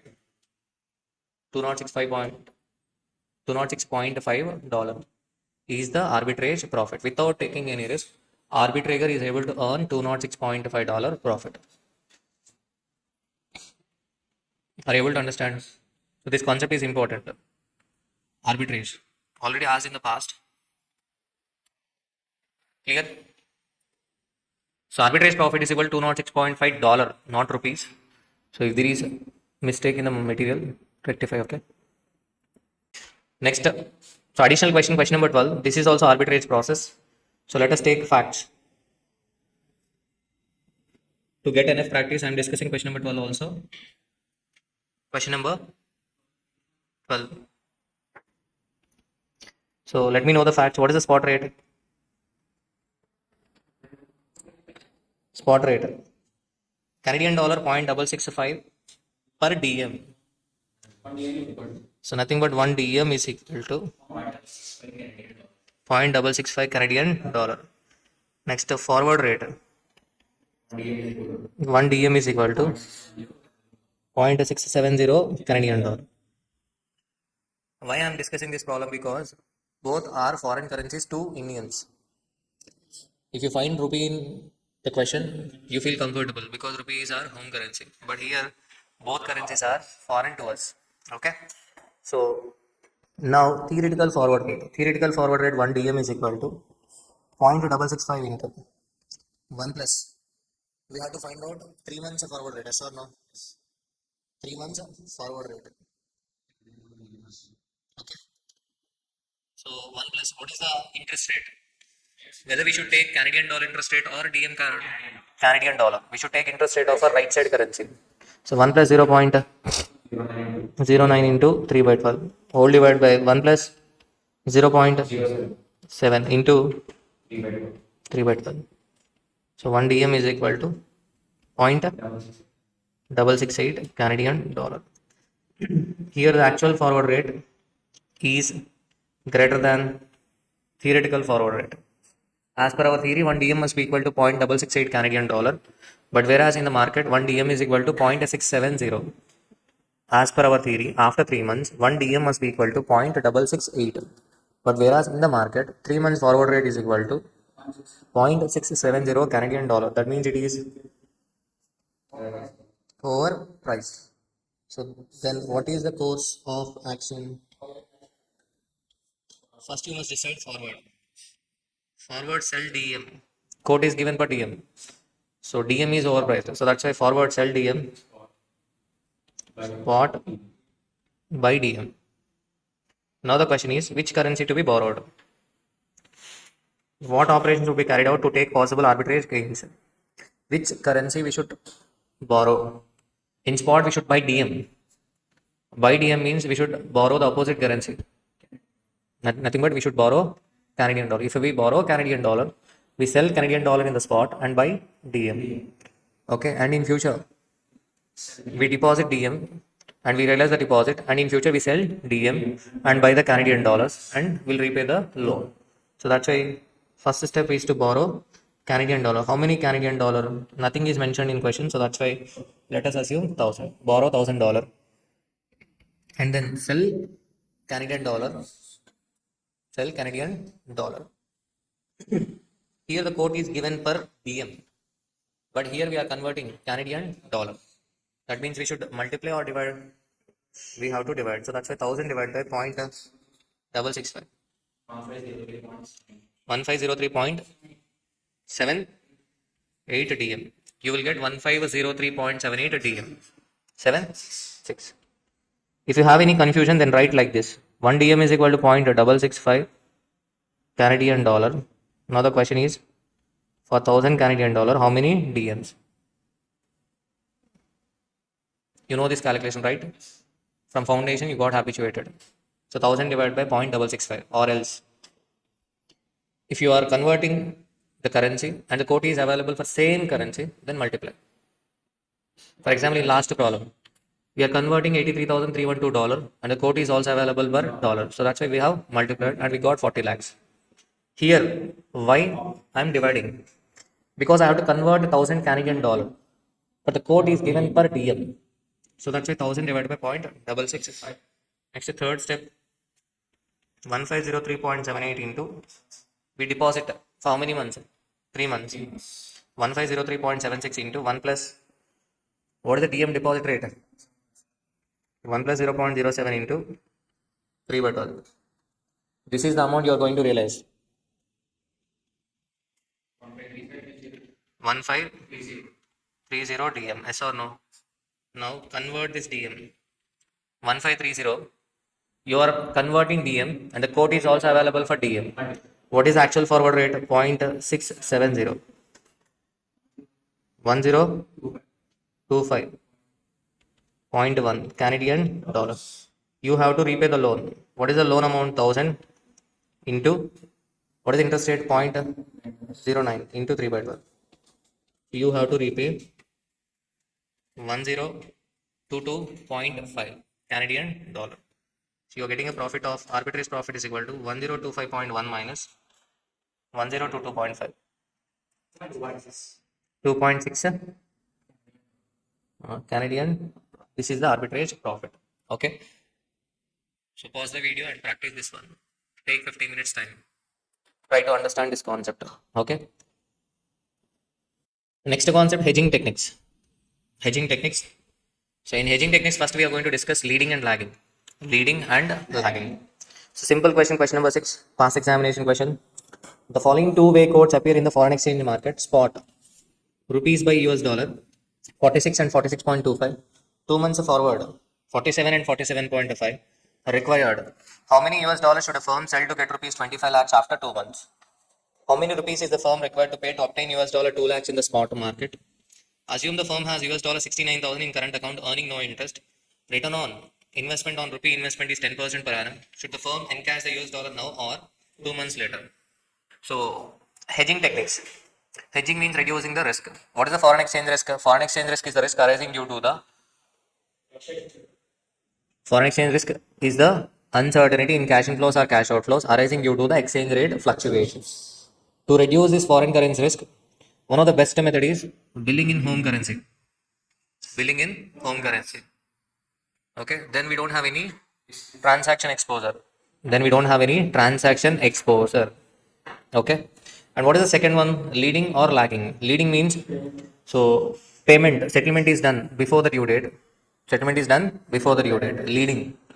Lagging means delaying the receivables or payables. To reduce the foreign currency risk, we delay the receivables or payables, or we prepone the receivables or payables. So question number 6 is simple question. So first part of the question: how many US dollars should a firm sell to get rupees 25 lakhs after 2 months? After 2 months. First, let me write. What is the question number? Question number 6. So given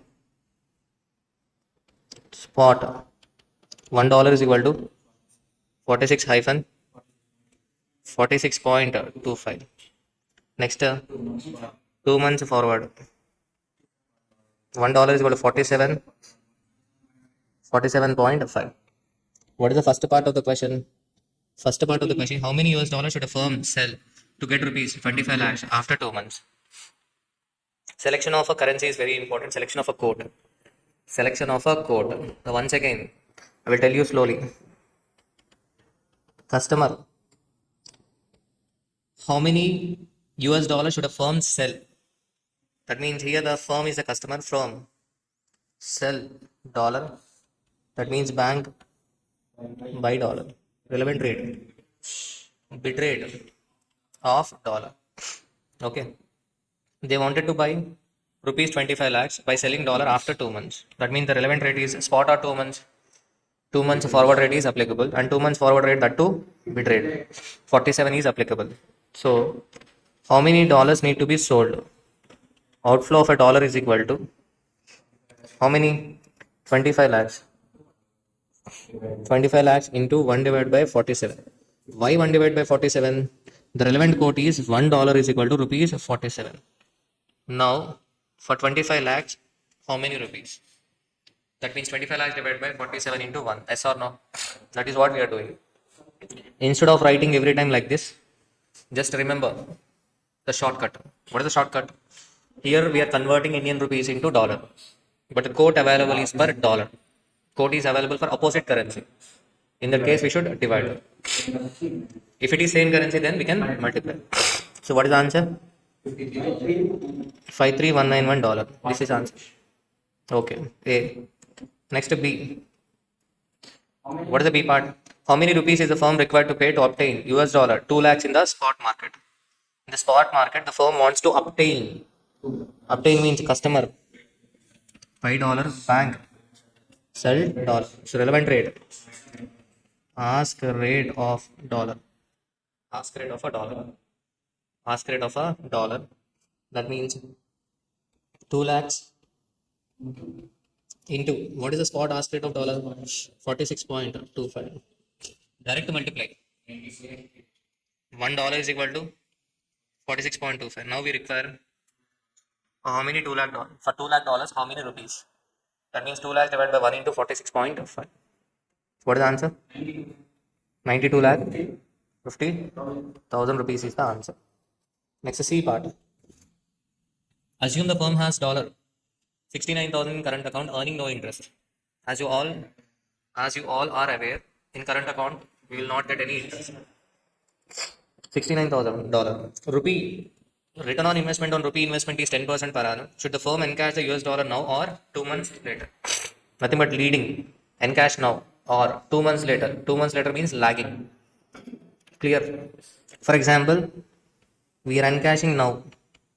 We are encashing now. That means we are withdrawing $69,000 as on today and we are converting into Indian rupees. So that means dollar sell, customer dollar sell, bank dollar buy, relevant rate, bit rate of a dollar. Is it available in the question or not? Yes. What is the spot bit rate of a dollar? 40. That means the amount you receive is $69,000 into 46. 31 lakh 74,000. This amount can be invested for 2 months. Yes or no? What is the return on investment on rupee? 10% per annum. So 31 lakh 74,000 into 10% into 2 by 12. 52,900. This is the total you are going to receive. After 2 months, your inflow is equal to 32 lakh 26,900. This is the inflow if you encash immediately. What is the second option? Encash after 2 months. Encash after 2 months. If you encash after 2 months, then what happens? You will not get any interest. So just you have to convert the $69,000 into Indian rupees. What is the bit rate of a dollar after 2 months? 47. The amount you are going to receive is 69,000 into 47. 32 lakh 43,000 rupees. Which is the best option? Encash now or after 2 months? Encash after 2 months because you are getting higher inflow. That's why encash after 2 months. Clear? Done. Next question number 7. Z Limited imported goods worth USD 2 million. So this is past examination question already asked in June 2023 new syllabus. Simple question. Goods worth 2 million requires 90 days to make the payment. Importer. That means he has to pay 20 lakh USD in 90 days. The overseas supplier has offered a 60 days interest free credit and for additional credit for 30 days an interest of 8% per annum. So overseas supplier is giving 60 days interest free credit. For 60 days he is not charging any interest, but for next 30 days he is charging interest 8% per annum. The bankers of Z Limited, offer a 30 days loan at 10% per annum and their quote for foreign exchange is as follows. The spot rate is given, 60 days forward rate is given, 90 days forward rate is also given. You are required to evaluate the following options: pay the supplier in 60 days or avail the supplier's offer of 90 days credit. If we want to pay the supplier in 60 days, that means we should borrow money for 30 days in local bank at the rate of 10% per annum. Nothing but instead of paying interest to the supplier, we have to pay interest to the local banker. Okay, we have two options. What is the first option? What is the question number? Question number 7A. Pay the supplier in how many days? Pay the supplier in 60 days. Pay the supplier in 60 days. And next step. Pay the supplier in 60 days. Okay. So pay the supplier in 60 days. So first option. For example, if we want to pay the supplier in 60 days, then outflow at the end of 60 days is equal to 20 lakhs into what is the 60 days forward rate? 57.1. 11 crore 42 lakhs is the outflow. So in this case, we have to pay interest to the local bank. Add interest. What is the interest? 11 crore 42 lakhs into 10% into 30 divided by 365. So what is the answer? 9 lakhs 38,000 38,630 38,630. What's the total? 11 crore 51 lakhs 38,000. So this is the outflow. If we want to pay the supplier in 60 days. What is the second option? Paying interest to the supplier. Yes or no? Pay supplier in how many days? 90 days. Okay. So what is the amount? Exposure is equal to 20 lakh dollar. Yes. Interest. We should pay interest to the supplier. How much? 20 lakhs into 8% into 30 divided by 365. 13,150 $1. Total payment is 20 lakh 13,151 $. So outflow is equal to 20 lakh 13,151 into 57 point. What is the exchange rate after 90 days? 57 point. 11 crore 57 lakh 56,182. This is the outflow. So which is the best option? Pay the supplier in 60 days or 90 days? Paying the supplier in 60 days. So this would be the best option. Clear? Next question. An Indian importer has to settle an import bill of $1,30,000. The exporter has given the Indian exporter two options. Exporter has given two options. What is the first option? Pay immediately without any interest charges. Pay immediately. If we want to pay supplier immediately, we have to take loan in local bank. Yes or no? What is the second option? Pay after 3 months with interest at 5% per annum. Supplier is asking you to pay after 3 months with interest 5% per annum. The importer bank charges 15% per annum on overdraft. The exchange rate in the markets are as follows. Spot rate, 3 months forward rate. The importer seeks your advice. Give your advice. So first here, customer is an importer. So customer buy dollar. Customer buy dollar. That means bank sell dollar. The relevant rate is ask rate of a dollar. Yes or no? So what is the first option? Pay immediately. Immediate outflow is equal to 1,30,000 into 48.36. Spot ask rate. Yes or no? 62,86,800. This amount we should borrow from the local bank. Then what is the local bank interest rate?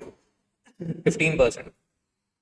So interest is equal to 62,86,800 into 15% into 3 by 12. So this is the interest amount. So total outflow is equal to 65,22,555. If you pay immediately. What is the second option? Pay after 3 months. Then we should pay interest to the supplier. So exposure $1,30,000. Interest. 1,30,000 into. Not 1 lakh, this is 1 lakh 30. 1,30,000 into 5% into 3 by 12. 1625. Next 3 months forward ask rate 48.83. So total outflow is equal to 1,31625 into 48.83. So the total outflow is equal to 64,27,248.75. Clear? Okay, better to pay after 3 months. Next question number 9. ABC company have taken a 6 months loan from their foreign collaborators for US dollar 2 million. Interest payable on maturity is at LIBOR plus 1%. London interbank offer rate plus 1%. Current 6 months LIBOR is at 2%. That means interest payable is equal to 2 plus 1, 3% per annum. Enquiries regarding exchange rates with their bank elicits the following information. Spot USD 48.5275, 6 months forward 48.4575. What would be the total commitment in rupees if they enter into a forward contract? Simple question. If they enter into a forward contract, what is their total commitment? So what is the present? 2 million. They are taking a loan of 2 million. Nothing but 20 lakhs. Yes or no?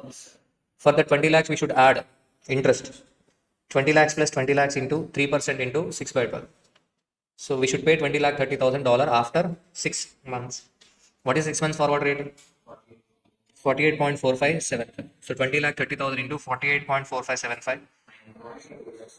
9 crore 83 lakh 68,725 rupees. This is the total commitment in rupees. Will you advise them to do so? Explain giving reasons. Yes, it is advisable to enter into forward contract to ascertain the certainty in cash outflows. Why to worry? Why to take tension? Due to uncertainty in cash outflows.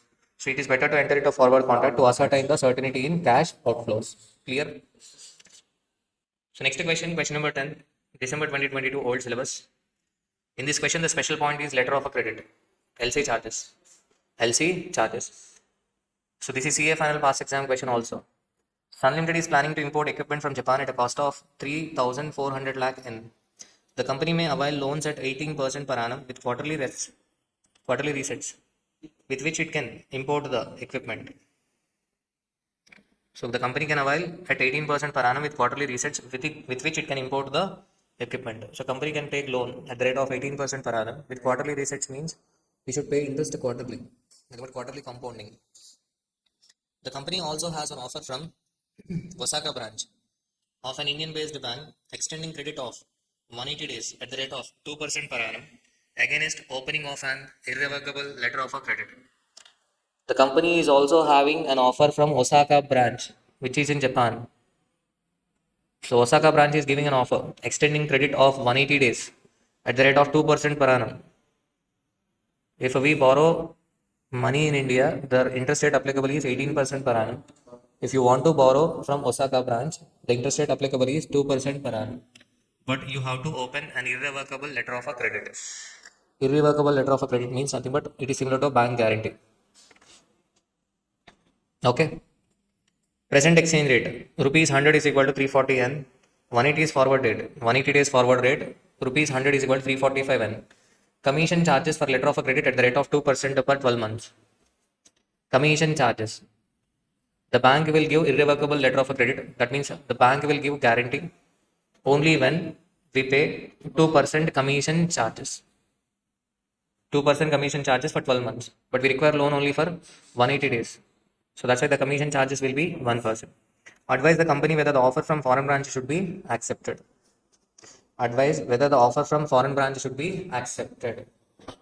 Simple question. But here the important point is LC charges. LC, commission charges. Okay. Let us start this question. What is the question number? Question number 10. A loan in India. Loan in India. What is the exposure? 3,000 lakh, and this is the amount we should pay. Yes or no?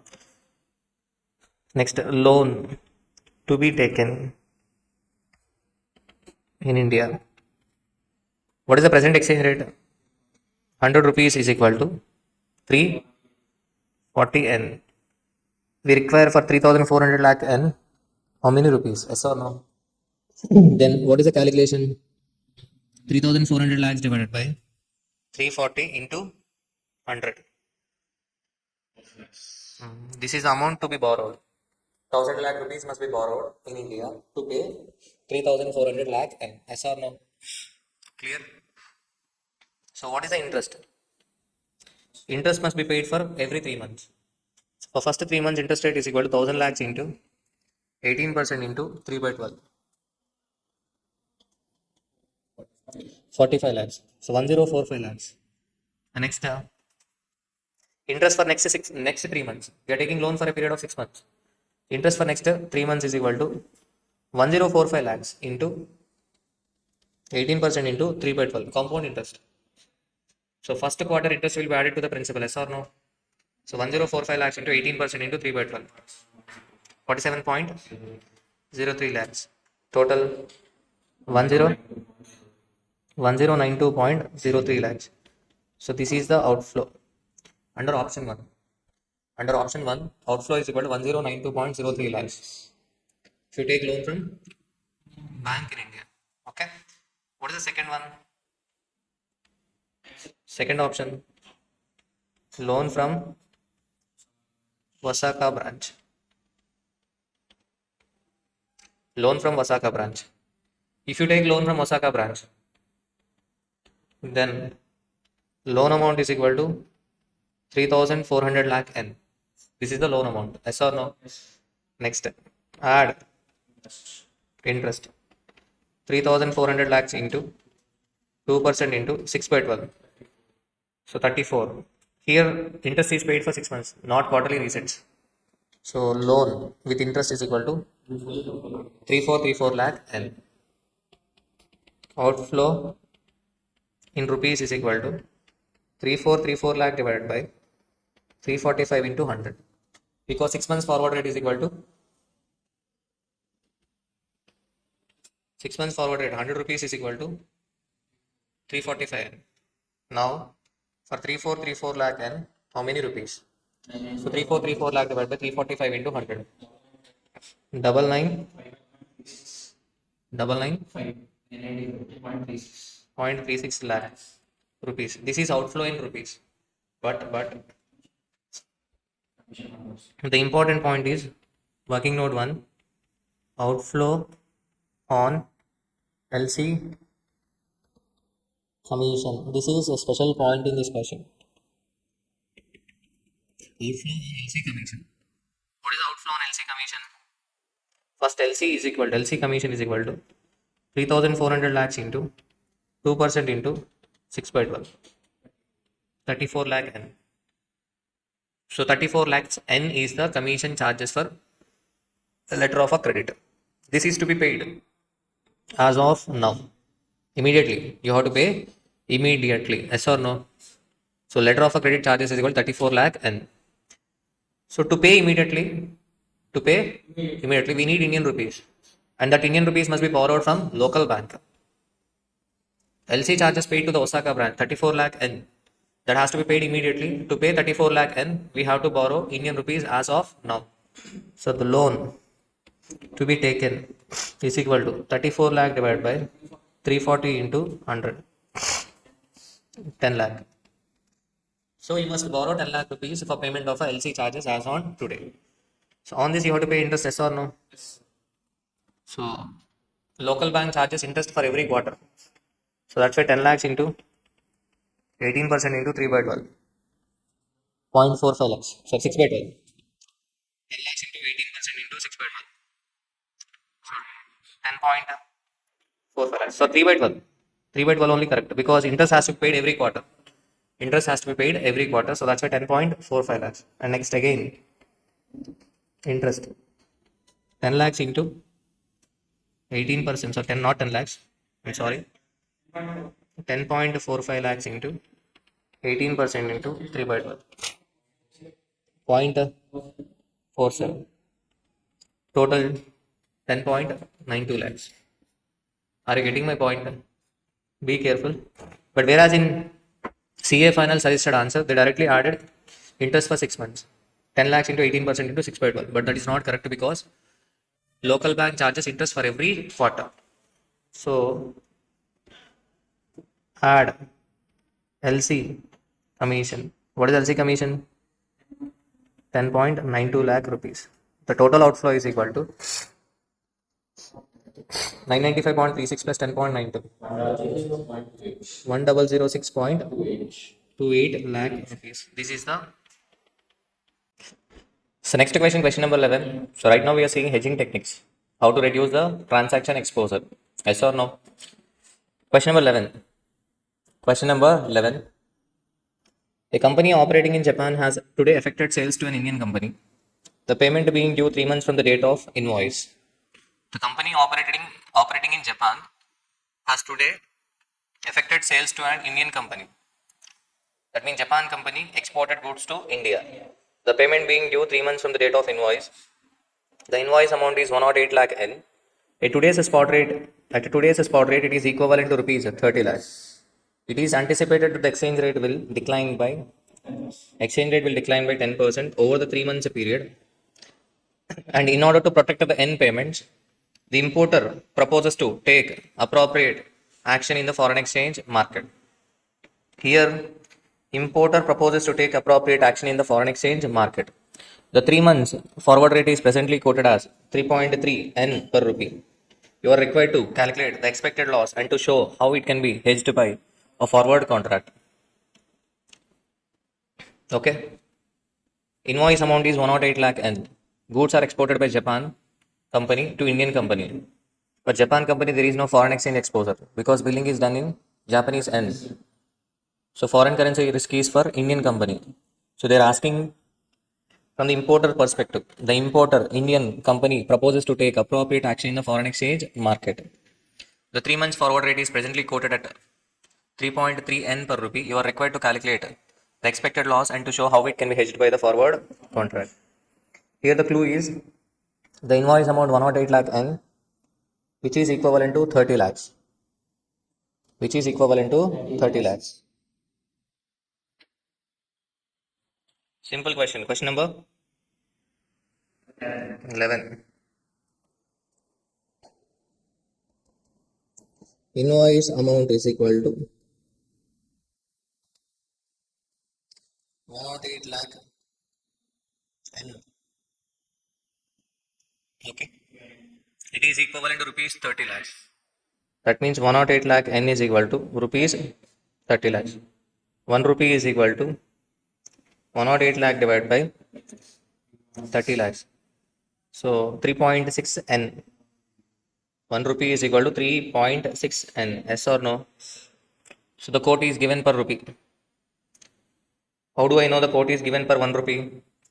Already 3 months forward rate is quoted at 3.3 N per rupee. 3 months forward rate. 1 rupee is equal to 3.3 N. Here the exporter or importer? Importer. Importer. Importer expected the foreign currency value to decrease and home currency value to increase. But it is anticipated that exchange rate will decline by 10%. What is the present exchange rate? Present exchange rate is 1 rupee is equal to 3.6 N. It is anticipated that that will decline by 10%. That means rupee value decreases. If rupee value decreases, then importer outflow increases. Yes or no? So that's why if a hedging is not done, for example, if hedging is not done, then 1 rupee value might decrease to 3.24 N. Yes or no? So if hedging is not done, in that case, loss is equal to, so 108 lakhs divided by 3.24. If hedging is not done, the outflow will be 108 lakhs divided by 3.24. Yes or no? 1 rupee will be equal to 3.24. So for 108 lakh N, how much is the outflow? 30 minus present. Present 108 lakh N is equivalent to 30 lakhs. So loss is equal to 3.33 lakhs. If hedging is done, nothing but if we enter into a forward contract, then loss is equal to 108 lakh divided by 3.3. Nothing but 32.72 minus 30 lakhs. So then expected loss is equal to 2.72 lakhs.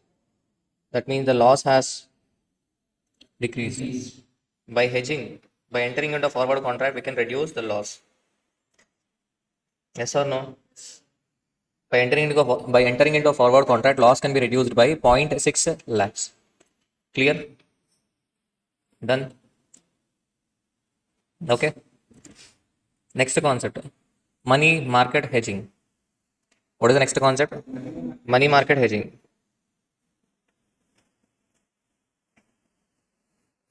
Money market hedging. Go through the exchange rate selection.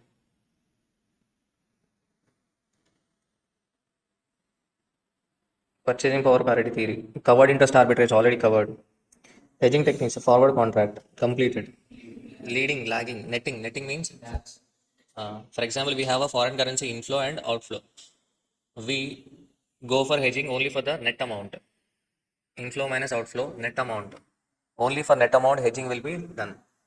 Hedging techniques, money market hedging. money market hedging.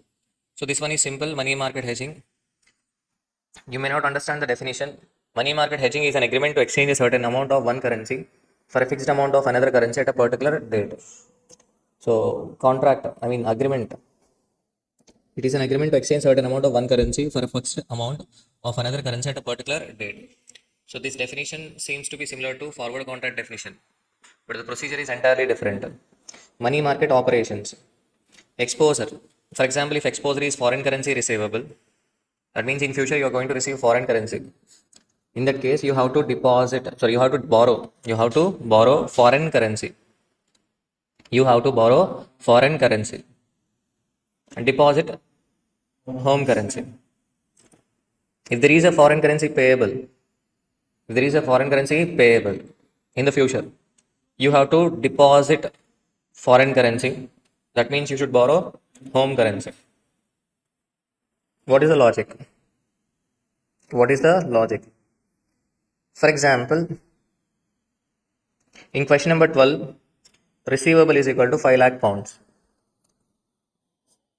Why we use hedging technique? To reduce the uncertainty in cash inflows or cash outflows. These are 5 lakh pounds. Payment date 3 months. An Indian exporting firm. That means 5 lakh pounds is a receivable.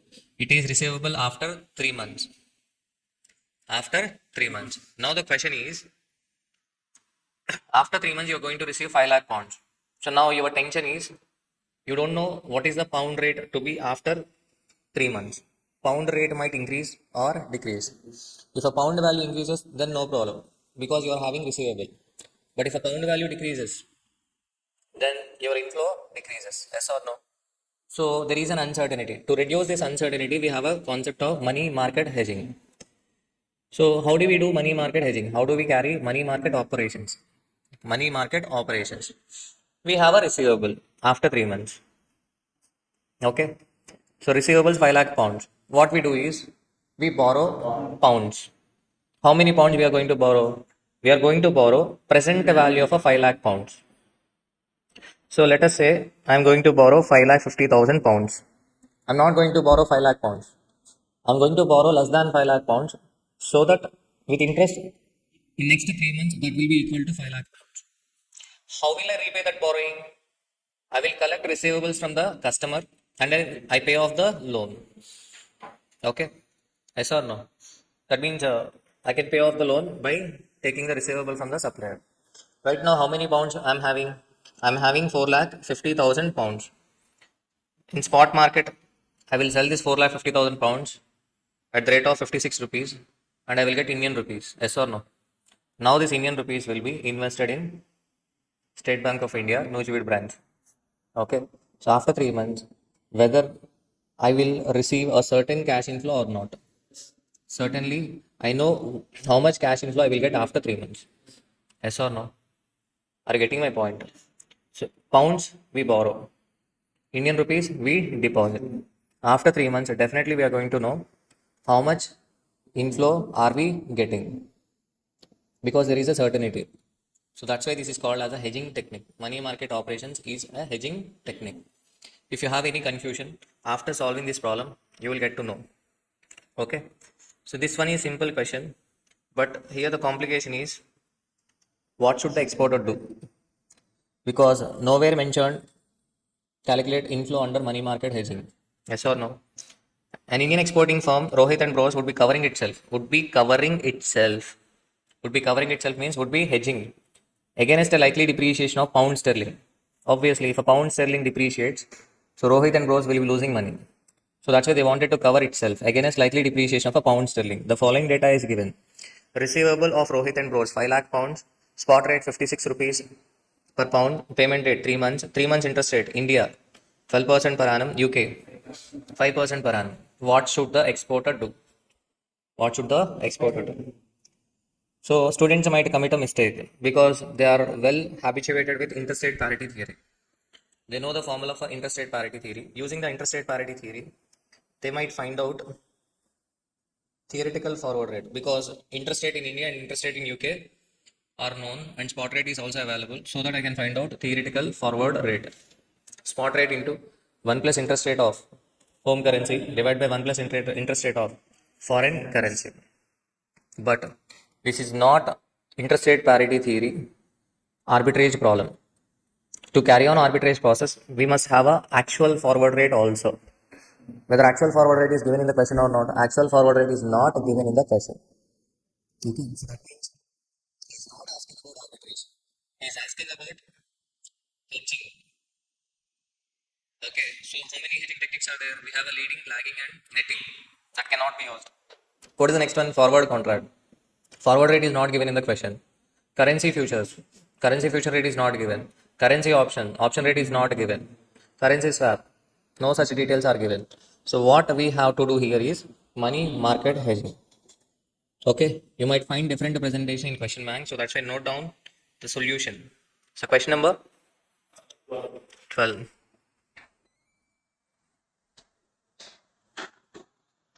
Receivable is equal to 5 lakh pounds. Receivable is equal to 5 lakh pounds. Money market hedging. Step 1. We have a receivable 5 lakh pounds. Anyway, we are going to receive 5 lakh pounds in next 3 months. So that's why we go for borrowing.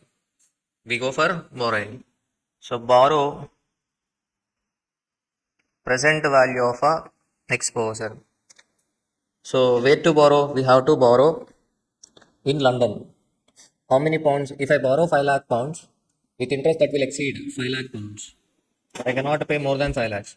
My customer will pay only 5 lakh pounds. So that's why I should not borrow 5 lakh pounds. I should borrow present value of exposure. How do I get present value? Discounting. How to do discounting? What is the interest rate in UK? So 1 plus 0.05 into 3 by 12. Yes or no? What is the amount? 5 lakhs divided by 1 plus 0.05 into 3 by 12.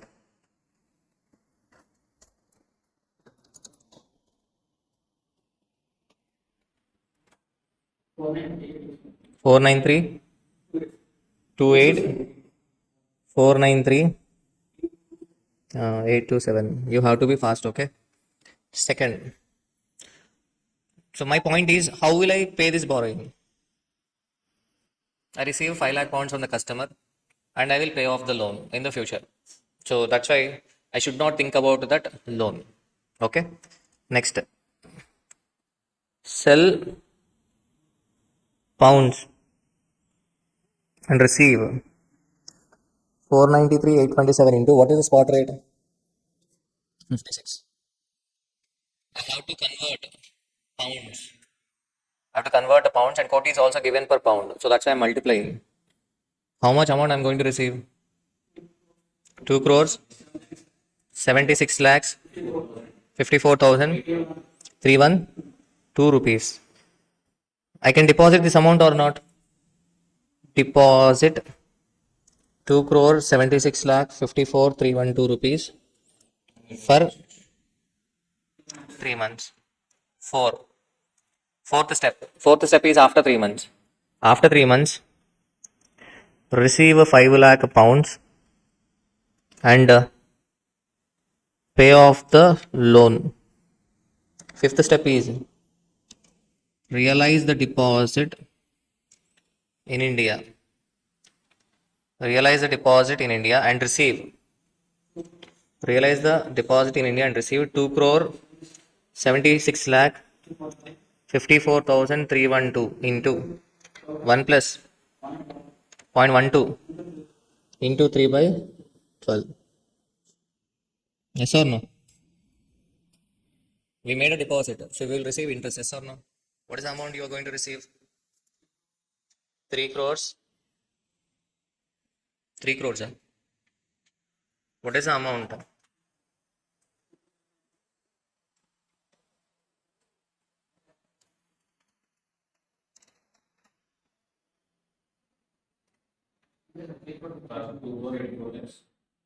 Two crore 84 lakhs 83,941. Is it correct?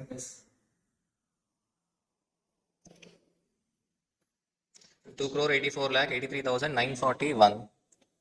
So this is the amount we are going to receive after how many months? 3 months.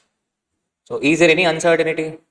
No uncertainty. Today itself we are able to know how much inflow are we getting after 3 months.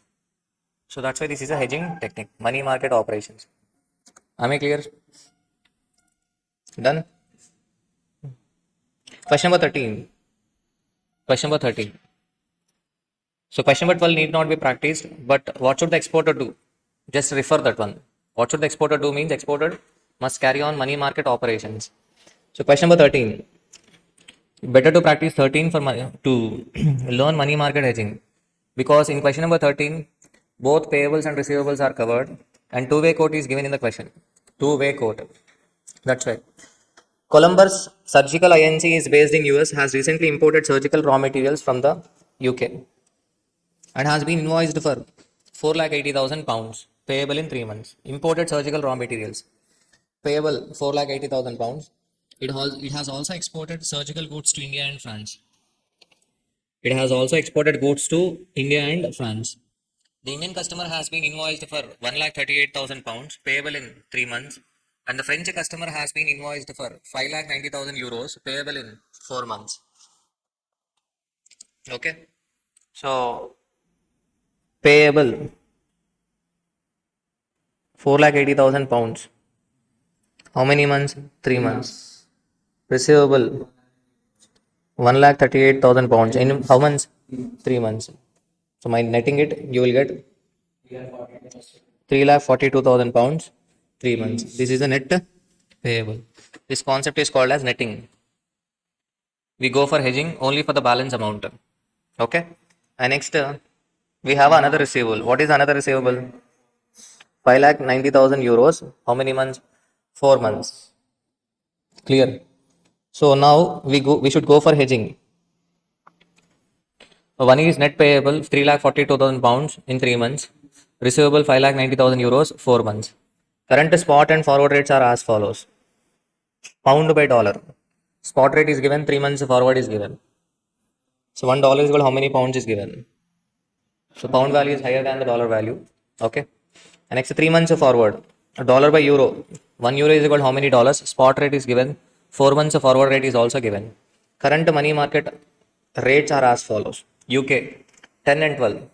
10 is the deposit rate and 12 is the borrowing rate. France 14 deposit rate, 16 borrowing rate. USA 11.5% deposit rate and 13% borrowing rate. You as a treasury manager are required to show how the company can hedge its foreign exchange exposure using forward market, money market hedging. Suggest which the best hedging technique is. We have to suggest which is the best hedging technique. So first, net payables 3,42,000 pounds in 3 months. Receivable 5,90,000 euros. 5,90,000 euros in 4 months. First, 3,42,000 in 3 months. We have a payable or receivable? We have a payable or receivable? Question number? Question number? Question number 13. Payable 3,42,000 pounds. Yes or no? So in that first, money market hedging. What is the first step in money market hedging? We have a payable. That's why deposit present value of a exposure. Where to deposit? We must deposit in London, UK. In UK, what is the deposit rate? UK, what is the deposit rate? 10% is the deposit rate. So 1 plus 0.1 into 3 by 12. What is the amount to be deposited? 3,33,659 pounds. This is the amount to be deposited. 3,33,658. Okay. So that with interest it will be equal to 3,42,000 at the end of a 3 months. I will withdraw the deposit and I will pay supplier 3,42,000 pounds. Yes or no? And in addition to that, I will pay off 1,38,000 pounds also. Okay. Clear? But to deposit 3,33,659 pounds, I have to take loan. Where? In US. The company is in US. The company is in US. So that's why dollars to be borrowed for purchase of 3,333,659 pounds is equal to deposit 3,33,659 pounds. I have to buy pound. I have to buy pound. Bank has to sell pound. The relevant rate is ask rate of a pound. But in question, ask rate of a pound is not available. So that's why 1 divided by bit rate. So 333, 659 divided by spot bit rate, 0.9830. Yes or no? So 3 lakh 39,429 dollars. This is the amount to be borrowed. I'm not writing all the steps. I'm just writing. So outflow repayment of a loan. Outflow and repayment of a loan is equal to 339,429 into what is the borrowing rate in US? Borrowing rate in US 13%. So 1 plus 0.13 into 3.1. 3,50,000 or $60. So this is the outflow. So what about the deposit? We withdraw the deposit and pay the supply.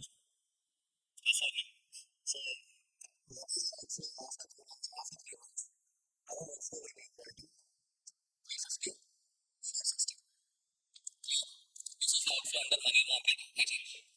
So 350 or $60 will be an outflow on 3,42,000 pounds after 3 months. So whether we are able to ascertain the certainty in cash outflow or not, yes, that's why it is a hedging technique. Clear? What is the second one? Forward. Outflow under forward contract is equal to. We need to buy pound. Bank has to sell. Relevant rate ask rate of a pound. Not available. So divided by 3,42,000 pounds divided by bid rate. 3 months forward rate. 0.9520. What is the answer? 359,244 dollars. Which is the best option? Money market hedging. Because outflow is less in case of a money market hedging. Okay. And next we have a other part. B. Receivable. 5,90,000 euros. How many months? 4 months. So first part, money market hedging. This time you have a receivable. That's why you borrow receivable. You borrow present value of a exposure. So what is the borrowing rate in France? What is the borrowing rate in France? So 5,90,000 divided by 1 plus 0.16 into 4 by 12. Be careful. This time the duration is 4 months. This is the amount you are going to borrow. What is the amount? 5,60,000 128 euros. 560 128 euros. 560 128. Tell me the exact. 560 128 euros. How will I repay this borrowing? I collect 5,90,000 euros from the customer and I will pay off the loan. Okay. So now I have 5,60,128 euro. I will sell euro. Bank will buy euro. The relevant rate is bit rate of a euro. So bit rate of a euro is available in the question. So 590 128 into 1.889. 10,58,008 dollars. I will get inflow of a 10,58,082 dollars. These dollars will be deposited for a period of 4 months. What is the deposit rate in US? So 10,58,082 into 1 plus 0.115 into 4 by 12. This is the amount I am going to receive after 4 months. After 4 months. What is the amount? 10 lakh? $98,642. So this is the amount I'm going to receive. What is the amount? 10 lakh?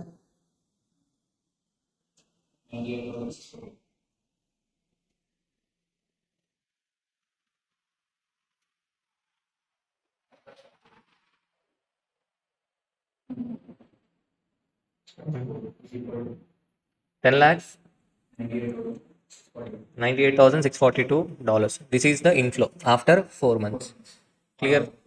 And second part is forward.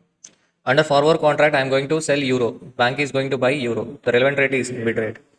So 5,90,000 into 4 months forward bid rate 1.9510 090. So which is the best option? Forward contract, because inflow is higher in case of a forward contract. Clear? Done. So practice this question. Pause the video and practice this question. We shall move on to next concept, currency futures, and then currency options. So next concept, currency future. Wonderful question. It has been asked in December 2023 new syllabus. Okay. So we cannot expect this question for June 24, but can expect for December 24. Yeah. So currency future. EFD Limited is an export business house. The company prepares invoice in customers' currency. Exports business house. Nothing but receivable. Yes or no? It's a debtors of US dollar 1 crore is due on April 1, 2015. Debtors due on April 1, 2015. Market information as at January 1, 2015 is nothing but we are in January.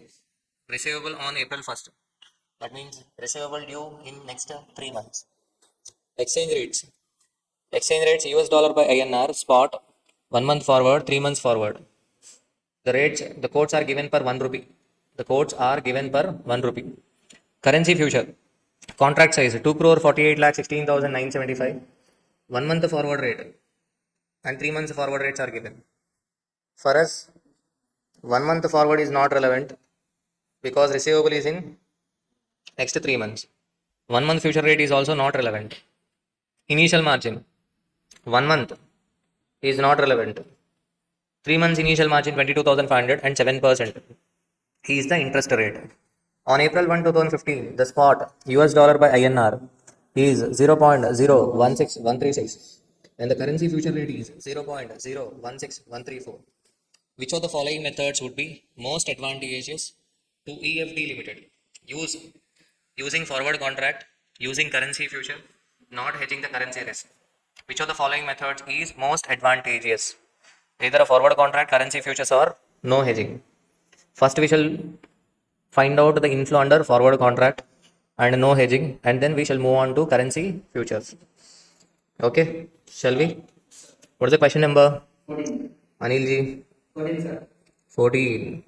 What is the first option? Forward contract. Receivable. How much is the receivable? Receivable is equal to 1 crore dollar. Okay. 3 months forward rate. 3 months forward rate 1 rupee is equal to 3 months forward rate 1 rupee is equal to 0.016129 dollar. Yes or no? Now inflow is equal to, here we have to convert dollar. Quote is given per rupee. So for conversion, we should divide 1 crore divided by 0.016129. 62 crore 000124 62 crores 1,240 rupees. This is the inflow under forward contract. Yes or no? Next, C. No. If there is no hedging, then rate applicable is spot rate on maturity. Yes or no? Expected spot rate on maturity. This is the rate applicable. 0.016136. 0.016136. Okay. So inflow is equal to 1 CR divided by 0.016136. 61 crore, 97 lakh, 32,276. Okay, this is the inflow. If no hedging is done. And next, what is the second part? Second part is currency futures. Learn this question conceptually. So in currency futures, this problem is sufficient. Whatever I'm teaching in forex, that would be sufficient. So currency futures. So first contract size is given. What is the contract size? 2 crore, 48 lakh, 16,975 rupees. Contract size. And next, 3 months of future rate. 0.016118. Yes or no? 3 months future rate.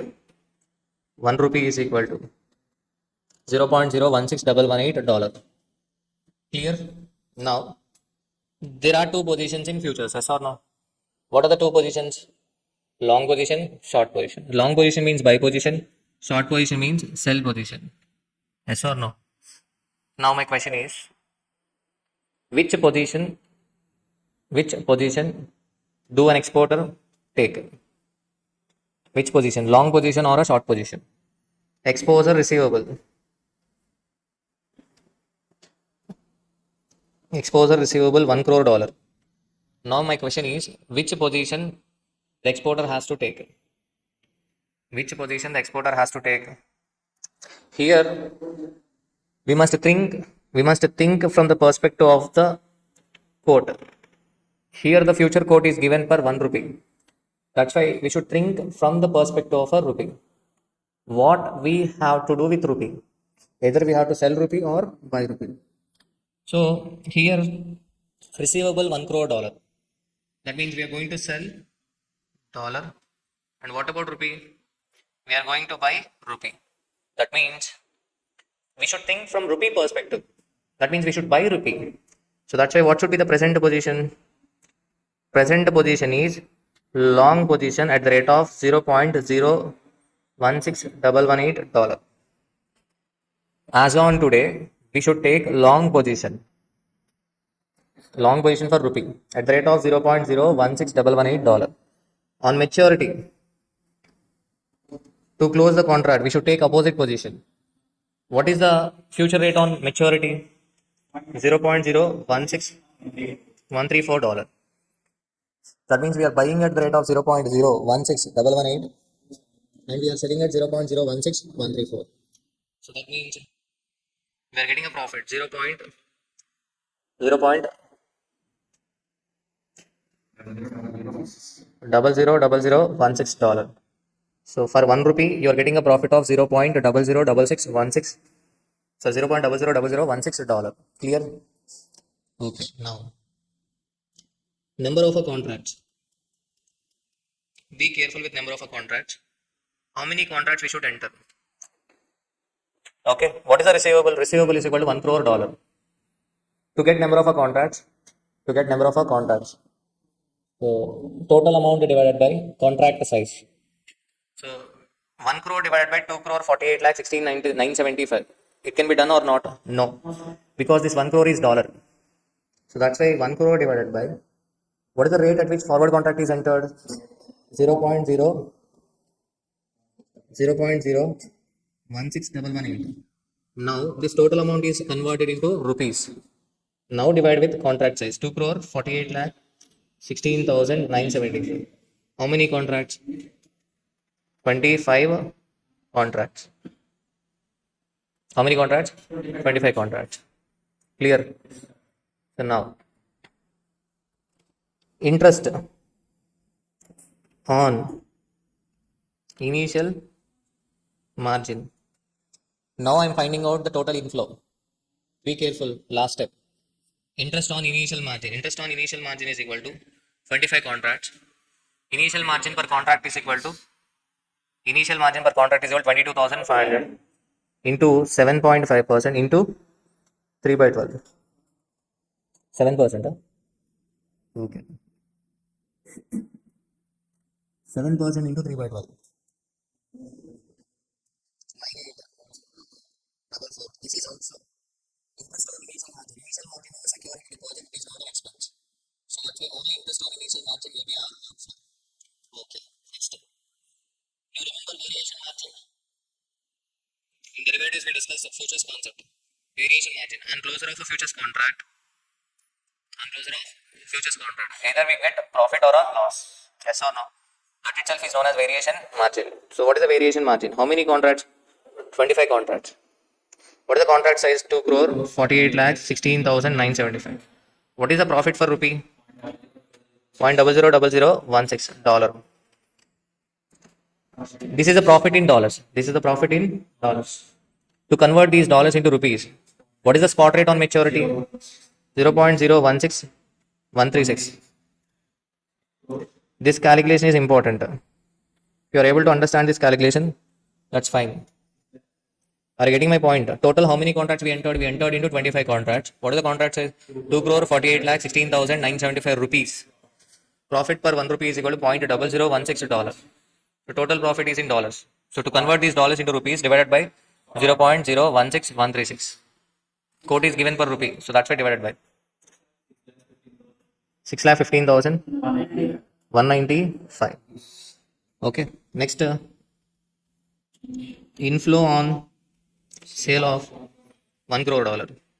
Simple. 1 crore divided by 0.0. 1 crore divided by 0.016136. So 1 crore divided by 0.016136. So this is the inflow. Yes or no?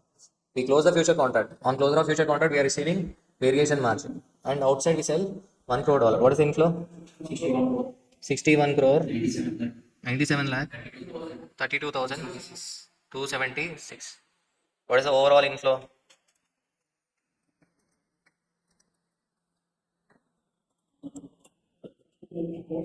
62 crores 3 lakhs 37,626.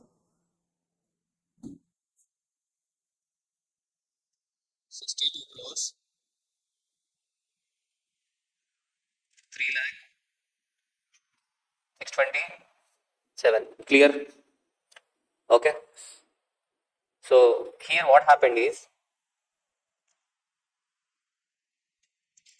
if rupee value increases, then on sale of 1 crore dollar, we lose money. Yes or no? That is what happened. Present 1 rupee is equal to 0.000, sorry, 0.016118 dollar. And at the time of closure, the value is 0.016134. What happened? Rupee value increased. If rupee value increases, on sale of 1 crore dollar, inflow decreases. However, we will get benefited under futures contract. Why we get benefited under futures contract? Because we took a long position for rupee and the rupee value has got increased. So that's why we got benefited in futures contract. If you get benefit under futures contract, then you lose money while selling 1 crore dollar. If rupee value decreases, then on sale of 1 crore dollar, you will get more money. Inflow will increase. Yes or no? But whereas under futures contract, you will get loss because you took long position for rupee and the rupee value has got decreased. So futures contract is a hedging technique because if you get profit in futures contract, you will lose money on sale of a 1 crore dollar. Okay. If you lose money in futures contract, then you will gain in sale of a 1 crore dollar. So that's how the currency future acts as a hedging technique. Clear? Pause the video and go through the solution. Next concept, currency options. Currency option. Option is a right. There are two options. Call option, put option. Call option means right to buy. Put option means right to sell. Like in futures, in options also, we should think from the perspective of the quote. Okay. In last question, we choose the position from the perspective of the quote. Quote is given per rupee. So that's why we have chosen long position. Okay. So question number 15. An American firm is under obligation to pay interest of Canadian dollar 10 lakh 10,000 and Canadian dollar 7 lakh 5,000 on 31st July and 30th September respectively. There are two payments. One is 31st July and the other one is 30th September. The firm is risk averse. That means it don't want to take risk. Its policy is to hedge the risk involved in all foreign currency transaction. The finance manager of the firm is thinking of hedging the risk considering two methods, fixed forward or option contracts. It is now June 30. Following quotations regarding rates of exchange US dollar per Canadian dollar from the firm's bank were obtained. Following quotations US dollar per Canadian dollar. That means one Canadian dollar is equal to how many US dollar? So quotes are given. Spot is given 1 month forward, 3 months forward. Okay, payments are on 31st July and 30th September. Right now we are on June 30. That means one payment is in next 1 month and the other one is in next 3 months. So that's why 1 month forward and 3 months forward rates are given. So, okay, you must be able to understand this part. Be careful. This part. So this part is complicated. Pause the video and read this part twice. Price for Canadian dollar / US dollar option on US stock exchange. Price for a Canadian dollar or US dollar option. Nothing but price for an option on a US stock exchange are as follows. Price of option are as follows. Price of option or as follows means nothing but these are the call option premiums for July and September. These are the put option premium for July and September. These are the strike price. Strike price is given per Canadian dollar. 1 Canadian dollar is equal to how many US dollar? So strike rate is given per Canadian dollar. And in brackets it is given that cent per Canadian dollar. Cents per Canadian dollar. Nothing but per 1 Canadian dollar. What is the premium? And that too premium is given in cents. That means we should divide the premium with 100. Payable on purchase of the option. Contract size Canadian dollar 50,000 are as follows. According to the suggestion of a finance manager, if options are to be used, 1 month option should be bought at a strike price of 94 cents. 94 cents, strike price of a 94 cents, nothing but 0.94. For 1 month, option should be bought at a strike price of a 94 cents. Clear? There are three strike prices. For 1 month, finance manager is suggesting 0.94 cents. And 3 months option at a strike price of 95 cents. And for a remainder uncovered by the options, the firm would bear the risk itself. For this, it would use forward rate as a best estimate of a spot. Transaction costs are ignored. Recommend which of the above two methods would be appropriate for the American firm to hedge its foreign exchange risk on the two interest payments. What are the two available? One is fixed forward and the second one is option contract. Second one is option contract. Okay, for 1 month 94 cents and for 3 months 95 cents. So question number 15. Payable. What is the payable? 10,10,000 Canadian dollar in next 1 month. Yes or no? Babu, Pramod. Yeah. Next, outflow under forward is equal to. So we have to pay Canadian dollar. That means buy Canadian dollar. Yes or no? 1 month forward rate. Only one way quote is given. So rate selection is not that complicated because only one way quote is given. So quote is given per Canadian dollar and we are converting Canadian dollar. So that's a simple 10,10,000 into 0.9301. Outflow is equal to 9,39,401 dollar. This is the outflow under forward contract. Clear? Now the second one is option contract. Second one is option contract. Okay. First, what is the relevant option? Strike price is given per Canadian dollar. So we should think from the perspective of a Canadian dollar. So we have to buy the Canadian dollar. Yes or no? So the relevant option is call option. The relevant option is call option. So that's why this information is not relevant. Okay, the relevant option is call option. Okay. Now, number of contracts is equal to 10,10,000 divided by 50,000. Here the number of contracts calculation is simple because contract size is given in Canadian dollars and exposure is also in Canadian dollars. But whereas in last question exposure is given in dollars, but contract size is in rupees. So that's why. How many contracts? 20 contracts. Here be careful. Exposure uncovered is equal to exposure uncovered is equal to 10 lakh 10,000 minus 50,000 into 20. 10,000 is the 10,000 Canadian dollars is not covered under option contract. Yes or no? Further, he told for the remainder uncovered by the option, the firm would bear the risk itself. Firm would bear the risk itself. For this, it would use forward rate as the best estimate of a spot. Okay, best estimate of spot is forward rate. So we shall calculate outflow.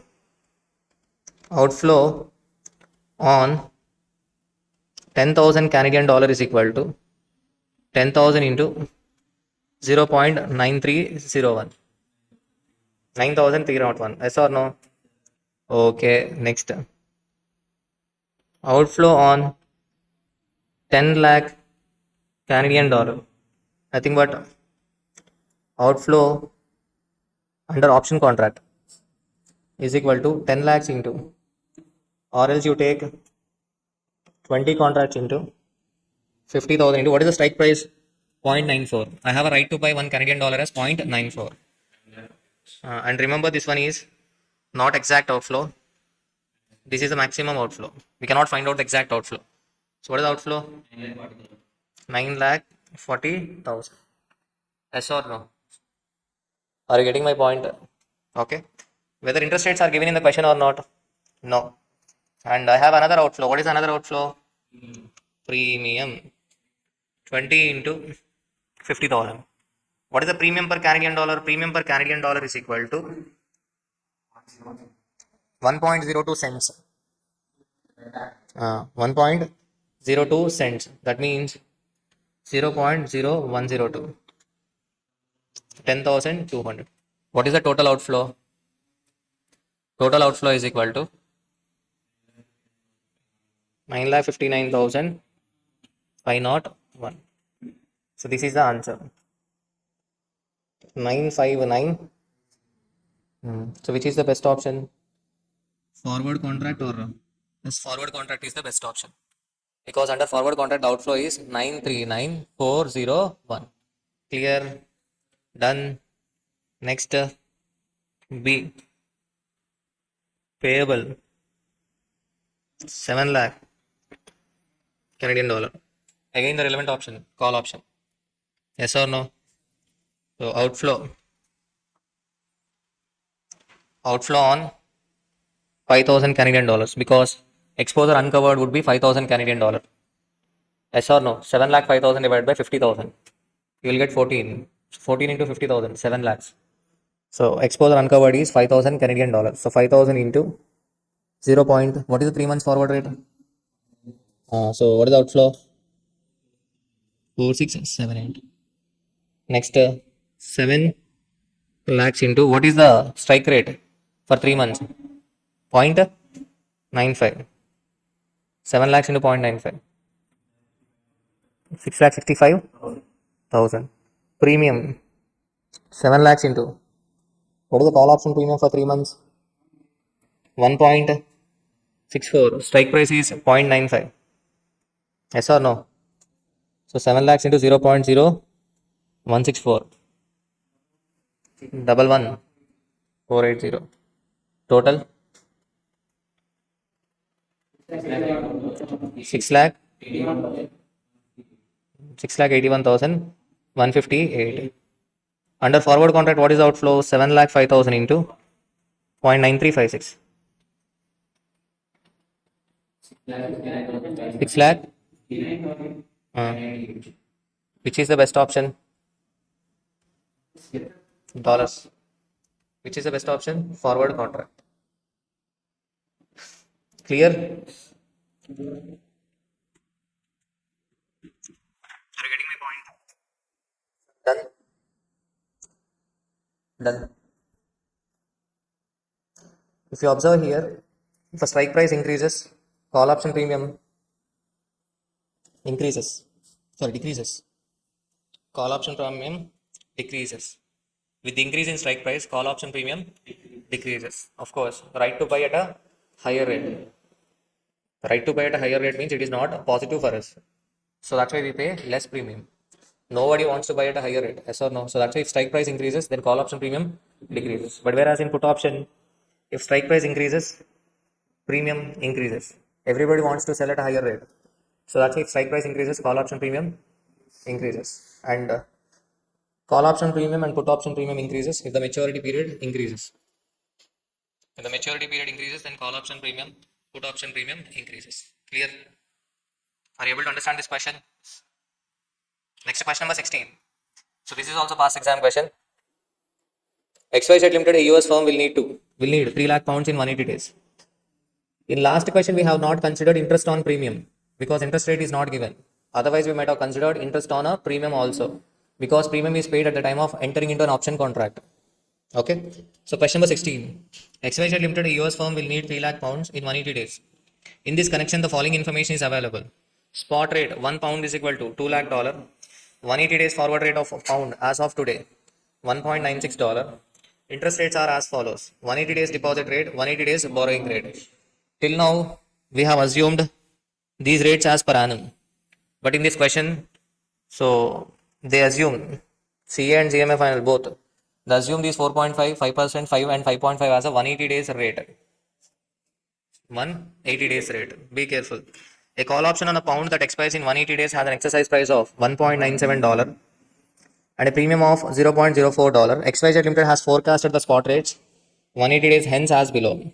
Future rate is given and the probability is given. Future rate and probability are given. Which of the following strategies would be most preferable to XYZ Limited? A forward contract, money market hedging, an option contract, no hedging. Show calculations in each case. Simple question. US firm will need 3 lakh pounds in 180 days. Will need means whether it is payable or receivable. Payable. Yes or no? Okay. Question number. What is the question number? Question number 16. Exposure payable. How many pounds? 3 lakh pounds. Yes or no? So what is the first one? What is the first option? Forward contract. Krishna Prasad, I like your voice. Forward contract. Forward contract. Outflow is equal to 3 lakhs into what is the forward rate? 1 pound is equal to $2. Yes or no? Not 1.96. So sorry, 1.96 is the forward rate. Sorry, I'm sorry. 1.96 is the forward rate. So 3 lakhs into 1.96.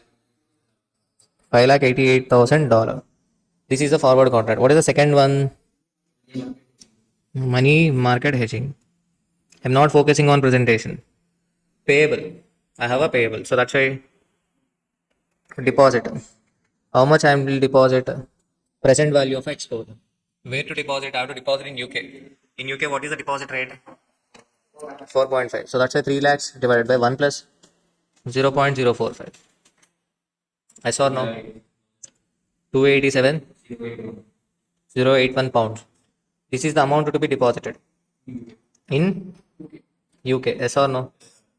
So to deposit 287,081 pounds, we need 287,081 into 2. Present spot rate 1 pound is equal to $2. 574,16 $2. This is the amount to be borrowed in US. With interest we must pay 574,162 into what is the borrowing rate in US? Borrowing rate in US 5.5. So 1 plus 0.055. We are not multiplying with 6 by 12 because consider this 5.5 as 180 days forward rate.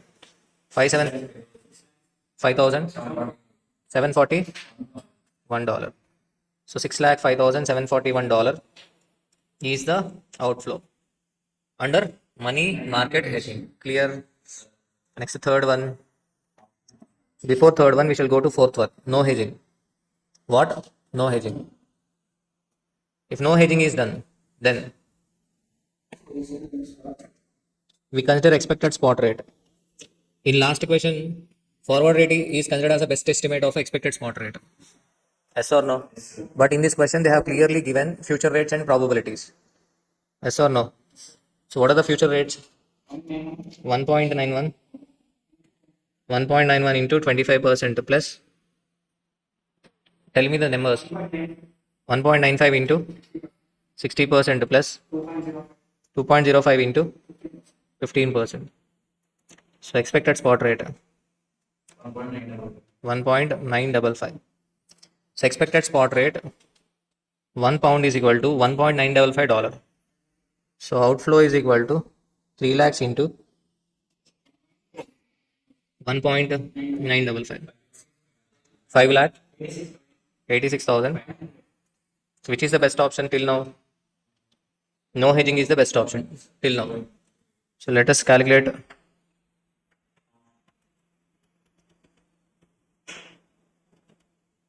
Be careful. This is the new point. I mean, this is the special point in this question. Outflow under option contract. Yes or no?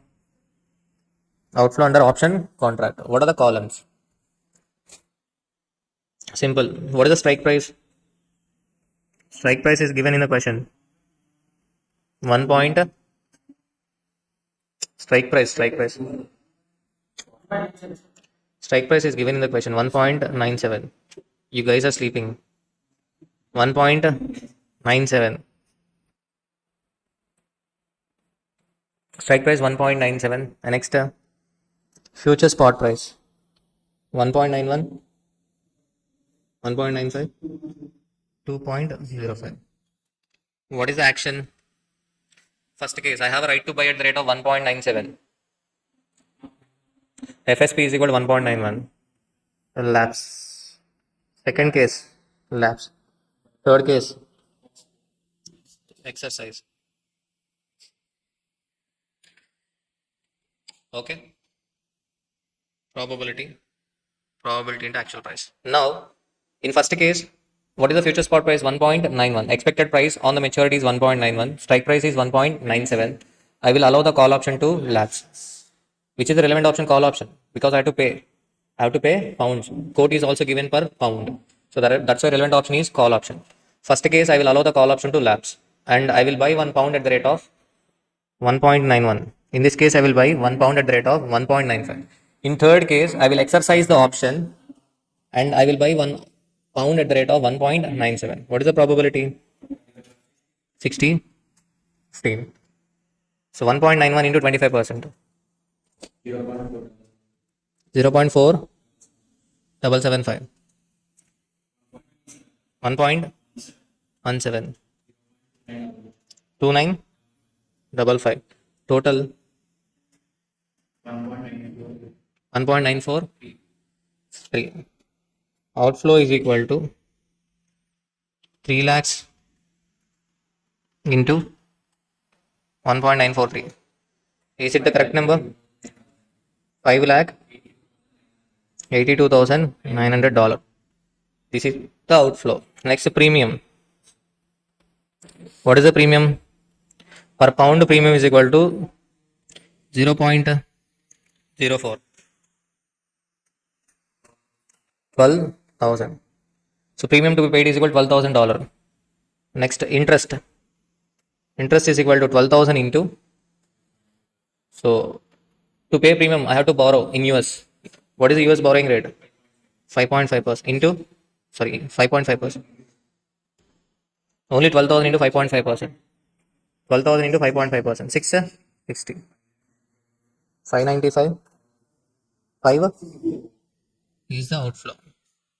595, 560 is the outflow under option contract. Which is the best option? No hedging appears to be most preferable. Clear? Pause the video and go through the solution once again. We'll get to know, okay? Next, question number 17. June 2023 old syllabus, and at the same time December 2023 new. And this question was asked in May 2023 CF annual also. See the sequence. May 2023 CA final. Same question asked in June 2023, old syllabus of CMA final, and then December 23, new. Okay. So simple question. Investment of idle funds. We completed hedging techniques. We have discussed leading, lagging, netting. And next, forward contract, money market hedging, currency options, currency futures. Okay. Full Limited, the Indian MNC, is executing a plant in Nepal. It has raised rupees 400 billion. Half of the amount will be required after 6 months' time. That means half amount is not required now. It is required after 6 months.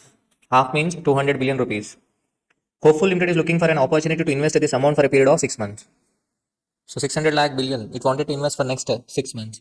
It is considering following. Two options. Following two options. Market UK, Europe. Nature of investment. Index fund, treasury bill. One is UK, GBP. Dividend GBP in billions, 0.1369. Income from stock lending, 0.0007. Discount on the investment value at the end, 2%. Exchange rate spot and exchange rate 6 months forward. Likewise, Europe. In Europe, we can buy treasury bills. You will be getting interest at the rate of 7.8% per annum. Euro by INR, spot rate is given, 6 month forward rate is also given. As an investment manager, advise the best option to invest. Simple question. Try this one, pause the video and try this one. So simple question. So there are 400 billion rupees. So half required after 6 months. This half is considered for investment. So we have two options. Okay, so one is investing in UK and the other one is investing in Europe. Okay. So let us see. First we shall make investment in UK market. So what is a billion? Billion is equal to 100 crores. But do not convert these billions into crores or lakhs. Okay. Leave it. So available amount 200. Available amount 200 billion rupees. Yes or no? To invest in index fund GBP. First we should convert this 200 rupees into GBP. The quote is given per 1 rupee. 1 INR is equal to how many GBP? Yes or no? So that's why 200 into 0.0099. So 1.98 is the investment. 1.98 is the investment. Dividend received is equal to 0.1369. Income from stock lending 0.0007. Are you getting my point? Investment value at the end after discount 2%. Discount on the investment value at the end 2%. That means 1.98 is the beginning value. Yes or no? But the investment value has got decreased by 2%. Nothing but the investment value at the end is equal to 1.98 into 98 percentage. So at the end realization is equal to 0.1369 dividend, 0.0007 stock lending income, investment value realized 1.9404, total 2.0780. So we should convert this 2.0780 pounds into Indian rupees after 6 months. What is the quote? 0.0100. Now we should multiply or divided by? We should divide. So 2.0780 divided by 0.0100. Then you will get 207.8. So 207.8 minus investment is equal to 200 billion rupees. So profit is equal to 7.8. Simple. Next is second one. Europe. Europe buying treasury bills.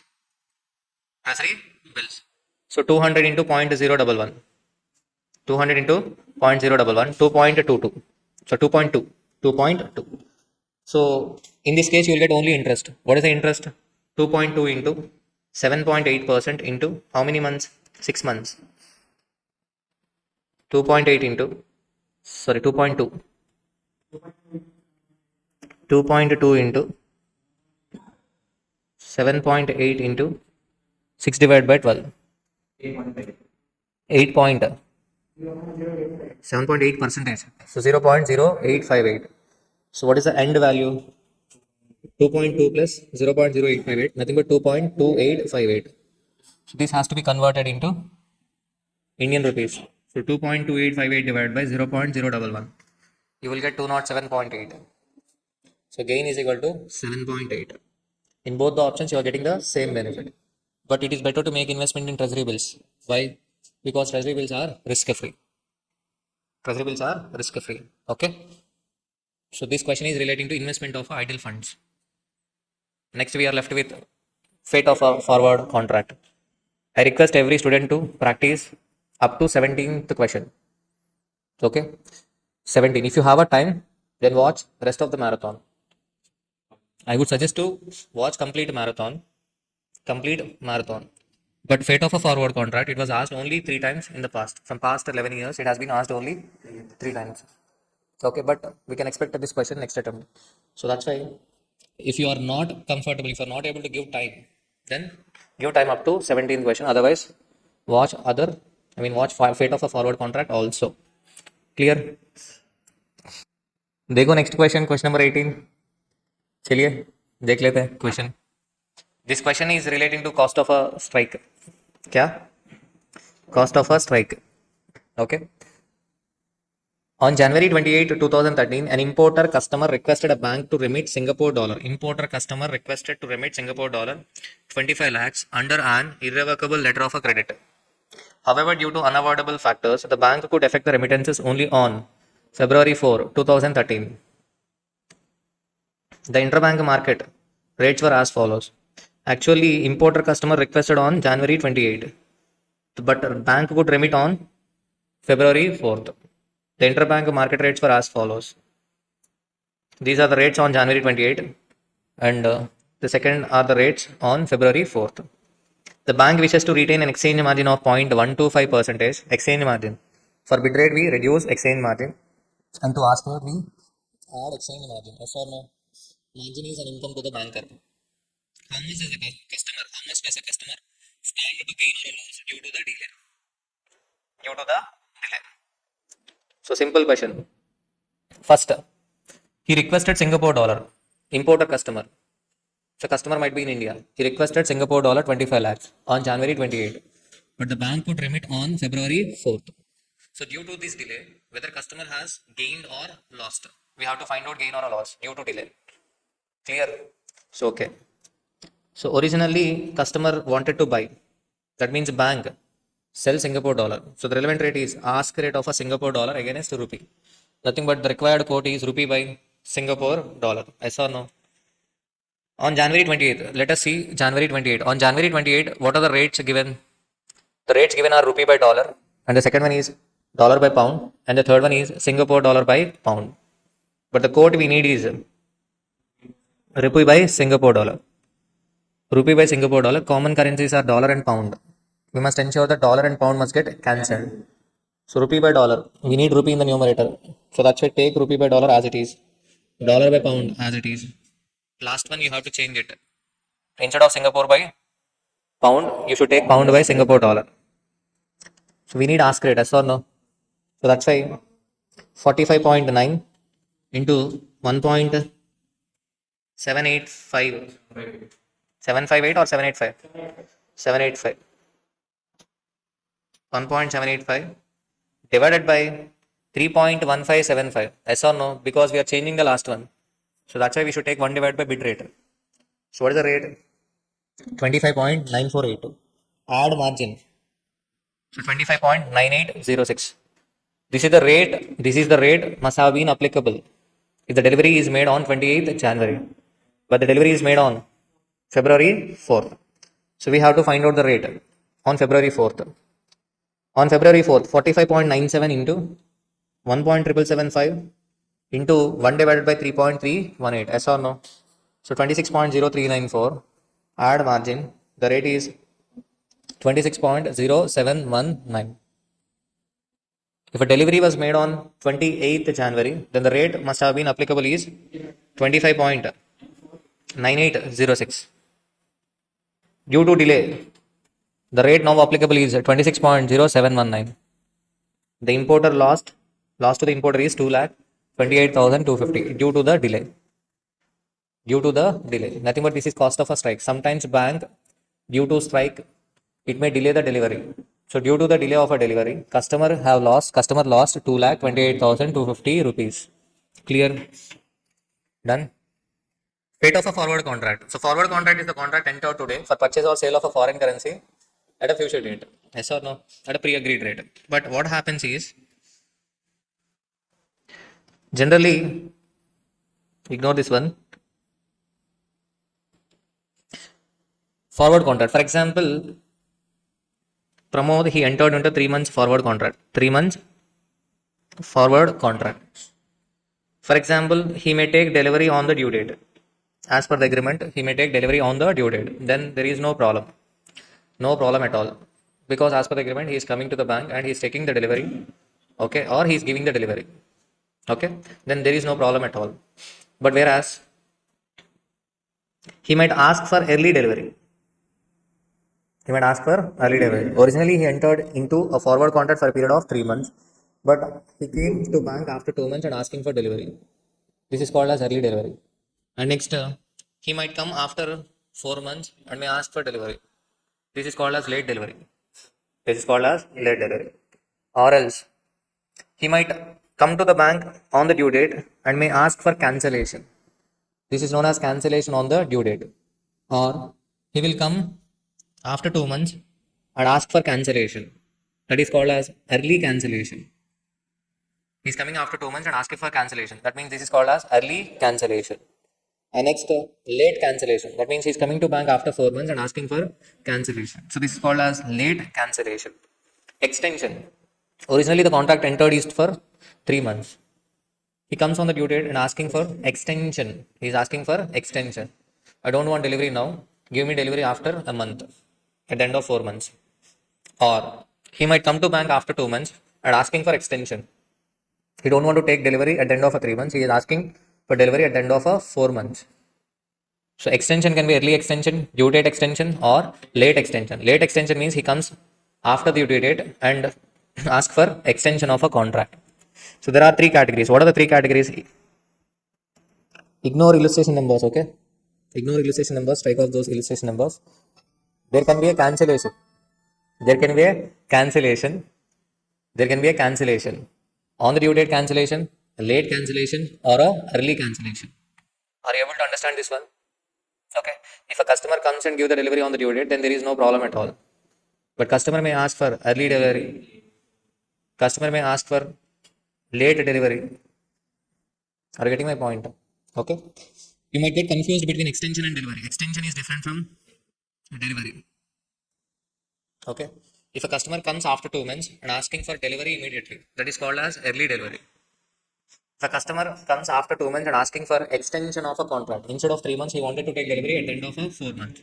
This is called as early extension. He comes after the 2 months and he is asking for cancellation of a contract. This is early cancellation. Clear? Now we shall start problems. So except one problem, all problems you will find very simple. Question number 19. Question number 19. On 1st October 2015, Mr. X, an exporter, enters into a forward contract with a BNP bank to sell US dollar 1 lakh on 31st December 2015 at rupees 65.4 per dollar. Exporter. Customer is an exporter. On October 1, he entered into a forward contract for sale of 1 lakh US dollar at the rate of 65.4. However, due to the request of the importer, Mr. X received amount on 28th November 2015. That means he received 1 lakh dollar before the due date. Okay, so that's why Mr. X requested the bank to take delivery of the remittances on 30 November 2015, that is before the due date. Actually, the contract is to give delivery on 31st December 2015. Now, Mr. X, a customer is asking the bank to take delivery before due date, that is 30th November. The interbank rates on the 28th November 2015 was as follows. Why the rates on 28th November are given instead of 30th November? Because the transaction is settled after 2 days. So spot rate is given, 1 month premium points are given. If a bank agrees to take early delivery, then what will be the net inflow to Mr. X? Assuming that prevailing prime lending rate is 18%. Prevailing prime lending rate is 18%. Here in question bank, you might find different answer, but I will use the simple answer. Note it down, okay? So question number 19.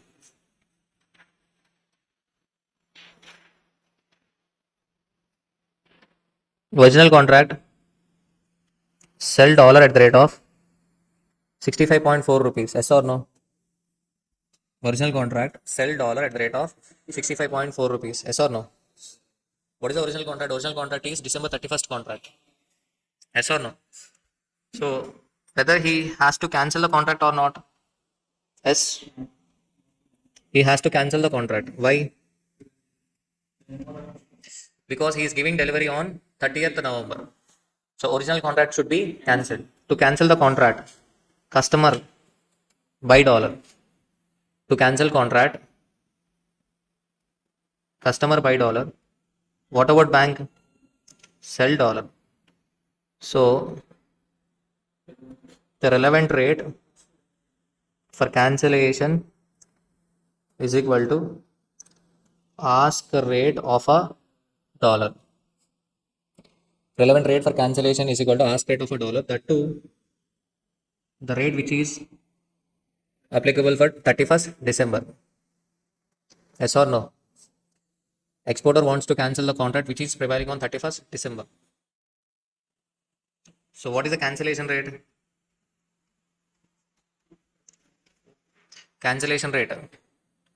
What is the cancellation rate? Cancellation rate is equal to 65.27 plus 0.15. On 30th November, he is coming to the bank and he has to cancel the contract which was already entered for 31st December. So from 30th November, 31st December means 1 month. So that's why you should take, what is the rate? 65.27 plus 0.15. That is equal to 65.42. Yes or no? So cancellation charges is equal to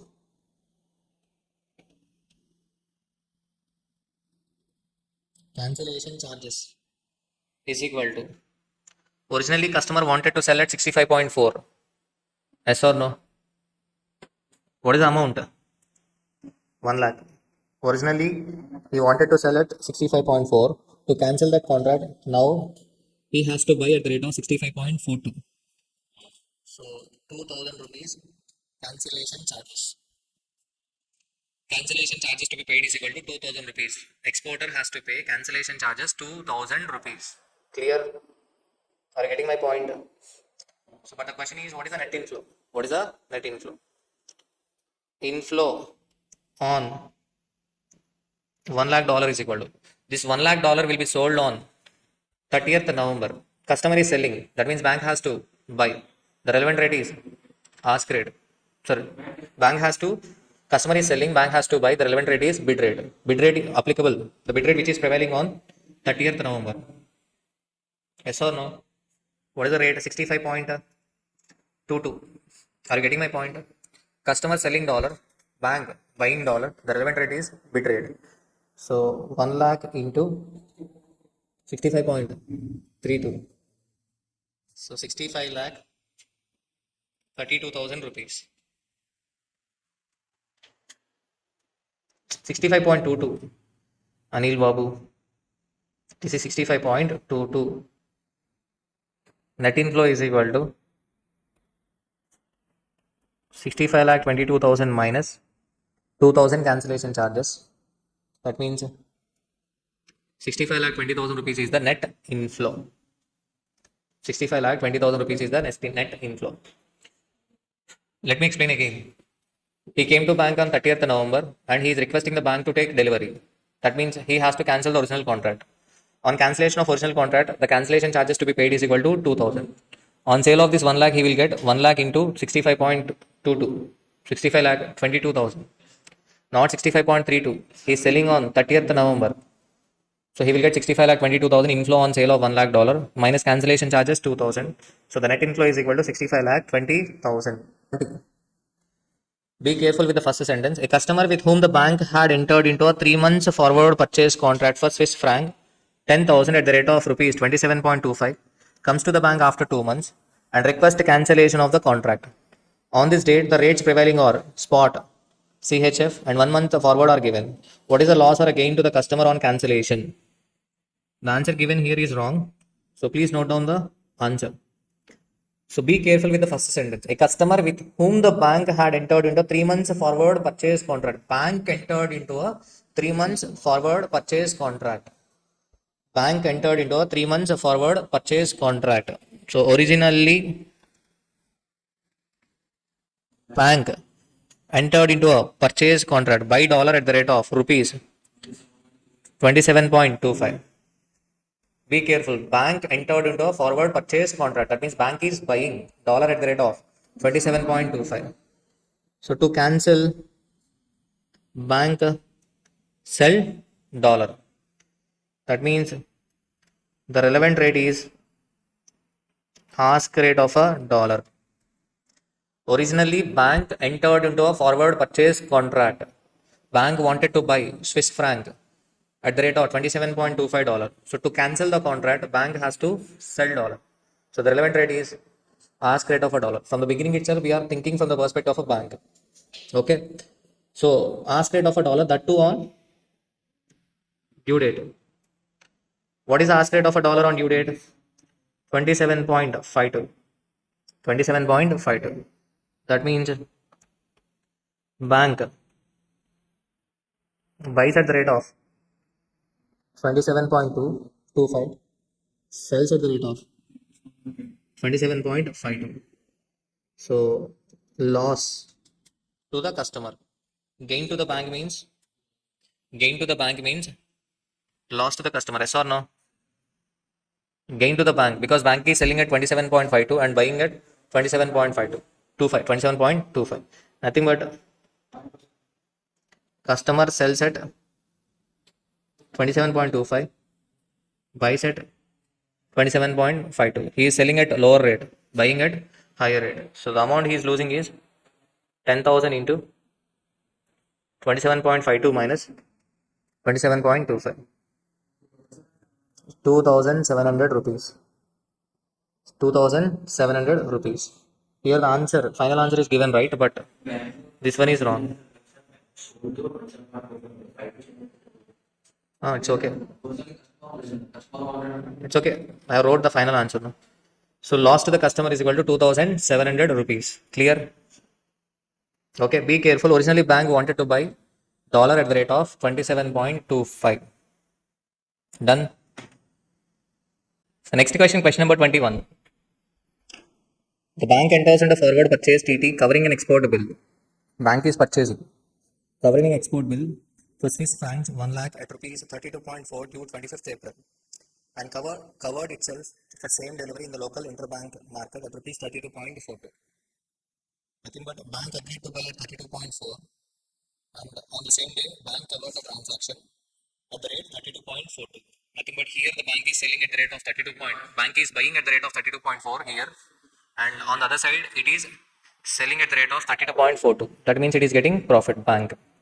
But however, on 25th March, exporter sought for cancellation. So customer gave a pokrimari or a twist.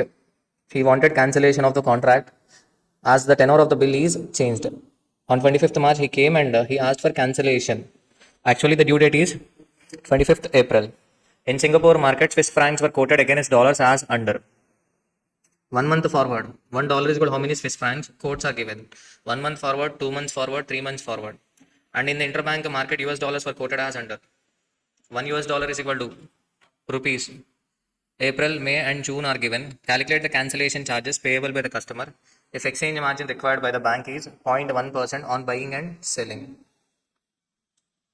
0.1% is the margin on buying and selling. Okay. Originally the bank, what is the question number? 21. Question number 21. Originally bank buy at the rate 32.40. Buy at the rate 32.40.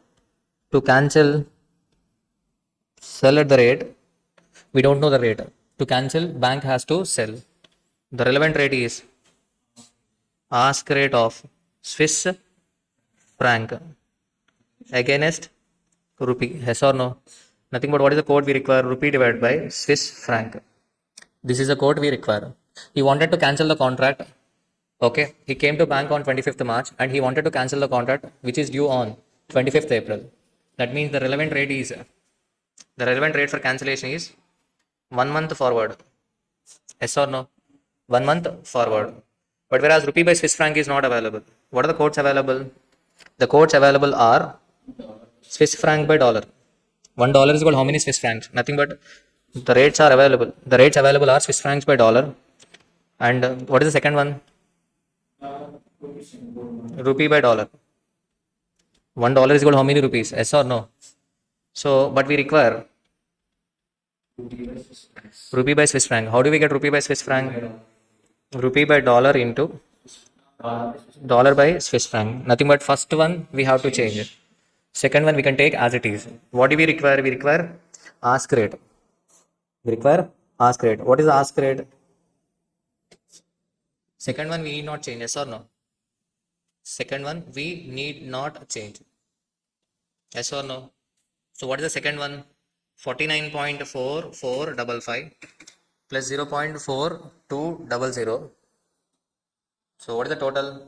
49.8655.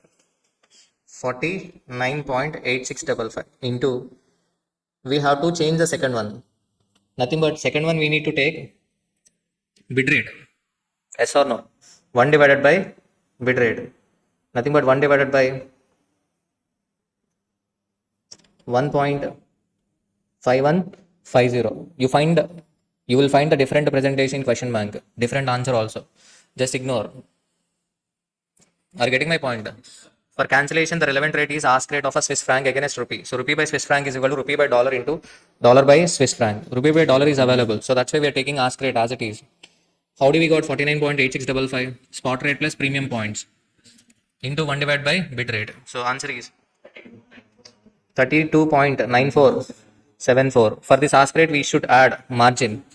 What is the margin? 0.1%. The final rate is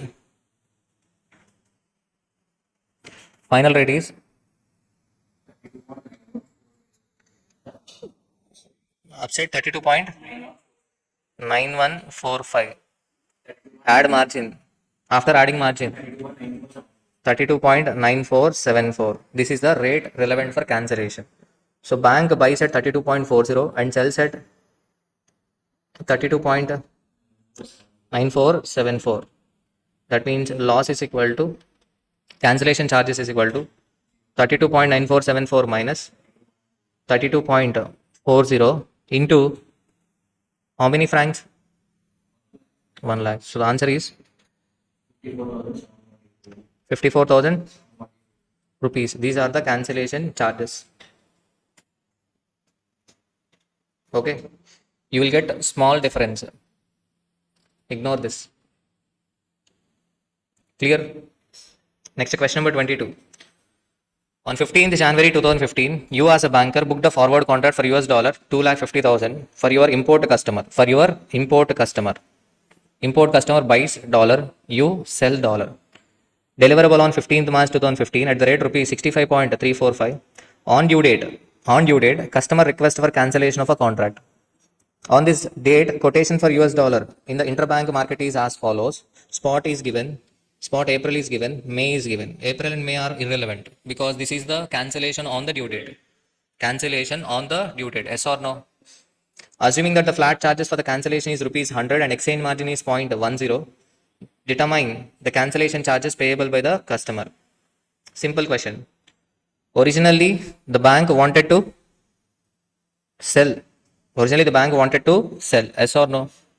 At the rate of 65.345. Yes or no? Because the contract is with import customer. Import customer buy dollar, bank sell dollar. Bank agreed to sell at the rate of 65.345. To cancel the contract, bank has to buy. So the relevant rate is bid rate, that is 65.29. So margin, exchange margin we should reduce. Yes or no? So exchange margin is reduced. The effective rate is 65.2247. 65.2247. So bank selling at 65.345.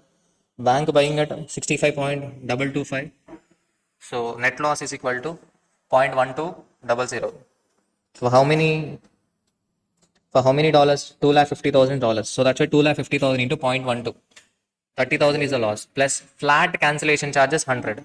So the overall amount to be paid is equal to 30,100. Clear? So this is the cancellation on the due date. Next question number 23. Suppose you as a banker entered into a forward purchase contract Originally, you are a banker and you entered into forward purchase contract. US dollar 50,000 on 5th March with an export customer for 3 months at the rate of 59.6. Export customer sells dollar, you agree to buy at the rate of 59.6. On the same day, you also covered yourself in the market at rupees 60.6025. This is not relevant. At what rate you covered in the market is not relevant. Okay, that's why in the previous question also ignored that information. So originally you entered into a contract to buy at the rate of 59.60. However, on 5th May, customer came on 5th March and entered into a contract for 3 months. That means 5th April, 5th May and 5th June. The due date is 5th June. However, on 5th May, your customer comes to you and request extension of a contract to 5th July. Instead of 5th June, he wanted to take delivery on 5th July. Sorry, he wanted to give delivery on 5th July.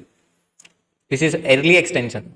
This is early extension. In case of early extension, first original contract must be cancelled and the new contract must be entered.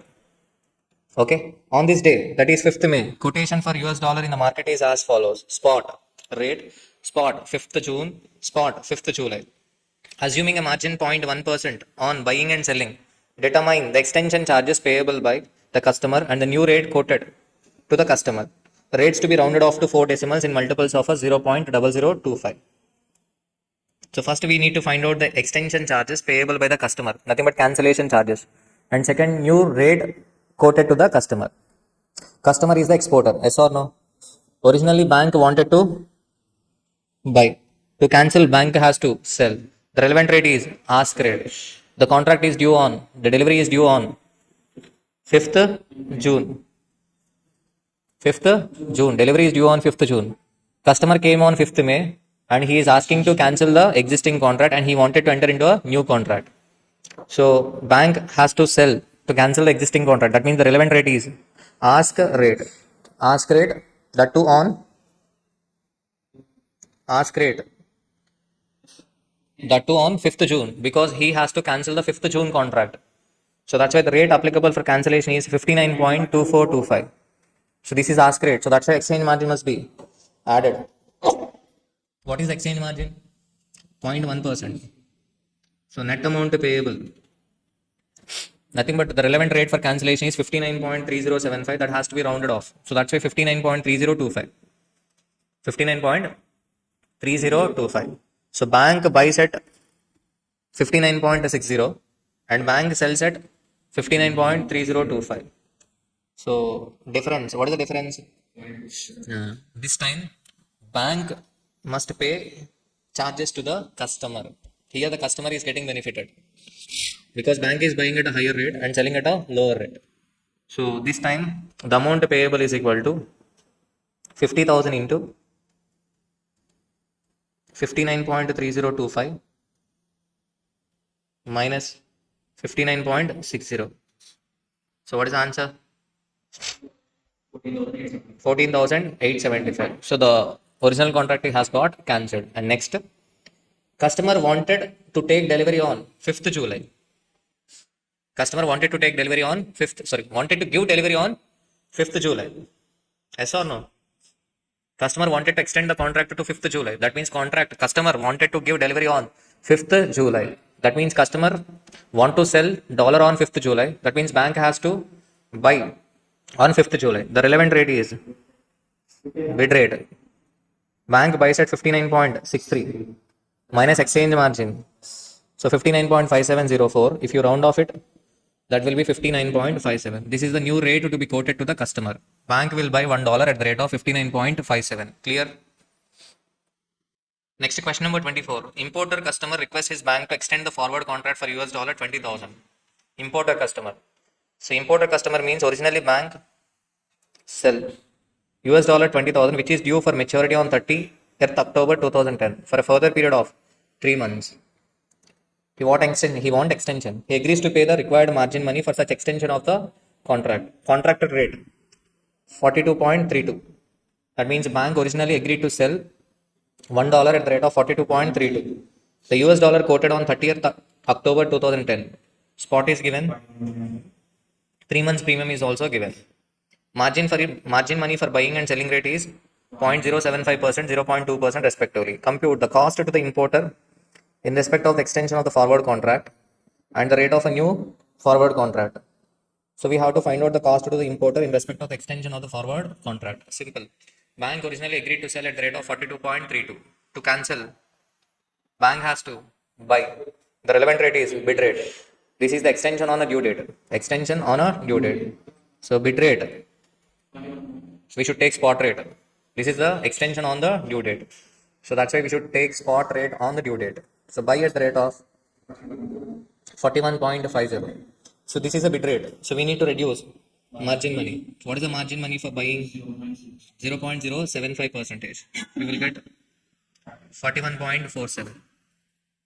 So bank originally agreed to sell at the rate of 42.32. Okay. And bank buys at the rate of 41.47. So this time customer has to pay cancellation charges to the banker. What are the cancellation charges? 20,000 into 42.32 minus 41.47. Bank is selling at a higher rate and buying at a lower rate. So bank will get income. Customer loses money. What is the money? 17,000. We have rounded off the rate to 2 decimal because codes are given at 2 decimal. So that's why. And next, what is the new rate? What is the new rate? Import customer. Import customer will buy the dollar. Bank will sell the dollar. So relevant rate is ask rate. So that means 41.52 plus 0.93%. Yes or no? Why? 3 months premium must be added because we wanted to extend the contract to next 3 months. So ask rate. Relevant rate is ask rate. The rate of a new forward contract is equal to 41.52 plus margin 0.93%. Sorry, premium 0.93%. So 41.9061. And then add margin money. It is an ask rate. So that's why add margin money at the rate 0.2%. So the new rate is 41.99. Clear? Done? Question number 25. An importer booked a forward contract with his bank on 10th April for USD 2 lakhs due on 10th June at the rate of rupees 64.40. Importer. Importer means he buys dollar. Yes or no? Which is due on 10th June. The contract is entered on 10th April. The bank covered its position in the market at rupees 64.28. Till now, we have not considered the cover rate. Yes or no? But in this question, cover rate is relevant. What is the cover rate? 64.28. That means to customer, bank sold at the rate of 64.4, and to cover the transaction, the bank entered into a buy contract at the rate of 64.28. Clear? The exchange rates for dollar in the interbank market on 10th June. 10th June means on the due date, and 13th June were. On 13th June were. Spot rate is given June, July, August, September. Exchange margin 0.1% and interest on outlay of funds is 12%. Interest on outlay of funds is 12%. The importer requested on 14th June for extension of a contract with a due date on 10th August. The importer requested on 14th June for extension of a contract with a due date of 10th August. He requested the bank on 14th June, but the due date is 10th June. That means he came after the due date. He came after the due date and he is asking to extend the contract up to 10th August. Nothing but this is late extension. This is late extension. Rates to be rounded off to 4 decimals in multiples of 0.0025. On 10th June, bank swaps by selling spot and buying 1 month forward. Calculate cancellation rate, amount payable on $2 lakh, swap loss, interest on outlay of funds, if any, new contract rate, and total cost. Okay. Let us solve this question.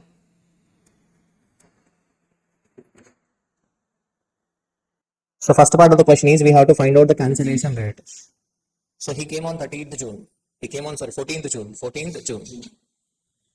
Practically what happens is if a customer is not coming on the due date and there is no information from the customer side, then the forward contract will get cancelled automatically within 3 days. Within 3 days. Okay, from the due date, the contract will get cancelled automatically. Okay. Here customer came on 14th June and he is asking for extension of a contract to 10th August. On 10th June, what happened? This sentence has a relevance. On 10th June, bank swaps by selling spot. Bank swaps means exchange by selling spot and buying 1 month forward. What does it mean? we shall discuss. So first part of the question is cancellation rate. Cancellation rate. Originally bank agreed to. Originally bank agreed to sell. The rate is not relevant, but because first part of the question is we should find out cancellation rate. Originally bank agreed to sell dollar. To cancel the contract, bank has to buy dollar. The relevant rate is bid rate. The relevant rate is bid rate. On which date the customer came? Customer came on. Actually, this is 13th June because the rates given are for 13th June. Okay, but in CA Finance Readymade also printing was like 14th June only, but that is 13th June. On 13th June, customer came to bank and he is asking for cancellation of an existing contract. What is the relevant rate for? Yeah, extension means first we should cancel the existing contract and we should enter into a new contract. So relevant rate for cancellation is bid rate. What is the bid rate? 63.68. So the cancellation rate is equal to 63.68. Bid rate. Exchange margin minus. Exchange margin is reduced from the bid rate. Yes or no? At the rate of 0.1%. So 0.0636. So cancellation rate is equal to 63.6163. We shall round off this rate to 0.0025. So that's why the cancellation rate is 63.6175. Are you able to understand this part? Simple. This one is. Next, amount payable on $2 lakh. Amount payable on $2 lakh. Nothing but cancellation charges. Cancellation charges. Originally, bank agreed to sell at the rate of 64.4. Yes or no? Now, it is buying at the rate of 63.6175. So, what is the gain to the banker? Gain per dollar.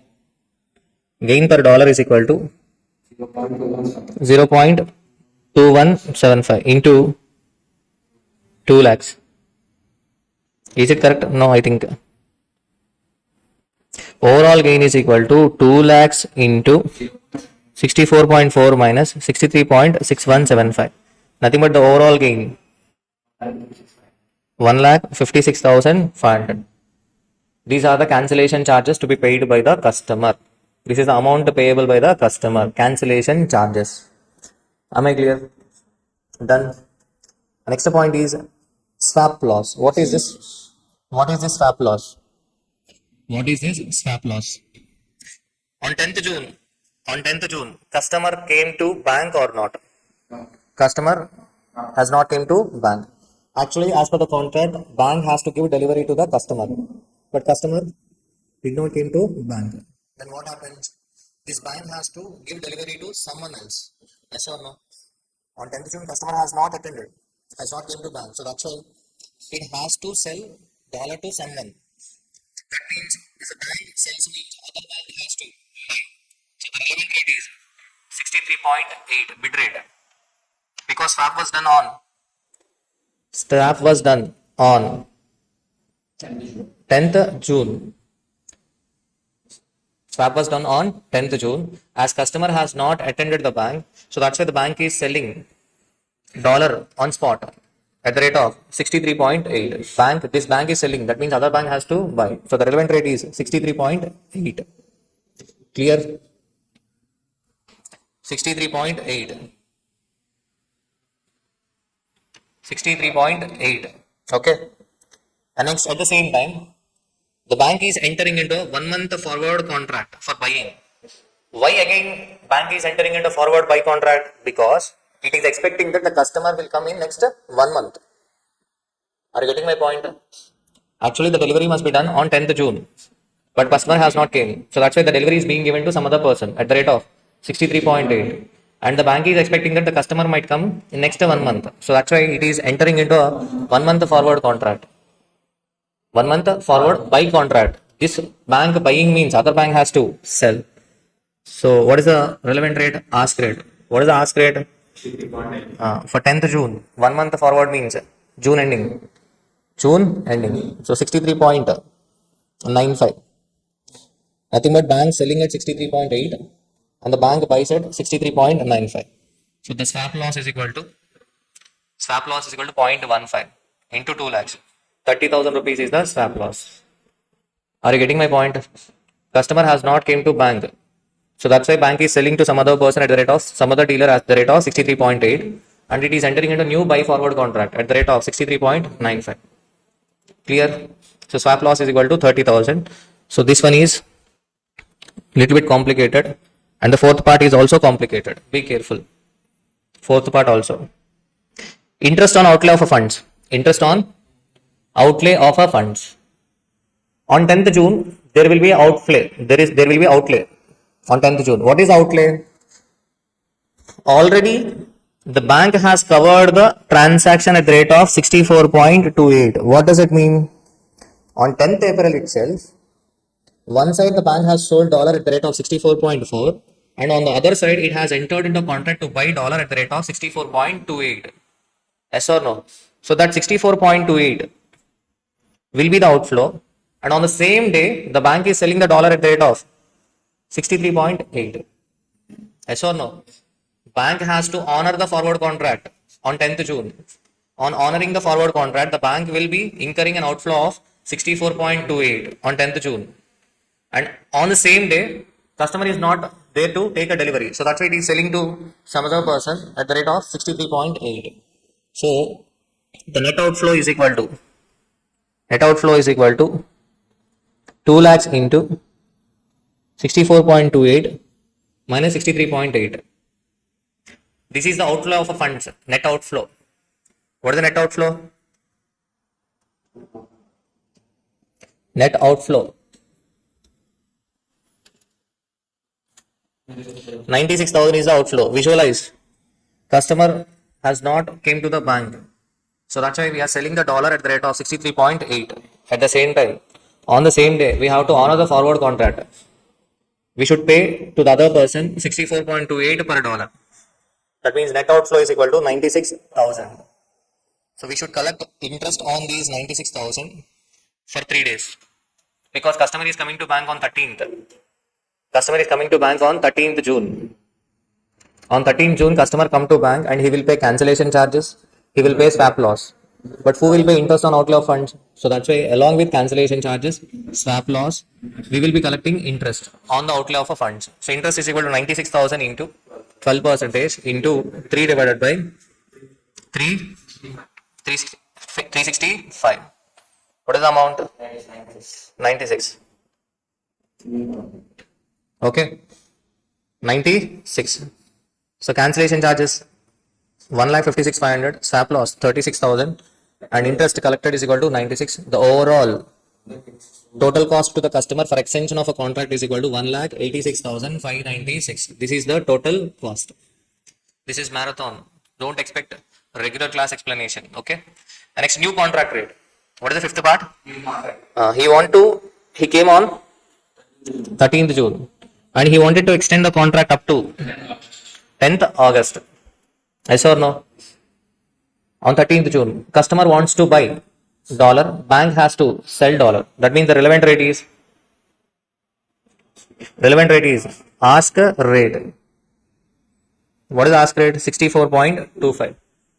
Are you getting my point? On 13th June, customer came to bank and he is asking for delivery on 10th August. So bank has to sell.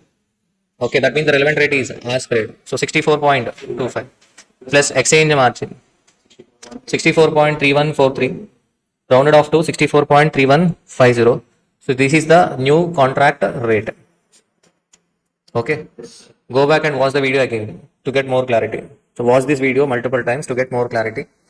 Okay, this is a complicated question. So toughest question in Forex. Clear? Thank you.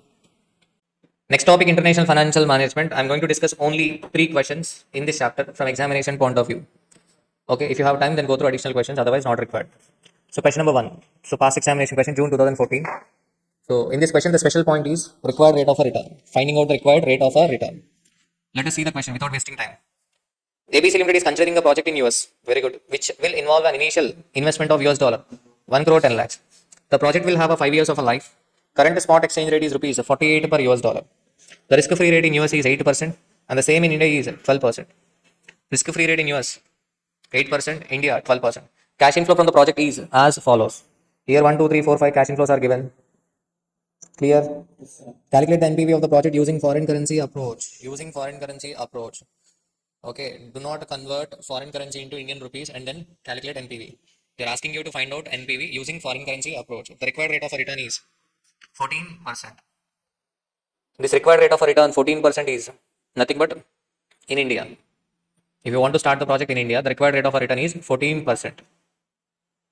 Okay, if you want to solve the problem in home currency approach, then the required rate of return is 14%. But they're asking you to find out the NPV using foreign currency approach. So that's why, what is the risk-free rate in India? 12%. You remember risk-adjusted discount rate we discussed in evaluation of risky proposals. How do we get risk-adjusted discount rate? Risk-free rate plus risk premium. Likewise here also, what is the required rate of return? 14%. How do we got this 14%? 1 plus, what is RF? 0.12 into 1 plus risk premium. 1 plus risk premium is equal to 1 plus 0.14.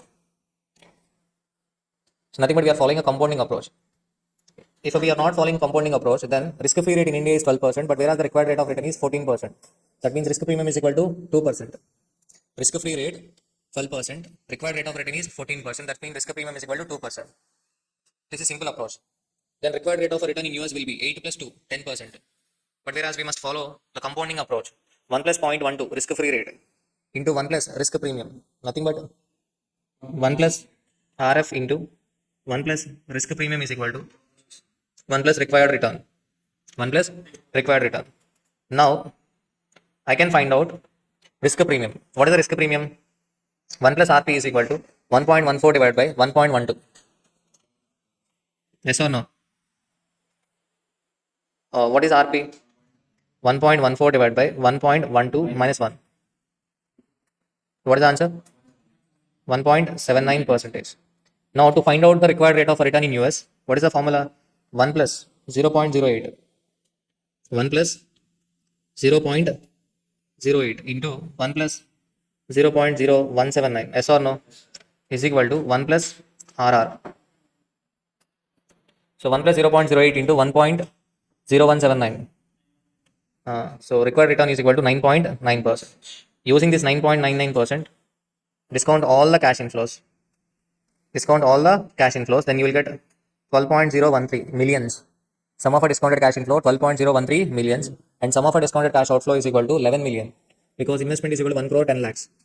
Net present value is equal to 1.013 million dollar into what is the exchange rate? 48. So 48.624 million rupees is the NPV. Are you getting my point? They're asking you to find out the NPV using the foreign currency approach. Otherwise, you might have converted all the foreign currency cash flows into Indian rupees. Clear? So what is the special point in this question? Finding the required rate of a return. Okay. If you find this process difficult, then simple. 14 minus 12, 2% is the risk premium. Add that 2% to the 8%, then you will get 10%. So 10% will be the required rate of return for foreign currency approach. Clear? Done. See next question, question number 2.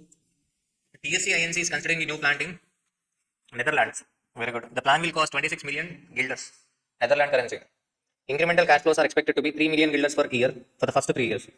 For first 3 years, cash inflow 3 million guilders. For the next 3 years, 4 million guilders. 5 million guilders in year 7 to 9. And 6 million guilders in years 10 through 19. 10 to 19. After which the project will terminate with no residual value. The present exchange rate is 1.9 guilders per dollar.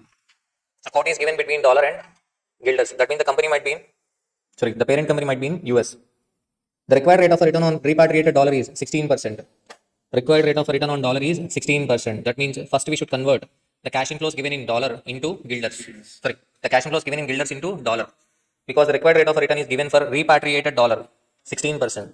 Required rate of return is given for dollar. So that's why first convert guilders into dollar.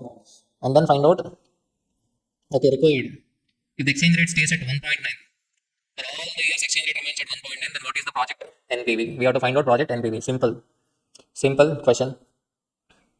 First part. In 0 year, what is outflow? 26 million guilders. Yes or no? 1 to 3 years, 3 million guilders inflow. 4 to 6 years, 4 millions. 7 to 9, 5 million. 10 to 19, 6 million guilders. Yes or no? What is the exchange rate? 1.9. In all the years, 1.9. So for converting guilders into dollars, for converting guilders into dollars, whether we should multiply or divide it by. The quote is given per dollar, but we have to convert guilders divided by. So that means 26 divided by 1.9, 13.6842.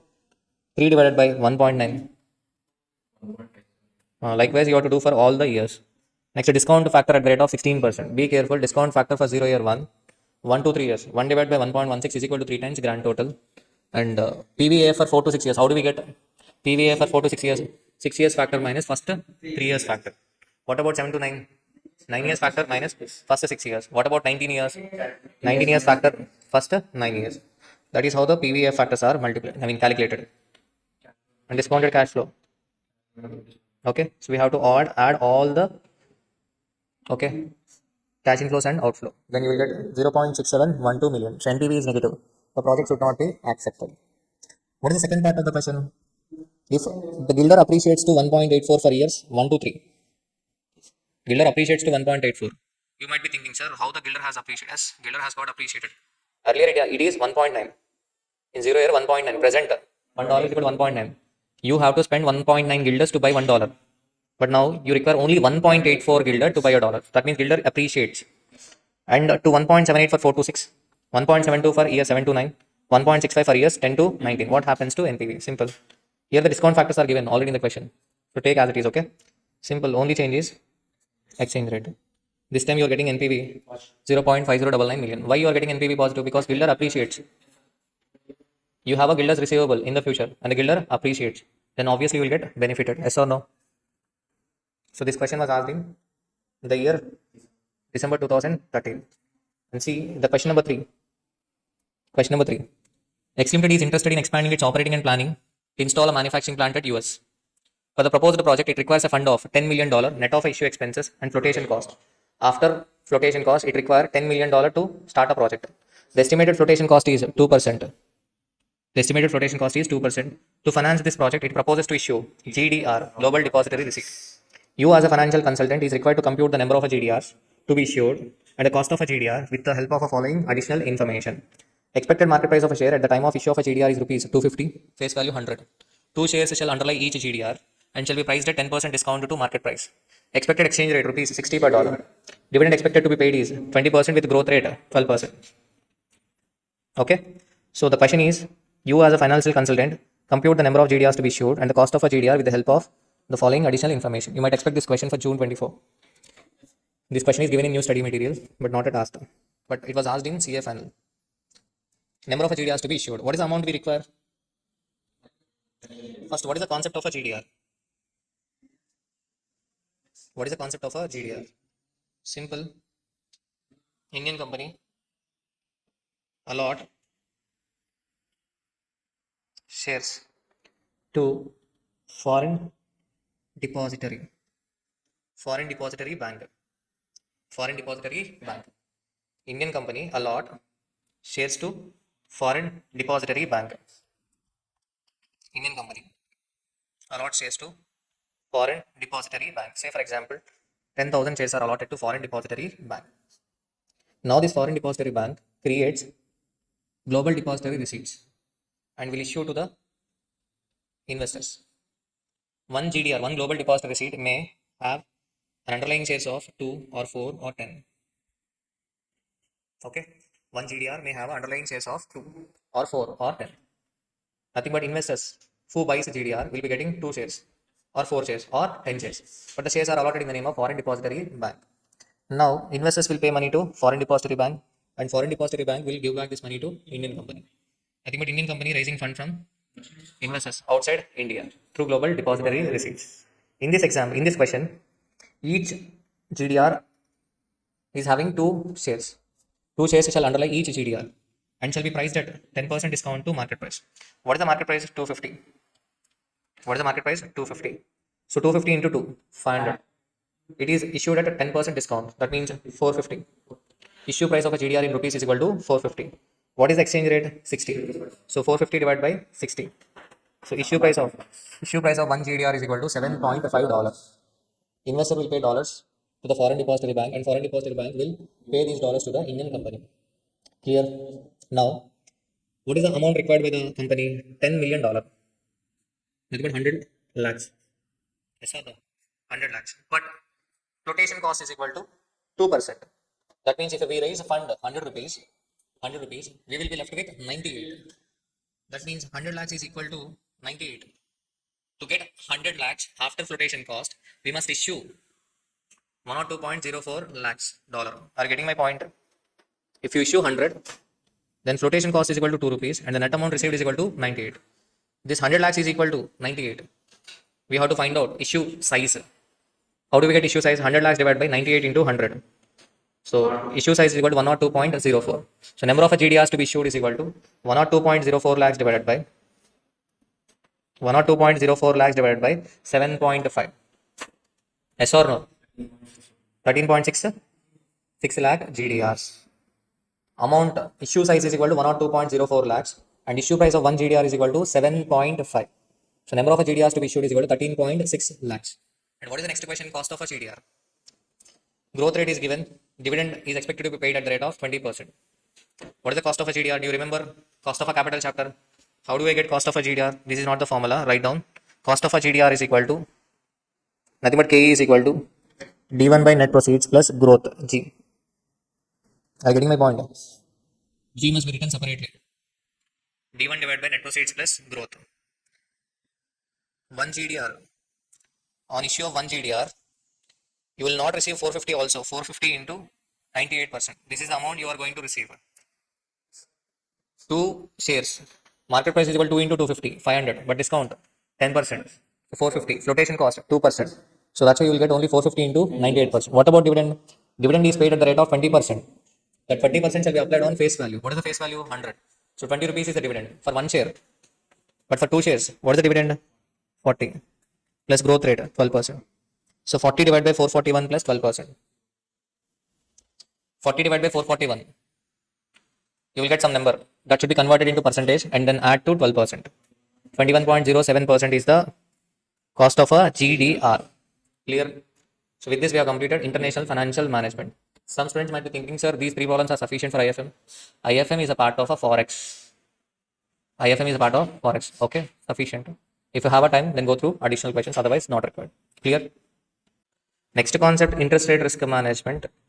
In interest rate risk management, so only one question, currency swap. Most repetitive question, currency swap. I'm going to discuss only currency swap. In IRRM, interest rate risk management, this is also known as interest rate derivatives. So this is also a part of Forex. We can categorize under Forex or derivative analysis. Okay. Swap. Swap means exchange.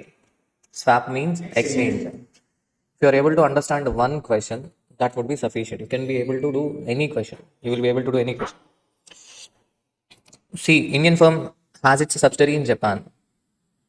And Jaki, a Japanese firm has its subsidiary in India and face the following interest rates. Indian firm has its subsidiary in Japan. Jaki, a Japanese firm, has a subsidiary in India. Following are the interest rates. So for Japanese firm, interest rates, if they want to take INR loan, then interest rate applicable is BPLR, bank prime lending rate plus 2.5%. If Jaki wanted to take JPY, then the interest rate applicable is 2.25. If Indian firm wants to take loan in INR, the loan rate applicable, the interest rate applicable is BPLR plus 0.5%. JPY 2%. Jaki wishes to borrow rupee loan. Why? Because Jaki is having subsidiary in India. Jaki is having subsidiary in India. So that's why he wishes to borrow rupee loan at a floating rate. At a floating rate. Yes or no? If a Jaki wanted to take loan, rupee loan, if Jaki wanted to take rupee loan, the rate applicable will be floating rate. And IB wishes to borrow JPY at a fixed rate. Why IB wishes to borrow JPY? Because IB is having it's a subsidiary in Japan. That's why. Okay. The amount of a loan required by both the firms is same at the current exchange rate. A financial institution may arrange a swap and require 25 basis points as its commission. Gain, if any, is to be shared by the firms equally. You are required to find out whether a swap can be arranged which may be beneficial to both the firms. What rate of interest will the firms end up paying? Simple question. Swap means exchange. Swap means exchange. Swap means exchange. Here, originally, Jackie, a Japanese firm, wanted to take INR loan. What is the interest rate applicable? BPLR plus 2.5. IB, Indian firm, wanted to take JPY loan. The interest rate applicable is equal to 2%. Yes or no? This is the original. This is the original. What is the original? Jackie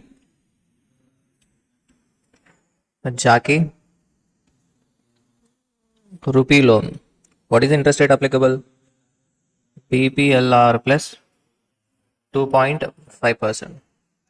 IB JPY loan 2%. What is the total? BPLR plus 4.5%. This is before swap. This is before swap. Before exchange. Before exchange. Swap means exchange. Okay. Now, Jackie and IB can save interest by entering into a currency swap deal. How? Jackie require INR. Yes or no? Jackie require INR. So this INR loan will be taken by IB. INR loan will be taken by IB. IB require JPY. This loan will be taken by Jackie. Okay. The loan taken by IB, INR loan, the loan taken by rupee loan taken by INR, IB will be used by Jackie, and JPY loan taken by Jackie will be used by IB. Okay, exchange, swap. If that happens, then the total interest rate will be BPLR plus 2.75. Yes or no? If there is a swap, Jackie will take which loan? JPY loan. IB will take rupee loan. Jackie will take JPY loan and give it to the IB. IB will take rupee loan and will give it to Jackie. They both will exchange. If they enter into a currency swap exchange deal, then the interest rates applicable will be 2.25 BPLR plus 0.5%. So BPLR plus 2.7%, 75%. So that means by entering into a currency swap deal, they are able to save interest. What is the savings? Overall savings is equal to BPLR plus 4.5% minus BPLR plus 2.75%. That means the difference is 1.75 or yes, 1.75%. This is the overall savings. Yes or no? The amount of a loan. However, the swap can be done only if the amount of a loan required by both the firms is same. Are you getting my point? A financial institution may arrange a swap and request 25 basis points, nothing but 0.25 as a commission. Gain, if any, is to be shared by the firms equally. What is the total gain? What is the total savings? Total savings is equal to 1.75. In this 1.75, bank will take 0.25 as a commission. So then what is the amount left? 1.5. This 1.5 will be shared among the two firms equally, 0.75 and 0.75. Whether a swap can be arranged? Yes, swap can be arranged, which may be beneficial to both the firms. Which may be beneficial to both the firms. Okay. So swap may not be arranged if, for example, INR floating rate is PPLR plus 2.5% for Indian firm. In that case, swap cannot be arranged. Then the overall interest will be BPLR plus 2.5 plus 2.25.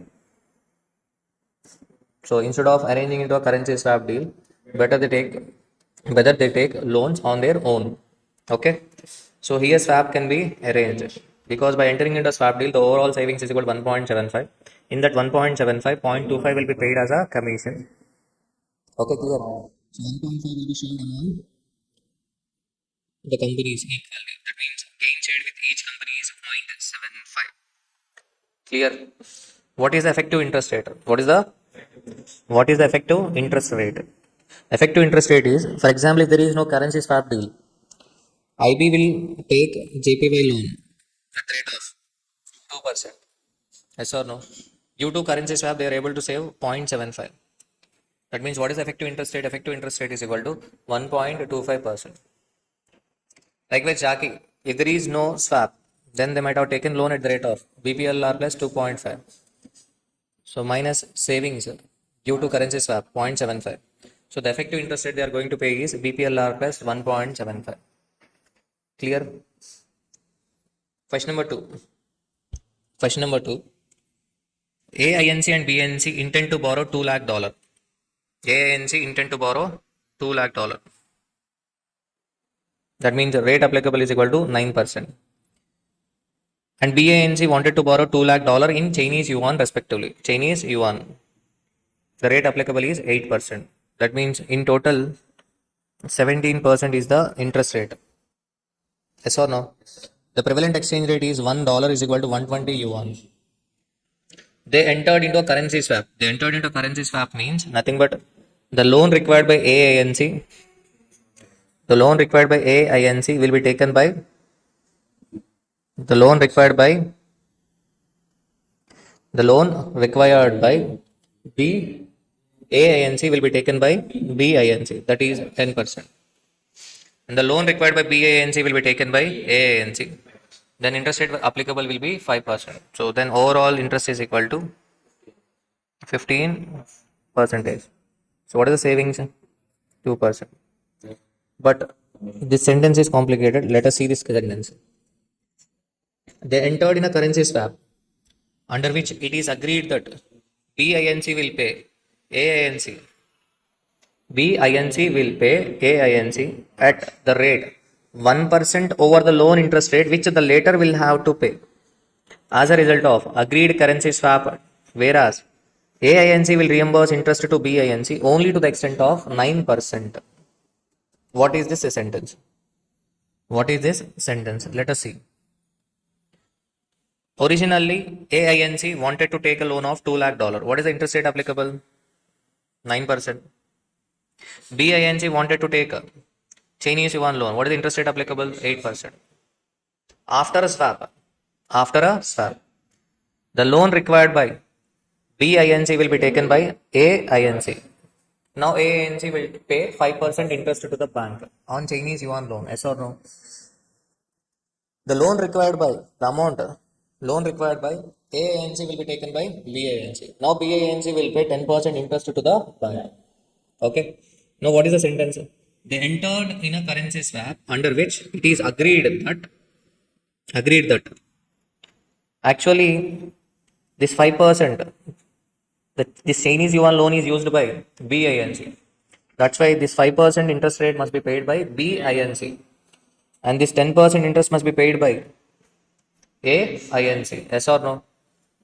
Because this dollar loan is used by ANC and Chinese yuan loan is used by BINC. So it is agreed that BINC will pay AINC 1% over the loan interest rate which the latter will have to pay. Latter means ANC. Here AINC is paying 5% interest rate to the bank. But BINC agreed to pay 1% over the loan interest rate which the latter have to pay. That means nothing but 6%. BINC agreed to pay 6%. And will have to pay as a result of agreed currency swap. Whereas AINC will reimburse only to the extent of 9%. Only to the extent of 9%. Are you getting my point?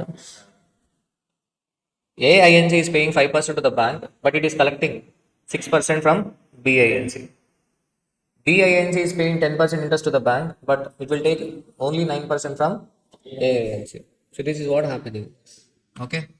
So keeping the exchange rate invariant, quantify the opportunity gain or a loss component of the ultimate outcome resulting from the designed currency swap. Whether they are getting benefit or loss, we have to see. Okay. Are you able to understand currency swap? Swap means exchange. And now, interest payable. If there is no swap, AINC must pay interest at the rate of 9%. Yes or no? Now, due to swap, it is reimbursing 9% to BINC. That's fine.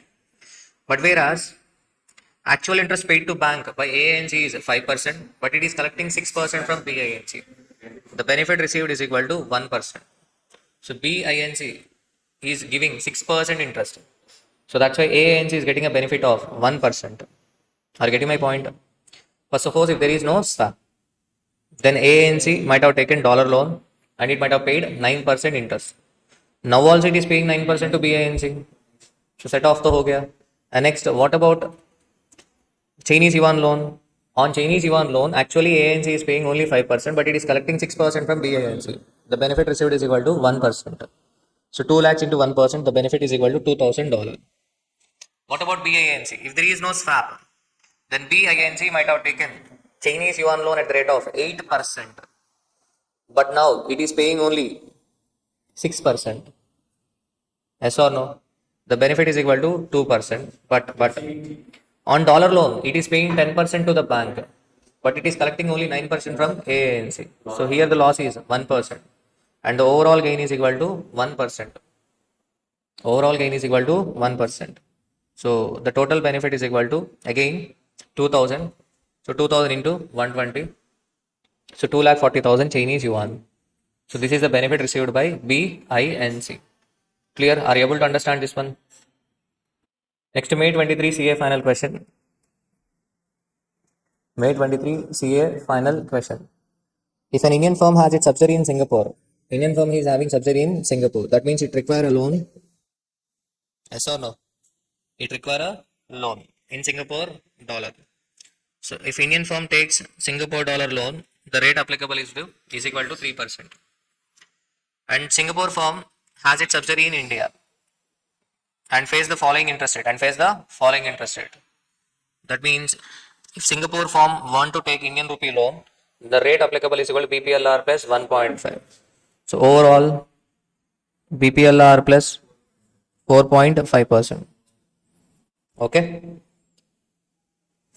SF wishes to borrow rupee loan. Obviously, because Singapore firm is having subsidiary in India, it wanted to take rupee loan at a floating rate. The rate applicable is equal to BPLR plus 1.5. Indian firm wishes to borrow Singapore dollar at a fixed rate. The rate applicable will be 3%. The amount of a loan required by both the companies is same at the current exchange rate. A bank arranges swap.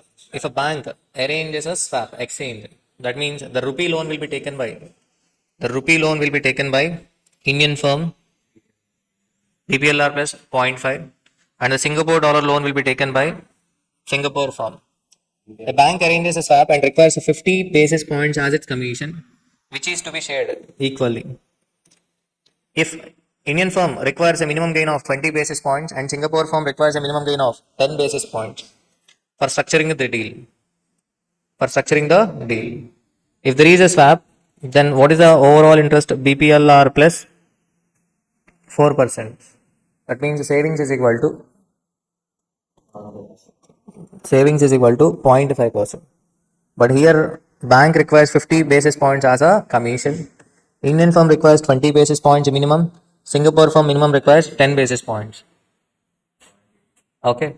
So will it be sufficient or not? No. That's why the bank is very keen to structure the deal even if it has to forego the part of its commission. It is ready to forego its part of its commission. That means out of 50, 0.2 will be given to Indian firm, 0.1 to Singapore firm, and the bank commission will be 0.2. That's it. Okay. So what will be the effective rate? What will be the effective rate for the Indian firm? For example, if there is no swap, Indian firm might have taken Singapore dollar loan at the rate of 3%. Now the effective interest rate is equal to 3% minus savings 0.2. 2.8% is the effective rate of interest. Next term, if there is no swap, then Singapore firm might have taken loan at the rate of BPLR plus 1.5% minus savings 0.1. Now the effective rate of interest is equal to BPLR plus 1.4%. Okay. Whether a swap can be arranged which may be beneficial to both the firms, as swap can be arranged. Yes or no? So what is the interest will they end up paying? 2.8 and BPLR plus 1.4. Clear? Okay, done. If you are able to understand one question, that would be sufficient. One question. Okay, clear? Swap means exchange. I'm discussing only currency swap because only currency swap question was asked in the past. So that's why I'm not discussing other questions. If you have a time, go through other concepts as well. So this is a marathon. The next topic, digital finance, very important topic. You will get compulsory one theory question and one multiple choice question. Compulsory, you're going to get one theory question and one multiple choice question. Okay. Digital finance. And the content is very less. By spending half an hour of a time, you can score 8 marks. Okay. After going through our material, if you have a time, then go through study material also. Even in study material also, you will find less content. Okay.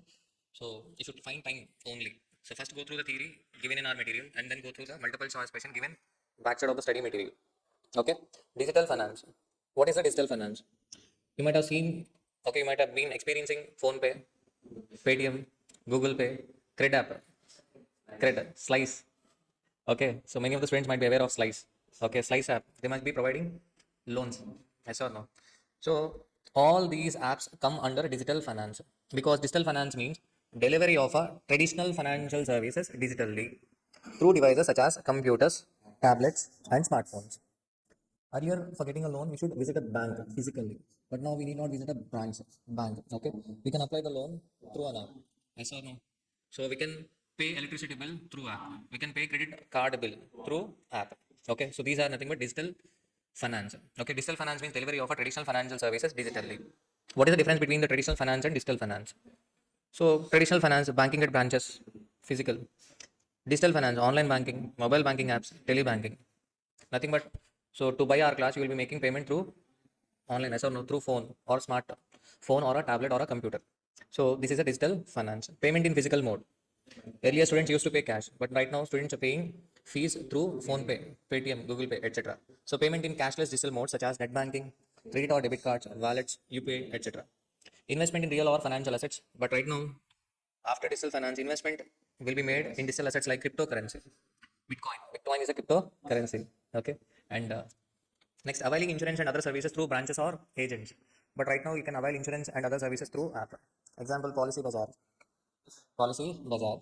Okay. So customer journey. Earlier, traditional finance. Travel to branch, meet with representative. So going to SBI branch is like a hell.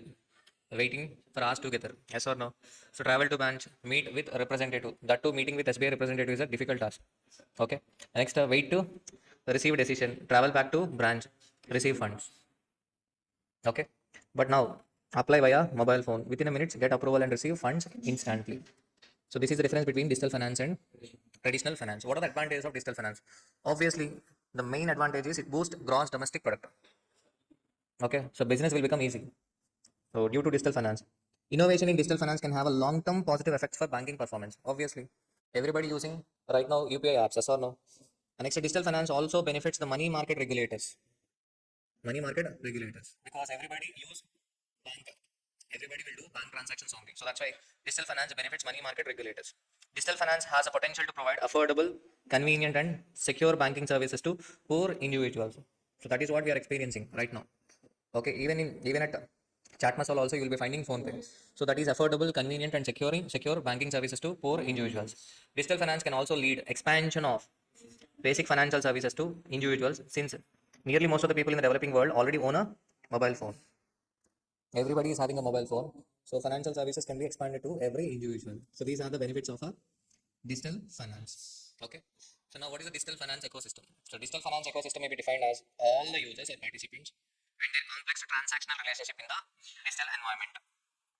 Okay, pause the video and go through the points because you have to mention the keywords. So digital finance ecosystem.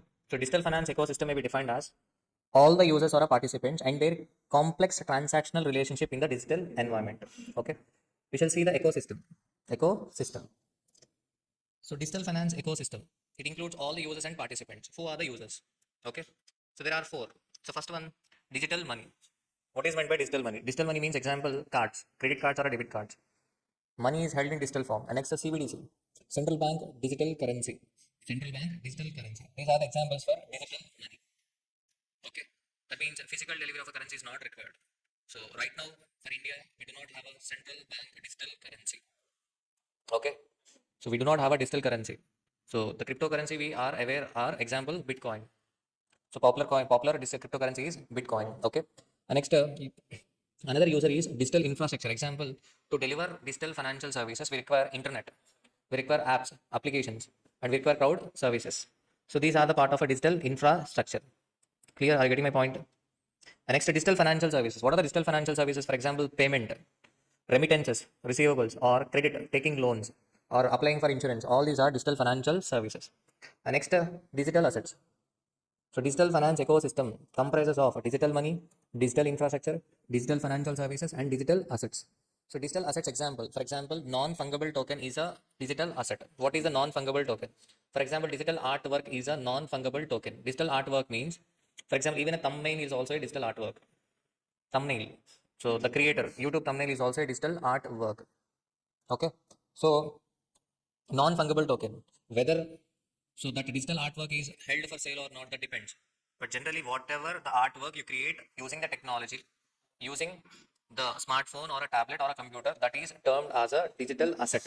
Digital asset. For example, even a tweet is also a digital asset. Whether you sell the tweet or not, that depends. But even a tweet is also a digital asset. Private cryptocurrency. Bitcoin is a private cryptocurrency. The next stable coin. True USD. Example, True USD is a stable coin. So we're going to discuss all these detailedly. So right now, the digital finance ecosystem comprises of digital money, digital assets, digital financial services, digital infrastructure. Clear? Now, digital infrastructure.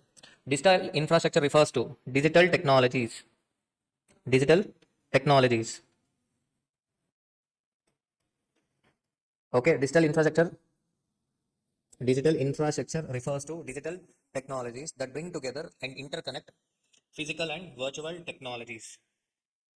So highlight the keyword. Digital infrastructure refers to digital technologies. Example, what are the components of a digital infrastructure? Example, internet. Because of a geo only, we are able to take digital financial services online. Yes or no? Whether you accept or not, because of geo only, right now everybody using phone pay, Google Pay, etc. So internet is mandatory. Internet is mandatory. It acts as a prime enabler. It acts as a prime enabler. The next, mobile telecom and digital communication suites, including application. We need application to take digital financial services or to deliver a digital financial service. We need application. Next, data centers and networks. It is a physical facility that organization use to run their critical applications and data. To create an application, they need a physical facility that is called as data center or a network. Next, enterprise portals, platforms, systems, and softwares. Cloud services. Cloud services. So these cloud services refers to wide range of services delivered on demand to companies and customers over the internet. These are the services delivered over the internet. So cloud services can be of three types: infrastructure as a service, platform as a service, software as a solution. So these are the three types of cloud services. Next, operations or security, user identity, data encryption. Data encryption is mandatory. For example, while uploading our videos on app, we encrypt. Yes or no? If we do not encrypt our videos, then what happens? Students will have unlimited access. If student have unlimited access, what happens? If one student watches the video unlimited time, then that won't be a problem. But what happens? Student starts selling his class to another person. So that's why we encrypt. So data encryption is also a part of a digital infrastructure. Digital infrastructure refers to digital technologies. Okay. Next, API and integration. An application programming interface. An application programming interface and integration is also a component of a digital infrastructure. Okay. So we are discussing digital finance ecosystem. In digital finance ecosystem, we have completed the first one. What is the first one? Digital infrastructure. And what is the second one? Digital money. So digital money example. Cards, debit card or credit card. And next, CBDC, central bank digital currency. Central bank digital currencies are digital tokens similar to cryptocurrency issued by a central bank. Right now in India, we do not have a central bank digital currency. CBDC is a high security digital instrument like paper banknotes. Like paper banknotes, we can transfer the CBDC also. Instead of using the paper money, we can use CBDC. So CBDC is a high security digital instrument like paper banknotes. It is a means of a payment, a unit of account, and a store of a value. You can store CBDC. You can make a payment. It is a unit of account. You can say, I'm having so this much of amount in my account. So like physical money. Next, digital fiat currency in the form of CBDC is a liability of the central bank, just as a physical currency. Physical currency is a liability to the bank and asset to the person who is okay holding the physical money. Likewise, CBDC is also a digital fiat currency in the form of CBDC is also a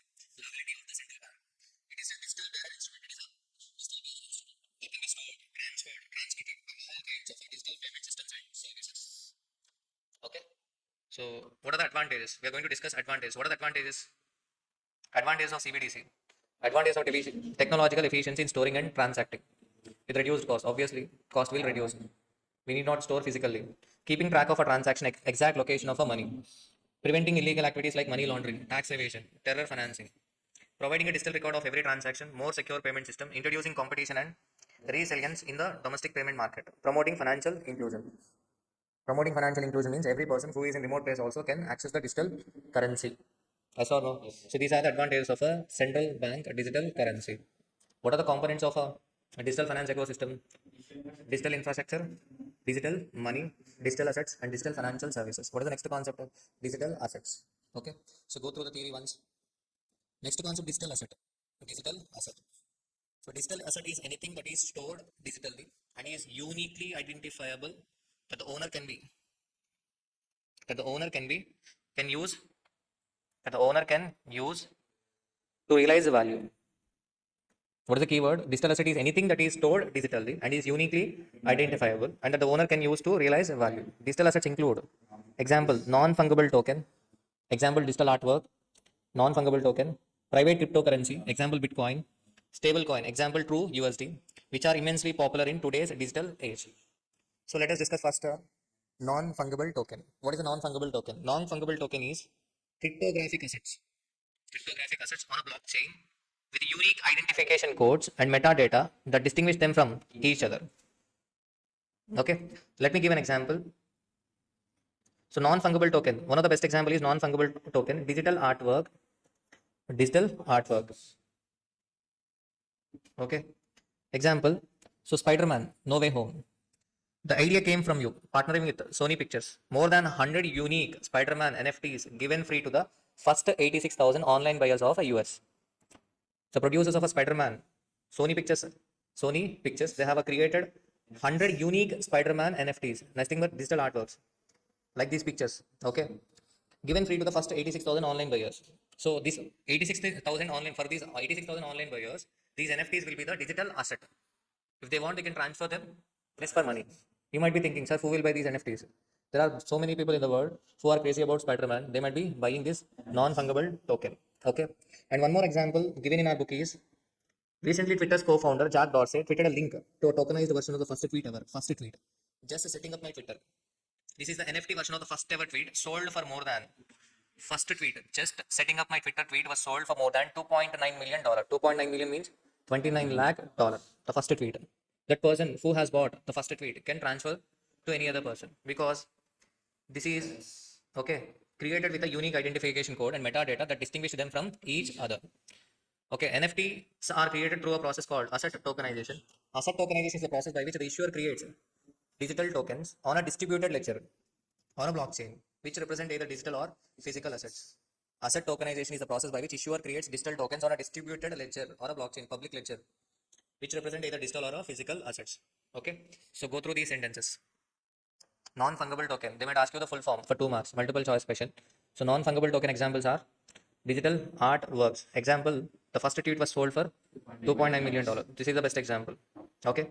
So cryptocurrency is different. Cryptocurrency represent the same value and characteristics, but non-fungible token is unique. Each fungible token is unique. For example, if you have a Bitcoin and I am also having the Bitcoin, so the Bitcoin, okay, will have a same value. Yes or no? But for example, Spider-Man, how many unique, 100 unique NFTs are created? If you are having one NFT and I'm having the other NFT, that means these two NFTs will have a unique value. Okay. So pause the video and go through the text.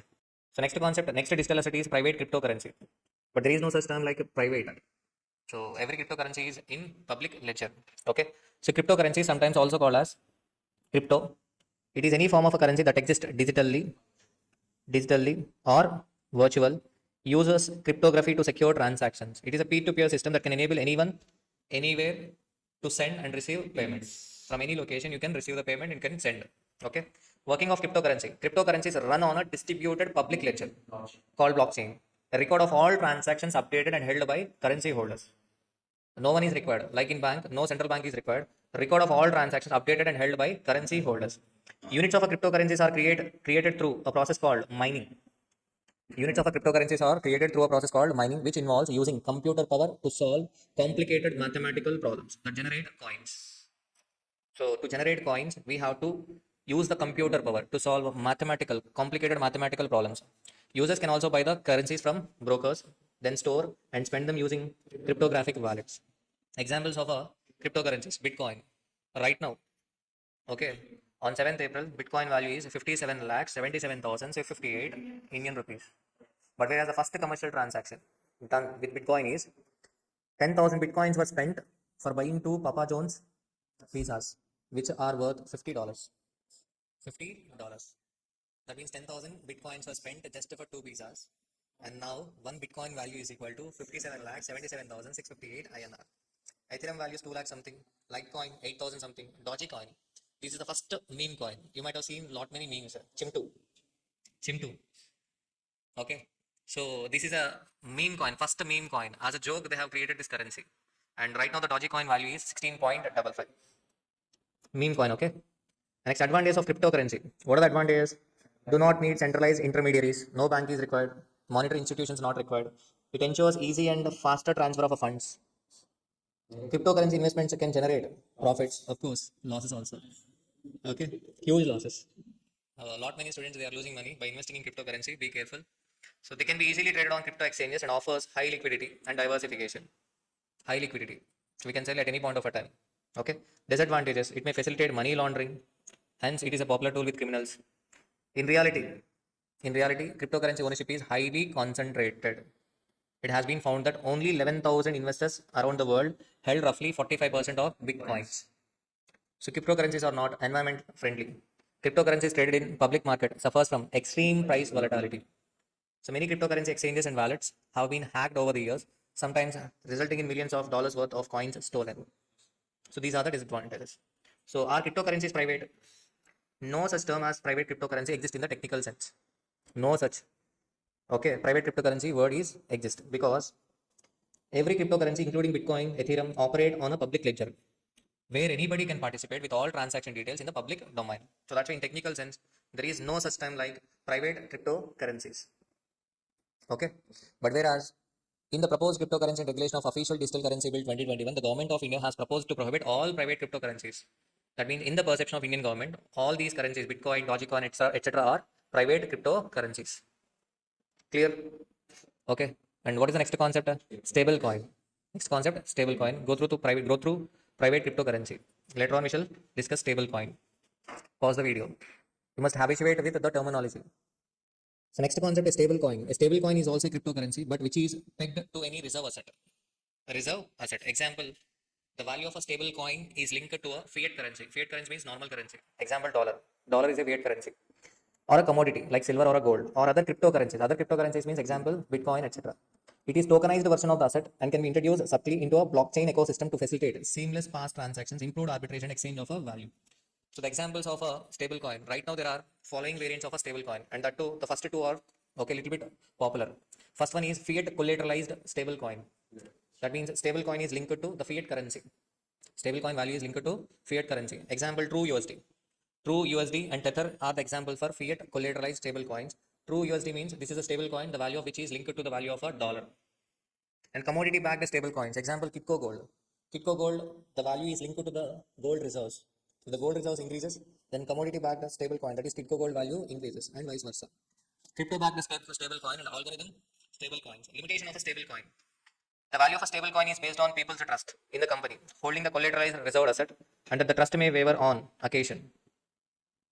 Okay, stable coin may lose value if the company goes bankrupt. If a company goes bankrupt, then stable coin may lose value.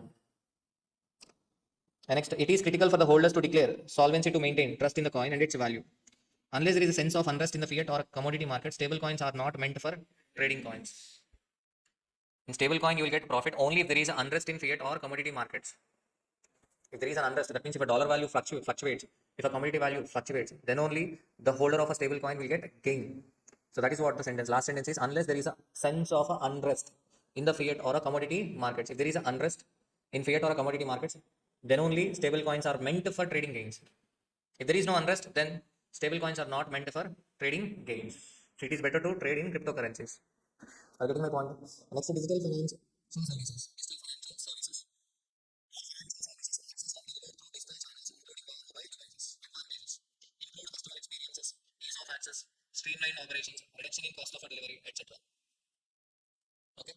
Major development in digital financial services. Major development in digital financial services. Payment system. For payment system, we have a digital wallets, unified payment interface, unified payment interface. The next one, neobanks. Neobanks. Have you ever heard about neobanks? Not at all. Jupiter. Jupiter is a neobank. Jupiter is a neobank. So first we are talking about payment system. Major developments in digital financial services. First we are talking about a payment system. So first one is digital wallets. These are basically type of a prepaid payment instruments. So digital wallets example, MobiKwik, PayPal, etc.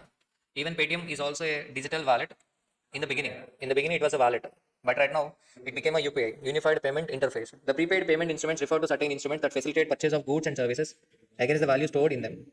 Wallets are closed or semi-open system payment instruments which are reloadable and accepted by specified service providers only. Sometimes these digital wallets are accepted by specified service providers or merchants with which the wallet license holder has the contract. Yes or no? Next, UPI. You already know about UPI, Unified Payment Interface. Another immensely popular digital payment instrument.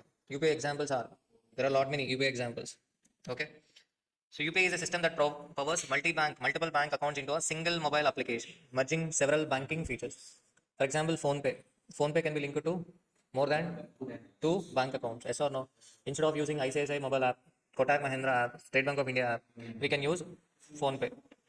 Okay, that powers multiple bank accounts into a single mobile application, merging several banking features. Unique features of a UPI: immediate money transfer, single mobile application for accessing multiple bank accounts, single click two-factor authentication. Two-factor authentication. QR code enabled. Best answer to cash on delivery hassle. Yes or no? So these are general points. Merchant payment with single application. Utility bill payments. Example, electricity bill payments. Over-the-counter payments. QR code based payment. Raising complaint from mobile app directly. So these are the unique features of a UPI. Benefits of a UPI to the bank. Single click two-factor authentication. User application for transactions. Safer, secured and innovative. Enable seamless merchant transaction. These are the benefits to the banks. What about the customers? This is not only for the banks, this is for merchants also. To the customers. To the customers. Round the clock availability. 24 by 7. Single application for accessing different bank accounts. Single click authentication. Rising complaint from mobile app directly. Seamless fund collection from customers. 1 minute. From here, these are the benefits to the merchant. Benefits to the merchant. Benefits to the merchants are seamless fund collection from customers. Next, suitable for e-commerce transaction, resolves COD, cash on delivery collection problem, in-app payments. This has been asked as a multiple choice question. The benefits to the merchant is in-app payment. So examples of some popular UPI service providers in India: Beam UPI, Axis Bank UPI, PhonePe, Paytm, Google Pay, etc. Okay, be careful. So first one is to the merchant, to the banks. First one is benefits to the bank, and next benefit to the customer, and next this is the benefit to the merchant. Clear? Benefits to the merchants. Next, neobank. Neobank. Neobank is also known as an online bank, internet only bank, virtual bank, or a digital bank.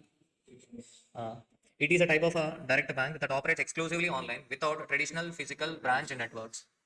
They use technology such as artificial intelligence and machine learning to offer personalized and customized financial services to end users and minimize the overall operating cost. Benefits of neobank: highly convenient, cost effective, provide financial management services 24 by 7, customer support, high security features, simple and user friendly mobile app interface. Examples of neobanks: Jupiter, Geo Money, FI Money, Neo, Mahila Money, etc. So these are all neobanks in India. Clear?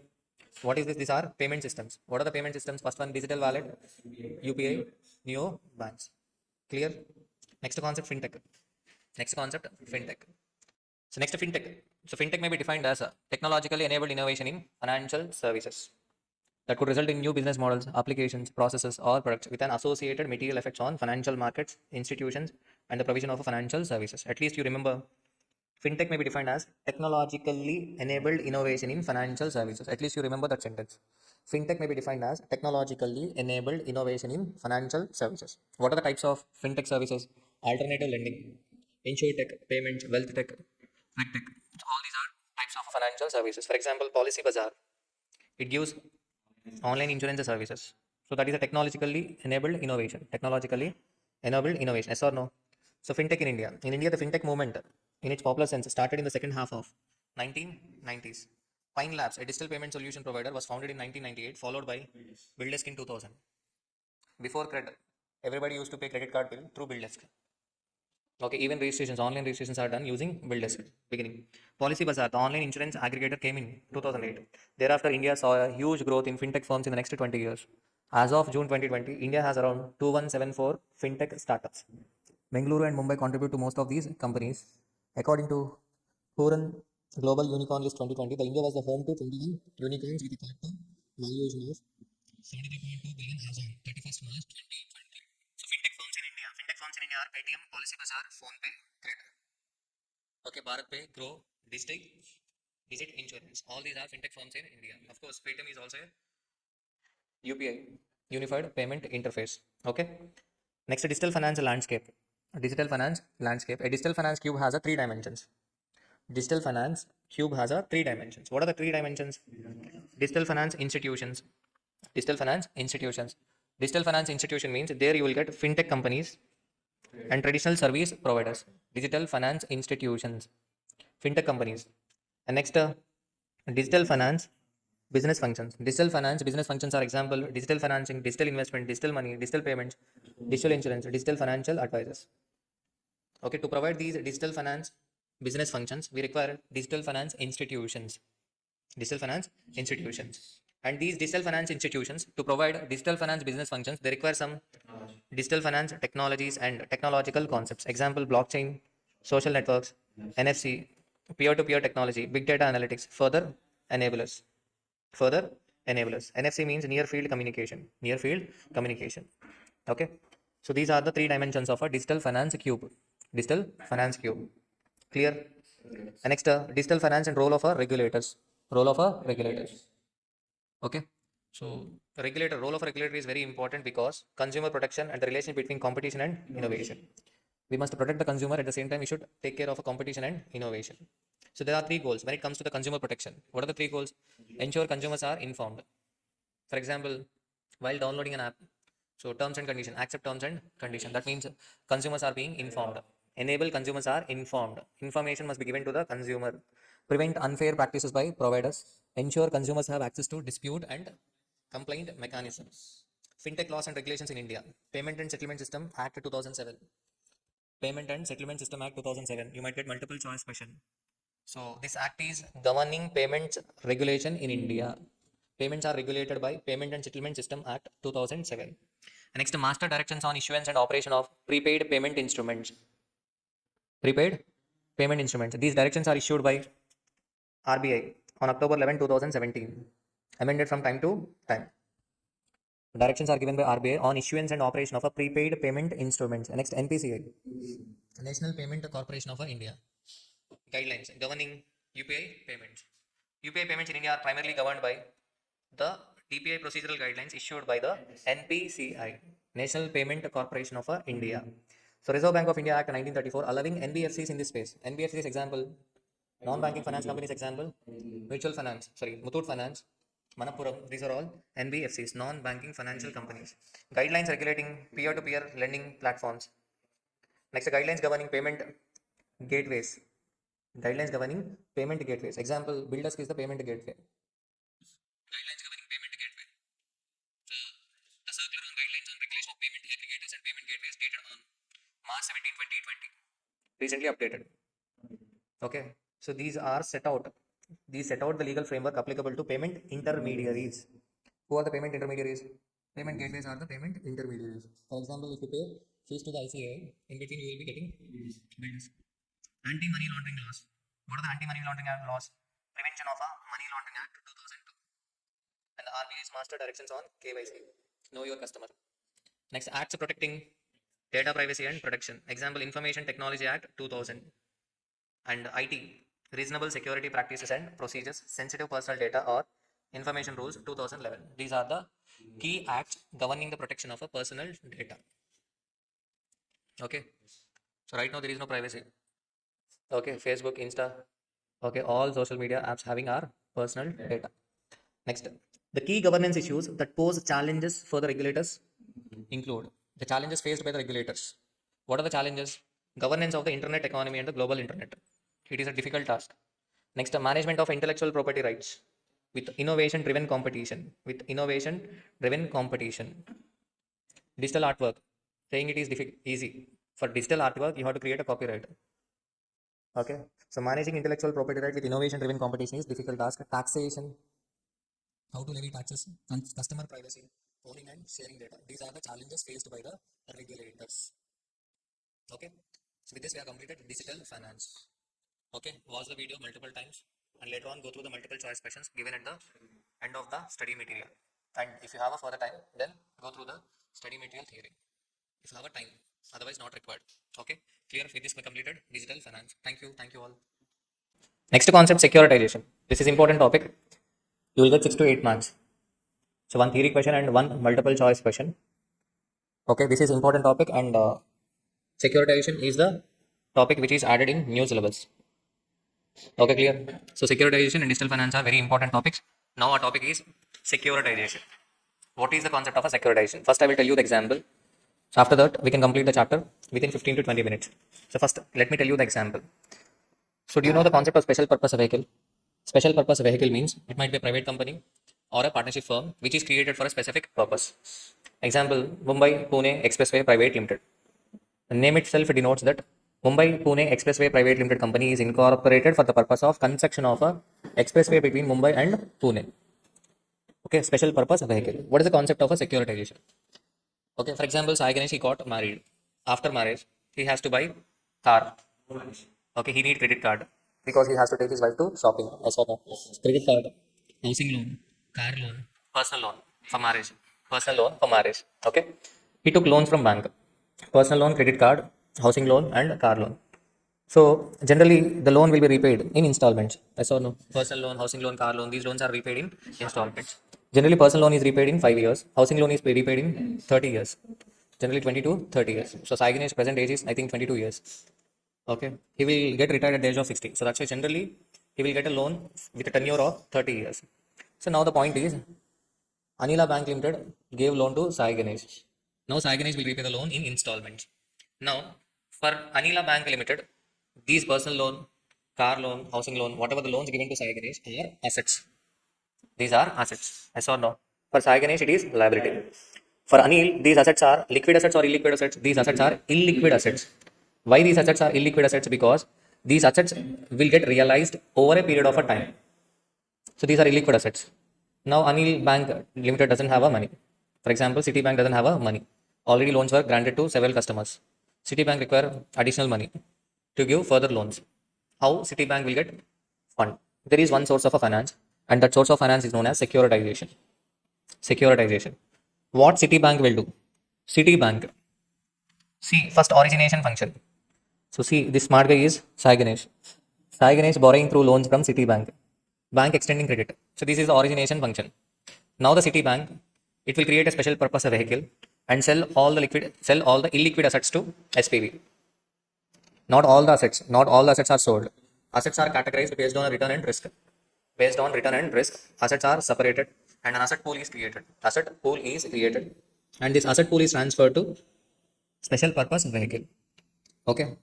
And this special purpose vehicle issue securities to the investors. Here in our example, investor is equal to Kotak Mutual Funds. Kotak Mutual Funds purchases securities issued by special purpose vehicle. So Kotak Mutual Fund invest money in SPV. SPV pay for illiquid assets to the Citibank at a discounted value. For example, Citibank transferred asset worth rupees 100, but SPV will not pay 100. SPV will pay only 98 rupees or 97 rupees. So the remaining 2 rupees or 3 rupees will be the profit to the special purpose vehicle.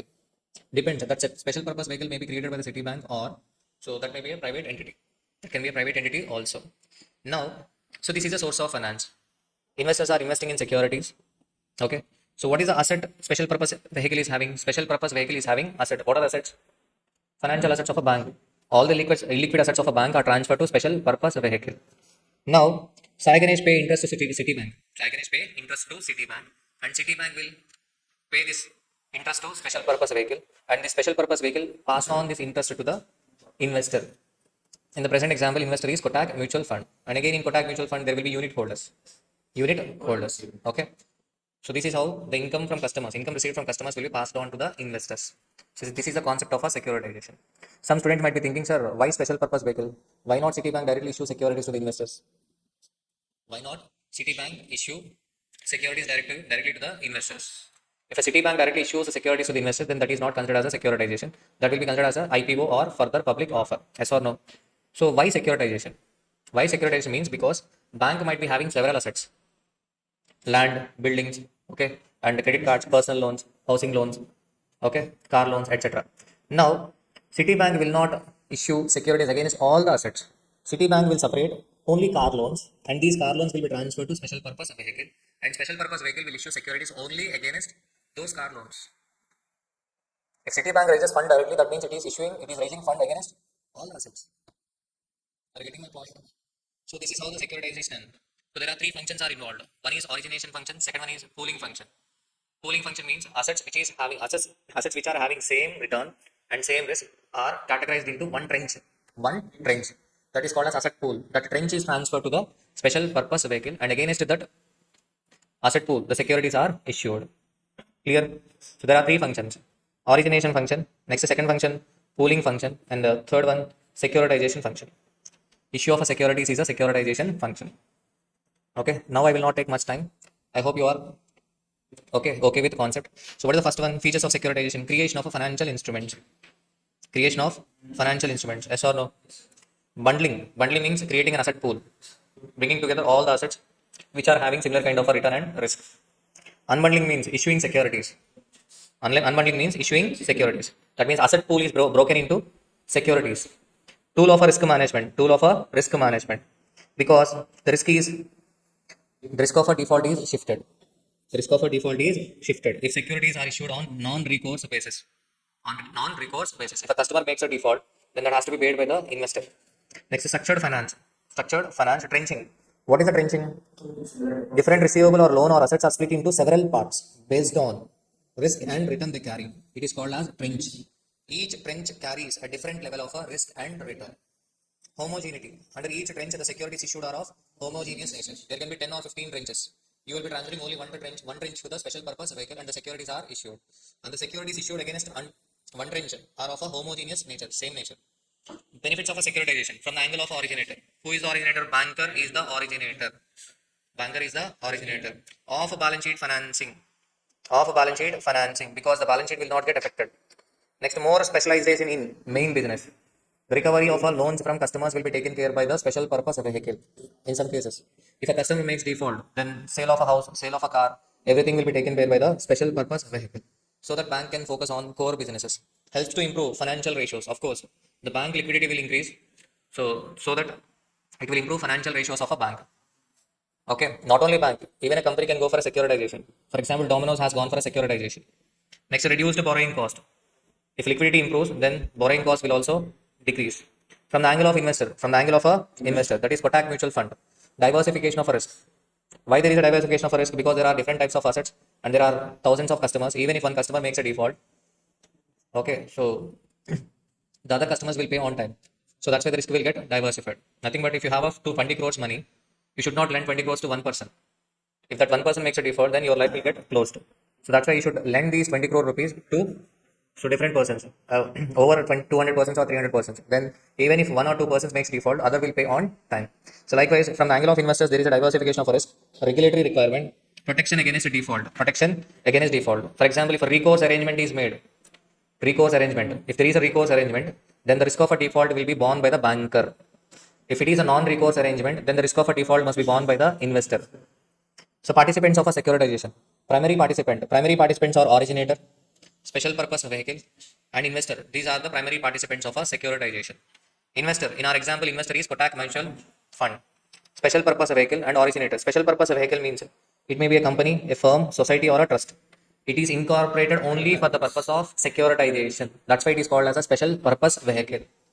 Clear? Who are the secondary participants? Secondary participants, obligor. Obligor means the person who owes money to the bank, who owes money to the firm. Example, Sai Ganesh. Sai Ganesh is the obligor. He owes money to the firm. Rating agency. So when securities are issued, the rating agency will give a rating to the securities. So rating agency is a secondary participant. Receiving and paying agent. Receiving and paying agent. Receiving and paying agent is also called a servicer or administrator. It collects the payment due from obligors and passes it to SPV. So generally, bank originator acts as a servicer. Only originator will be acting as a receiving and paying agent. Sometimes bank will appoint a third party to receive installments from customer and to pay this installment to the special purpose vehicle. Are you getting my point? But generally, receiving and paying agent will be the originator, agent or a trustee to take care of the interest of the investors. Trustee will be appointed. And next, a credit enhancer. Credit enhancer. And next, a structurer. Structurer means who brings the originator, investor, credit enhancer, and other parties to the deal of a securitization. These are also called as arranger of the deal. Arranger of the deal. They take care of all legal, regulatory, accounting, and tax law requirements. Generally, these are investment bankers. Investment bankers are the structurers. Investment bankers are the structurers. They will bring together originator, investor, credit enhancer, and other parties to the deal of a securitization. They are also known as arranger. They will take care of the legal, regulatory, accounting, and tax laws requirements. Steps in securitization mechanism. Steps in. Okay. So what is the first concept? First concept is process. Second, features. Third, benefits. And next, fourth, participants. In participants, we have a primary participants and secondary participants. Secondary participant means they are not direct parties to the securitization. Next, steps in securitization mechanism. Creation of pool of assets. Creation of pool of assets. You can write your own steps also. Origination function, pooling function, securitization function. Origination function means giving loan by the bank to the customer. Example, credit cards, personal loans, gold loans, etc. Home loans, etc. Next, creation of a pool of assets. Okay. The assets are so divided into several parts depending upon the return and risk. Okay. And that is called as a range. Yes or no? And later on, this asset pool is transferred to the special purpose vehicle and then sale of a securitized papers, nothing but securities. Next, administration of assets. Administration of assets. Okay. Generally, this is subcontracted back to originator who collects the principal and interest and transfer it to SPV. Recourse to originator. Recourse to originator. That means the risk of a default must be borne by originator. Non-recourse basis means the risk of a default must be borne by customer, investor. Risk of a default must be borne by the investor. Next, repayment of a funds. SPV will repay the funds in the form of interest and principal that arise from the assets pool. Credit rating to instruments. These are the steps in securitization mechanism. Problems in securitization. What are the problems in securitization? Stamp duty. You are transferring the asset pool to the special purpose vehicle. So you have to pay stamp duty and that even goes up to 12% in some states. So this is the problem in securitization. Taxation. Taxation is also taxation because in the absence of any specific provision relating to securitized instruments, Income Tax Act experts' opinion differs a lot. Some are of the opinion that a trustee is liable. Trustee is liable.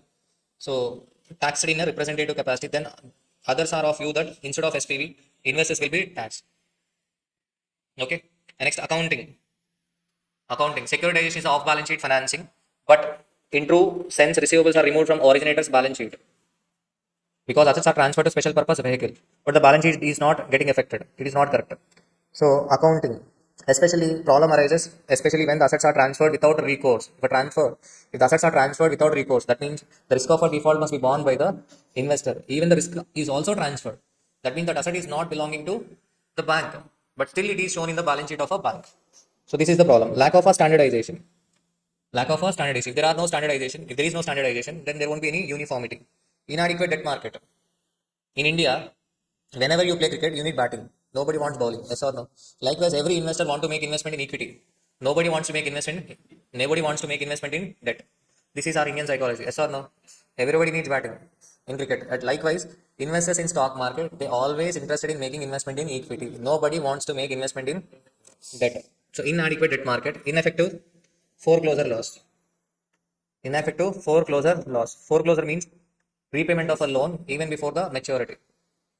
So there are no laws with respect to foreclosure. Okay. Next, securitization instruments. Securitization instruments are three categories: pass-through certificate, pay-through security, stripped security. Stripped means separated. Okay. So these are created by dividing the cash flows associated with underlying securities into two or more new securities. For example, If a customer is paying an installment, that installment contains principal and interest. Okay. What we do is we divide the cash flows, principal, interest. Okay. And we issue interest only securities and principal only securities. Interest only securities and principal only securities. As each investor receive a combination of principal and interest, it can be stripped into two portions. Accordingly, the holder of interest only securities receive only interest and principal only security holder receives only principal. These are known as stripped securities. Pay through securities and pass through securities. Pass through securities means originator transfers the entire receipt of a cash in the form of interest and principal repayment from the asset sold. Originator transfers the entire receipt of a cash in the form of interest or principal from the assets sold. So entire amount is transferred to the special purpose vehicle and the special purpose vehicle will transfer to investors. The securities represent direct claim of the investors on all the assets. Direct claim of the investors on all the assets. But whereas in pay through securities, the special purpose vehicle is permitted to reinvest surplus funds for short term as per requirement. In pass through certificate, special purpose vehicle is not allowed to make a short term investment because entire amount must be transferred to the investor. But whereas in pay through security, special purpose vehicle is permitted to reinvest surplus funds for short term as per the requirement. These are the securitized instruments. There are three types: pass through certificate, pay through security, and stripped security. Next is securitization in India. Securitization in India first started by Citibank. In order to encourage, government has come up with Surface Act, securitization and reconstruction of financial assets and enforcement of security interest. First, securitization. Assets are transferred to the special purpose vehicle. Reconstruction of a financial asset. For example, if a customer is not in a position to repay the loan, you have to consider reconstruction of a financial asset. What is meant by the reconstruction of a financial asset? Reduce the interest rate, waive off the penal charges, or else extend the due date. Give some moratorium period so that customer may repay the loan. Customer is doing business. Okay, business is going well, but as of now, he is not in a position to repay the loan. What you have to do? You should not enforce the security interest. If you enforce the security interest, if you start selling his business, you will get nothing. So before enforcing your security interest, first you should go for reconstruction of a financial asset. What does that mean? You must give time to the borrower to repay. Okay, clear. And enforcement of a security interest. What does it mean? Even after reconstruction of financial asset, if he is not repaying, then enforce your security interest. That means sell his house. In case of housing loan, he might have mortgaged house. Sell house. Okay. So this act has came to tackle non-performing assets without approaching to court. So securitization in India market dominated by few players. Example: ICICI Bank, HDFC Bank, NSB, National Housing Board. As per the report of a CRISIL, 70,000 crores. Securitized transactions in India scored highest level of 70,000 crores in the financial year 2016. Okay, this is the securitization in India. So simple topic and very important from examination point of view. Pause the video and go through the theory. Please do watch the marathon even on day before examinations to get best results. Thank you. All the best.